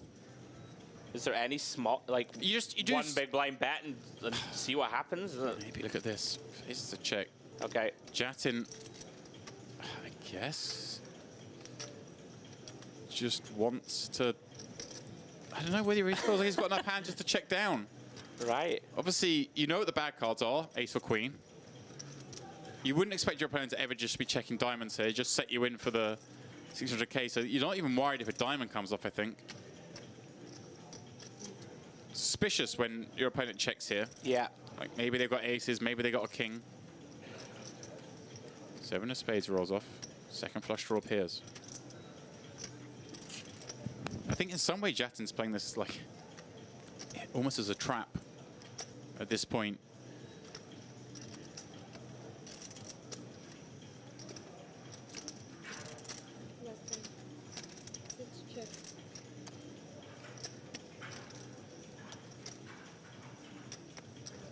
I wonder if Jattin just wants to shut this down now.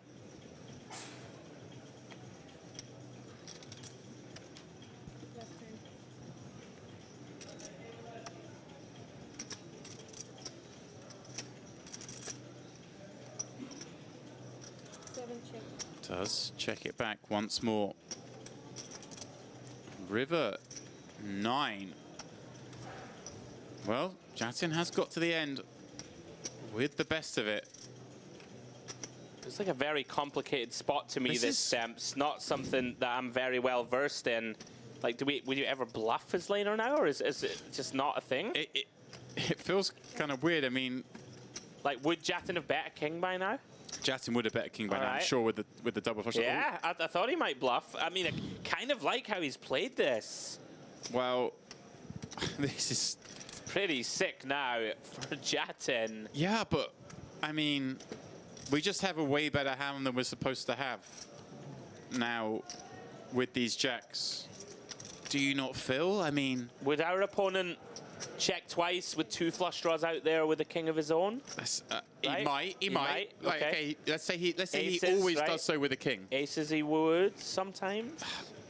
Pocket queens, can that value bet river? I don't know this, but all the flip side is like, why would he wait till now to bluff? I don't know. This all seems a bit. This is all a very confusing hand. But it seems like value to me when he check bets. Right, it does. Right? I mean, it does. I like it. But what would that value be? Well, like, if aces and queens can value bet, right? If you think your opponent bets a king. That would make sense to me. Yeah, but they may have just bet the turn. Okay. Or even bet the flop really small. Wow. He gets it through. Jattin believes it. Nicely done, learner. I can see he's bluffing, and I kind of believed it. I thought we were going to see a call there, I'll be honest. Okay. Very interesting hand, and credit to laner recognizing that this line would look pretty strong, I think. Yeah, I mean, I don't think Jattin, when he checked back turn, was expecting to fold Brick Rivers, but it just kind of transpired that way. And like you said, I think he's just suspicious. He's thinking, like, why does he check twice with and then bet? Right. Wouldn't he just bluff earlier?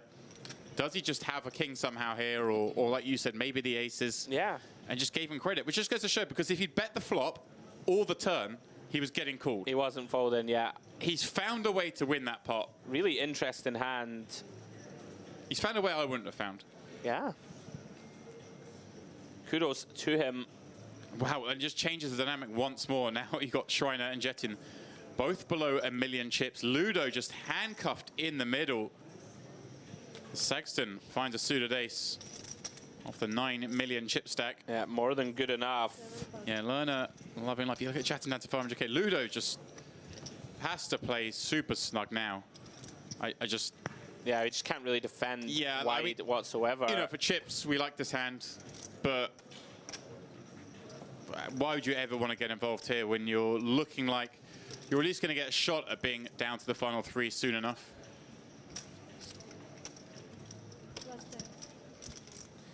Blinds are about to go up, folks, which is going to really ramp up the pressure on Jatan and Schreiner, especially.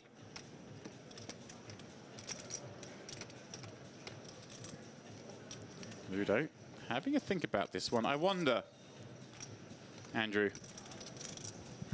is he doing this trying to make the big blind go up in a hand's time on Schreiner in the big?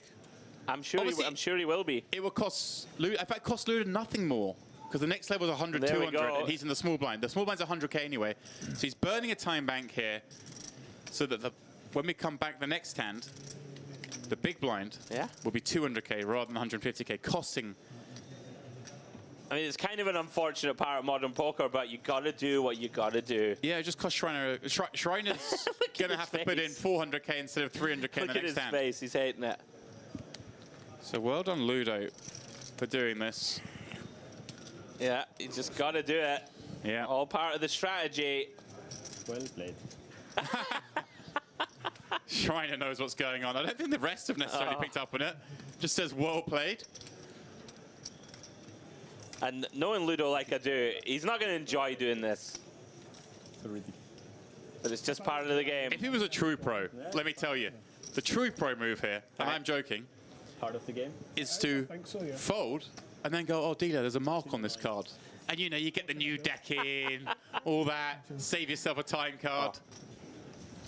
Well, with that, it looks like these players are going to go on a break. It was scheduled. There are 5 remaining. Switch these off and Blinds will be going up to 100k, 200k. Ludo wants the mics off whilst he goes and discusses strategy with the boys. That's how things stand at the current level. But of course, big blind will be 200k at the very next hand. And it will be Jattin in the big blind with just 525,000 chips to start the hand. He will almost certainly be at risk. So guys, please don't go too far. Myself and Andrew will be back in 15 minutes for more of this, the MPP PLO High Roller final table. Доска, да? Волыны мы выкладываем вот здесь, вот так. Прямо на доску заходим? Мы вот так вот делаем, чтобы был открыт типа логотип, и они были вот так типа собраны. Поняла?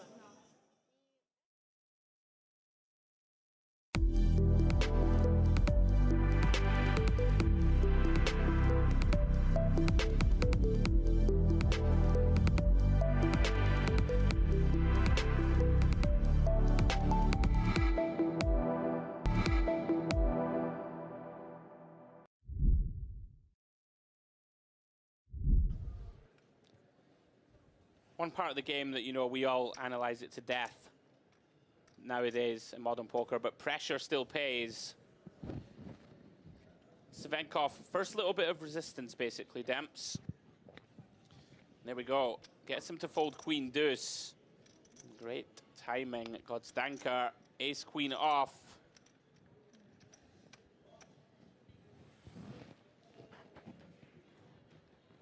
This is a monster in most situations. Feels like pretty easy shove. Playing four-handed here. It is so good. Yeah. Praying for a call, and he's going to get it, I think, Demps. Yeah, General made the fold before with ace-7. Here This we is a different go. situation. Flicks it in with the ace-8. He is up against it, the covered stack and the dominated hand. Gozanka, look at this. Like I say, it's the first time he's kind of found himself down on like a vulnerable stack in a long time. And now with a chance to not just pick up a bounty, but vault himself back up towards the other two stacks and make this a pretty even three-handed affair. Of course, he does just cover by 6 million. If he were to lose this one, he would be the one right on the bubble. Getting worried. Yeah, a lot of pips around the 8, but it is the 9-7. Generalov looking for lightning. Oh, wow. Ooh, here we go. It's brewing. A 10 and 8-5. 10 live outs are in the deck. He starts with the same equity. He finishes with, but he finds the 8 on the end. A brutal blow to Godstanka, who is left with just 6 million in chips. Generalov lives again.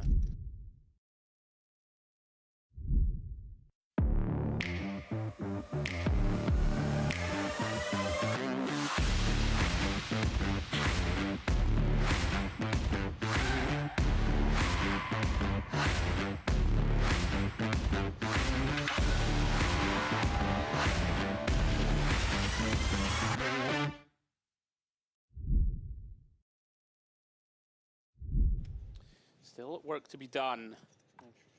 2 stacks of around about 20 big stamps, a little bit more for Burton. Action back on Savenkov. Has another one of these hand stamps that could potentially open jam. Yeah. What if you feel he needs to, or whether he's got them well trained enough that he doesn't have to? Like, they're just not going to fight back enough. Ah, he's limping again. Again? All right. I don't like it with this type of holding. Yeah, I'd be curious to know what the theory is behind it, because he's got such a commanding chip position and has really bludgeoned these guys when he's tried. It's not like they've come up with some counter strategy and he's making an adjustment. But no, he's going to stab his second pair when check 2, as he should on this King 8-7, but Burton with that gut shot and overs to the 8, finds Jin on the turn. See, Savenkov has not really had a misstep post-flop. See if he can find the check back here. It's a scary-ish looking card when you get check called. There we go. Yeah, pretty nice check. You know, we're right. Oh, wow. My goodness. Burton, how's your run out? Do you choose that yourself? Wow. Now, is there any way? Is there a possibility here he just goes really big and that sort of saves Savenkov? Yeah, this is really going to come down to river sizing. Oh, he's going for like a far more standard small sizing, it looks like. Yeah, I love this. It's going to induce a raise every time. Savenkov loving this. Yeah, like how do you have ace-8 here? Like he limped in, bet flop, checked back, and now you just make some like BS-looking river raise. It's such an amazing spot to have the hand. Yeah, credit to Burton here for not just getting too greedy. We are going to have some blocks. You know, with a hand like a 10. Potentially a weak king that wants to, you know, induce something. Yeah. 20 million the bet. Now, obviously, decision point flips back to Burton. And normally I'd advocate for, like, you know, you kind of want to preserve some chips. But surely in this spot, Savenkov just has a house at 0%. Absolutely. He's not checking back 2 pair. No. Oh, see, this is the thing. I think it's just an easy jam. Tiredness potentially creeping in. Savenkov is going to be shocked to see he got called and isn't good here. That's insane.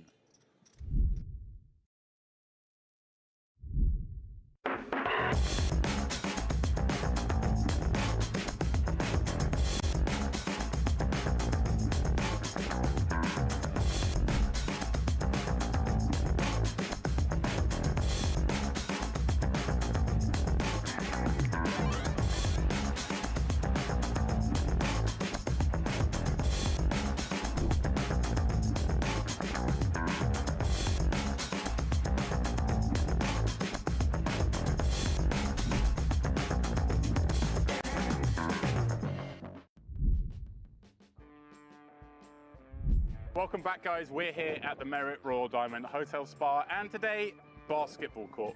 Where, Andrew, we have the first of a series of events coming up. You, myself, and Jay are going to be competing in the Merit Poker Commentator Olympics. And well, is this our game, Andrew? Task one? Probably not. I found myself with the basketball in hand. Last time, I believe, was in 1992. Back in the school days is the last time I held a basketball. We're going to get after it. The guys behind the scenes have decided. Merit Poker Olympics, James. Round one, basketball. And then there's going to be more to come. There are many more challenges to come. And just a quick idea of how we're going to do this. Obviously, whoever wins each challenge, whoever comes second, going to get more chips for a sit and go at the end where you, myself, and Jay will battle it out to see who is the ultimate commentator. Absolutely. Right, guys, round one, free throws.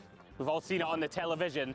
Looks very easy watching Steph Curry and the boys get it executed. We're going to have 5 throws each, and whoever makes the most shots, makes the most throws, James, is going to win round one of the basketball challenge. You know, I'm confident that I'm only going to need one. I think it's going to be a 1-0 victory. I'm an elite sportsman. Look, this doesn't just happen, ladies and gentlemen. Let's get after it. Okay, whether you go first or second? Oh, we're doing with hands? Yeah, but okay, I've got one hand open, one hand closed. Choose what's that? They open or they close? Oh, I don't know. Just like show that one. Huh? I've got nothing in them. Oh, I've got one hand open, one hand closed. Well, which one do I need to pick? You choose. Tell me which one's which. And if I get it right, I get to choose. You get to choose. You go first. This hand is closed. You're going first. Did you film the back of him? You can't trust James Dempsey, ladies and gentlemen. That's one thing I'll say. It's our secret. All right. You're going I'm first, am I? Yeah. Oh my God. Set them up, boys. Oh my God. Right, come on. No, be fair. Come on now. A lot of pressure, this. There is. I'm feeling it. This will live forever on the internet. Oh, it's a mile off. Oh, no. Okay, we got a northwesterly. That is, it's a northwesterly. Got to factor that in. It's a windy day here in the Med. Not normally windy. Oh yes, it was absolutely garbage. Love seeing it. Right, come on, Scotland. Come on, one time. This is the one. Oh, there's a gust of wind there. Get in! Oh! That was actually not a bad effort. Don't worry, I've got him. I've got him where I want him. Oh no. I was expecting a gust of wind. Just keep filming until we make one. Where was the Just wind? keep filming. Is that 0-0 through 3? 0-0 through 3. I said 1-0 might do it. I didn't say to who.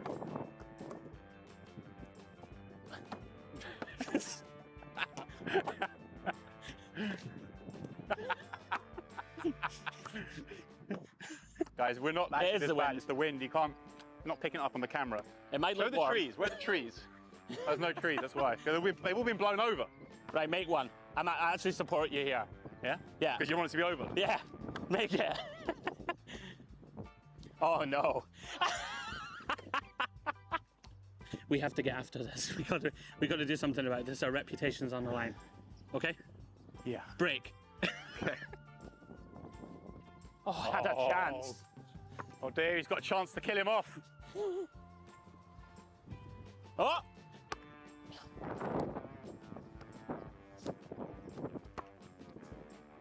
Well done. Nicely handled.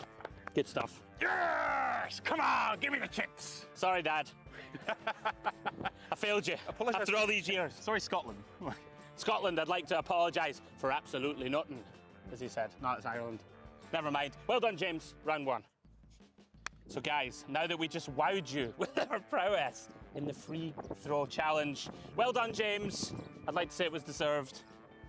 It wasn't deserved, but I mean, like I said, I called it earlier. I said I was going to win 1-0. I won 1-0. You did. It was a very poor quality match, but now it's time for revenge for you, Matt. Perhaps. Time for 1-on-1. Tete-a-tete, head-to-head. Tete-a-tete, head-to-head.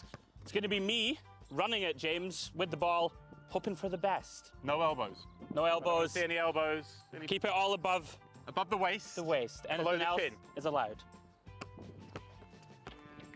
I'm just going to shoot from here because I'm really good. You're tall. Oh. Thank God. You can catch the ball. That's about it. It's better if we run. Oh. Ah, come on, get that ball to me.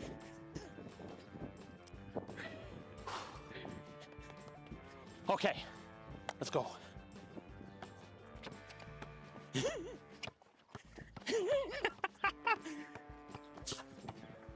You can't grab that ball. You got to grab this ball, not my balls. You can't get past me. I'm a machine. Oh, very high risk.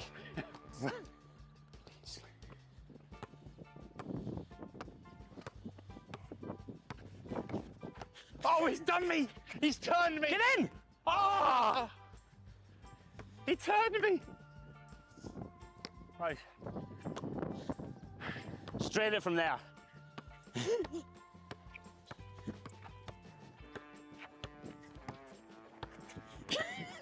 I've seen this on the TV. Where are you going? Oh! Oh, you're fucked now. That's travelling, isn't it? I don't know. There's no rules in this game. We're playing merit rules, motherfucker! Oh. Oh, he's the big man. Oh, he's spun him. Oh, the ball's still live. Oh, he's called it. Love seeing it. Oh, he's oh.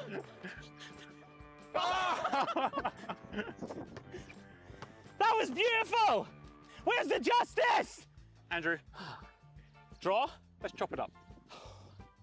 Tie. Draw. We'll take it. A non-score draw even. A very low score draw. It's a draw. All right, guys, that's the end of round 1 of the Merit Commentator Olympics. And it was a resounding victory for who, Andrew? A comprehensive victory, 1-0 from a possible 20 baskets. James Dempsey takes round 1. I will say well done, my friend, but I will come back stronger, fitter, angrier, and ready for round 2 of the Merit Olympics.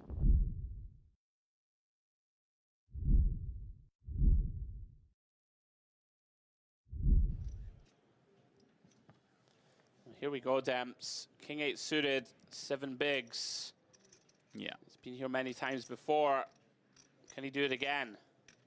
This has to be a jam, surely. Yeah. 9. Yeah. Jam it is. The old half stack of root.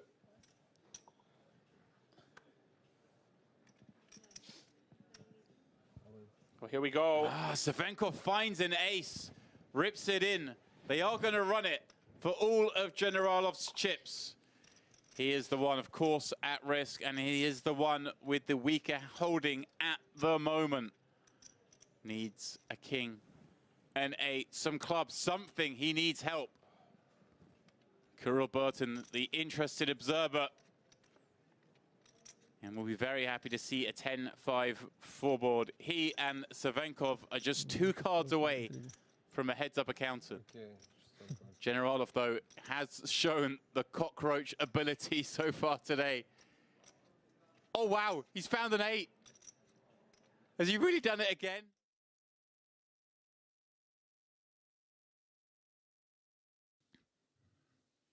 And welcome back once more to the Merit. Pardon me, the Merit? Well, it is the Merit. Technically, it's the Merit Royal Diamond. What I meant to say was the Mediterranean Poker Party. There you go, James. It is the PLO High Roller final table, and we are down to just 5. That is the stage we have before us. What a huge setup that is. Beautiful just 5 room. players in the middle of that little square. And look at this chip distribution. Ludo, middle of the pack, but with just 9 big blinds.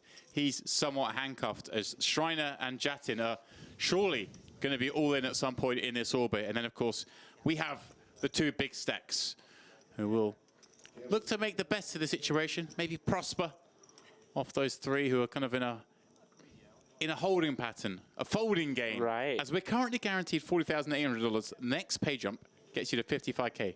Call it 15K pay jump. Yeah, fairly critical and interesting for us as the viewers next sort of 10-15 minutes. Yeah, I mean, Ludo can ladder literally $34,000 here just by outlasting Jatan and Schreiner. That's what I was going to say. We're going from 40,800 up to 55,200, then 74,400. Those are realistically now, if you're looking at the 2 big stacks, you're thinking they're going to get first and second.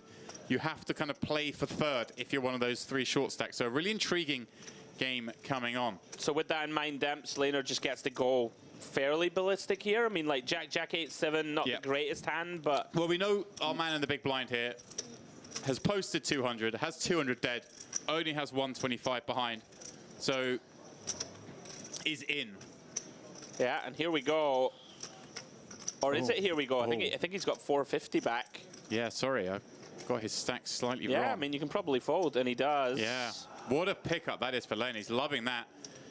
Jattin also loving it, as will Ludo, because he's just so short now. Right. That's, obviously, you want him to be all in with a chance of busting, but if he just found a hand that's that bad that he can't even defend, it's great news for you too.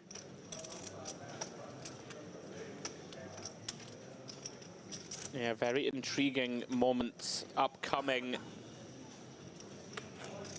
Basically a battle between Shriner and Jattin at the moment, at least, to make it up to 4th. I mean, Ludo going to have to be absurdly tight. Let me ask you, James, as I've said a few times, I'm not the most well-versed in PLO. If Ludo gets dealt, for example, bad aces and is raised into, do you just fold? Like, is that is that a thing? I actually think we're at that stage, Like, it feels like a thing, right? Yeah. If one of the big stacks raises, he's got even maybe good aces, it might be. Right. It might be a fold. Okay, I was wondering just how tight we got to be. Yeah. Obviously, in Hold'em, we have such huge edges pre-flop when we've got monster hands that we can kind of go with them in these situations. But you're never that big of a favorite, right? Right. Like here he is on the button, just has to fold. Knows there's a good chance of a collision here. And so this goes in. I don't know, right? Jattin's in the big next. Maybe you can fold. Yeah, well, can he? I mean, again, this is the kind of thing where... This is so complicated. Saxton hasn't really punished any kind of limps and taken that aggression pre-flop, so maybe he's thinking, hey, maybe I can limp in here and see a flop. But yeah, I think if we just fold, there's such a good chance of getting ladder. I'm with you. It feels like a fold. You know the situation is complex when myself and James... No, you called it. You called it first. Yeah. It's a fold there. Like, we've been around the game a long time, and this is a very unique situation, shall we say. And obviously delighted to get a walk with the Queen 7-3 deuce. Yeah. Now, guys, if you are just joining us, welcome. This is, of course, the MPP PLO High Roller final table. There are just 5. Now, I want to talk to you, chat, out there. I want to know, in the chat, who you're rooting for. I want to know who the fan favorite is. I've got a sneaking suspicion, but I need it confirmed. Please do let us know in the chat who you're funking for, who you want to win this one. Well, maybe who you want to lose the most if you're just an evil, bitter person. That. Yeah, who do you hate? Actually, I want that. I want to hear about that. Who do you want to bust? Who are you hating? Either who you want to win or who you want to bust next. Come out. We're going to go negative tonight. Ludo, again, looks at his 4 cards, but there aren't many he can play. Yeah, not going to be playing these ones. Out they go. Shriner just cannot find the get-in hand. Yeah, and now the 2 big stacks get to play one if they choose. I wondered if we have a raised range here, but maybe not. Laner probably gets to defend. Yeah, still that's relatively wide, right? Laner does. Laner, obviously, Laner still has a lot of equity in potentially doubling up, is the point. Sure. He would then have, you know, 2/3 of the chips in play and almost certain win. So he can take some risk. They're not going to play crazy, but... Yeah, Saxton here going to take his pretty dusty hand and just try and fold out hands that have whiffed themselves. You probably get some ace highs even to fold in a situation like this. Oh, yeah, for sure. But not going to get 8-9, 10-10 to lay it down. No, that's going to take a look at 1, try and find a 6 or a 10. Doesn't do so on that turn. And Saxton. Interesting decision point. Yeah, isn't it? Isn't. Obviously, we've got 8-9. It's never great to have those 2 cards to barrel again. And I think just showing a good level of restraint here. He also knows Laner doesn't just get to bet with a lot of hands because he never really wants to open up the action to a check raise. Absolutely. So many hands still check back. And he does get to take a shot at hitting that 6. Obviously, we can see he only gets half the pot. Worried to hit the 6. Instead, 9 on the river improves Saxton to 2 pairs, but obviously unlikely to bet this one. Yeah, it won't be betting. Both these players just happy to check this down and take their hand to showdown. Yeah. That is exactly what we would expect. Laner not going to be seeking to reopen the action, as you said, James. I'd be shocked if he did.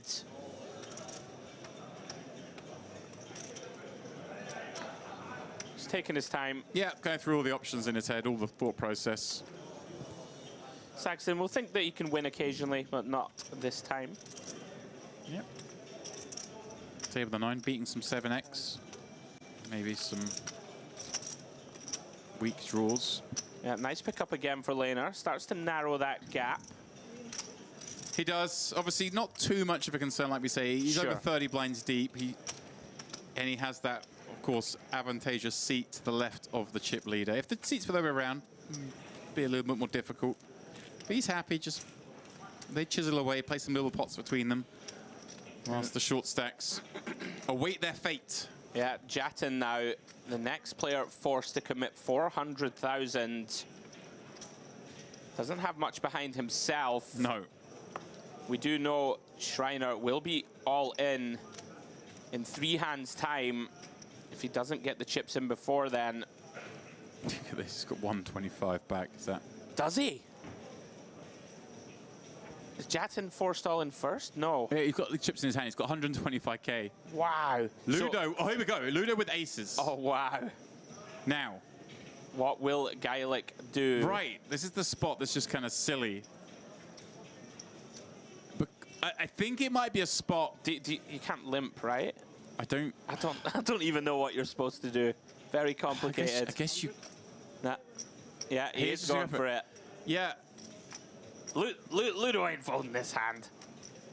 It could be for $500,000. He ain't folding it. I'm telling you. Yeah. No. Well, and there we go. I don't think I was advocating for folding it because it's one of these spots where it's unopened in front of him. But if one of those big stacks had opened and he had that hand with someone all in the big blind, whoa. Yeah, well, I'm not surprised at this, right? Jattin can fold twice, and then the big blind is forced all in.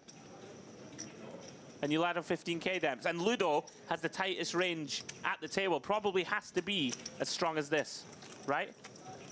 No? Or are you just priced? Give yourself a chance to still rally up and come third. Yeah. Okay. It's 15k, but there's another 110k between now and first. Okay. Okay, yes, Ludo has a tight range there, but Queen 10-7-4 actually does okay against aces. Like, okay. If there's a satellite, of course, but it's not a satellite. That seems... Yeah, it's just a very complicated spot we're in. There were so many chips in the pot. Yeah, yeah, right? I understand. And I guess you'd almost rather get in with this hand heads up when you can still get back to sort of 1.5 mil. Yeah, that's what was in there. So it would have been 650, 850, 950. Yeah, million chip pot. Million chips. Instead, he folds and has 100k. And now, is he really folding this? Wow, yeah. Yeah, well, he has just decided. This makes sense, yeah. He has just decided. But this isn't a satellite. This is, like I say, it's 40,800 for fifth, but 148,800 for first. And yes, there is a 14k page up. Yeah, Ludo, very disciplined. Love seeing this. Ludo can't play that hand. Yeah. And now, like, yeah, this is truly bizarre. We've got a man with one chip. Incredible. So Jattin, we will see if his decision pays off, because if Shriner doubles here, he's going to hate his life. You know, right? Part 1 of the plan is, okay, I've decided I want the extra 15k. But part 2 of the plan, your man still has to lose the hand, That's the thing. So that's even more reason to just call it off the previous one. Like I say, if this was a satellite, I get it. Yeah. But this is not a satellite. This is not a... It's just such a weird distribution. I can see what he's thinking. But then maybe when you think about it in more detail, as you just suggested, James, there's still 100,000 more that you could... And you can spin it up in PLO, right? It's just, it's one of these things. It's a 1.5 buy-in pay jump. You wouldn't expect to see someone do that on the button, on the bubble. He did snap fold as well, which But you wouldn't... If somebody did that on the bubble, you'd be like, that's crazy. And the bubble was 2.5 buy-ins. I'm with you.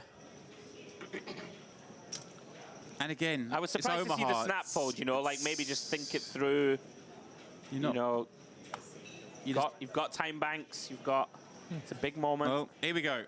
Here's the moment. He is all in from the big blind. Rafael Shriner at risk. How many players will he have to take down? Kind of interesting, because Saxton wants this bubble to continue, right? He should just pop this up. So he should just raise with any 4 almost? Yep. I like the any 4 raise. Yeah, I think so.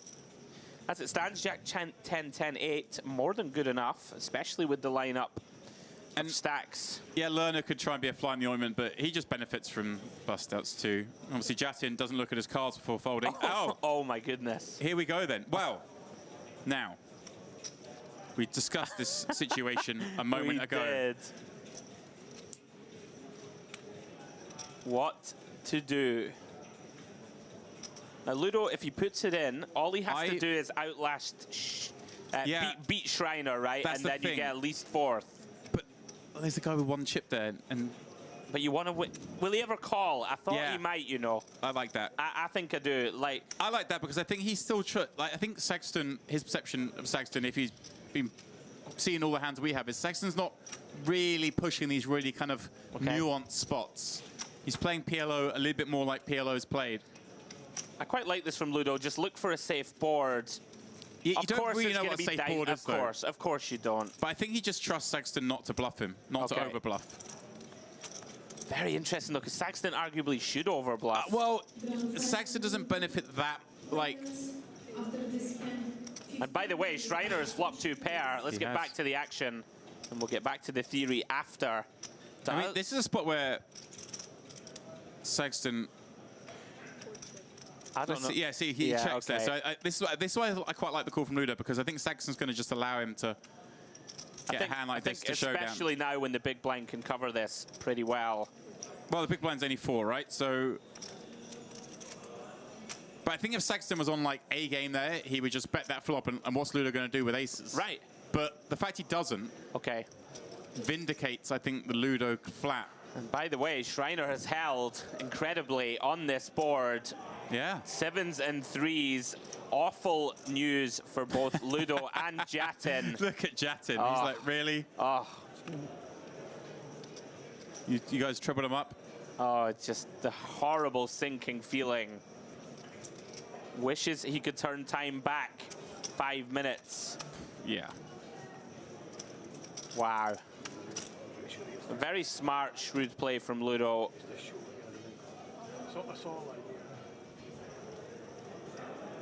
It's funny that we sort of discussed the potential of what would he do if he's got aces and there's an open ahead of him, but obviously that one, there was a player all in, there was no sort of bluff equity, as it were, so it was slightly different. Yeah. But it's still interesting, you know, he found the other way. A lot of people would just be like, oh, I guess he's going to go all in, but no, he can't, he doesn't really want to be at risk. It's so complicated. We can see that Ludo would have doubled there, right? I mean, he's not going to fold Jack 10-10-8. I think he is. He'll fold for 8 blind. Just thinking he's against aces all the way. I don't know. Very, very tricky, complicated situation. But Raphael Shriner finds a big board.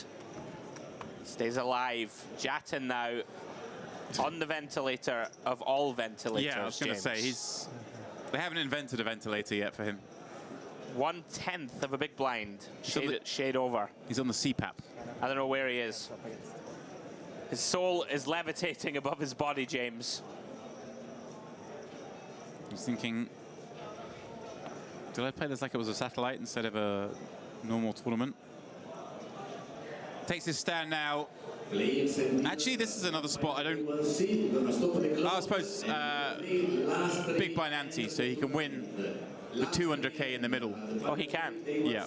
So I was about to say you're better off just folding and hoping there's some disaster in the next couple of hands, but actually, obviously, he can turn that 25k up into 275k just by playing against the big blind. Okay. Shriner electing not to complete from the small. Interesting. 275 in the middle. There we go. Ludo's on it. Ludo knows. It is 3 times the 25 plus the big blind ante. Sexton gets to take back 175k from his big blind. Yeah, correct. That shows. So here we go then. Almost a flip.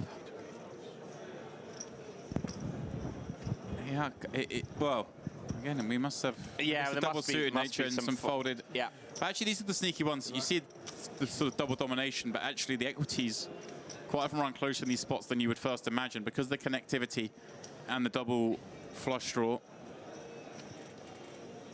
Can Jatan survive? Much like Shriner a moment ago, Would be back up to 275k if he can do it. Just a unique situation, James. Can more than 10x his stack. Yeah, by running down one hand. Farid Jattin looking to carry on here in the MPP PLO High Roller.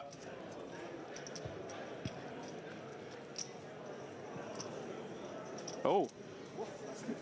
Wow. 998. What a flop that is for Jatan. Flops the open-ended straight flush draw. Yeah, needs to improve. Incredible equity. Still just 10 high. Looking for a spade, a 6, a 5. Well, that's a disastrous card. That is an awful, awful card. Can still hit that straight or flush. Can he get there?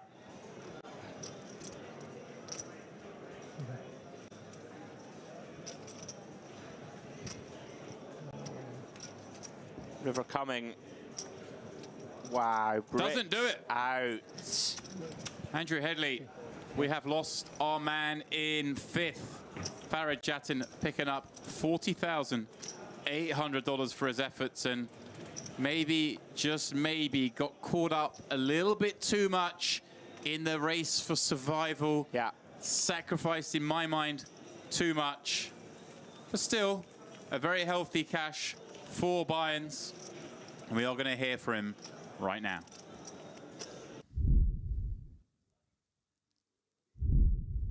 Who has the biggest chance of winning this one? Who has the biggest chance right now? Yeah. Well, the chip leader.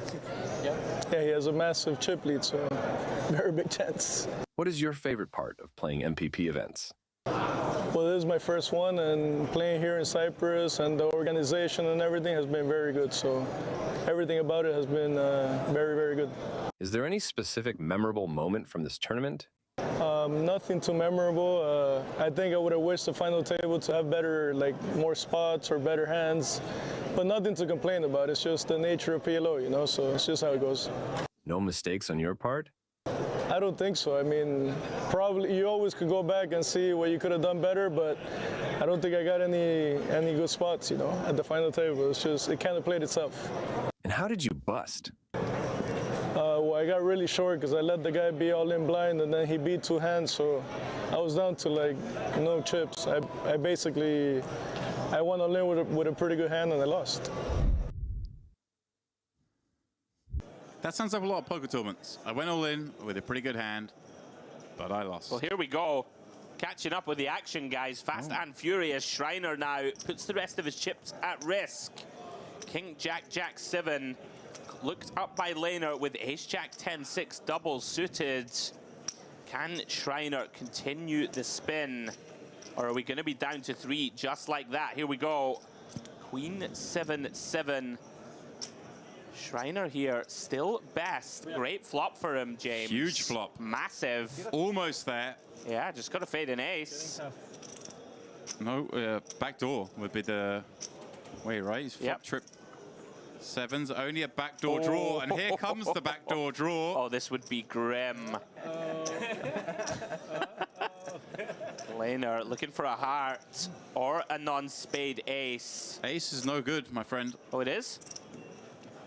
Oh, there's a 7. Oh, excuse me. It's getting late. It is. Please excuse me the oversight. It's okay. Did not recognize that Shriner had 3 7s. Yeah, Shriner flopped him dead almost on the 7-7 queen board. Hence the chuckles all around. And Shriner, just like that, Demps. Survivor. Yeah. Obviously, they're all guaranteed 55,200 now. Ludo was thinking it was going to be back-to-back hands, and maybe he'd be there with guaranteed 74,400, as that's the next payout. As it is, Shriner survives. Lerner, just a few chuckles. Obviously, doesn't really hurt him too much. And in fact, this kind of handcuffs now Shriner and Ludo even more, because they're pretty even in chips. That's what Shriner was looking at right there. You saw he was counting up, looking in Ludo's direction. That's the man he's playing against right now. Shriner still in with a puncher's chance. Ludo now in the big. Yeah, what, 1.5 million for Ludo behind? I think less, James. When he lost that ace's hand.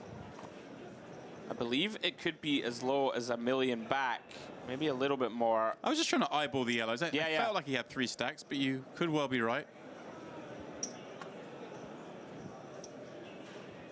King 10, 9, 3 for Lena. Yeah, and look at this. Lena's eyeballing Schreiner's stack because he knows the other two are playing a different game. And let's see if he elects to apply the pressure. He should just make this 600. I think so. Hand figures to be more than good enough, I would say. Yeah. It's almost any 4 situation. Right, like I don't. This doesn't make sense to me. Yeah. There you go, 1.4 back. Ludo going to be delighted here to face that limp Demps. Yeah, he's going to be allowed to see a flop here that he wouldn't have been able to if he faced a raise. Yeah, strange decision to limp here.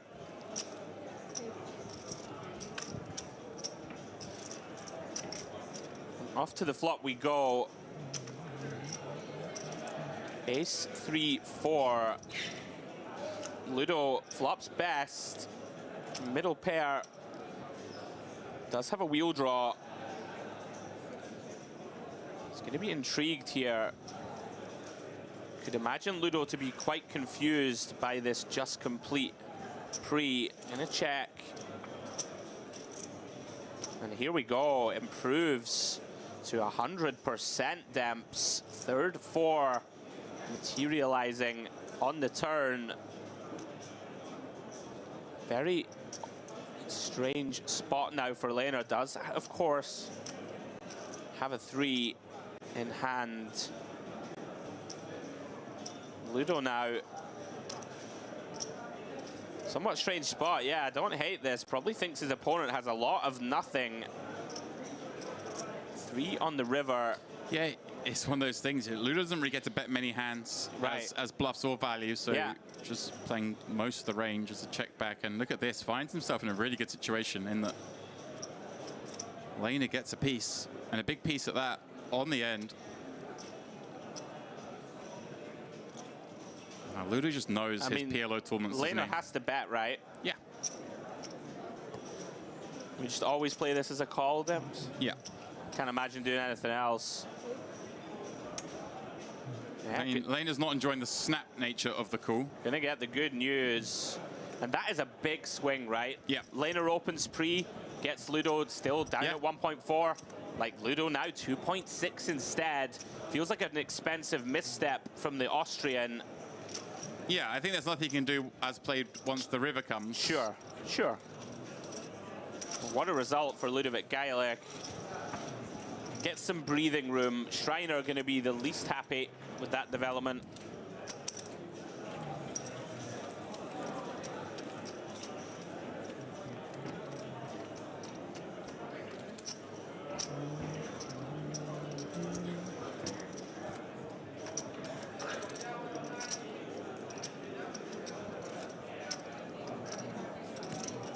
As we continue on four-handed.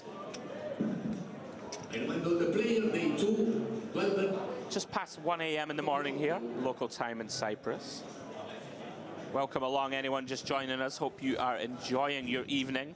We've certainly enjoyed the entertainment here, this 10K PLO High Roller FT. As we see Saxton continue to wield the big stack. Yeah, that little hand there, probably, you know, obviously Ludo was the biggest winner in it, but Saxton the second biggest. Is right. He really did reduce the chips of Lena, who's in second, and Saxton therefore just gets to open a whole bunch more. In this case, this hand being a case in point. Wonder Schreiner for min raise. I think he may have to defend this one. I think obviously, it might be time Demps, yeah. Yeah, he's that much shorter than Ludo now, more than 2 to 1 down in chips. So it kind of is on him to make something happen, and here we go. This hand a reasonable one. And you know Saxton's going to be pretty light. Okay, players for the grand final turbo. You can take your seat. Your game will start. Ace 7-4 with 2 clubs. Not a flop that either is particularly thrilled with. Oh, and sorry, apologies. Bottom 2, yeah. Yeah, bottom 2 for Schreiner. Yeah, easy to miss it. You see the king 7-5-4 and you see an ace high board. It's reasonable to believe it's not a good flop for that hand, but he does find the danglers. Yeah. And now he's up to 2.1 million. Ludo wipes the sweat from his brow. Not ideal for him. He was hoping to see a snap from an ace X type hand. Reasonable to donk shove this, Demps? Isn't the Razor going to rep this board? You kind of don't mind, like, he had jacks there. You don't mind denying that hand from seeing it, because it's PLO, lots of things can happen. We only have a kind of vulnerable 2-pair. Right. Right. I hear what you're saying. Yeah. You just don't want him in there with, like, a no-pair gut shot. There's so many ways you could lose that hand. Sure. In PLO, in Hold'em, of course, yeah, you'd be in there, wouldn't you? You'd be in the trapping in a similar scenario, but... That's my Hold'em brain. Yeah. At work. And again, if we were at a different stage of the tournament, I think you'd be right. But just given the fact that the chips are the way they are in this sort of war of attrition... Oh, and here we go. Ludo. Now, again, I do think that Sondra Sexton is going to allow Ludo to get away with a little bit more than he should. So you like a limp? I like a limp or a raise. Like, Sondra hasn't really put the 3-bet hammer down on anyone yet either. It does feel like eventually now we're kind of level with Shriner. You know, you got to take some spots, right? You got to keep yourself afloat. Yeah, Ludo's gone big. I mean, reasonable to do it with this hand, but it does mean it's very hard for him to do anything as Sexton worth the jam. Obviously, Sexton going to fold with all the hands, Queen 9-3 deuce being one of them. So, Ludo chipping up over 3 mil. Yeah, perhaps just deciding. If you find it, you find it.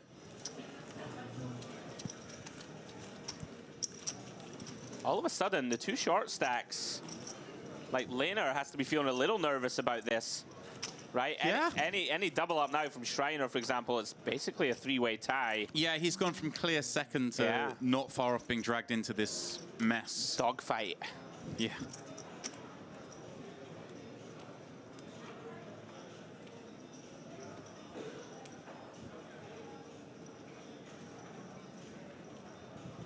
You see Ludo. Very weak double-suited holdings will be going into the muck.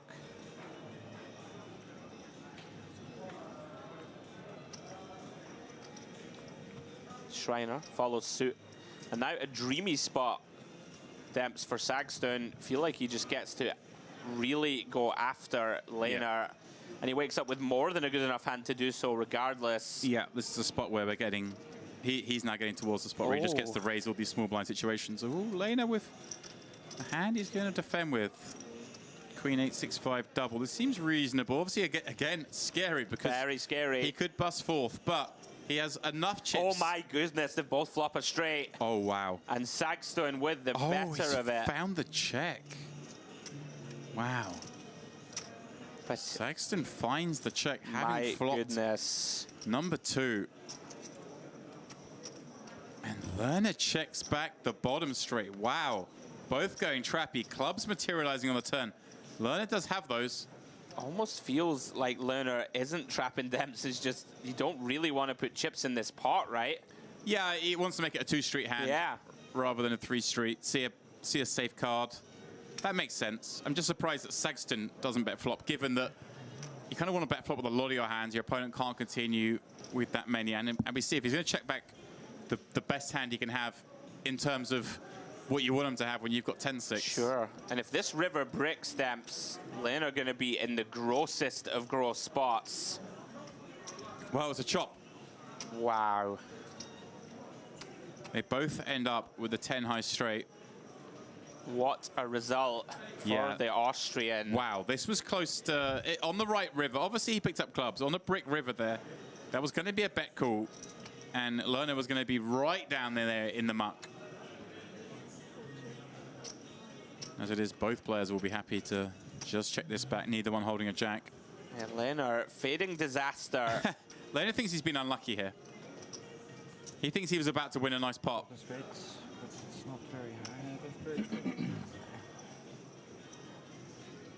Suddenly gets the good news. It's losing, right? Found it at the last moment. He did actually have the same straight. Nearly mucked, thinking he was playing 5-6. But of course, the 8 getting into 10 straight, although the dealer seems a bit confused on this matter. 6-6-8. There we go. 8-6. 6, 7, 8, 9, 10. 8-6. Same stretch. Yeah. 8-6. Yeah. 8-6. It's a chop chop. Yeah. Chop. Yeah. The hands was table, so it's fine. Yeah. The hand is table. Yeah. It's late at night. Mistakes can happen. Yeah. But you nearly mucked it. Leonard did nearly muck it. Ludo's bang on it every time, huh? Leonard did nearly muck it, then realised, hang on, I think I've got an 8 that's got me the highest straight. 5-6, obviously. And the dealer's only seen the 5-6 because Lane has thrown forward the 5-6. But, as Ludo says, the hand was tabled. The players knew. No dramas, but wow. What drama we could have had on a brick river. And there were a lot of bricks that could have come on that river. And this man would have basically had, what, 1 hand and 4 fingers on the trophy had that come a brick, because the other 3 would all be playing with sub 10 blinds. Or, sorry, Ludo's got a little bit more. But by the time Sondra would have finished with them, Ludo would have been holding on with like 4 blinds and playing heads up. Ooh, what hello. a time to find the best hand. The boots. Aces, double. Pardon me, aces single, but with a suit nonetheless. And he really has found them at the right time, hasn't he? Oh no! Oh my goodness. Sexton looking down at kings, no suit, but for 10 blinds. I think he's gonna have to run this. Right, 4-handed game.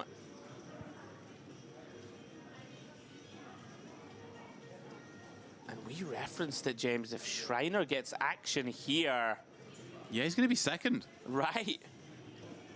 The bones of 5 million. If he can hold here. Understandably, Sexton is gonna run this, looking to try and knock a player out. Wow. Ludo would have to find, I believe, the other 2 aces to be in this one. Let's check a flop first. He left his time banks here as well. Did just see both aces folded, James. Oh. Just calls, leaving back 50k. For good luck, perhaps. No worries. Here we go then. And we have 4.6 million. Shriner holds here, Demp. Saxton only have 6.7. I thought you went pot. I miscounted. Damn, I miscounted mistake. I am all in. You're all in. Okay. Yeah. Had a smaller pair than you, I guess. Yes. Yeah, Sexton knows it's bad news when he got snapped, I think, and the confidence at which Shriner was talking. Although, there are plenty of hands Shriner would have raised, called with the weaker. Some of those A6 rundowns. Here we go then. Maybe we all become. Key pot. We all become average stat 4.6 million. Yeah. Then we all go all in blind. Yeah. And see who wins. Good luck. 997. Saxton flopping a boat. Oh, and you called it. My goodness. The other 2 aces were folded pre. By virtue of the folded cards, we know that Shriner is drawing dead. He draws dead to 2 more deuces. My word, some of these runouts. Brutal exit for Shriner. Hung on in there. Got himself in position to get into second place.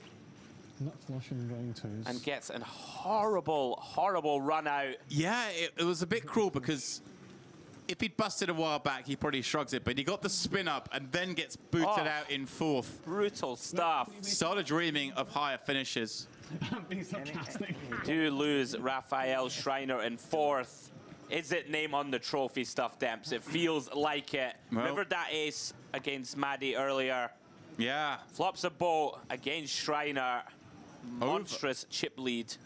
Yeah. For Songston. Way over half the chips in play now resided in this stack. Gets to, again, leverage the situation. Liner. What brings you here? I live in Cyprus. And I'm very often here. Okay. Is there any specific memorable moment from this tournament? When I busted. Really? Of course. What happened? Aces versus kings. The classic one. You had aces? Of course. Pot limit, Omaha, Hold'em, or short deck? If you had to choose one to play for the rest of your life? PLO. PLO. For the rest of your life? Of course. Okay, thank you. Thank you.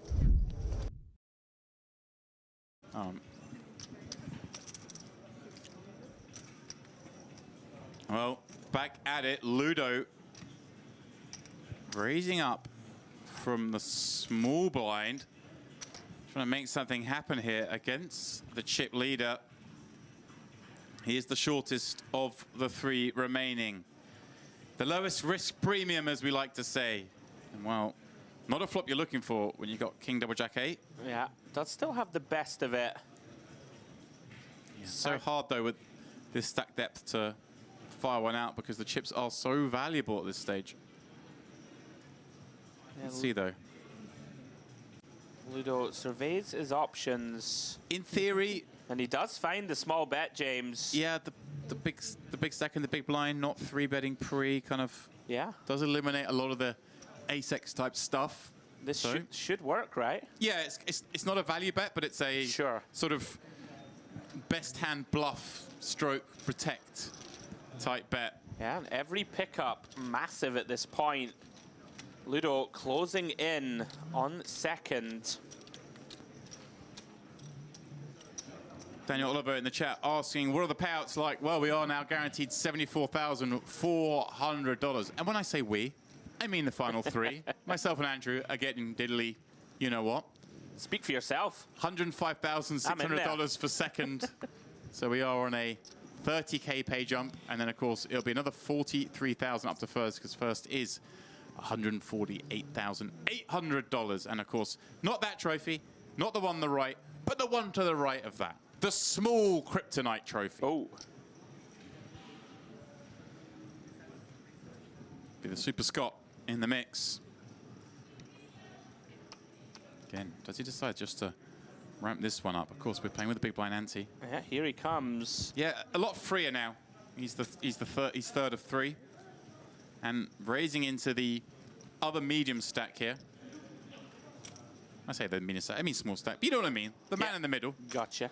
Leno, who's gonna just have to fold this one. Jack 7-6-3. A very unappetizing hand to want to defend with.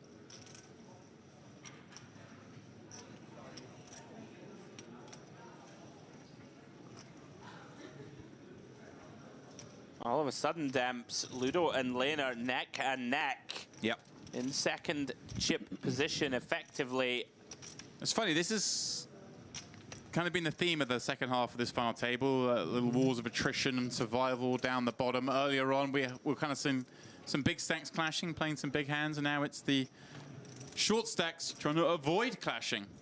But clash they will as we play 3-handed. And some of that pressure is relieved when you know you're guaranteed $74,400. Sure. The very intriguing prospect here.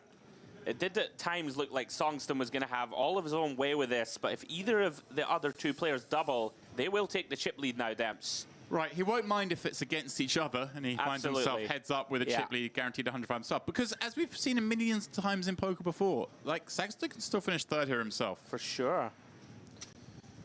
Here he comes, 500K from the button. King 10-9-6, Lena.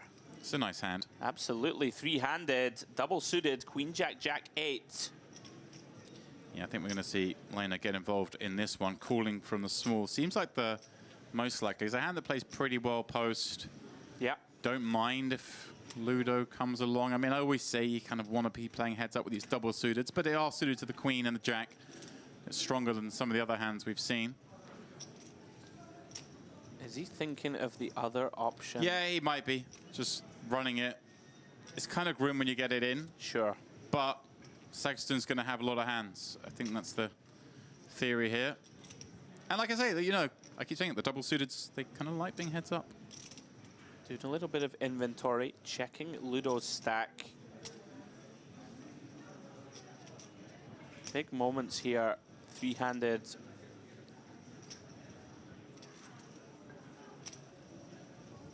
Been very composed throughout, which I find quite impressive, James. No rush decisions. Yeah, can I actually tell from here how many time banks he's got left? I presume they're hiding behind his chips there. Yeah, right. Because this has taken more than 30 seconds. Absolutely.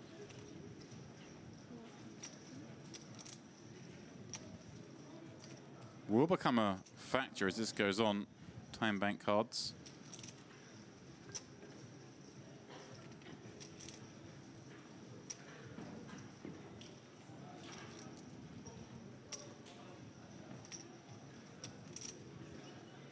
think the longer he thinks, the more likely it is to be a 3-bet, to be honest. It's kind of weird to think this long and then call. Is there a chance he folds this hand, Demps? No. The longer it goes? I mean, you wouldn't have thought so. No. Yeah, I hear where you're at, though. He's clearly in a quandary. And oh. I think he's going to now go for the 3-bet. Give just my feel of how he's looking.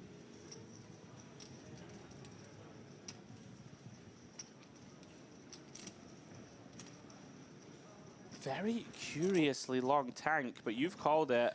Yeah. He is potting.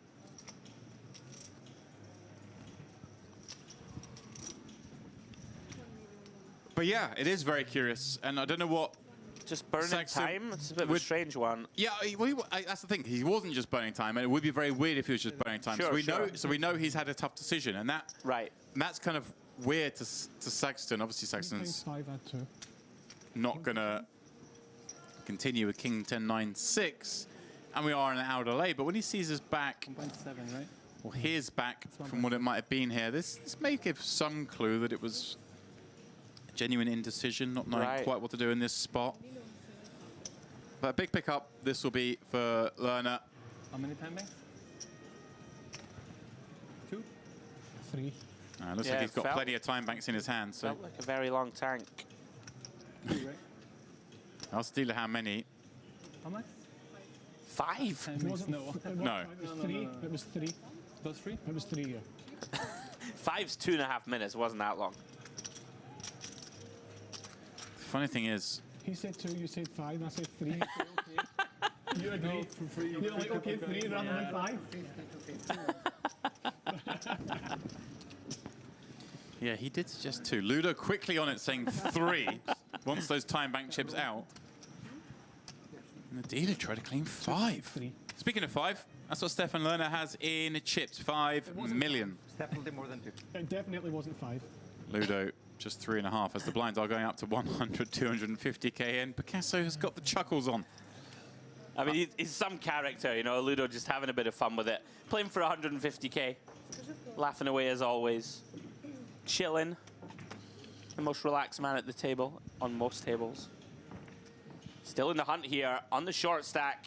We can see now, stack's condensing a little, James. Sondra still going to be a good size favorite, you would imagine, more than half the chips in play. But we know PLO, anything can happen. 3.6. 3.6, thanks.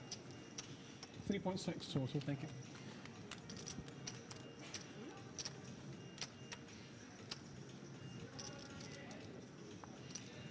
And on we press.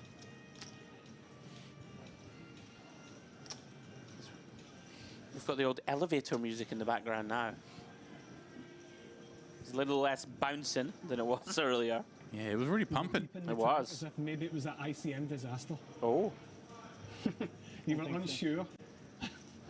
He knows that. Ludo's got the read. Because we had like near enough the same stack at that time or whatever.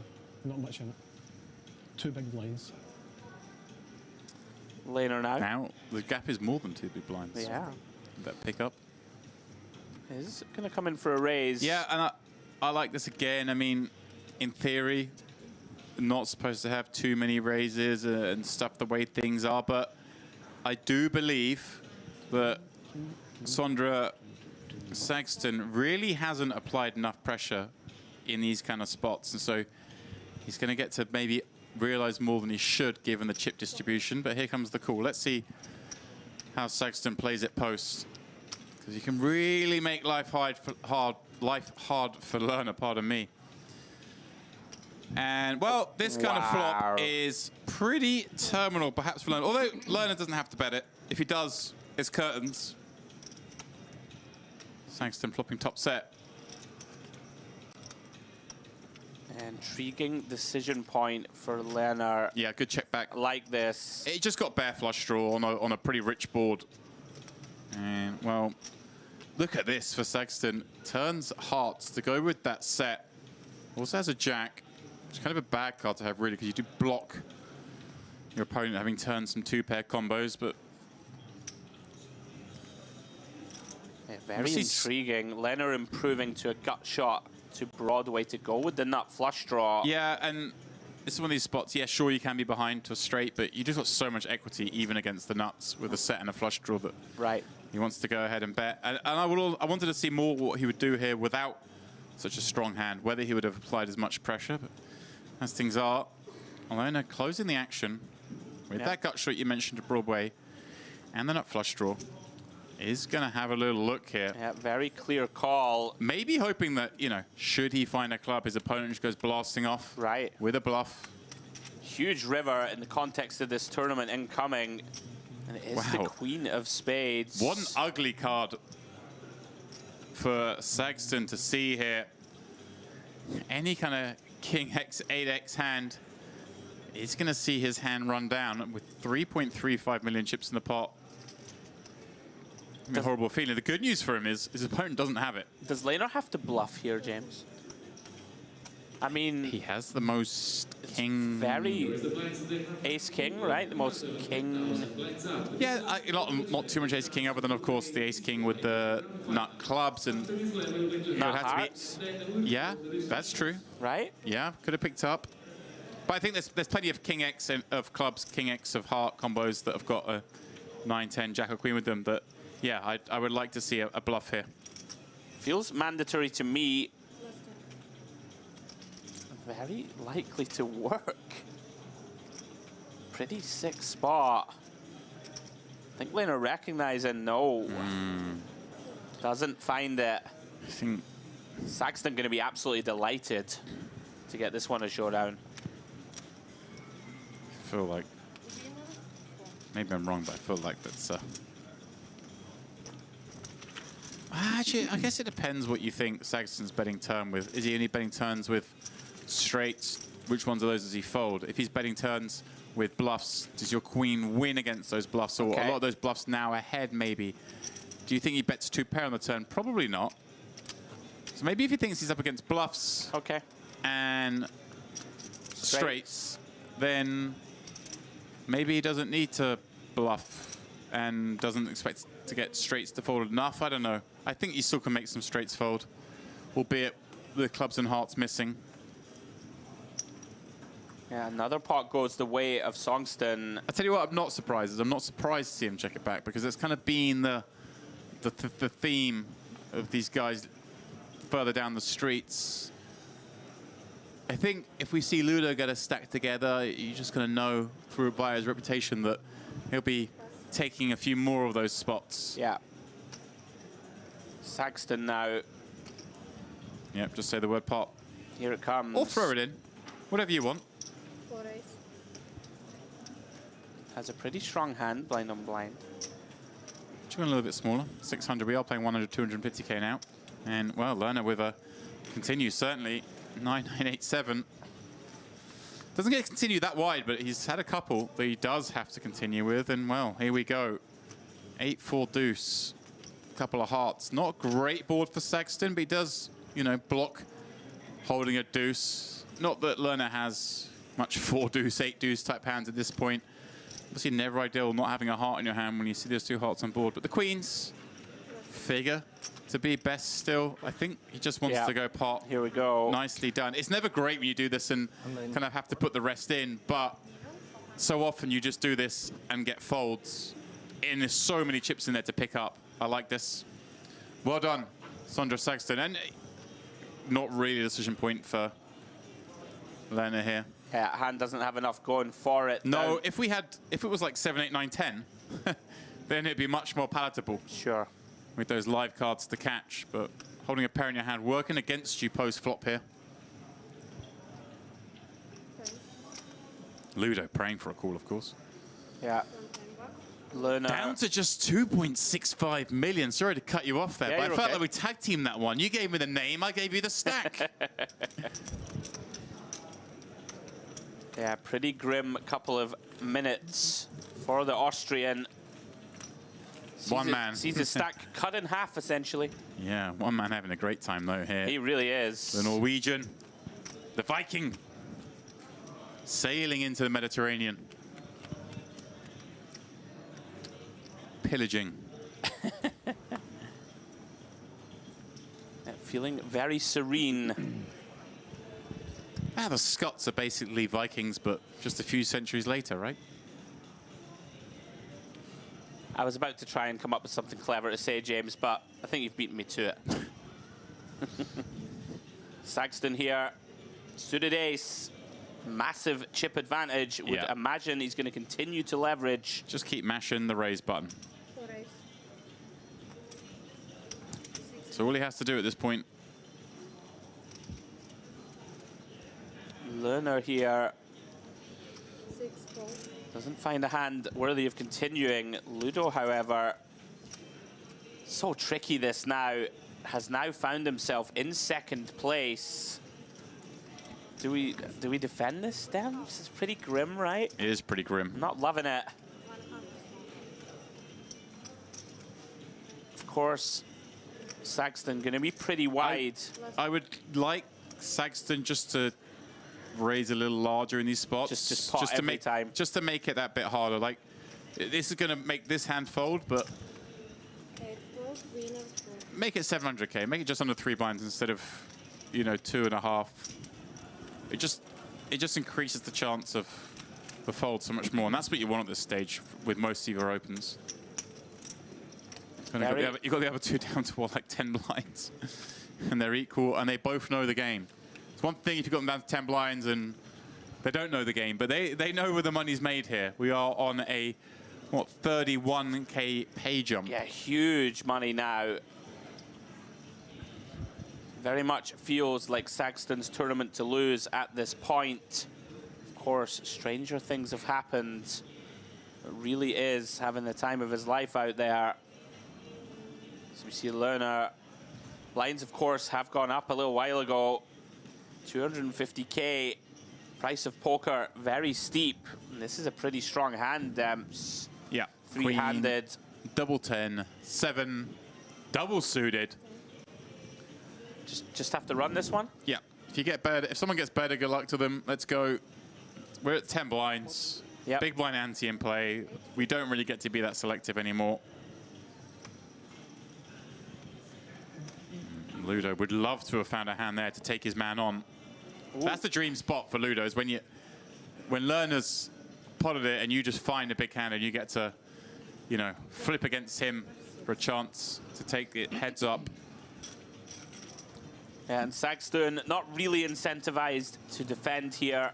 Yeah, it's kind of a... He can just sort of just wait until he has opportunities to be the aggressor. Right. He can hammer himself. Yeah. And it's a good reason why Lerner's like raising pot there as well, because for a smaller raise, of course, he's going to call with the double suited hand, but doesn't need to force the issue there by defending the big to what should be a pretty not a snug hand, but it's not going to be garbage.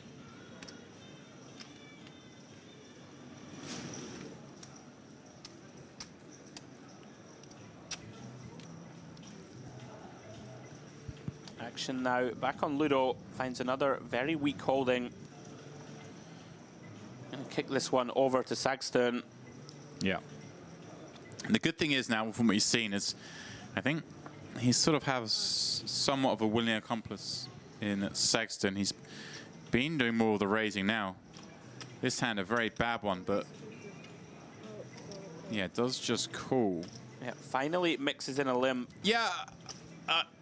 It's just such a bad hand. I wanted to see if he was going to raise with that. I'm glad he didn't, because I think this would be too bad a hand. But is it the first limp is always nothing? Maybe. We'll look at this for Lerner. 3-5-7 with hearts on a 4-6 board. Yeah, flops a huge draw. Now, can he find the raise here? In the Saxton just limped in from the small. Sure. I mean, I think we just have to, right? He just doesn't have an ace really ever. Yeah. And we're going to have so much equity here against almost any hand. Yeah, if he does have an ace that calls, so be it. I feel, yeah, very nice. Well done. That's the problem with limping in for Saxton, of course. Not that I fault his limp and then c-bet. It's just, it clearly isn't an ace, so if your opponent does have a hand like this, they can just go after you. But it's very rare they have a hand like that. Most of the time, your flop bet's just going to make the King 9-8-3 that was in the big blind have to fold. So what's wrong with that? Very nicely timed pickup for Lerner. Welcome to everyone joining us here on the DTD Player YouTube channel. Hello, everybody. It is the Mediterranean Poker Party. It is Andrew Hedley and myself, James Dempsey. It is, of course, the PLO final table high roller at that, a 10K buy-in. We are here at the Merit Royal Diamond. Well, actually, that's not true. The players in the Merit Royal Diamond, myself and Andrew, we're in the Merit Royal, just across the way. Such is the... We're more regal, ever so slightly. Yeah. We don't need diamonds. No. We're just royalty. Now Lerner, 9-7-6-5 double suited. Yeah, just pressure Ludo here, I think. Very pretty hand.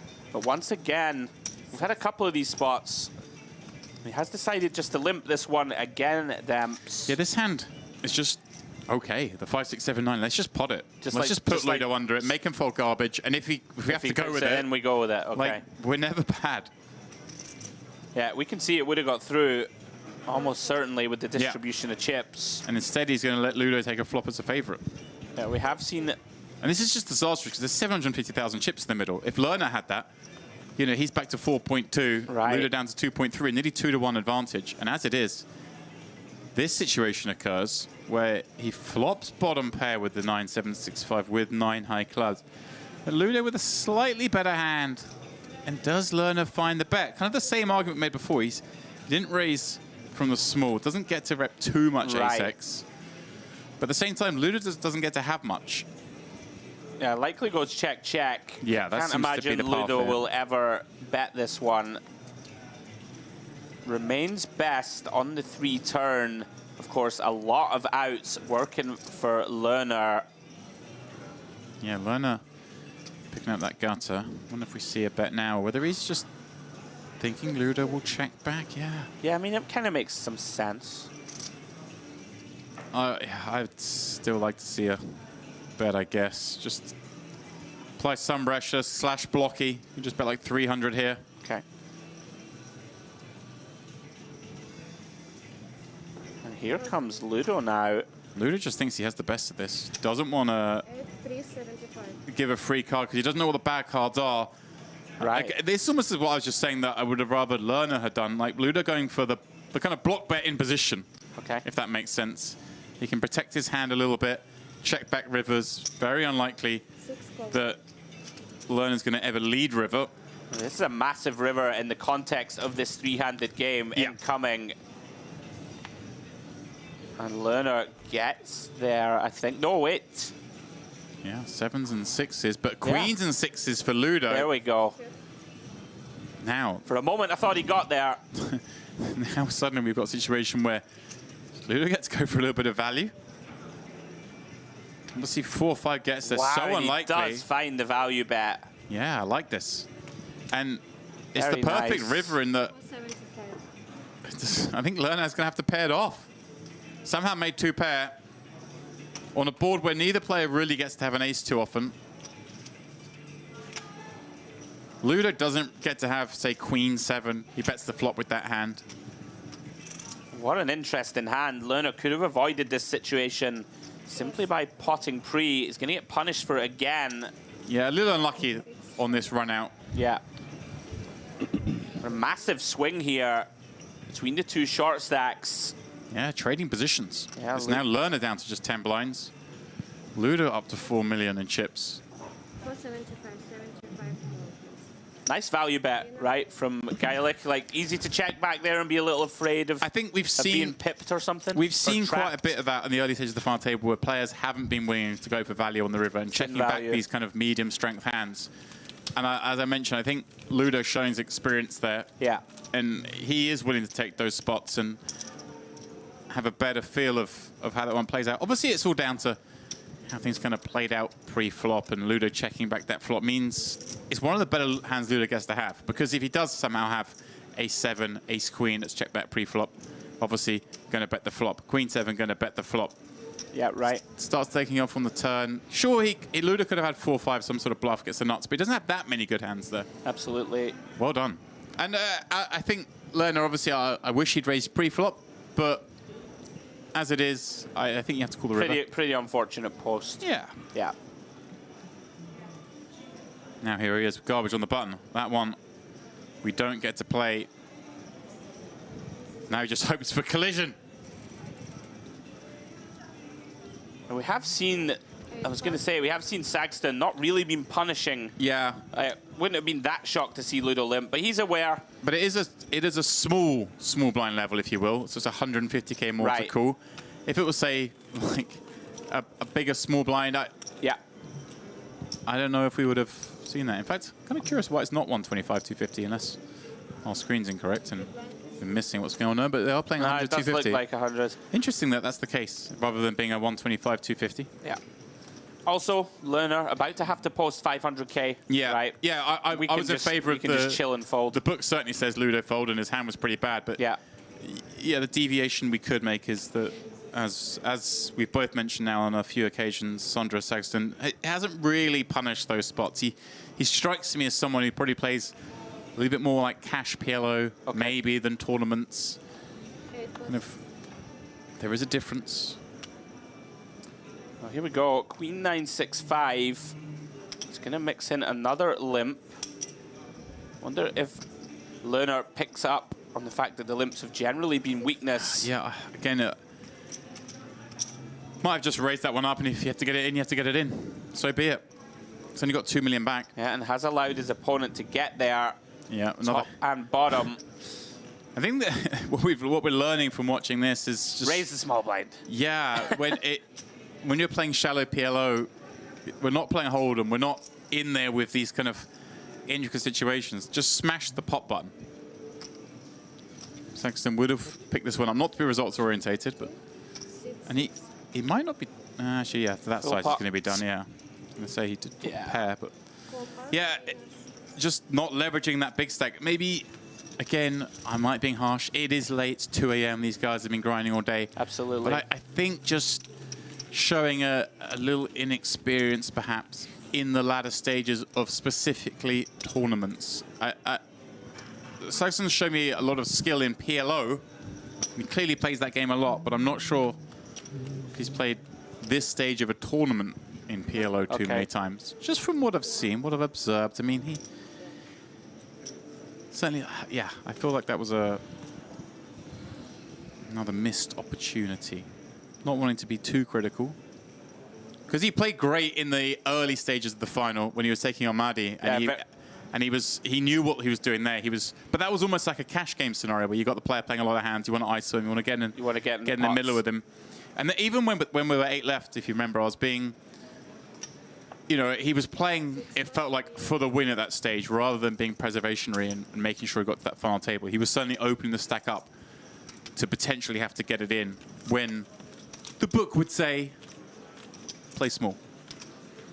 Yeah, I'm with you. As we see Ludo get a very welcome walk. Oh, did he now? Just 7-7-4-3. Going to be delighted. Put a little more daylight between himself. I think Ludo wakes up delighted. And Lerner. You reckon? He's a happy guy. Oh, no, don't be fooled. He can be very grumpy occasionally. It's rare. Now he gets that first coffee and the first smoke of the day, and he's a bouncing. The smoke comes first, I'll tell you that. We've got the woodwind on the go now. Oh. Yeah, some very Geilich music in the background. Yeah, this is for Ludo. It is. Making him feel at home. Queen Jack 10-5. For Lerner. Pitching that one would assume. Now, Ludo, pretty strong hand, blind on blind. Right, let's see. This is a situation where, against this opponent, I would limp, because he hasn't shown a propensity to pounce. Also, just don't really want to raise, get this in, of course. We definitely want to raise. But against someone who's just going to bully us to death, you could advocate even folding this. Oh, well, let's see, because this is a hand that does want to raise. Oh, see, this is it. He's missing some tricks here, I think. Yeah, I think so. Ludo going to be delighted to see a flop, and here we go. Oh, wow. Big flop. Set for Ludo. Straight draw for Saxton. Potential for this one to get big. And Geilich does elect to check it. Makes sense. You don't want to bet too many hands ever, really. Sure. Again, chip position the way it is. Has to play everything a little bit slow. Bad card to see when you are holding that set. Not just a straight on board now, but also flush possible. Likely to see check, check again. Yeah, Saxon just happy to try and see if he can make this straight. Yeah, it does have that little pair of nines. Just about something. Oh, Ludo going for a block. Yeah, really nice. No.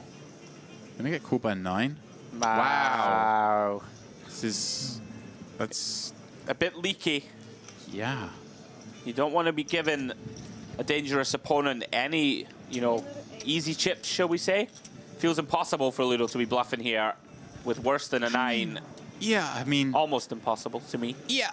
I'll never, you know, never say never. Yeah. But we're allowed to think about it. We don't have to just snap off with a 9 with clubs out there. Because Ludo can have clubs. Ludo's going to check the flip clubs. He's going to check the turn to pot control. Can have absolutely all sorts. Can have what he had there, exactly, yeah. Yeah. He could even, I don't know if he value bets any 2 pairs there. Maybe Queen 9, Queen 8. But certainly sets and flushes, entirely possible as played. I would lean more towards the flushes. Man, music's really getting into us.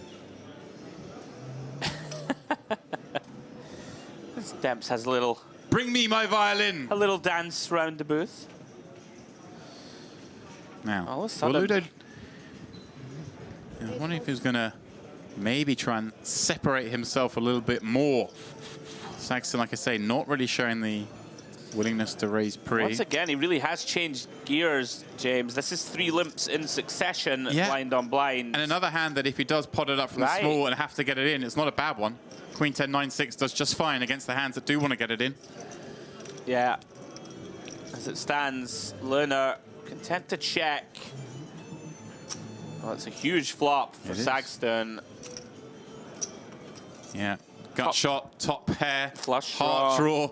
Lerner has interest. Yeah. Does have an open ender of his own. He's gone full pot. Yeah, I like that. I mean, we've seen it. Lerner doesn't get to bet too often, so we just want to do our own bidding. Yeah, and this is going to force a fold. Yeah. Lerner.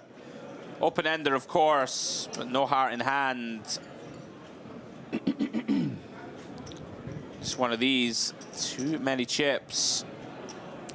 You would imagine unpaired. Into the bin they go. All of a sudden, Lerner really under pressure, Demps. Sub 10 for the first time, I believe, in this tournament, from what we've seen on stream. Ludo up to 5 million or so, James, has kind of just wriggled his way out of the noose, so to speak, wriggling his way up there. You're doing a bit of wriggling yourself. Doing a little dancing here. The music's kicked on the stage again. Getting the blood pumping.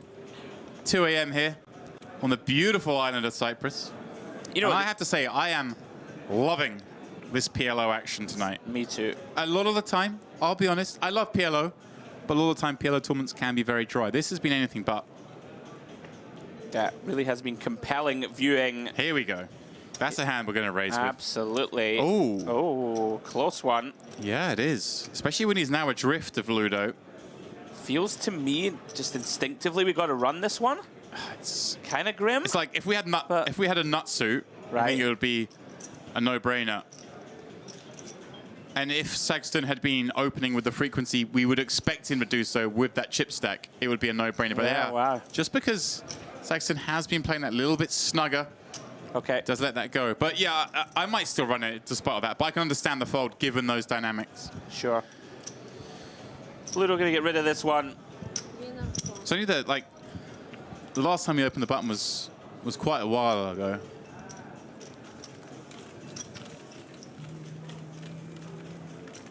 Oh, really, I've got a blend of music. Whose playlist is this? William Wallace? Not really sure. Of course. We've had elevator music. We've had the bagpipey Scottish pan flute. We know going on in the room at the same time as this is, of course, EAPT. Yeah. Day 1 C, D, the turbo flight. The room is busy. Whatever it is, that's taking place because tomorrow we do have day 2 of the EAPT. And the EAPT is a tour that has been around for, well, a decade. But it's recently gone through a complete rebranding, relocation, established new partnerships, and started an expansive European life. They've been to Malta, they've been to Madrid, Bratislava, Bucharest, Barcelona, Milan, Rozvadov, and now here for the grand final at the MPP. That is what's going on in the room. That is our coverage tomorrow. Yes, indeed. Second season of that coming up soon, damn. Kicks straight off at dusk till dawn, I believe. It does indeed. No rest for the wicked. Do we have a date for that? We do. 17th to the 27th of May. Oh, so when I say kicking off soon, I mean, we're like, get home, do the washing, and down to dusk till dawn you go. Absolutely. Main event buy-in for that, £560, 500k guaranteed. Dusk till dawn in Nottingham. Yeah, it's going to be great. You going to be showing your little face there? Oh, I don't know where I'm going to be. What date is it now? Oh, you really weren't wrong about the washing. It's in like 10 days. Unfortunately, I won't. I'm going to my fiance's niece's christening. Oh. What a wholesome young man I am. Isn't that nice? That is nice. It is in Middlesbrough. Sorry, Middlesbrough. It's not quite as glamorous as Cyprus. I don't think I've ever been to Middlesbrough. They do call it the Cyprus of the North. Do they? I've not been to Middlesbrough. Not sure if they do. Anyway. They have a football team. I'm heading there. Yeah, my fiancée is a die-hard Middlesbrough fan. There you go. Look at that, just on point they showed us the EAPT trophy. Even she trolls me and rubs me down. She's a big Really? Middlesbrough fan. Even she is messaging me, ripping me about United, saying the football was hilarious. Lol. Ludo? She's like enjoying watching Now, you. here we go. Let's see if there's adjustment here, because this is a hand he could attack that big blind with. Right. Again, just because his man in the small isn't quite doing the bidding he wants, isn't showing that sheer aggression that the stack warrants. Yeah, we know that Lerner is down to around about 7 blinds. Yeah, Ludo. he still folds it, but if Sexton's just always raising, then you can fold that really easily. Right. But he's kind of making it he's it's not just- putting just enough pressure on Lerner. limping every small. And see, he just gets... And Lerner going to make the action Right. himself against that limp. And this is the one time Sexton can't really do anything about it, because 10-7-4-4 is just poor. And I don't mind him not raising this hand. He's correct. You don't add that. But 10-7-4-4 isn't a hand you really want to raise, because getting that in is disastrous. So sure, I don't begrudge him not doing it with this one. But yeah, if Ludo had just popped it up himself, this would have been very different. Yeah. Yeah, would have probably taken it down pre. You'd imagine. Really good against chance. Bare jacks. Yeah. And then you keep Lerner down in the sort of 1.6 realm. He's really in trouble. And you take those chips yourself. And you're up to 5.3. And you just trust Sondra not to go crazy from the small, because he just isn't that guy. Yeah, really interesting nuances. But it's easy to say again, because we've seen every hand. We see these three players, they're sat at the table. They have no communication devices despite the 1 hour delay. Oh. So they're not even aware of what's it's different going on. here, so you can't even, unless you sneak away to the rail or Right, something. but we know they've all three been sat there, so... They've got no mates, is that what you're saying? I'm saying they've got no mates. Yeah. Oh, I hear you though. That's interesting. They've got no fans. So they don't actually have the extra information that you would see from time to time at finals. But even then, you'd have to be the person feeding the information, watching the stream would have to be feeding you sort of real in-depth stuff, because normally it's just like, oh, what do they have in that hand? But you to be like, yeah, like this guy's maybe not free betting enough, or showing the propensity to free bet from the small blind against button opens, or this guy is not ISOing, and you know, it's... Here we go, Lerner. Queen 9, 3 deuce. Surely not playing this one. Yeah, faintly grim holdings. Ludo. Lovely spot for Ludo. He's Again, had quite a few walks. I didn't see what Sondra folded on the button there. Right. But it has to be a pretty bad hand to not want to play. Yeah, Ludo being quite fortunate with getting a fair few walks, sort of keeping that stack viable. You do feel as if he can get a little bit more upward momentum. He's going to fancy himself to take this down. Whether Songson allows that is another question. He looks very fresh as well, doesn't he, Ludo? Despite the late hours here. Oh, he lives for these moments. Three-handed. 10k PLO. Yes, please. Now, Lerner finds aces. Won't be thrilled with the 6 and the deuce accompanying the heavy artillery. But nonetheless, 9 blinds. Off we go. I would suggest Demps. Yeah. This is what they call in the game a no-brainer. Despite the ugliness of the boots, they are boots nonetheless. I like the little pause before doing so. He's going to have a lot of hands that aren't as easy to do as this one. So you just want to give yourself the sort of 15 seconds before opening. Oh, Ludo. His interest has been piqued. Yeah, a double suited hand, but not one we can really play against Lerner's range. Yeah. Into the muck they go. Saxton also finds pretty ugly hand. Yep. Pretty easy fold. Lerner continues to hang around. Hanging around. I knew every time I say it, I know it. Every time I say it, I know it's coming. Damn, you induced me. I enjoy it, yeah. Induced the Teddy. He's in here, guys. He's in here celebrating like he's just won the tournament himself. You could see what I'm seeing. I knew it was coming. Damn so it. good. I'm too easy. I am the puppet master. This guy with the check. Yours is better than mine, to be fair. You're trapping me. There we go. Who did I meet recently who's never seen rounders? Someone. A poker player? Yeah. Oh, no. Like, how's this possible? It's a rite of passage, isn't it? It's required reading. Absolutely. Ludo bins the Jack 9-9 deuce. Now, Saxton has been limping pretty religiously for the last while. Isn't limping this. All right, here we go. That's it. That's the system. Just pot it. Right. You got these guys right where you want them, but you're the one with them right where you want them. You've got to do it. Yeah. Doesn't happen naturally. And we do know that Laren and Ludo, very dangerous opponents, right? You don't want to, right? You just don't want to, at any point, sort of take your foot off the gas, right? You just don't want to allow them any sort of latitude to recover and get back in. They're not going to give you this freedom if the old shoe moves to the opposite foot. It's true. They're going to go after you. Dog eat dog world.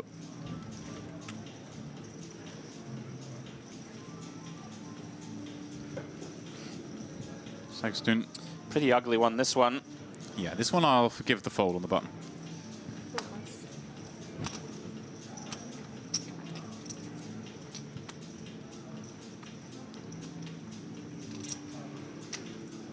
Oh, lovely hand for Lerner. Ace Queen Jack 8 with a nutted suit. But again, no reason to be coy.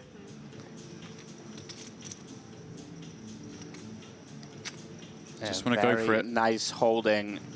Shallow it out. No traps necessary with 10 blinds in Probably PLO. trying to look a bit balanced here, right? As if he's faintly unhappy or faintly, you know, has a decision. I like that.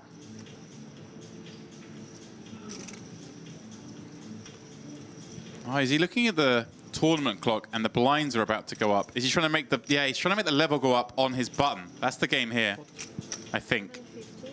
That's why he was wasting the time there, Picasso. A little tournament trickery. Of course. Wants to play higher stakes on his button. Now Ludo, Queen 10-9-4 with 2 diamonds. Yeah. Might be a hand you would defend under different circumstances, James. Yeah, and maybe suggest. double. We could do this, but it's not a great hand. Double suited, I think we have to have a look. Yeah, it's one that requires a bit of extra thought. I can see Ludo's thought process. You know, Lerner down to what? 9 blinds? Yeah. So he is going to have to widen his sort of pot, right? Range from the small. And Ludo's probably thinking, like, at this point, he's the man who might have to take Lerner out. Right. Like I say, this hand just, I think, just a little bit too weak. I hear you for sure. I do think he will land on fold. Just given it the time, yeah. Well done, Ludo. Very nicely thought through. Just that little bit too weak, right? Queen 10 9 7 was getting played. Right. Queen 10 9 4 double was getting played. Right. Queen 10 9 4 single. Not so much. All right, 150 300. Thank you. Actually turning into, dare I say, more of a sort of bit of a slog, war of attrition than we thought it might. Yeah. Is that fair? I mean, we've also been kind of, in terms of action, the cards haven't really cooperated. Like I say that, like we could have had the Queen 10 9 4 double and we're seeing a flop. Sure. Every time someone's actually had a raise, there's been nothing behind. It's really interesting with 5 left. Yeah, 3 left, it's just kind of fizzled somewhat.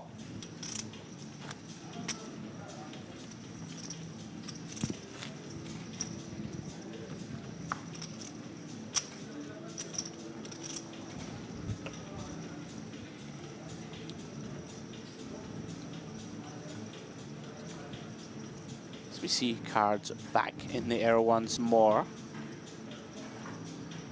Learner finds a nice one. That's more than nice. And Yeah. again, he's got more chips now, but the blinds have gone up. So again, just an easy one. Slide forward a milli. Say thank you very much. Well, a milli 50.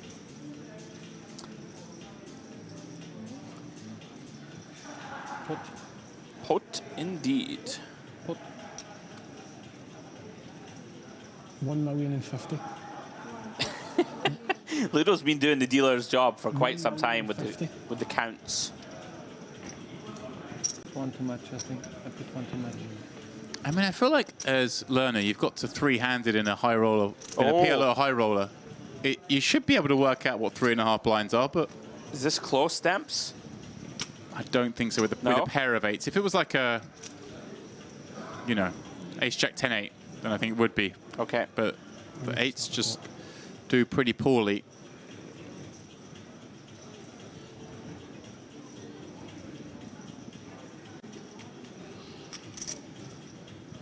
Again, that's what I'm saying. We're always just sort of one pip away from from clashes. So like ace queen, ace king 8 8. Not flush like draw kind of thing. No, it's just, yeah, the 2 8s just roll pretty poorly. Okay. It's the unpaired hand would be much nicer. So the ace jack 9 8 there would be much more playable. So obviously ace jack A8 does very badly against big pairs, and obviously nearly dead against aces. As dead as you can be in PLO, which is, you know, thriving in other games. Sure is. On we plow. If you are just joining, guys, three-handed 10K PLO High Roller final table. Where have you been? All 3 players, $74,400 locked. Oh yeah. We are on a pay jump of $31,000, and then of course, first place taking home $148,800. So big money here to play for. And about 75 grand difference between third and first. Yeah, it's just double third is what first is, right? 74.4 doubles up to 148.8. Oh, it is. It's exactly double. Yeah. Can't get anything past you, James. No, I'm sharp. Once again, Sagston. Sharp as a canoe. I suppose canoes are pointy at the front. Sharp as a balloon. Learner here, checking back. King, Jack, 10, 6. Yeah, 10s and deuces. Both players find that top card. Yeah, top 2 for Learner, top and bottom. Oh, pardon me. Sorry, I missed that. Sagston is, of course, a 3-spade board. This gets tricky, right, for Sagston now. Yeah, I don't think we can fold. No, definitely not folding just yet. Not for one. But it's hard for Learner to fire another barrel at this, even though, you know, he has value. You just, when you get check called, there are spades in there at a reasonable frequency. You don't want to open this up with 1.5 in there, 2.75 behind with 3 left in this tournament. Yeah, does knuckle it back. Obviously, Sagston picking up more outs with that 4 on the turn. 8 on the river. Changes nothing really. I mean, some straights fill in, but that's not too much of a factor with 3 spades on board and a bet on the flop. It feels pretty likely to go check, check. Yeah, again, another one that pot that just kind of fizzles in that direction. Yeah. And again, though, shorter stacks just... I mean, it's difficult to critique Sagstone for not raising this one free, obviously, but just these little amounts of chips just drib-drabbing down. It's incredible that we played shorties. This long, this shallow. Yeah. And not had a big showdown. Barely had a showdown, in fact.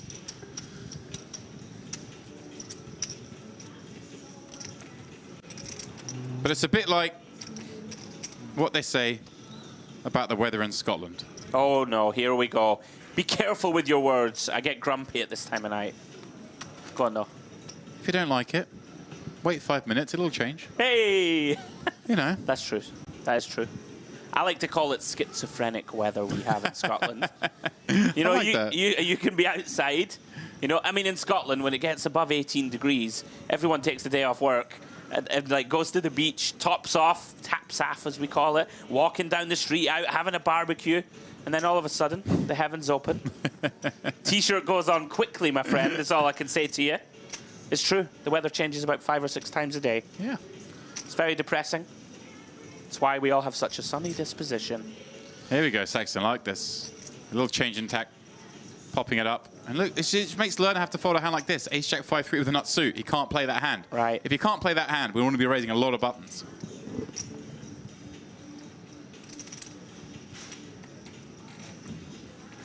And Ludo, Jack 10, 5 deuce from the big. Interesting, actually, that... Oh, no, Saxon has been opening...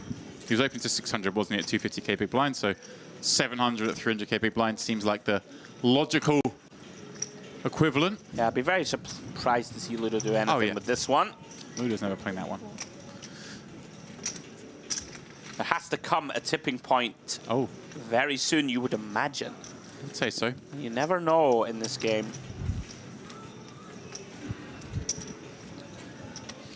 I fancy a barbecue now. Huh? Well, just after talking about having one in Scotland when it's 18 degrees. See, that only happens once every 5 years. The over 18 degree day. We have a public holiday for it. They call it August the 23rd. I'm telling you. The Minister for Justice just comes on TV and goes, guys, it's 19 degrees. You've all got the day off. Like, yeah, like heat warning. Must evacuate commercial buildings. Like, yeah, everyone gets an alert on their smartphone. Oh. Alert with this one. Aces on the button. It'll be 1,050,000 again. Think he remembers the number? I hope so. In fairness, with time clocks, it's easy to just say pot.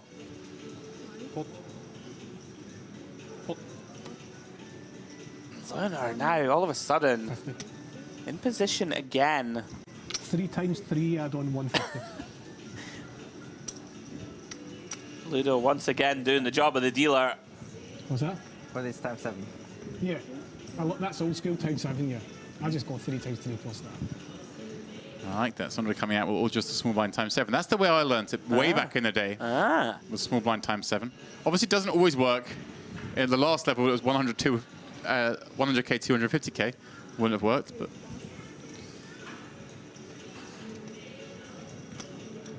The clue is, the simple rule that's never wrong. 3 times the previous bet, plus whatever else is in the pot. It will never see you wrong. Yeah, Saxton once again not incentivized to defend here against pot. From a man with a very tight range. Lerner just hanging in there, back up to close to 5 million, Demps. We are seeing these two shorties swinging back and forwards. Saxton been kind of steady around 10, 11 million for quite a while. Yeah, there's not been much changes there. I'd say these guys are ebbing slightly upward. He is dropping off slightly is Sondra.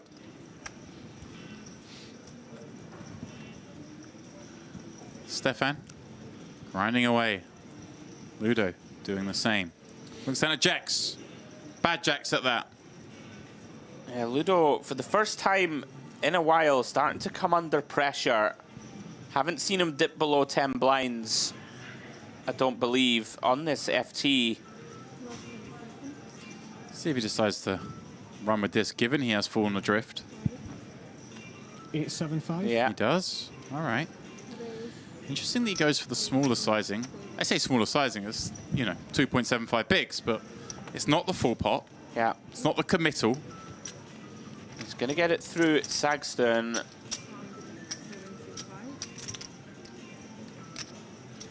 Round to Lerner. Yeah. Lerner, well, it looks like he's making a motion. Does look chips. like it. Okay, ace-jack 9-6 nut suit. Feels like one we probably do want to defend to that size, especially when we're, you know, battling the man we can knock out. And what a flop for Ludo. Wow. The case jack. Wow. Hits the felt. Wow, wow, wow, wow, wow.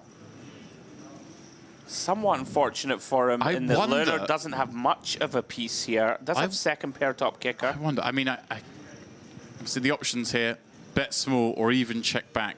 I'd imagine this is going to go bet small because you want to allow your opponent to check jam. And you don't want to give a complete free card in case they're just in there with, you know, a gut shot that's never calling a bet. So go for the really small bet, the sort of 400K, 500K, just desperate for action. Yeah. 400, 500. Ludo lands in the middle, 450K. And Lerner, well, decision, has that pair. These two pairs are all kind of good scenarios here. Backdoor nut spades as well. Somewhat problematic depths in terms of how often do we get to realize all the way to the river. Like Ludo is going to be all in on the turn incredibly often, it feels like. Is that fair? Here we go. There you Does go. say I want to have a look at All one right, more then. card. Looking for a spade, a 9, a 6, a jack, an ace. Maybe some other cards you might get in with. Well, there you go. That might be one of them because he now has an open-ender. Any universe where we donk, shove?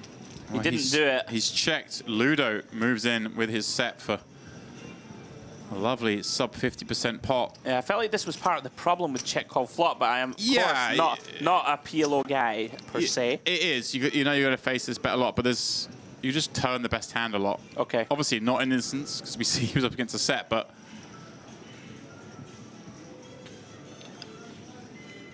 wow, Lerner decision indeed. Yeah. I think the clubs are scary. Second pair, yeah. Ludo, obviously firing it all off. There we go. Ludo up to 4.47. Yeah, big momentum swing. Stefan down to 3.225. But that means they've got, what, 8 million between them. So we are getting to the point where, for the first time in a long time, Sondra's going to be heading maybe south of 8 figures. Yeah. Get the violins out. I know. I have mine around here My somewhere. heart bleeds. Where's it gone? I was looking for it earlier. Wanted to join in with the old Gaelic tunes that were pumping out of the speakers here at the Merit Raw Diamond. How are we still three-handed, Andrew? Really is incredible.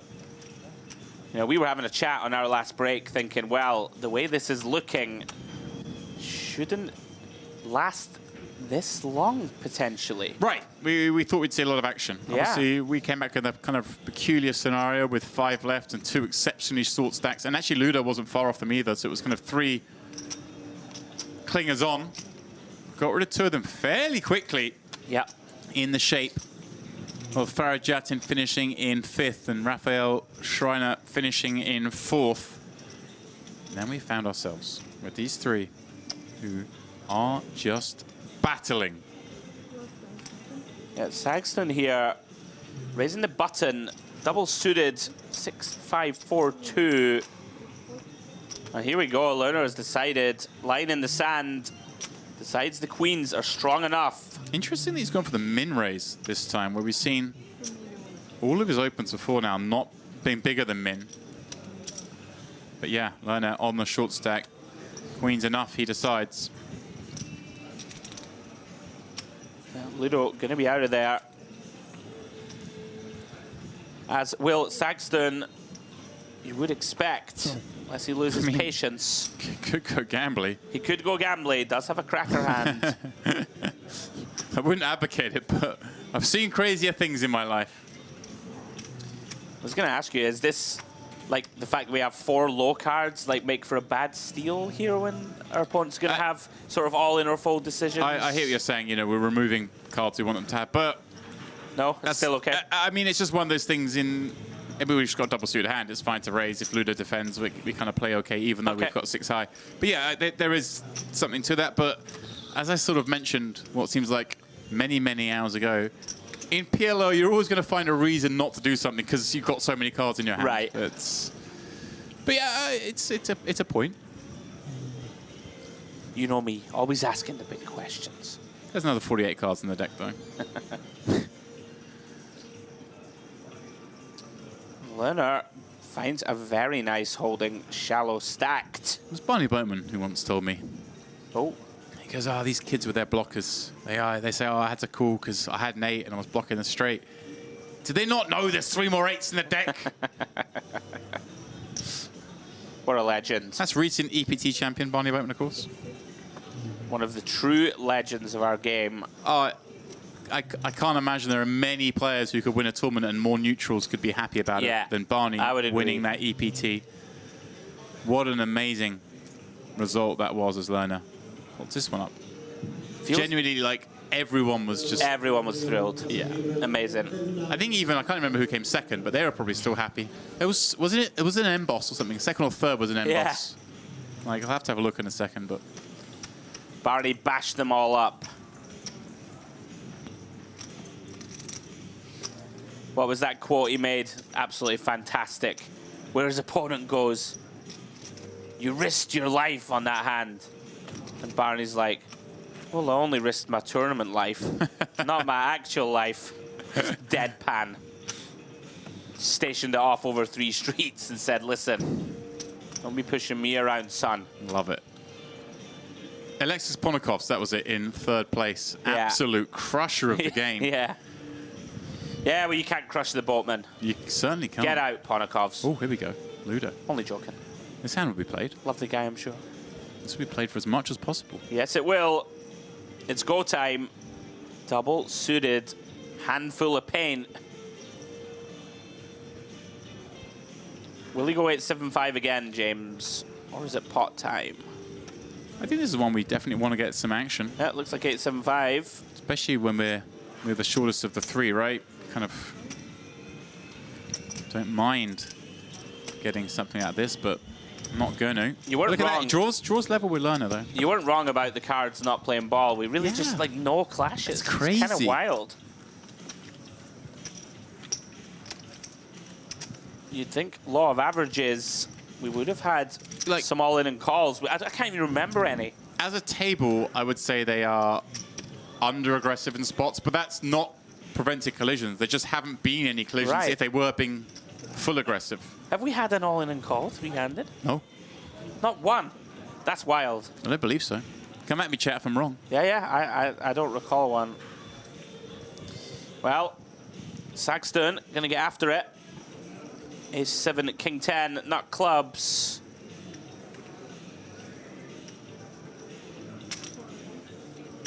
Looks like following Ludo's lead doesn't raise pot. Just content to go with 800. Now this one, defendable? You're not loving it. You're not. Feels kind of close. Yeah, it is kind of close. But again, enough connectivity in there. Sharing the short stack. Sure. With the man on your right. Makes it hard. I think he may, though, just decide. Just about enough. Interestingly, he gone 800 because he was doing a lot of the sort of 700 raises. Then came up with a min and folded. Now suddenly deviates to an 800k raise. The first time we've seen that size. I wonder if Ludo at the sort of late hours even noticed that. Here we go. Wow. And Ludo flops the second nuts. Dreamy. We can see 100%. Yep. That's a nice percent to be in a 2 million chip pot at 2:30 in the morning. And look at this, pretty large size in this looks like. Relatively speaking, third pot. Ludo Doing basically the happy dance you'd imagine, Demps, in his mind. Trying to do his flops go. Best impression of a man who doesn't like the flop. And it's convincing right up until the moment where he puts some chips in.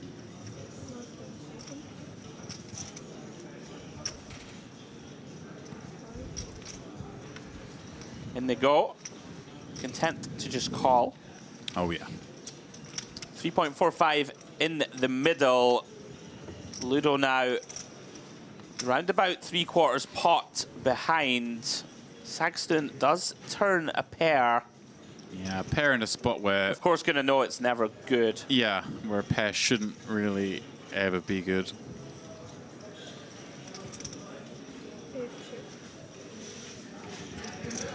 Pretty tough to keep putting money in Demps, right? Just don't have the right kind of hand. Yeah, but I've seen crazier things in my life. Yeah.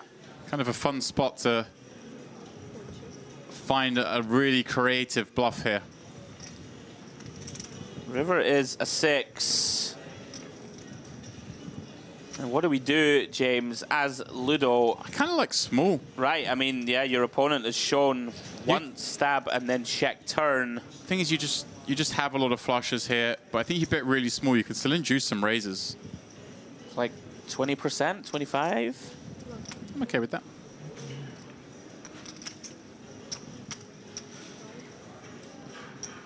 Yeah, a little larger. I suddenly found the reds, but looks like around about 900k. Yeah, he does land on. It was quarter pot,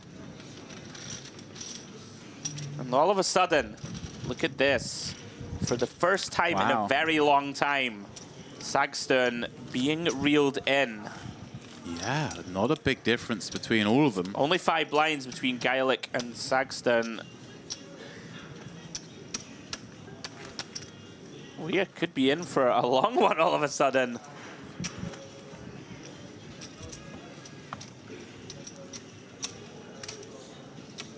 Credit to all 3 of them, been playing for a very long time now. We really haven't seen any outlandish, missteps, so to speak. Perhaps a little under-aggressive in a few spots from Saxton in particular. But nothing too egregious.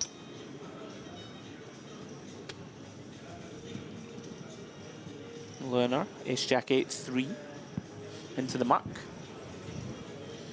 Ludo, double suited. Pair of 7s. Working with king high clubs, king 7, 7, 3. Can you limp this one, James? Yeah, we've been saying that Saxton's okay. not been punishing the limps. Yeah, and it's harder for him now to punish them anyway because they are so much closer in chips. But he is going to do so here with the queens. And so, do we have to limp call now? I don't think we have to. Tricky, I think because Sexton hasn't really had many raises of our limbs, I think we can give respect to it being a stronger hand here. And it's always hard to play these hands. Okay, we're double suited, but it's hard to play this hand out of position post-flop all the time. Ludo disagrees, makes the call. Yeah. I hear you, though. Relatively uncomfortable spot at this stack depth, especially.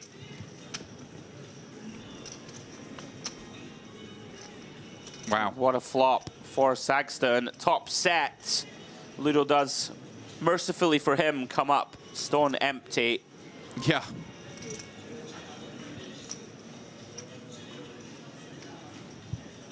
Doesn't feel like we'll see a check.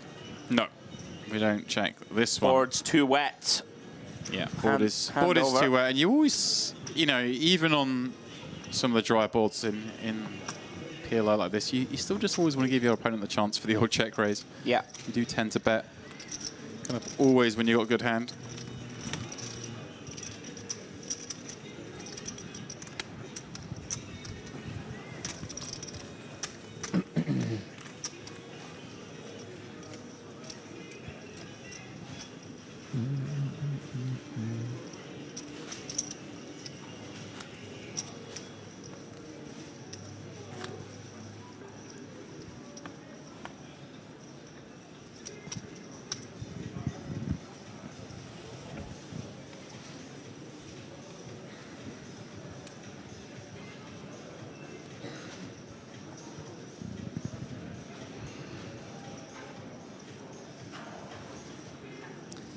Ludo now.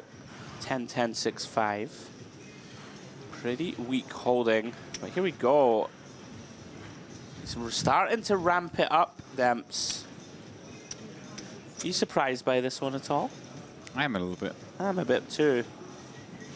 Perhaps just feeling that the players are not playing aggressively enough, unfortunately, for Ludo. He's about to get it up him, as they say. Is off.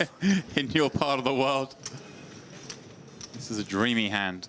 It's a 3-bet. This might be the first misstep from Ludo that I can remember on this final, really. Yeah, I mean, it's easy to say misstep. I've been kind of calling out for a bit more aggressive play, and he's bad timing. Bad timing, I think, yeah. But this is a slam dunk 3-bet, high five the dealer. Text the backers. He probably can't text the missus. She's probably still fuming that he knocked her out on the bubble. When he goes, oh, we got so unlucky, I came third. She's going to be like, I don't care. Don't talk to me.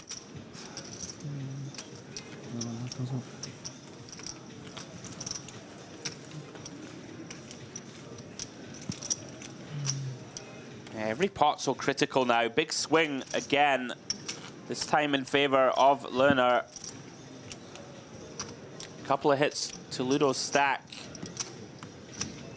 That's what we're here for, the MPP. We are on the med, we are playing poker, and it is somewhat of a party.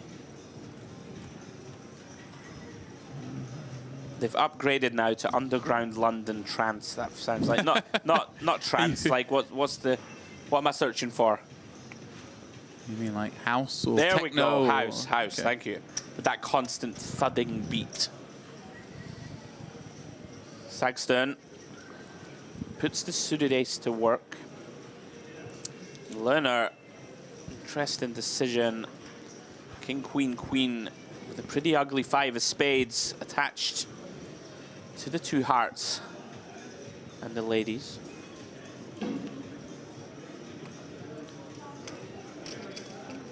Is this typically strong enough, Demps, to just run it? Or I mean, with Ludo being short, it's just so tricky. I think looks like we're going for a call. I think we've got deeper now, haven't we? He's okay.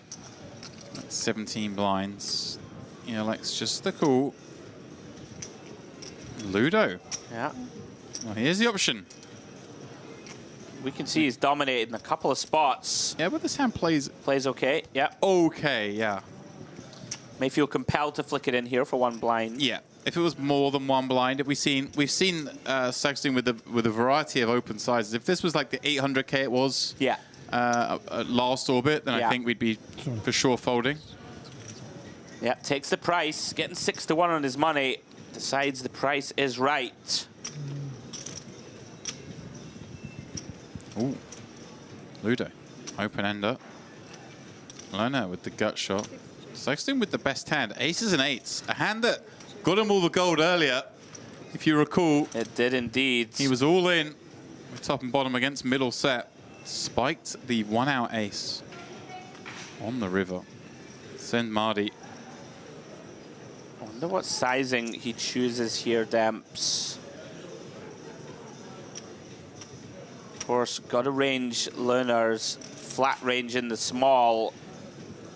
Yeah, I mean, Lerner's supposed to be around this board somewhat, but he also just doesn't really get to have, say, ace, jack specifically all that often. So he's betting. Obviously, going to have to get it in like he did last time. He had aces and 8s if requested. Won't be loving it, but also just can't really bet small on this kind of texture. And now Ludo with the decision. Yeah, you want to make it decisive. Ludo just got bare on open ender in reality. Yeah, no backdoor flush draws. Yeah. Always huge in PLO. Yeah, a backdoor flush draw might be enough to tip this into a call for him. Remember, this is a 3-way pot. Sagstern's bet, flop, haven't been called by both the small and the big. So you do believe him a lot more. Ludo going to burn a time bank chip. And it looks like he's only got 1 behind. So as this tournament has gone on longer than perhaps we might have predicted, those time bank cards very valuable are getting burned. And yeah, something to keep an eye on. if he does burn the last one. We've seen it before in merit events here, haven't we, where players have been put to very tough decisions because they are out of time banks. Yeah. Saxton. And, you know, the brain works a little slower this late in the night. These guys have been playing for 12 plus hours. Ludo does find a disciplined fold. Of course, frustrating to have to let it go against the old B40. Yeah, it's just, if it was a heads-up pot, I think, you know, he could have played it. But when it's been bet into 3 ways, when the ranges are fairly narrow, like you say, you know, you've got to be concerned on ace-jack-8 that the man calling from the small is going to connect with that. So yeah, just correctly deduces that Sondra's not in here, just no hand in it. Ludo getting short once again. Yeah, tough 10 minutes for Ludo. Of course, still in there. Stacks are getting pretty shallow. If he can find a double, he's going to still be in the hunt. Take down this title. Quick shout out to the one and only Katie Swift in the chat. Hello, Katie. Says it's nice to hear us here when she logs in. And of course, wishing good luck to Ludo. Fellow Grosvenor Poker pro, showing support. Love to see it. Ludo now getting shorter. 11 blinds. He's going to limp here. King 7-5-3. Saxton may elect to put the hammer down with this one. It's a hand Ludo's not going anywhere with just yet, I don't believe. A lot of flops we can go with this hand. The sort of the one gapper rundowns like this, you just get so much connectivity. They're bad if you're playing super deep because you just don't make the nuts enough. But when you're playing shallow, you find a lot of situations where you get a pair and a gut shot, which is a nice hand to have if you're playing, you know, SPRs sub 2, say. Yeah, less of a problem when you just flop a flush draw or whatever. Right. If you're dominated, so be it. Yeah, like here, Ludo's got an SPR of what, 1.2. Got it. And this hand, well, in this case, just flops top and bottom against Saxton queens has with spades. Yeah, Ludo goes into full trap mode. And we are going to see, I'm predicting... This is going to be it. Our first all-in three-handed play. And we've been three-handed for a very long time. Saxton also, with that gut shot straight draw that I didn't notice. Fair fight. Bit more equity. And basically a stone flip. Here we go. Does announce pot. Ludo will recheck the cards. Slide it in with kings up. And incredibly, I believe this pot is going to be for the chip lead, Demps. Essentially, if Saxton wins it, he's going to have a stranglehold on this title. If Ludo wins it, he will join Saxton. In fact, he will take the chip lead. You're right. 7.2 million chip pot. Ludo has a chance to be the chip leader. Is a 3% favorite as things stand. Can the Scotsman hold?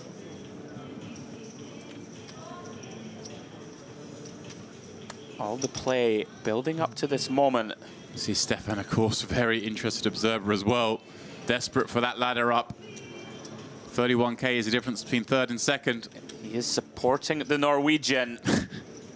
Turn incoming, and what a turn it is for Ludo. Doesn't finish it. Doesn't finish it. But reduces our man to just 2 outs. Yeah, awful turn for Saxton. Can Ludo fade the ladies? Yes, he can. Ooh, and he needed that 3 on the turn as the spade rolls off on the river. Would have sent him to the showers, but as you mentioned, look at this, out of nowhere. Shortest to chip leader. Such is the nature of the shallow stacks at play here in this PLO High Roller. Yeah, and unfortunately for Saxton, really through no fault of his own, cards haven't really played ball. Wasn't given the opportunity to put either man away early enough, and now we really have a relatively even fight, right? We do. And you know, Lerner here is about 4.5, I think. I mean, if he doubles, he's chip leader. Anybody's game. And incredibly, we're only about 4 minutes away from the blinds increasing once again. We will go to 400K big blind. And we'll only have, what, 45 blinds in play in the entire tournament. That is insane. Yeah, it does feel like this next upcoming level is tipping point time. Yeah, I mean, I thought we'd finish at the sort of 150, 300 level, maybe the level before, but instead we're going to go three-handed as things stand to the next level. Of course, still time for a couple of hands before that level up. Yeah, we do have a break upcoming in around about 5 minutes or so time. Just shows how long they've been playing Demps. Yeah. Yeah, because we got from 5 down to 3 pretty quickly after the last break, didn't we? And yeah. So we've been playing that long, at least sort of an hour and a half. And Ludo now, very playable. King Jack 9-7. Well, this is it. I said, I think when if Ludo had the sort of position, he would be a lot more aggressive. Now, he's only got a slender lead. And King Jack 9-7 is a hand that the other players would have raised with a course as well. But I want to see now if he does maybe stretch ahead, if he gets the 10 million chip mark, how he approaches it. I think we'll see a lot more aggression. Interesting also to see how Sagstone responds to like really the first adversity, right? Anyway, Lerner defending, double suited, Queen 9-4-3. That flop is all Ludo. In terms of Lerner completely whiffed, Ludo with the nut flush draw. Comes with a very small c-bet. It's going to get the job done, you would imagine. Yeah. Board cooperating now with Ludo. And just like that. The big momentum. It really is a huge, huge switch. It's going to be up now to 8.5 mil. Yeah, these little pots are so big. Every pot absolutely massive now. There are only 60 blinds in play. Every time you win a raise pot, it's a big one. Actually seems faintly absurd that Ludo had that horrific 10 minutes where he just lost 3 big pots and then 1 double. Yeah. And then the chip lead, wild.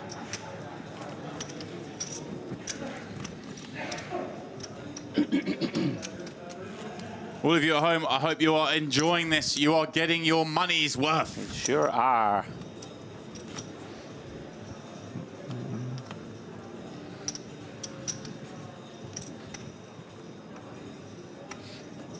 Late hours of action.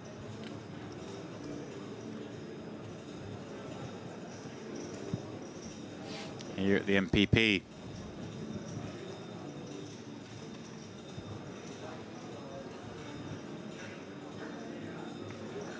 Sexton with garbage. He's going to relinquish the button.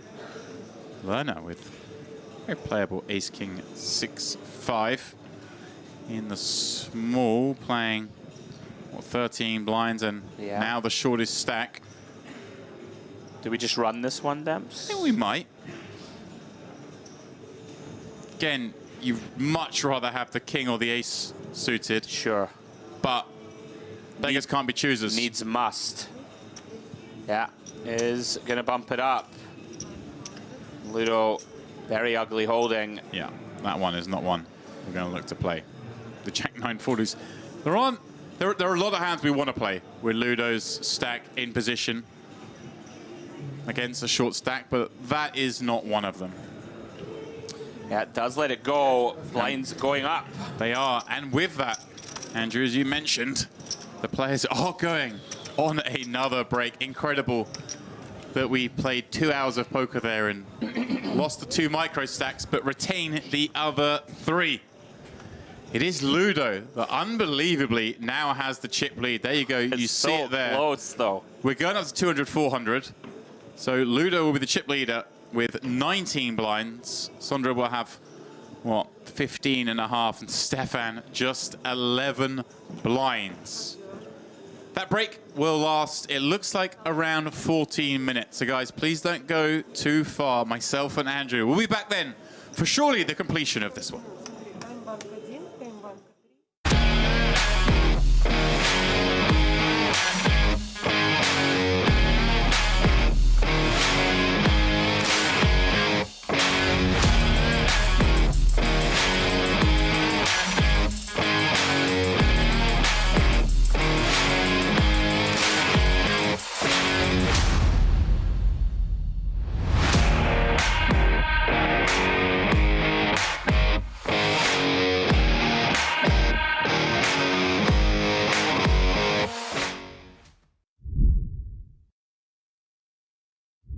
if we miss breakfast? Don't worry. Imagine if it goes on. You're going to be okay. Well, then there's always late breakfast and then lunch. Big We hands. could be here at 4 p.m. when lunch closes. Aye, please no. Oh my goodness, this could be it. This really could be. Well, could be going in. Yeah. Makes sense for it to go in, I think it will go in. Based on how we've seen Savenkov play. No. He shows restraint. Finds the restraint. Suppose it's 29 bigs, which is not insubstantial. And a board that should slow both players down. Neither like seeing this ace, deuce, 8 board. Yeah, Burton probably comes with 1 big blind. It would make a lot of sense to me. Yeah. Just go for that small bet. And Savenkov, 3-2 straight. Probably got to call 1 Demps. Heads up. Very difficult to make a pair. I think this would be an overfold if he makes it. Don't get me wrong, it's not exactly appealing, but we can turn a very disguised set. We can take this pot of showdown when our opponent shuts down. 9 of clubs turn. Decision point for Burton. You know, Savenkov can still have a bunch of ace-X at 29 effective. You know, you don't just 3-bet jam ace-6 off, ace-7, ace-8. They can all feasibly just call. So we can go one of 2 ways. You can seek value from an 8, some king highs. You know, hands like a 10 jack of clubs, right? That floats 1. Like, there's going to be a bunch of these hands in there. Yeah, it looks like he's going to land on that option. Right, bet now, make life easier on the river. Sure. Get some value. Yeah, it looks like half pot. Protect his bluff range as well, of course, by widening it up here with some other value combos. I like it. Yeah, very interesting this, because it is a spot where, of course, Savenkov is going to be aware. It doesn't look like he has many ace-X. Wow, look at this. Yeah, so feels compelled to get sticky. I can kind of see it. I'm a little surprised he's got sticky with a hand as unplayable as these 2 3s, because there's just so many bad river cards.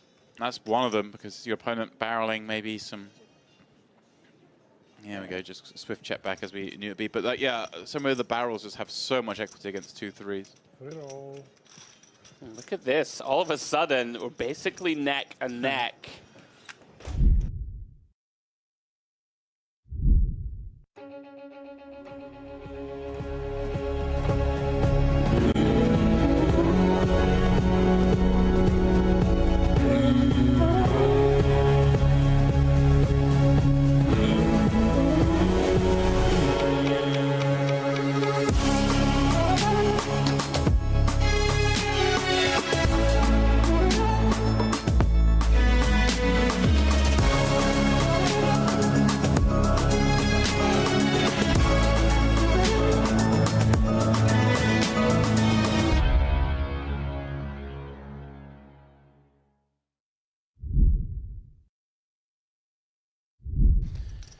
Play would an increase to 2 mil, 4 mil. Wow, we're really making it to the 2-4 milli level.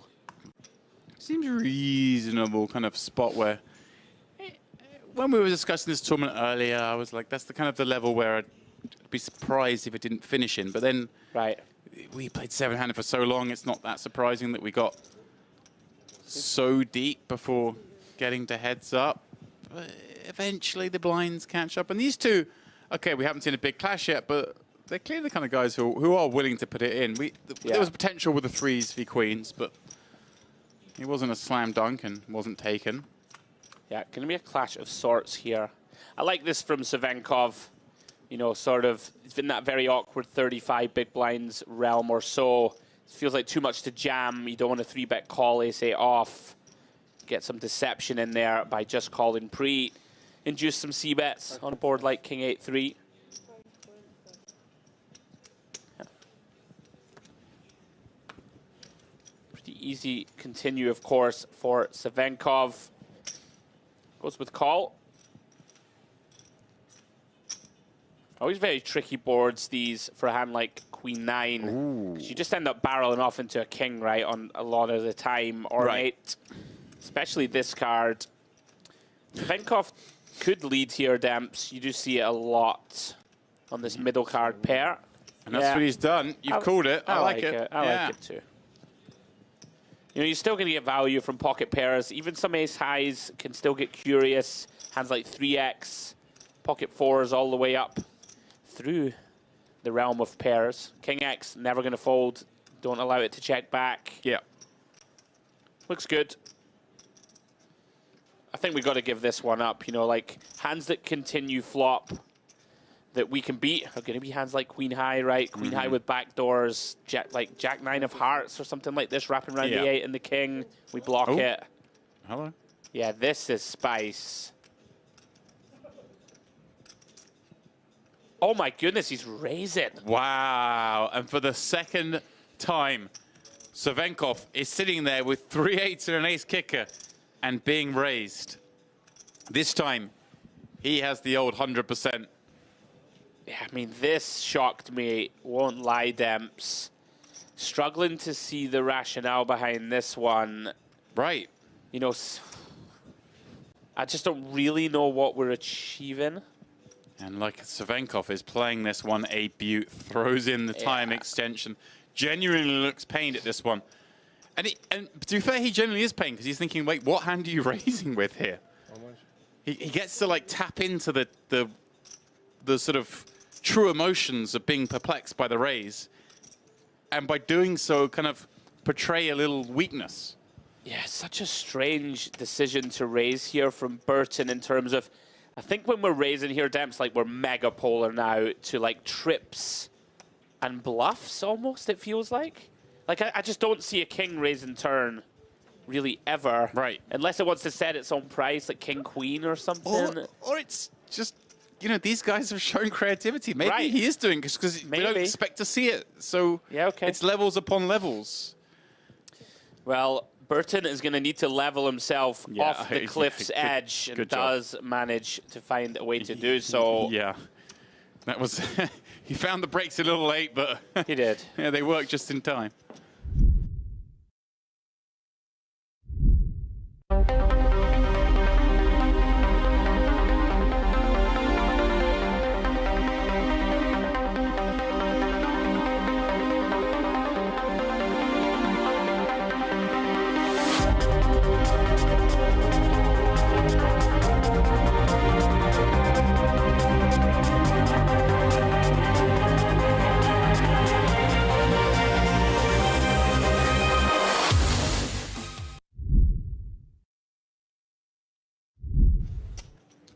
Cards back in the air, and here we go. Big hand for Burton. Ace-10 off. I did say nothing good ever happens, Demps, but he is heads up with it.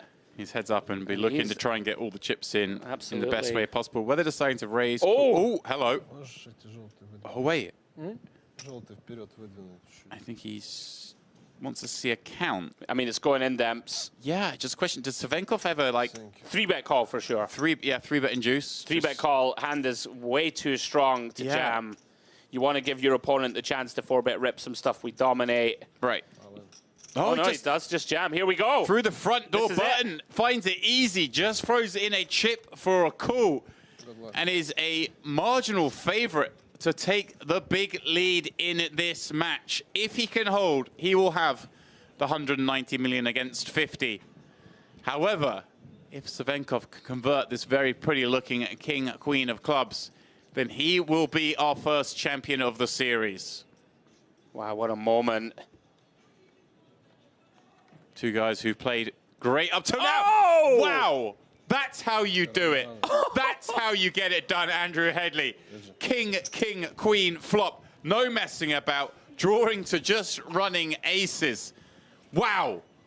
What an incredible flop to finish this tournament on. That is insane. Kirill Burton out in second place. The man who did the heavy lifting early on in this final table. Perhaps a little shell-shocked in the way that one ran out. I'm shell-shocked. He's taking home 57,800. He's got a smile on his face. Wow. It's kind of absurd. But there is your winner. Our man. Flopping a boat. What a way to no less. Cervenko just drilled it. Drilled it. Just took over this final table halfway through. $85,000 for him, and of course, a whole host of bounties.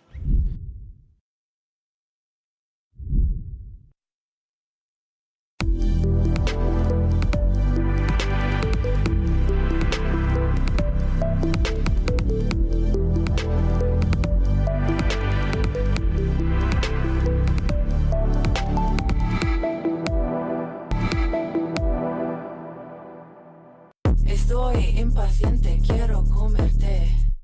Quiero jugar, baby, una horas más. Estoy impaciente, quiero comerte. Quiero jugar, baby, una horas más. Estoy impaciente, quiero comerte. Quiero jugar, baby, una horas más. Estoy impaciente, quiero comerte. Quiero jugar, baby, una horas más.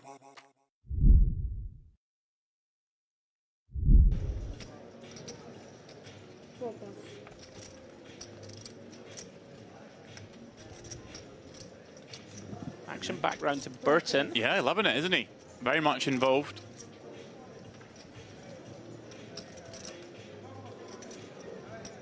Raising this one up with an unknown hand until now.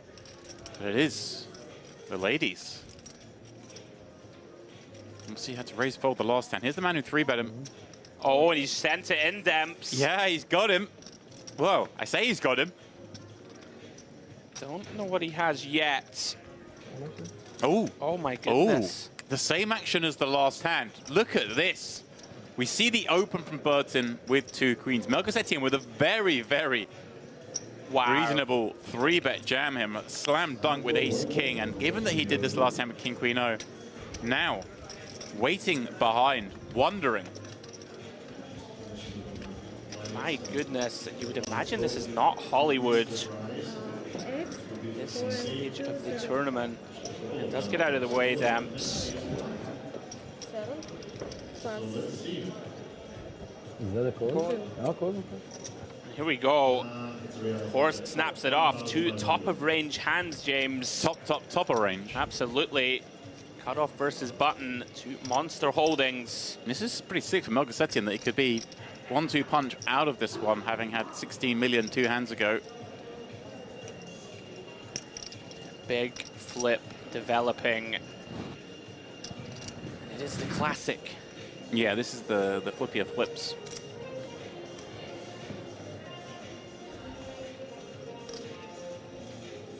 King 6 straight. There it is. Finds a partner. No diamond. Backdoor joy for Burton. Just the queen will do it. With 1 pull to come. Just thinking, Andrew, we hear the music. I know, I'm jiving in the background. Like, if you're the one all in there with 2 outs to come, and everyone's silent, and you just got this like happy, cheery tune going, I don't know, that might put you on tilt. That might set me over the edge. Like, no one's ever hit a 2-outer to that music.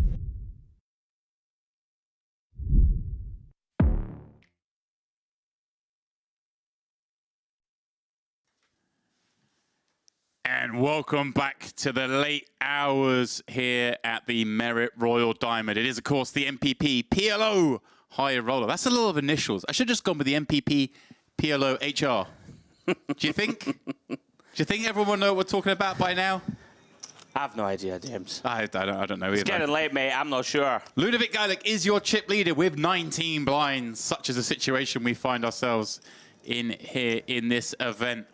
Sondre Sagston, he is down to 2nd in chips with 15 big, 6.2 million chips. The man who led the way most of that 3-handed battle had, what, 12 million at its outset, 2/3 of the chips in play. But PLO, she's a cruel mistress. There are no guarantees in this game. Stefan Lerner has just been kind of the middle guy all that time, but now has fallen down to the bottom, but swinging around, and he seems pretty competent, knowing what he's doing, surviving in this situation. But surely, Andrew, the 200k, 400k level will see someone have to bust out, if not 2 players. You would imagine so, Demps. But, you know, This has been a war for the ages. They're all clinging on in various forms.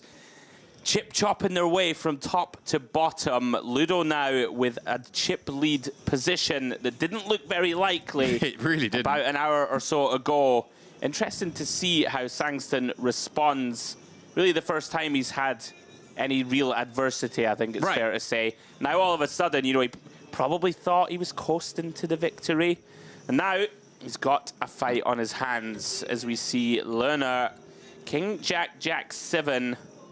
Relatively strong hand, three-handed, especially working with 11 bigs, Demps. And here he comes. Clicks the pot button. Yeah, there's going to be a lot more of this now. Yeah. We saw a fair amount of it. Obviously, any kind of playable hand on the last level was getting potted by the button player, but with, yeah, just what? 45 blinds in play in the tournament, average stack of 15 bigs. Oh, here we go. Oh, interesting spot. Yeah, I think with the, it's sort of a bad enough good hand that we just want to call. Yeah, I'm with you. I was going to reference, we've seen this setup 3 or 4 times where Sagston just hasn't had a defendable holding against a Lerner pot raise from the button, but has one this time. And all of a sudden, 90% pot only behind. Oh, wow. Goodness me. Set of jacks for Lerner and Sagston finding an ace. Perhaps there is some saving grace in that he has nothing to go with it. Yeah, like a ace 10 high with the 5-4 not working, 2 spades on board, no spade in hand.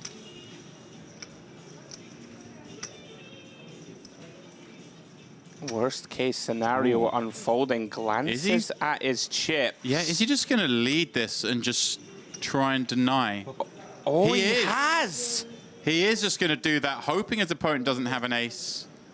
And if he doesn't, he'll be ahead. But as his opponent doesn't have an ace, but he's in very bad shape because he has a set of jacks. Wow. And just like that, a 9.55 million chip pot. Lerner in Dreamland Demp, somehow 92% to win. And Sondra Sagston, bar a miracle, is going to be reduced. He has less in the pot. To 1.3 million chips. Goodness me, and sees that he is in awful shape. Needs runner, our Demps. Well, miracles have occurred on this table today. My Sondra goodness. was the recipient of one earlier. Well, not too dissimilar board to this. Let's see if he can't turn some equity. A deuce, a 3, a 9, a king, a queen, a 7. No, not a 7, not a 7, James. Calm down. Not a 9 either. It's late. It is. A king, queen, deuce, 3, ace. No, not to be. 6. Ends this one. Oh, no, he can hit a 7. He can hit a 7. Can hit a 7. Pardon me. Only 3 left, though. Drawing very thin. That's not going to do it. And Lerner, all of a sudden, now he has the chip lead. There we go. Stefan Lerner. My goodness, Sagston from a dominant chip position. Now a big favorite to get third Demps. Wow. What a shift. Is it critical to say, is it a mistake just to lead for pot here? I think he's like. Do you ever get it in good? You know, when called. Probably not when called, but he's just in an equity mode there, and probably the perception that hey, like my opponent has a lot more than just ace. When your opponent has like king, king, queen, 10 types, yeah, these type of holdings, like 8, 10, 7, sure. 6. Well, the kind of hands you don't want to give a free card to, and got a lot of equity against you. So I can understand the jam. I'm not advocating for it, but I can understand it. Okay. Pretty unfortunate. Obviously, just it looks bad when your opponent's got a set. Right. And just like that, Stefan, back loving life, in some insane up and down swings. Once more, the man who was bottom of the chip counts just a moment ago takes the chip lead. And Songston, penny for his thoughts. Now Ludo with a playable hand from the button. King, queen, 10, 7 with diamonds working. Decision on him. Yeah, when you've got a stack there so short. Let's see what he comes with. He's going to open it up. Interesting. Yeah, looks like the old raise and call the small blind. This is a sort of theoretical to not do this, because obviously the big stack and the big blind can just put you in the bin, especially when the small blind folds. Lerner, I'd be very surprised to see him fold, given all that. He's just going to over-realize. Right, can lean on your opponent post on a lot of boards. Yeah, and it's not even, like I say, it's not even the leaning, it's just the fact that you just get to showdown more than you should when you've got mediocre hands. But actually, he's just going to fold Jack 10-6-4, maybe giving Ludo a lot more respect for having a much stronger hand than this. And the Jack 10-6-4 is a bad hand. Yeah, also, Songson really crippled now. We will get to ladder $31,000 pretty often just by folding here. And it's not like he has an overwhelming advantage on Ludo either, right? It's only a small chip lead. Yeah. Yeah, exactly that. If it was, you know, like a couple million more in it, right. Then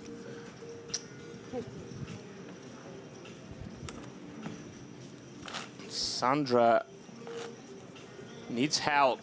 3 blinds, 2 blinds even. We'll go with 3. We'll go with 3. See, I'm more accurate. We're rounding up.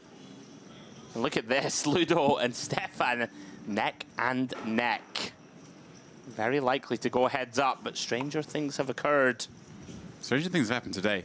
Right. Namely, Sandra Saxton being down to 1.1 million three-handed, where 2 hours ago he had 12 million three-handed. Feels like a lifetime ago that Danny Tang departed in 7th place. Grim holding here for Saxton. Jack 9 deuce deuce. He's going to have to take his chances in the big blind. One fills, looking down at that hand. Look like it. May decide with big blind ante, James. He has decided he'd rather take it on with this one. Here we go. Now, question. Does Lerner just flat here try and get Ludo in? Yeah. They both just want to get rid of the short stack. We did see him, you know, lean towards flatting small blind in at least one spot earlier in a similar situation where he could have ISO'd. I would like this if he just calls here. Yeah, Ludo... Like, Ludo has no interest in bluffing. He's not going to mess with him, right? When you've got the same stack, you both want the short stack out. That's absolutely. The thing. It looks like he agrees with you. Yeah. Makes the call. It's sort of implied collusion. Yep. Collusion is a dirty word, but sure. I mean, I assume everyone understands what I mean. Like, it's in the best interest of both of them just to call and check this one down. Right. So that's what should happen. And Ludo's got, you know, more than enough hand to call with here. Suited ace himself. Nut diamonds. And here we go. Saxton does have 27%. Yeah, but not great news. 73% to bust out here in third. Yeah, Lerner with one of his deuces and one of his jacks. And even if he does get there, which he's not going to do so far, although does have a gut shot. Yeah, even if he does though, 3.8 million chip pot, he's still going to be the shortest by a margin if he catches. Yeah, we can see his 9 is dead. Oh no, excuse me, it is not.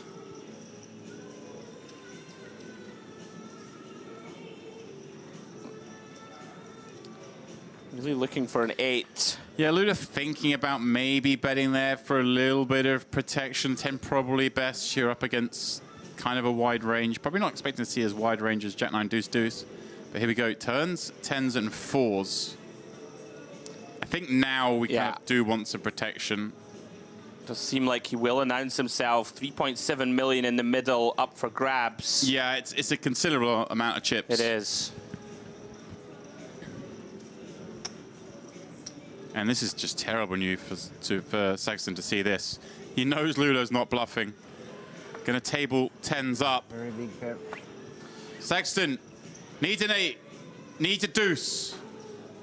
Well, he is incredibly going to finish in third place, having been on 12 million chips. On the precipice.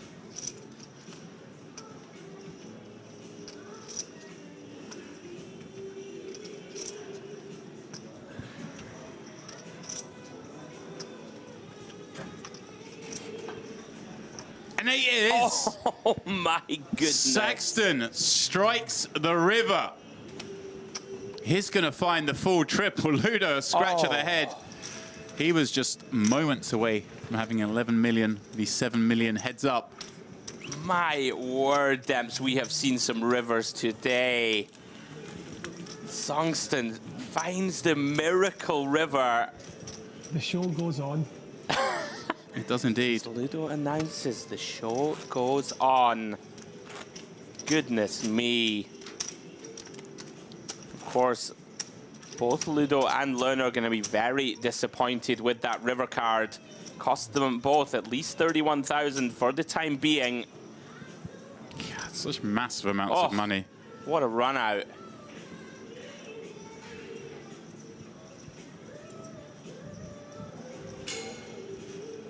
We go again. Learner, Jack 10, 9, 6. Fair amount of connectivity. 3 spades in hand.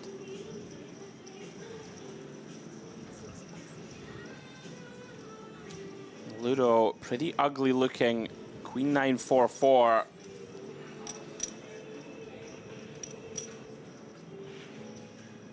Close between limp and fold, James? This is so bad. I might even just prefer raise or fold. Okay. Like, it's just there's not many hands you're going to raise fold when Saxon's only got 10 blinds behind, but that might. Okay. If you want to have that as a range, that might be it. Fold's the norm. Well, well, well. This man. Back to life. He is. It's been a roller coaster for him, of course. He played that monstrous pot early on with aces up against a set. On the ace 10-8. Found the ace on the river. It was the card that was needed. Since then, played very well to generate a huge lead into the three-handed battle. Now it's gone down to just 1.1 million. Trebles up with a fortuitous river card.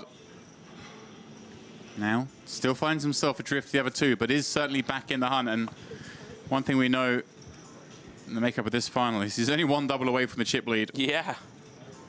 Does find King Jack 9-3, the King and 9 of diamonds, and here we go. Decides it's good enough. Yeah, we're at that stage, and ooh, ace double 6-4. Double suited. I mean, this is. I think we're just gonna call here for, for 2 more blinds. 3.775, I think. 3.975, but pretty close, Ludo. Well done. Still sharp in the wee small hours. Yeah. Credit to him.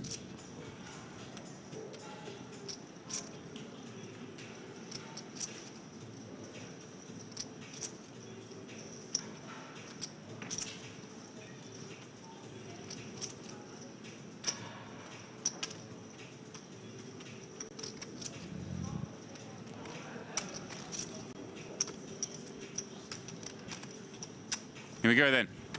We do take a flop, 2.8 million in there. Sugson with exactly that behind. Magical SPR ratio of 1. Wow. And wow, this is cold. He flops top pair with a gut shot. Once again, Lena somehow has a set against his man.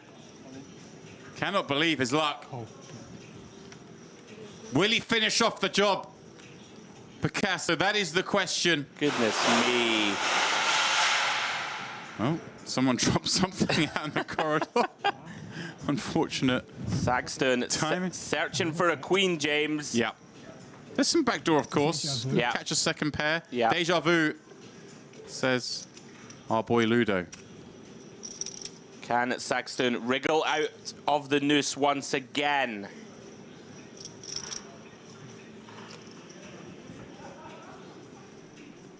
Three in the turn. There is a backdoor chance. Wow.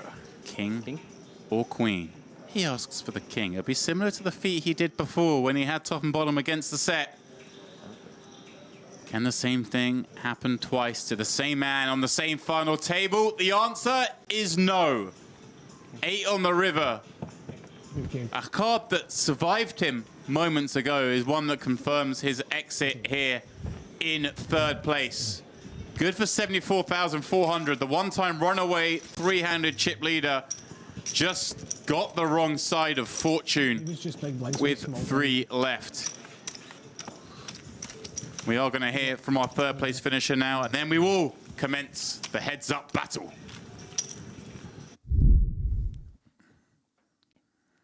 Can you tell us what happened in the last hand? Last hand, I raised pot and a flop top pair, and I ran into a set once more on the same player that I lost a big pot just before. So it happens. It's pretty big blinds, so it's not too much maneuverability anymore. Is there any specific memorable moment from this tournament? I got very lucky once when I had to hit an ace to knock somebody out, and another guy had folded an ace as well. So, and I hit it on the river against a player I played a lot of hands against. So that was, you know, pretty brutal bad beat for him, but lucky for me. What is your favorite part of playing MPP events? So I come here a lot, so I just enjoy everything here. It's like all the facilities, all the restaurants, great service, everything. So yeah, it's my favorite destination to go to.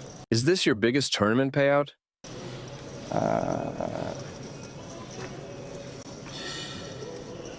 I think probably yes. It's a little bit bigger than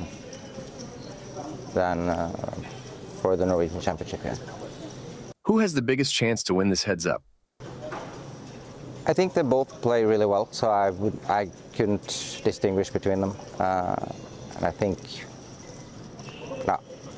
it's just the blinds are so high now, so it's just who has the best runner cards, basically.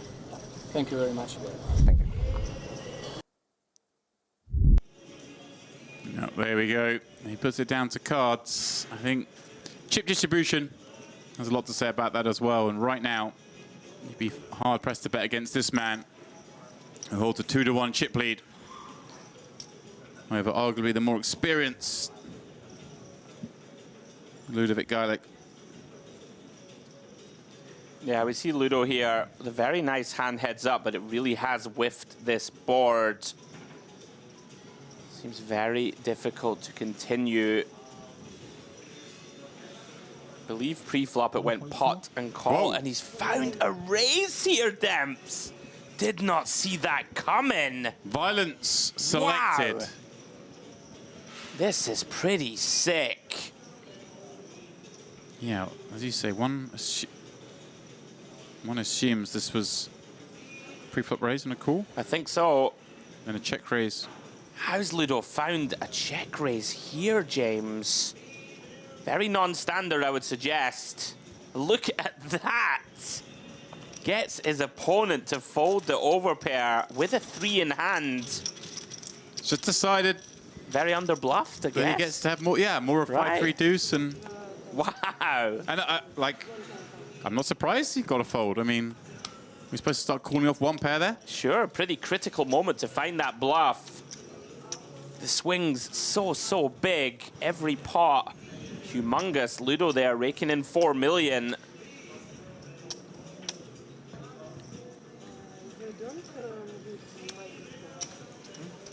You switched it on mute. Low battery, maybe. It might be low battery. Or did you switch it on mute?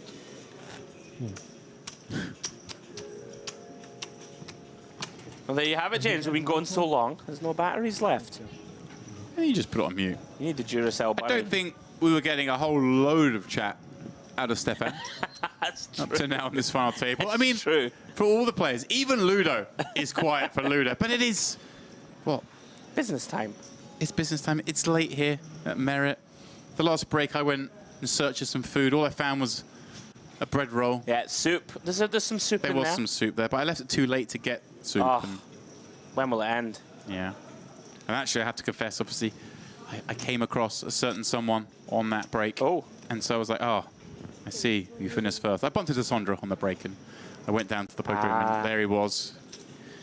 You know, Well, here a little we go. dejected, a little upset of how things have run out, but we saw it here. It was pretty brutal. Well, Lerner finds a pretty big hand, heads up.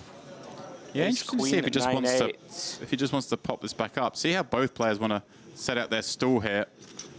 Not surprised, because when the whole tournament's been kind of in this flux where you're playing a waiting game, it's hard to then just readjust and go mad aggro. Heads up. Obviously, ICM no longer a thing, but you're still just, you've been in that mode of playing kind of cagey poker. Not surprised to see him carry that on. And I'm not saying you necessarily have to 3-bet ace queen 9-8. In fact, far from it. But it is an option. Sure. By just calling, Ludo allowed to realize here, has that 8-5 of clubs in hand for that middling flush draw. Yeah, if I'm playing heads up against Ludo, and Ludo's tough, I'm probably just going to ramp up the variance. Just ramp up the variance with ace queen 9-8, because he's exceptionally experienced in these situations. Yeah. And again, I have to confess, I don't know the full history of Stefan. Let's check it over to Ludo. But yeah, I'd want to play big pots. Does have the best of it by a smidge. Ludo content to take a free river. We can see Lerner with the best hand now, with ace queen high. Whether Ludo thinks if check to the ace jack has enough showdown. Well, it's possible Ludo could have hands that do want to value this river that have checked twice. The sort of jacks, queens, kings, maybe all might check the 6-3 deuce. Sure. Then get pretty happy when the board pairs. Check back, see a brick, squeeze value. So he does have a credible line to represent some value, but yeah, he may just think the ace jack high is good enough. Look at this, Ludo attuned to the situation. Yeah, I like it. Guess you can dislodge some pocket pairs, maybe, right? Like 7s, 8s types. 3x, 3x, deuce that's in there, yeah. And occasionally the better ace highs like this. Well, look at this. Stefan has yet to fold, holding ace queen high. Gives this man a look. Wow, the fact he's thinking this long. Credit to him. And Ludo gets this one through too. Early movement heads up.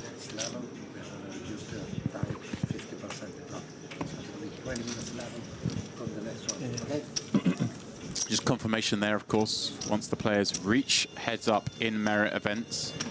The next level they play is half the previous level length. So we've been playing 40-minute levels throughout.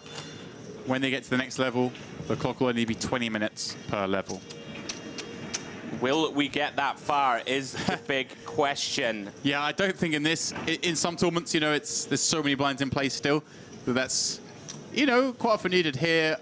I don't think it's going to make too much difference to the duration of the tournament. As we see Lerner, King Jack 10-3 double suited. Very nice hand to find heads up. Indeed, in most situations in PLO.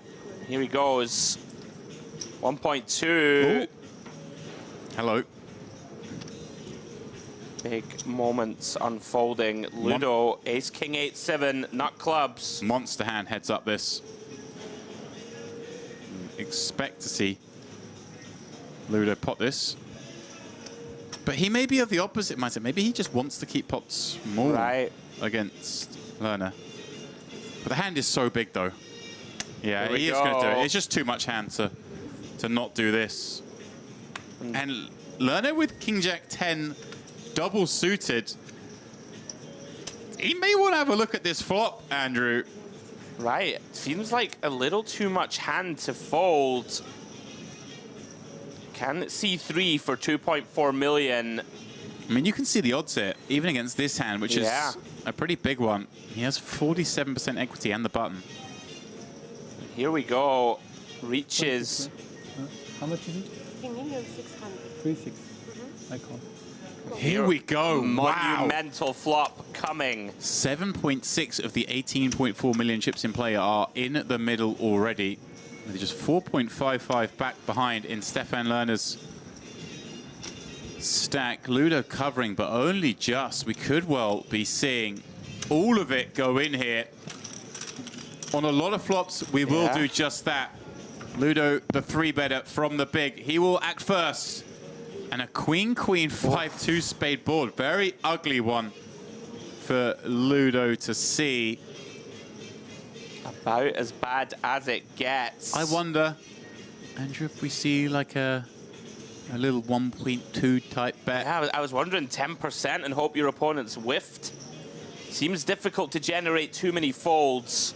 Yeah, Ludo shuts this one down for the time being. Does Lerner send it now or take a free one? I think you send it now and you go, well, if he's got aces or kings or queen X, good luck to him, I'm still going to get there. Right, because we still have some fold equity, right? A lot of equity against these kind of hands. Yeah, against these kind of hands. And, you know, even if he's got... Oh, he's just check it back. Take the free one. All right, well, now we turn more with that straight draw. Again, Ludo with just ace high and an ugly gut shot. Running the options through his head.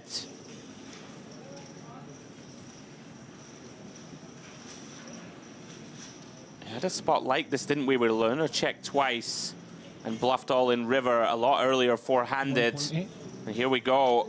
Yeah, Ludo's trying to find. Now, does Lerner... Oh, wow. Go for it here. Or do you take the price? Right, I mean, we're certainly not folding. That's the given. But this would be amazing if he sort of read this for what it is. He finds it! That's class. That is class. That is different class. He got Ludo to commit an additional 1.8 million and made a micro jam over the top. Ludo thinks, oh, I've just run into a queen. Oh, so be it. But no. Stefan Lerner just played his man like a little fiddle.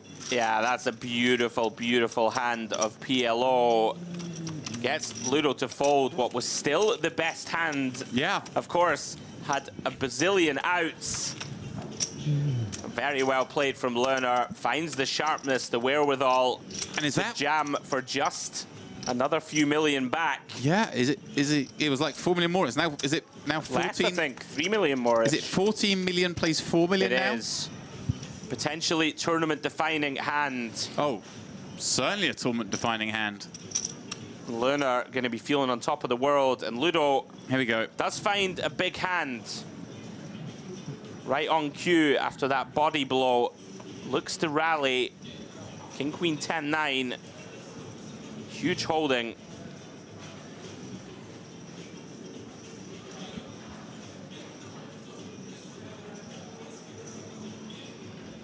$1.2. Comes with 1.2. Oh, yeah. wow. Oh, here we go. Here we go. This is going to be it. This is it. Andrew, the pot raise from Ludo is going to be met with a 3-bet from this monster hand, Ace, King, 10, 8.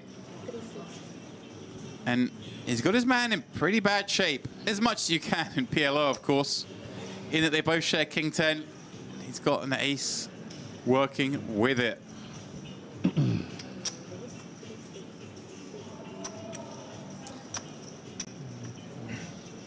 Ludo maybe deciding, Demps, whether just to call and leave himself a million back. Just cool and always leave yourself Makes a little sense. decision, you know. Makes sense. Well, here we go. Another tournament-defining flopping coming. Well, this is it, isn't it? Yeah. This is either they get back to parity or Stefan Lerner will be the champion. For Ludo, it is win or bust.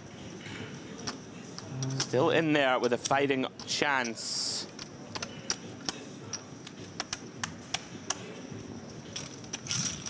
Hearts and queens, his best bet to get out of this one. Yeah, but always amazing, PLO. You see the sort of domination, but it is effectively still a flip. Right. In Hold'em, we would call this a flip. Here he is, dominating on 2 of those cards, but finds a 9. That's a key. Wow. Top 2 for Ludo. Cannot believe his luck that he's flopped that strong just when required. Stefan needing an ace for the win, a king for the chop. Yep. Ludo can kill it. 9.3 million is the size of the pot. 9.1 million of the chips behind. Redomination. Redomination. It is redomination. Redomination. Once he caught that 9, negating Stefan's king as an out. He owns it. Spade of no use, but it does bring him potentially a 7 for the straight.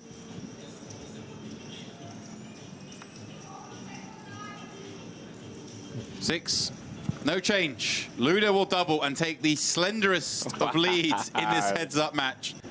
And the two heavyweights continue to slug. What a tournament we have had.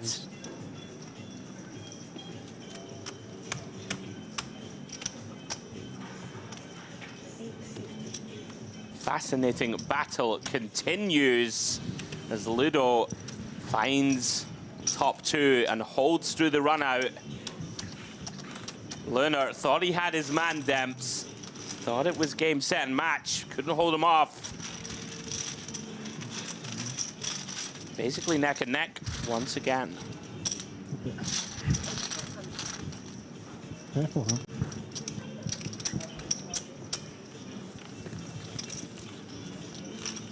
This kind of reminds me somewhat of a very, very impressive basketball encounter I saw the other day. Oh. All right, hit me with it. Who was that? Just, you know, a game where no one deserved to lose.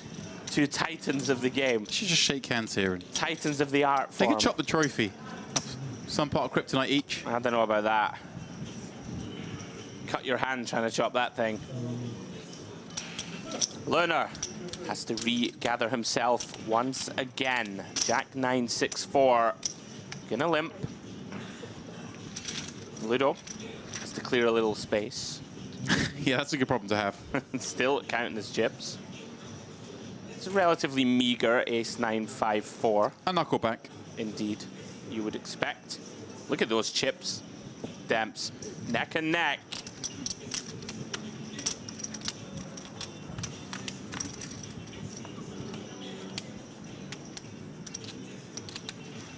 Off to the queen, jack 9 we go.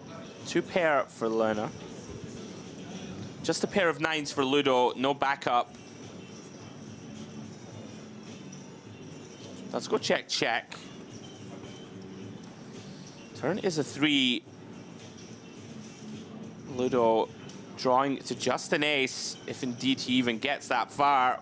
Would imagine, James, that Lerner are going to start to seek value now. Or will he go for the very tricky double check? Yeah, it's kind of a hand that needs a little bit of protection. You can get some worse to call. Sure. It's better to put one bet on here than the river, one would imagine. Shade under half pot. Ludo, pretty dusty hand to continue. Gotta let this one go.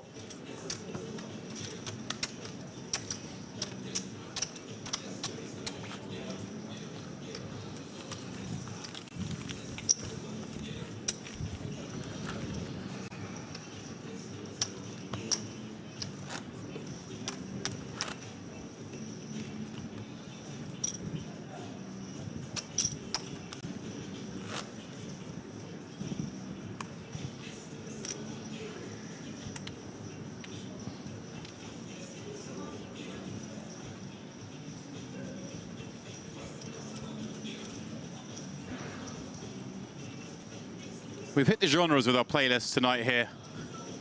I was literally about to say the same. We've hit the genres with the poker tonight on stream as well, has to be said. And wow, look at this, James. Yeah, I like it. Just keep the aggression up. Opponent's going to have a lot of these kind of hands. Don't like to call raises. If they do, we're a favorite against them anyway. Yeah, this would be where I would be a little lost. 9, 8, 8, 4, I thought. Looks incredibly weak. It is just a bad hand. Yeah. But you got the button. Use it as a raise or fold. Well, Lerner decides he has enough to work with. Flicks and call. Every pot now bloated. Shade under 3 million in the middle. Straight draw for Ludo, having opened that hand. Stefan with bottom pair. Sneezing, you win. Yeah. Ludo might find... He might not want to get check raised off this one. Yeah, and it's... You can still bet later on. Sure. As a bluff.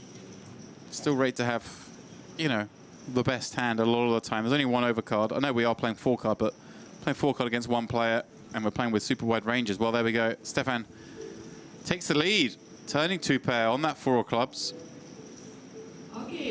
But a card that obviously Ludo blocks. May see a bet now from Ludo. Those 2-8s, obviously you're blocking your opponent having 5-8. It's hard to rep 5-8 himself too often because, you know, he is going to bet the straight draws at some frequency on this board, although we saw he checked back this 8-9. Yeah, does decide just to check back. Yeah, has the best hand still a decent amount and has the best hand now on this river with the counterpiece of the jack. Yeah, just checking back. Figures kind of probably got the best hand, decent frequency to try and get to showdown. And that's where he will get this. And that pot. Is this too thin? This is too thin. It is? Yeah. Even when your opponent checks 3 times? I think it's too thin. He's going for it. Yeah, I thought he might. I still think this is too thin. And it's one of those where it looks like we're just never beat, but also there's just so few hands that can call, and you know, the ones that do might be 10s and 9s. Okay. Queens. Action back on Lerner. Well, let's see, because if you're ever going to get paid off, this is the kind of hand you want to get paid off by. Sure. Is there any universe he uses these blockers to turn into a bluff, or probably not? I hear you, but I think like we want checking to 3 times seems unlikely. That's what I mean. If there'd been more action down the streets, then yeah. If he'd called a bet at some point. Yeah, I was thinking the same. Yeah, nice lay down. Ludo does try to go for the razor thin value. Lerner too smart for that. Gets out of the way. Yeah, right, Lerner's going to announce himself with a set and 2-pair on the turn a lot. Yeah. And very difficult to credibly rep a full house.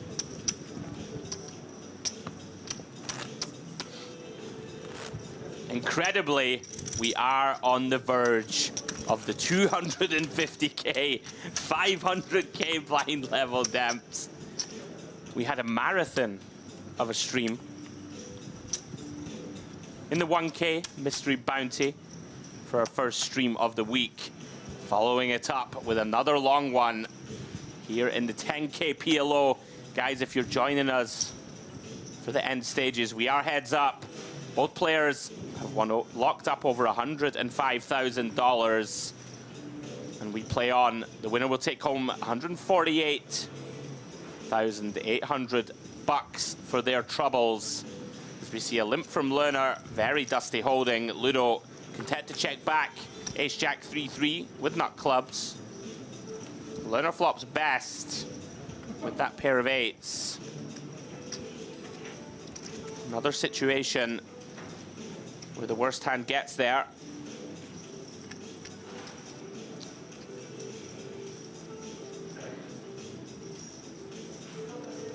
Let's go check.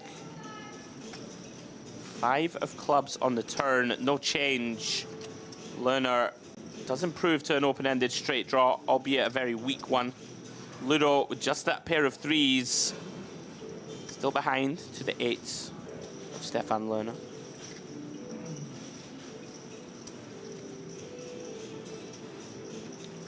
Is content to try and show down. Does improve to a 6 high straight on this river.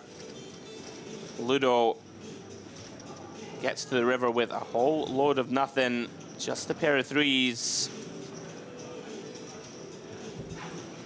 And he's going to turn it into a bluff. Yeah, kind of blocking the deuce trays of the world, but... gets snapped off. Creativity from Ludo. Not going to dislodge Lerner off that river straight. Small one goes his way.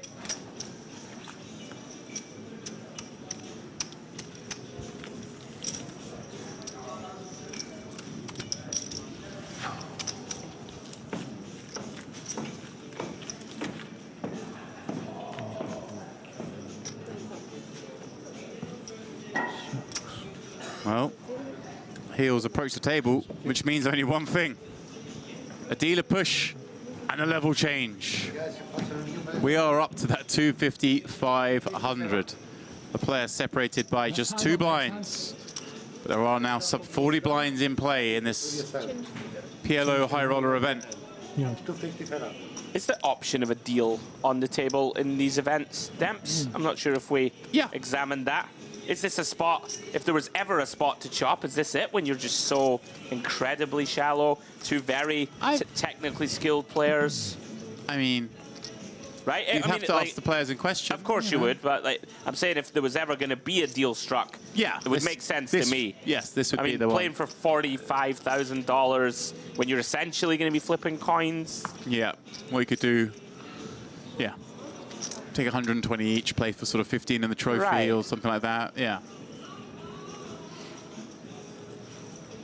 I don't believe there's been any such discussion. No. We had no delays or the like. And now both players basically with 15 blinds, little shade more. Ludo, King 9-6 deuce. I'm gonna mix a limp in here. Stefan quickly pots ace king 8-4. Likely hand done. Ludo gets rid of it.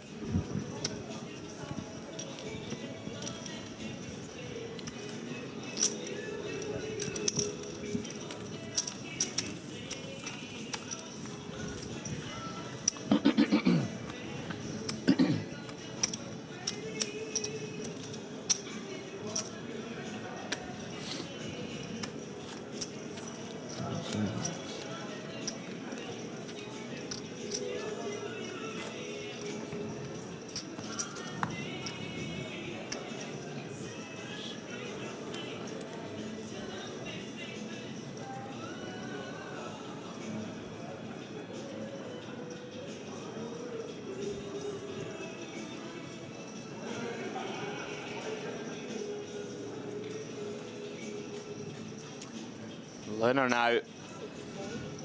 King Queen 9-6 with diamonds working for him. Content to limp. Ludo, not too much to work with. King 4-3 deuce.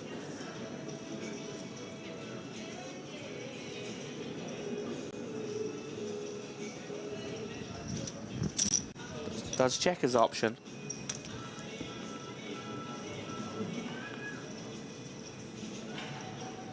Queen, Jack, 4. Something for each.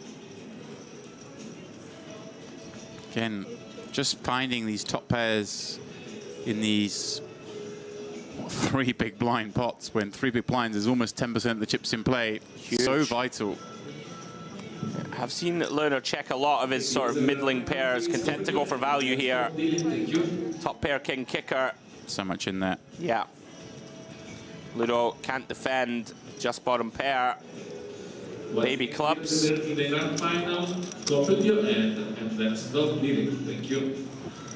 the first time, small gap starts to emerge. 11 million plays 7. Favor of the Austrian. Manu took the lead in this heads-up match. Had his man Ludo at risk, effectively flipping for it all. Hey, you're right, I forgot about that. Ludo. He did have a bigger lead. Oh, sorry, did I just accidentally correct you? Yeah, I was wrong. I wasn't meaning to... I'm happy to admit I wasn't my meaning to call you out. Just more that he could have won by now already. Of course, he had a shot at Ludo. Ludo now with deuces. Not a very good looking hand, but one worthy of certainly a limp. And here we go. Stefan.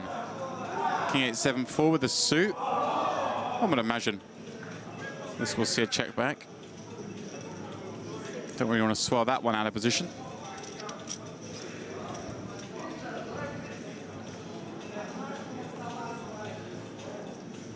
Eight-5 deuce. Wow. Ludo It's his turn to flop the set against top pair, and Stefan with a gut shot to go with that top pair and backdoor spades. This one could well swelter. Yeah, and Ludo with just 6.6 million behind. Trouble ahead for Lerner, and he's going big. This is so gin when you have bottom set. Just unblocking the better pairs in this limp pot, playing so shallow. It's got to be fairly uncomfortable though, Demps, right? To face, what, 80% pot here? But feels like our hand... Yeah, but we just got so much hand. Yeah, sure, like, sure, like just a little too strong, right? If we're up against 5 deuce, we're basically a favorite. If we're up against 8 deuce, we're not far off. We're basically are flipping, maybe even still a small favorite, depending on what the kickers are. Oh, he's fast playing. Yeah. Oh no, sorry, sorry. I thought I heard pot. I thought got I did excited. Well. Said the word cool, but there are a lot of cards where the rest of these chips are going to go in on the turn. Can Ludo find a brick? No, it's the answer. It's not a brick. Wow. This is a card that gives Lerner flush draw. Well, here we go. And does he now ever just decide to bet this himself? No. Certainly was an option. Decide to just run our equity, maybe drive some folds. Well, the good thing about this is Ludo. You can almost get Ludo maybe to follow up some hands that are in real bad shape now. Okay. Like, Ludo's got a pair and a straight draw. You've got a better pair and a flush draw. You might get him to commit. Ludo surveying his options. And if Ludo's just checked back, it's not so bad. You've Here got a we flush go. draw. Does decide to effectively send it. Yeah, and like I say, there are just some hands Lerner's in really good shape against. So although it's never joyous getting it in with a pair and a flush draw on the turn. Does he ever just call and then on like some... No, I think, because I don't think you ever want Ludo to get away from like a straight draw that then misses kind of thing. Okay. But I like where your head's at. Yeah. Like a 6-7 with turned worst spades type right, holding. If he's got it in there. If he's got 5-3-4 or 5-4-6 or 8-6-7, got you. Just Well, this is it. You're not loving it because hey, you're beating it. You're up against all the 2 pairs. Are going to play this way, all the sets. Thank you. 3 has been selected. We're going to bring last 3 hands. Last 3 hands, please. You know, you also are in good shape against some hands. Stefan, 2 time banks left only, Demps. Something to take note of. Certainly is.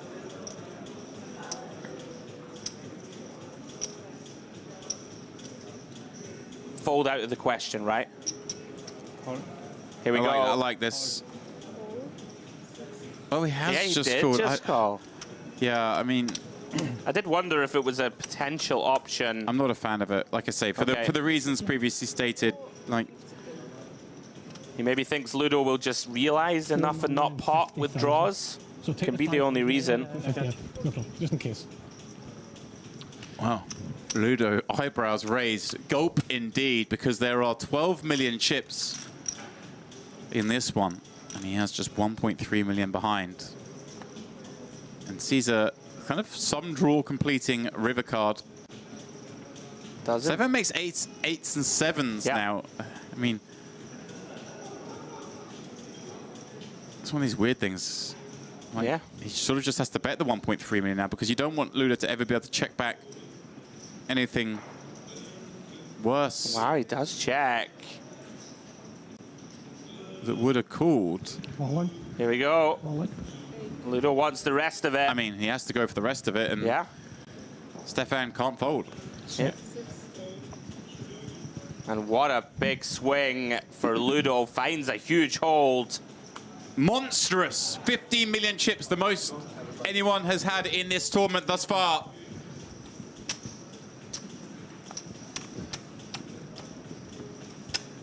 Ludovic Geilich marching to victory here in the 10K PLO.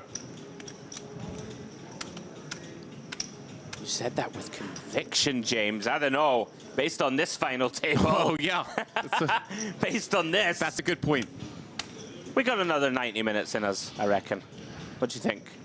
I'm not sure I can handle it, my friend. Could we reach 300, 600k? Only 10 minutes away. It's only 10 minutes away. We certainly could. What's that, like 2-3 hands, potentially? Yeah. If we get hands like this going off, probably not. Right. That was interesting, though. That was an interesting spot on the turn, I think, for Stefan, whether to play the hand, and then when he did play the hand, whether to go for the last 1.2 or not. I mean, I guess you give Ludo the chance to just go for like a desperation bluff. I mean, it's unlikely he does, right? But you know. But just get those chips in the turn. I mean, the only argument is if he's ever calling there because he's thinking about just check folding the river with an 8. Well, that's what I thought. But if you're going to check fold the river with an 8, are you really ever going to check fold for 10% pot? Probably not. Probably not. So I think just put it in and get Ludo to commit when he's got a big combo draw that the no pair somehow hands check back. But yeah, you would just want to stack him at that point. Interesting nonetheless. Yeah, like if a spade comes, Ludo may check back a set or something if you check river to him, right? Yeah, I mean, I assume we're just going to lead if we make that. Right. But yeah. But you know what I mean, yes. and then you're going to have no bluffs probably. Yeah. Or I'm more worried about when Ludo just completely misses and is on the river with 10 high. Right. And you could have finished it. And no perceived fold equity. And if you're never going to fold anyway on the rivers, then I don't know. Some genius out there will crunch the numbers. There'll be someone in the chat. They can tell us, right? There's always someone in the chat. Well, Lerner, 7 blinds.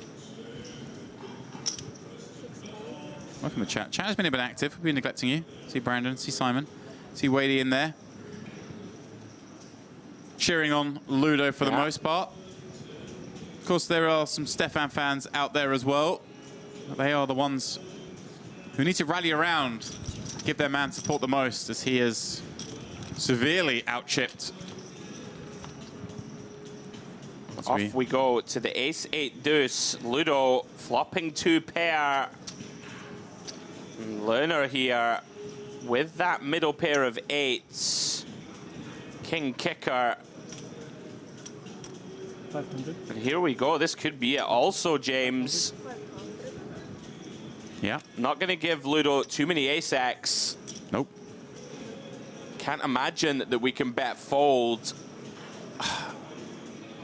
It's weird. There just aren't draws, though, are there, on the ace deuce 8? Right. So we might be able to bet. I mean, 3 million. Yeah, if we're ever going to bet fold, 3 million. if we're ever going to bet fold, this is the time.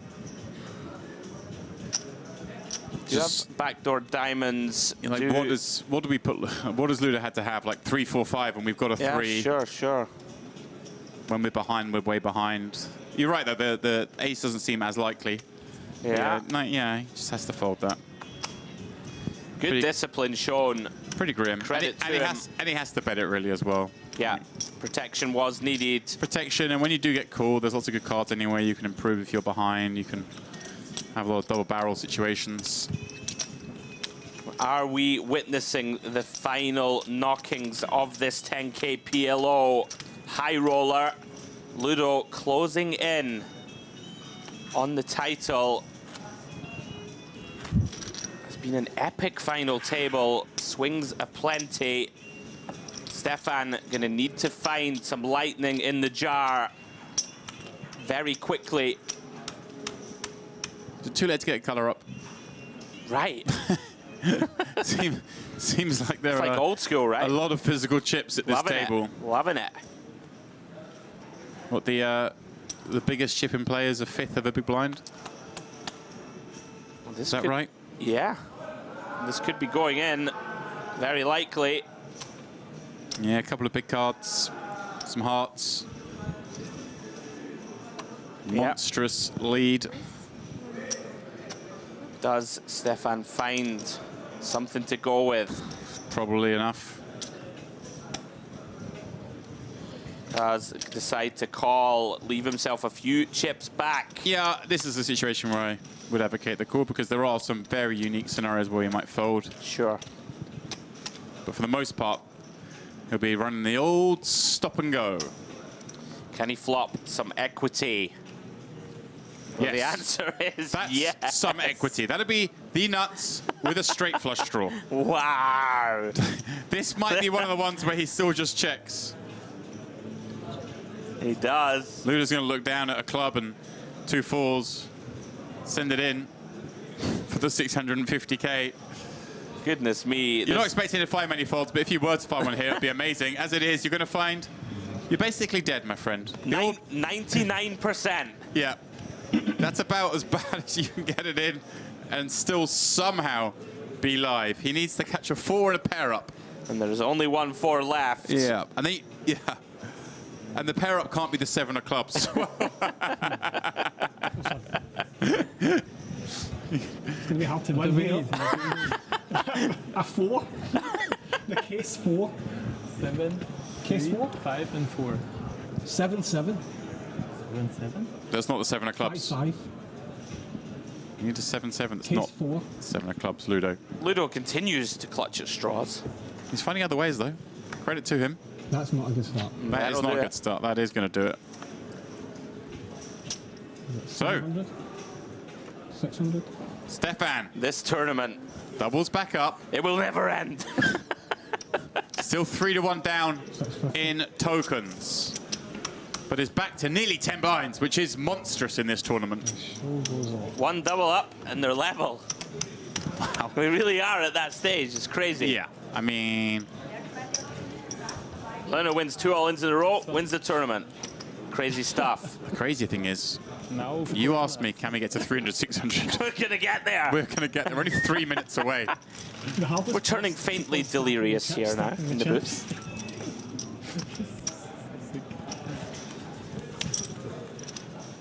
The hardest part is one of his winning.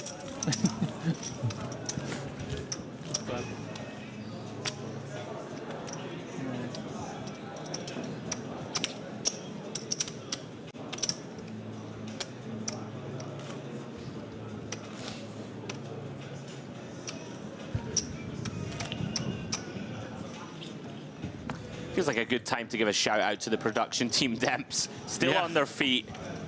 See our cameraman there having a little laugh and a giggle. Yeah, we're just ticking past 12 hours of stream. Insane.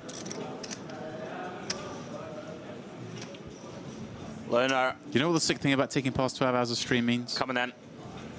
YouTube library only lets you store 12 hours. Oh, no. So the day someone comes back to watch the stream, they're going to get to this moment and it's just going to end. Is that right? Yeah. Oh, great.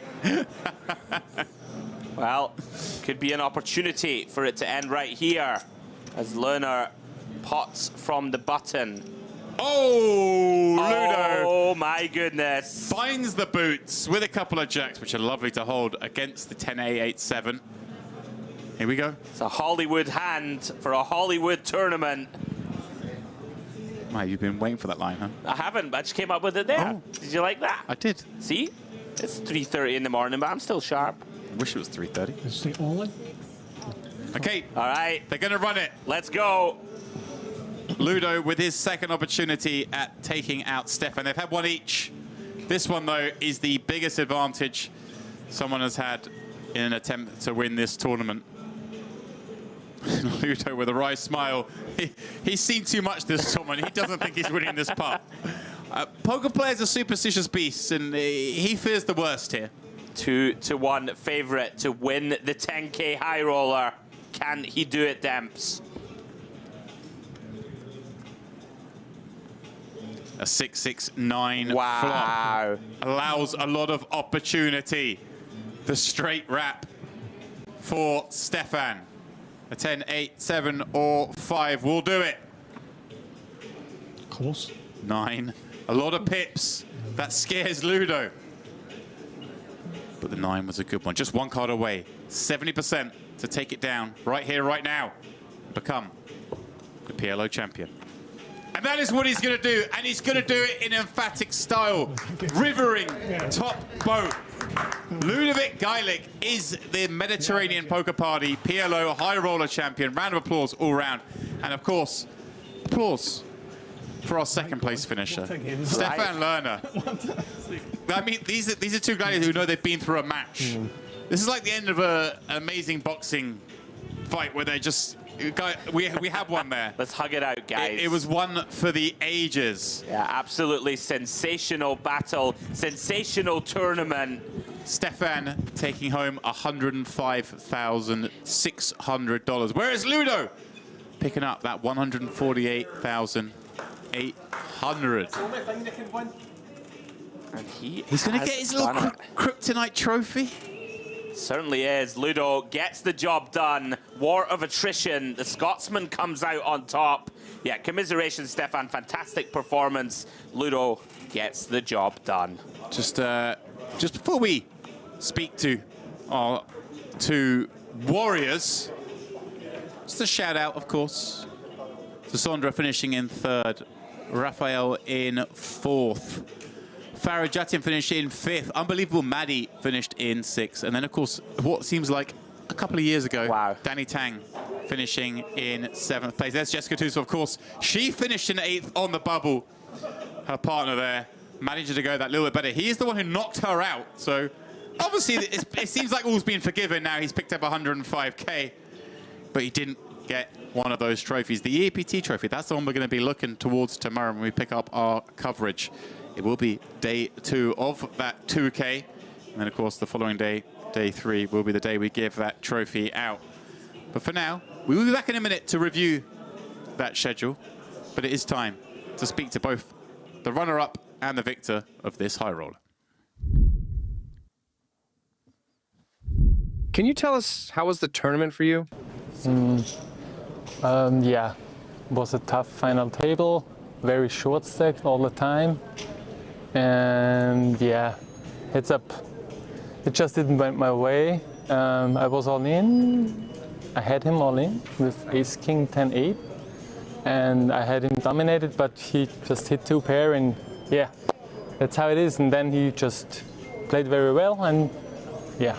There was a very curious moment for the audience when you eliminated your girlfriend. Yes, that's right. What were your feelings during that hand? To be honest, it was not so funny, but because it was the stone bubble. And yeah, of course it's not funny to bust your girlfriend, but it was a spot that I couldn't do anything else as a chip leader, so yeah, but I wasn't happy for her, of course. Yeah.